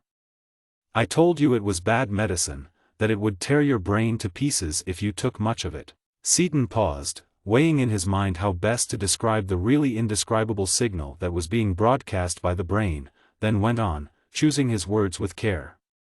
"All the pangs and all the ecstasies, all the thoughts and all the emotions of all evolution of all things, animate and inanimate, are there, of all things that ever have existed from the unknowable beginning of infinite time and of all things that ever shall exist until time's unknowable end. It covers all animate life, from the first stirring of that which was to vitalize the first unicell in the slime of the first world ever to come into being in the cosmos, to the last cognition of the ultimately last intelligent entity ever to be. Our present humanity was of course included, from before conception, through birth, through all of life, through death, and through the life beyond. It covers inanimate evolution from the ultimate particle and wave, through the birth, life, death, and rebirth of any possible manifestation of energy and of matter, up to and through the ultimate universe. Neither Mart nor I could do it all. We carried everything as far as we could, then the brain went through with it to its logical conclusion, which of course we could not reach. Then the brain systematized all the data and reduced it to a concentrated essence of pure thought. It is that essence which is being broadcast and which will certainly attract the intellectuals. In the brief flash you got of it you probably could understand at all only the human part, but maybe it's just as well. I'll say it's just as well. Dorothy emphatically agreed.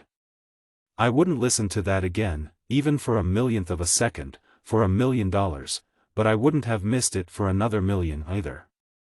I don't know whether to beg you to listen to it, Peggy, or to implore you not to. Don't bother, Margaret replied positively. Anything that could throw you into such a hysterical tantrum as that did, I don't want any of it all. None at all, in fact, it would be altogether too much for. Got them, folks, all done. Seaton exclaimed. You can put on your headsets now. A signal lamp had flashed brightly and he knew that those two gigantic brains, working in perfect synchronism, had done instantaneously all that they had been set to do.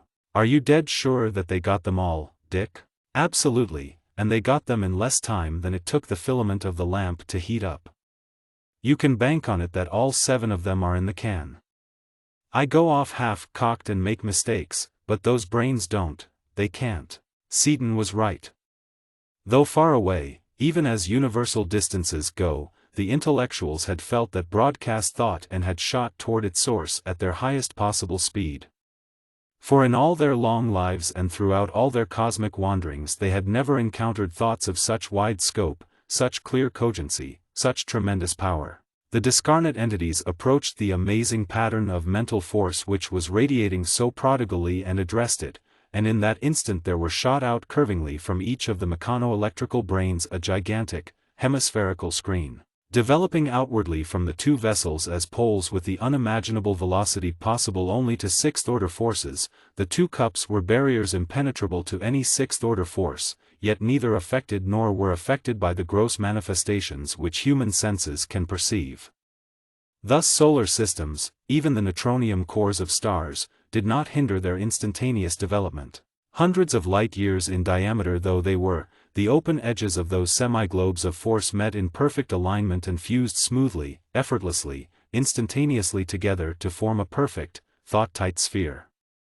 The violently radiating thought pattern which had so interested the intellectuals disappeared, and at the same instant the ultrasensitive organisms of the entities were assailed by the to them deafening and blinding crash and flash of the welding together along its equator of the far-flung hollow globe. These simultaneous occurrences were the first intimations that everything was not what it appeared, and the disembodied intelligences flashed instantly into furious activity, too late by the smallest possible instant of time.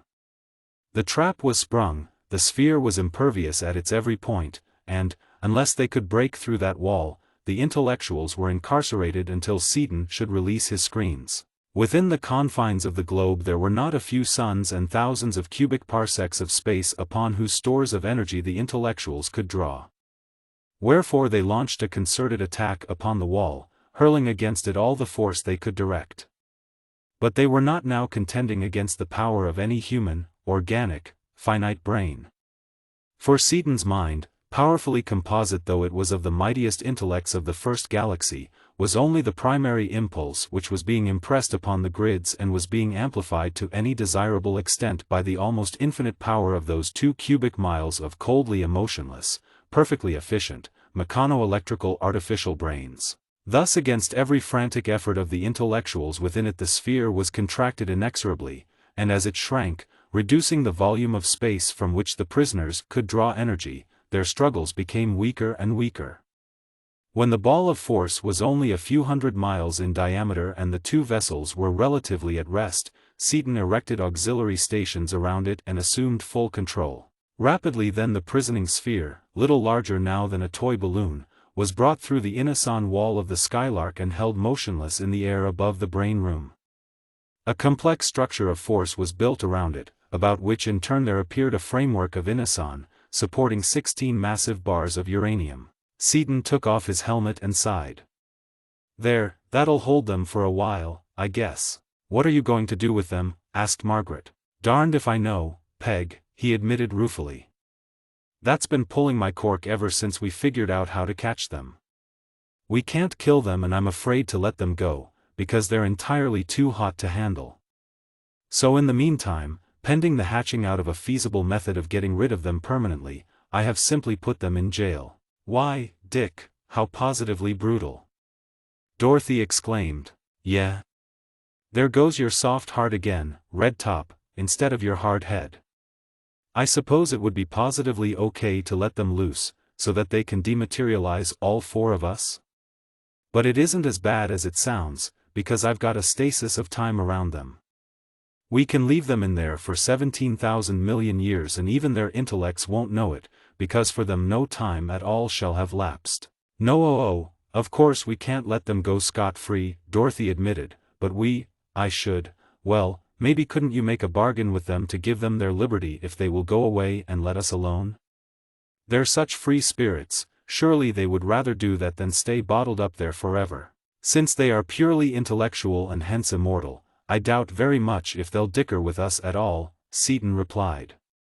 Time doesn't mean a thing to them, you know, but since you insist I'll check the stasis and talk it over with them. A tenuous projection, heterodyned upon waves far below the band upon which the captives had their being, crept through the barrier screen and Seaton addressed his thoughts to the entity known as One. Being highly intelligent, you have already perceived that we are vastly more powerful than you are. Living in the flesh possesses many advantages over an immaterial existence. One of these is that it permitted us to pass through the fourth dimension, which you cannot do because your patterns are purely three-dimensional and inextensible. While in hyperspace we learned many things. Particularly we learned much of the really fundamental natures and relationships of time, space, and matter, gaining thereby a basic knowledge of all nature which is greater, we believe, than any that has ever before been possessed by any three-dimensional being. Not only can we interchange matter and energy as you do in your materializations and dematerializations, but we can go much farther than you can, working in levels which you cannot reach. For instance, I am projecting myself through this screen, which you cannot do because the carrier wave is far below your lowest attainable level. With all my knowledge, however, I admit that I cannot destroy you, since you can shrink as nearly to a mathematical point as I can compress this zone, and its complete coalescence would of course liberate you. Upon the other hand, you realize your helplessness inside that sphere.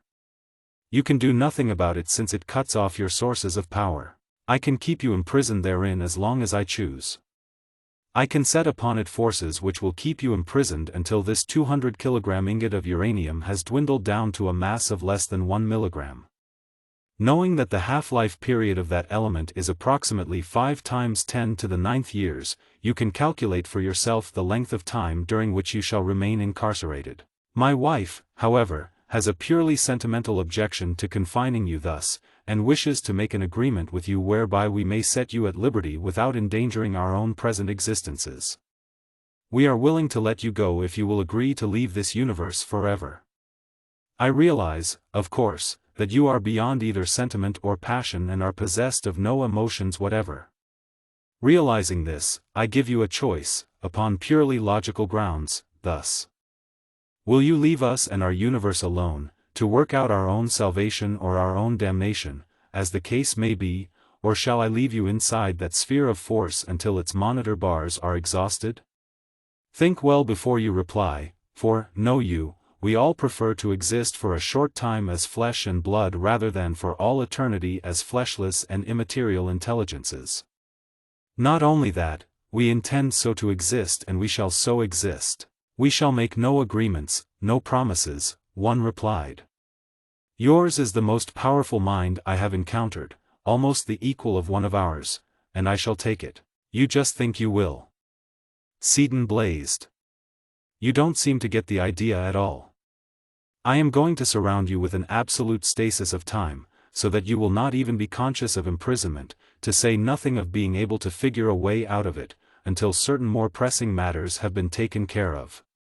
I shall then work out a method of removing you from this universe in such a fashion and to such a distance that if you should desire to come back here the time required would be, as far as humanity is concerned, infinite. Therefore it must be clear to you that you will not be able to get any of our minds, in any circumstances. I had not supposed that a mind of such power as yours could think so muddily, One reproved him. In fact, you do not so think. You know as well as I do that the time with which you threaten me is but a moment. Your galaxy is insignificant, your universe is but an ultramicroscopic mote in the cosmic all. We are not interested in them and would have left them before this had I not encountered your brain, the best I have seen in substance. That mind is highly important and that mind I shall have. But I have already explained that you can't get it, ever, protested Seaton, exasperated. I shall be dead long before you get out of that cage. More of your purposely but uselessly confused thinking, retorted one. You know well that your mind shall never perish, nor shall it diminish in vigor throughout all time to come. You have the key to knowledge, which you will hand down through all your generations. Planets, solar systems, galaxies, will come and go, as they have since time first was, but your descendants will be eternal, abandoning planets as they age to take up their abodes upon younger, pleasanter worlds, in other systems and in other galaxies, perhaps even in other universes. And I do not believe that I shall lose as much time as you think. You are bold indeed in assuming that your mind, able as it is, can imprison mine for even the brief period we have been discussing. At any rate, do as you please, we will make neither promises nor agreements. Chapter 24. Immense as the Norlaminian vessel was, getting her inside the planetoid was a simple matter to the brain. Inside the Skylark a dome bulged up, driving back the air, a circular section of the multilayered wall disappeared, Ravel's space torpedo floated in, the wall was again intact, the dome vanished, the visitor settled lightly into the embrace of a mighty landing cradle which fitted exactly her slenderly stupendous bulk. The Osnomian prince was the first to disembark, appearing unarmed. For the first time in his warlike life he had of his own volition laid aside his every weapon. "Glad to see you, Dick," he said simply, but seizing Seaton's hand in both his own, with a pressure that said far more than his words. "We thought they got you, but you're bigger and better than ever. The worse jams you get into, the stronger you come out." Seaton shook the hands enthusiastically. "Yeah, Lucky is my middle name. I could fall into a vat of glue and climb out covered with talcum powder and smelling like a bouquet of violets. But you've advanced more than I have," glancing significantly at the other's waist, bare now of its wonted assortment of lethal weapons. "You're going good, old son, we're all behind you." He turned and greeted the other newcomers in cordial and appropriate fashion, then all went into the control room. During the long flight from Valeron to the first galaxy no one paid any attention to course or velocity. A handful of cells in the brain piloted the Skylark better than any human intelligence could have done it. Each Norlaminian scientist studied rapturously new vistas of his specialty, Orlon the charted galaxies of the first universe, Ravel the minutely small particles and waves of the sixth order, Astron the illimitable energies of cosmic radiation, and so on. Seaton spent day after day with the brain, computing, calculating, thinking with a clarity and a cogency hitherto impossible, all to one end. What should he do, what could he do, with those confounded intellectuals? Crane, Foden, and Drasnik spent their time in planning the perfect government, planetary, systemic, galactic, universal, for all intelligent races, wherever situated. Saknar Karfan studied quietly but profoundly with Kassler of mechanism, adapting many of the new concepts to the needs of his aqueous planet. Dunark and Irvin, their fiery spirits now subdued and strangely awed, devoted themselves as sedulously to the arts and industries of peace as they formerly had to those of war. Time thus passed quickly, so quickly that, almost before the travelers were aware, the vast planetoid slowed down abruptly to feel her cautious way among the crowded stars of our galaxy. Though a mere crawl in comparison with her inconceivable intergalactic speed, her present pace was such that the stars sped past in flaming lines of light. Past the double sun, one luminary of which had been the planet of the Phenochrone, she flew, past the central system, past the dark mass, whose awful attraction scarcely affected her cosmic energy drive, hurtling toward Earth and toward Earth's now hated master, Duquesne. Duquesne had perceived the planetoid long since, and his robot-manned ships rushed out into space to do battle with Seaton's new and peculiar craft. But of battle there was none. Seaton was in no mood to trifle.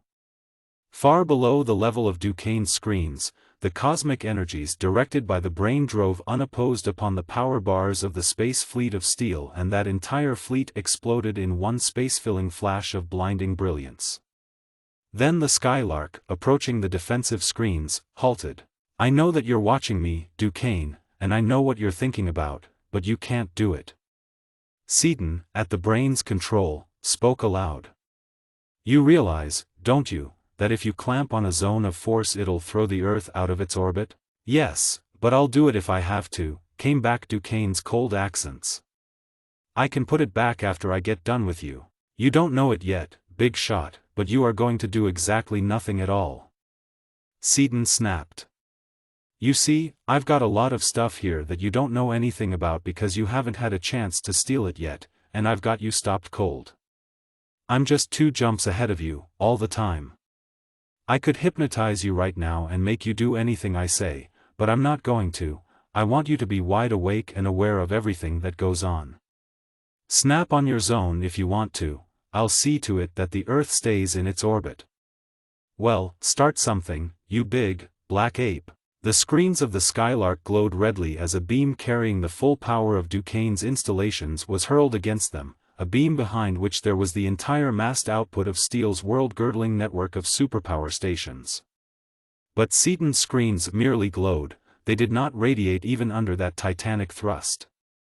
For, as has been said, this new Skylark was powered, not by intra-atomic energy, but by the cosmic energy liberated by all the disrupting atoms in all the suns of all the galaxies of all the universes. Therefore her screens did not radiate. In fact, the furious blasts of Duquesne's projectors only increased the stream of power being fed to her receptors and converters. The mighty shields of the planetoid took every force that Duquesne could send, then Seaton began to compress his zones, leaving open only the narrow band in the 4th order through which the force of gravitation makes itself manifest. Not only did he leave that band open, he so blocked it open that not even Duquesne's zones of force, full-driven though they were, could close it. In their closing those zones brought down over all Earth a pall of darkness of an intensity theretofore unknown. It was not the darkness of any possible night, but the appalling, absolute blackness of the utter absence of every visible wave from every heavenly body.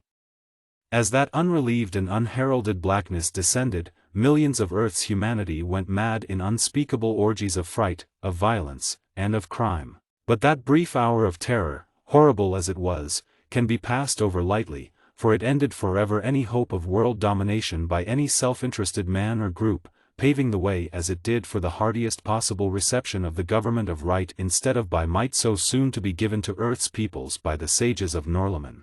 Through the barriers both of mighty spaceship and of embattled planet Seaton drove his 6th-order projection.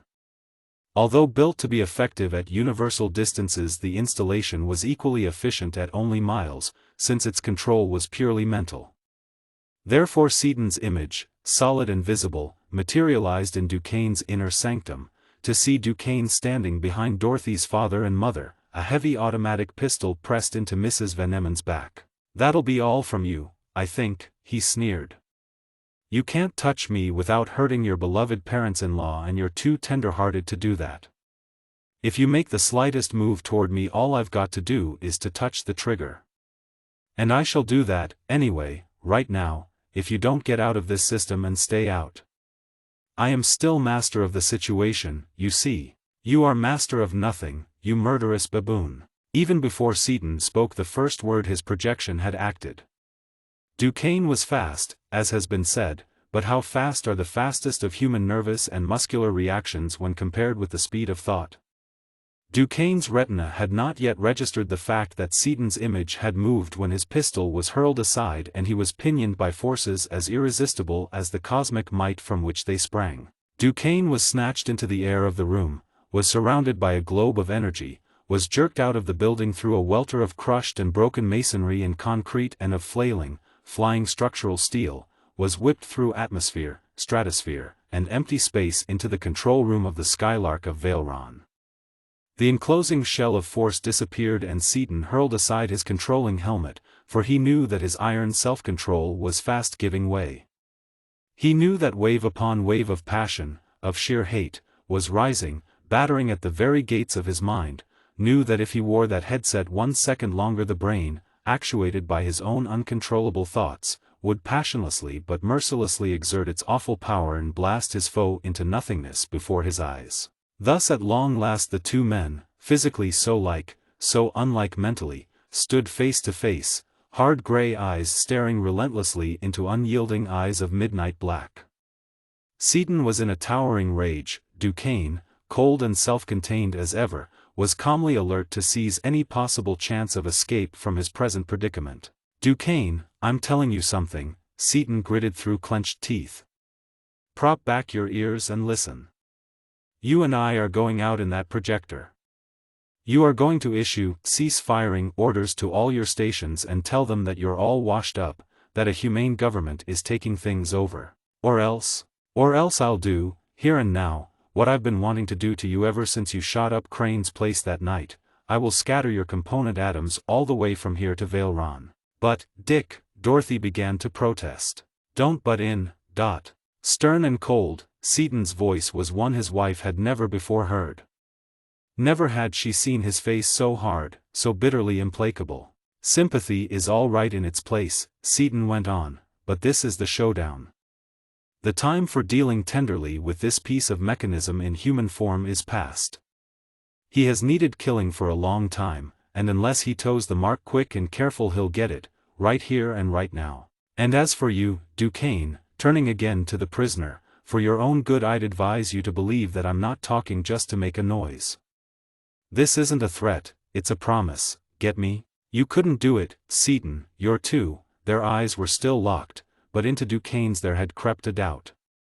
"Why, I believe you would," he exclaimed. "I'll tell the cockeyed universe I will."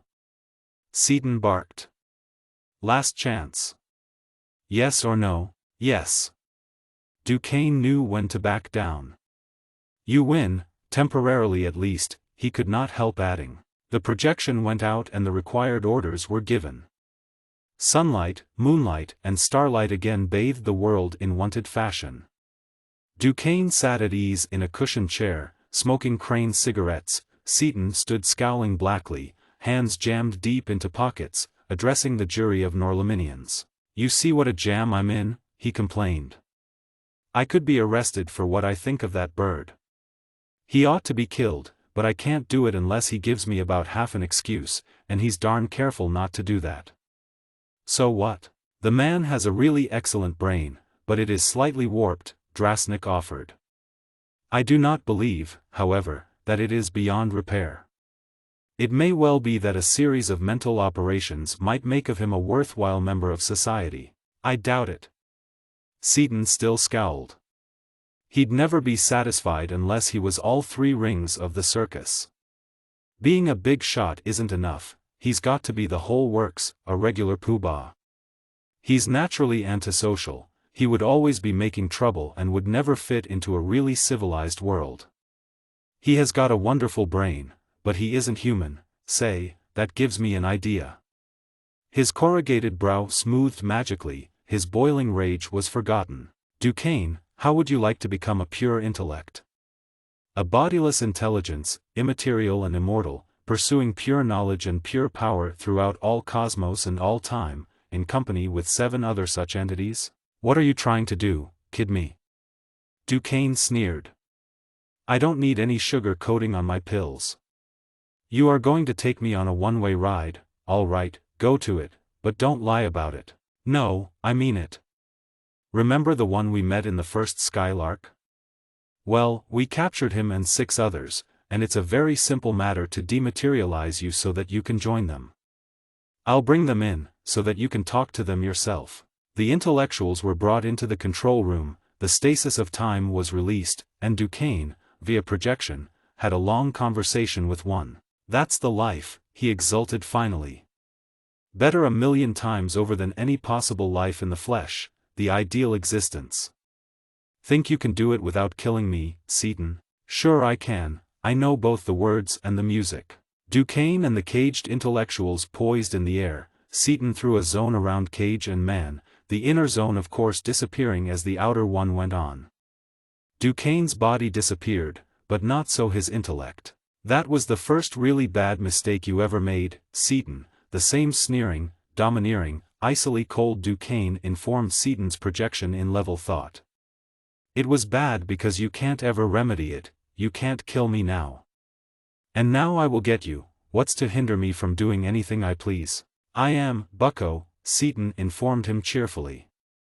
I told you quite a while ago that you'd be surprised at what I could do, and that still goes as it lays. But I'm surprised at your rancor and at the survival of your naughty little passions. What do you make of it, Drasnik? Is it simply a hangover, or may it be permanent in his case? Not permanent, no, Drasnik decided. It is only that he has not yet become accustomed to his changed state of being. Such emotions are definitely incompatible with pure mentality and will disappear in a short time. Well, I'm not going to let him think even for a minute that I slipped up on his case, Seaton declared. Listen, you. If I hadn't been dead sure of being able to handle you, I would have killed you instead of dematerializing you. And don't get too cocky about my not being able to kill you yet, either, if it comes to that. It shouldn't be impossible to calculate a zone in which there would be no free energy whatever, so that you would starve to death. But don't worry, I'm not going to do it unless I have to. Just what do you think you are going to do? See that miniature spaceship there? I am going to compress you and your new playmates into this spherical capsule and surround you with a stasis of time.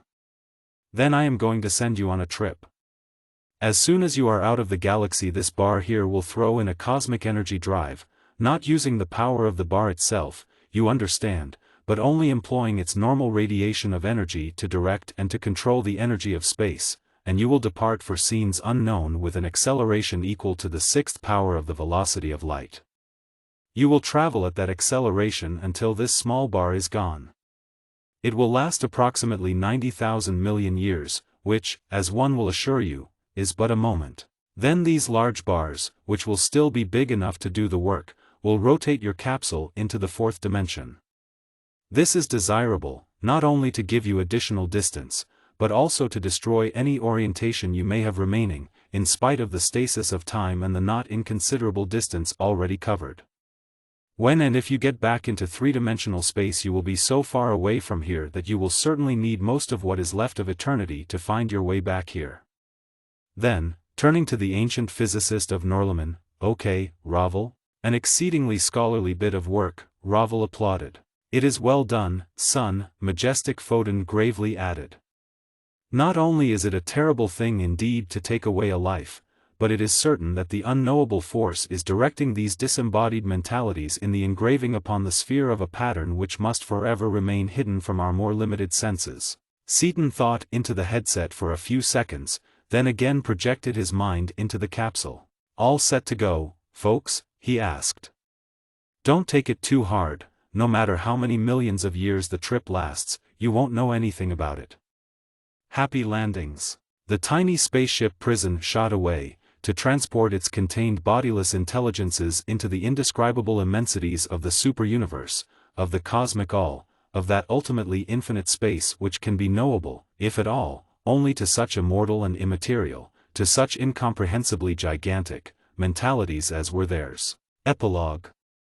The erstwhile overlord and his wife sat upon an ordinary davenport in their own home, facing a fireplace built by human labor, within which nature-grown logs burned cracklingly. Dorothy wriggled luxuriously, fitting her gorgeous auburn head even more snugly into the curve of Seaton's mighty shoulder, her supple body even more closely into the embrace of his brawny arm. It's funny, isn't it, lover, the way things turn out? Spaceships and ordinary projectors and forces and things are all right, but I'm awfully glad that you turned that horrible brain over to the Galactic Council in Norlamin and said you'd never build another. Maybe I shouldn't say it, but it's ever so much nicer to have you just a man again, instead of a kind of a god or something. I'm glad of it, too, Dorothy mine. I couldn't hold the pose. When I got so mad at Duquesne that I had to throw away the headset, I realized that I never could get good enough to be trusted with that much dynamite. We're both really human, and I'm glad of it. It's funny, too, she went on dreamily, the way we jumped around and how much we missed. From here across thousands of solar systems to Osnome, and from Norlamin across thousands of galaxies to Valeron. And yet we haven't seen either Mars or Venus, our next-door neighbors, and there are lots of places on Earth, right in our own backyard, that we haven't seen yet, either. Well, since we're going to stick around here for a while, maybe we can catch up on our local visitings. I'm glad that you are getting reconciled to the idea, because where you go I go, and if I can't go you can't, either, so you've got to stay on Earth for a while, because Richard Ballinger Seton II is going to be born right here, and not off in space somewhere. Sure he is, sweetheart. I'm with you, all the way. You're a blinding flash and a deafening report, dear little girl friend, and, as I may have intimated previously, I love you. Just as I love you. It's wonderful, isn't it, how supremely happy you and I are. I wish more people could be like us, more of them will be, too, won't they, after this new planetary government has shown them what cooperation can do. They're bound to, dear. It'll take time, of course. Racial hates and fears cannot be overcome in a day, but the people of our old Earth are not too dumb to learn. Auburn head close to brown, they stared into the flickering flames in silence, the wonderfully satisfying silence of perfect comradeship, perfect sympathy, perfect understanding, perfect and perfected love. For these two the problems of life were few and small.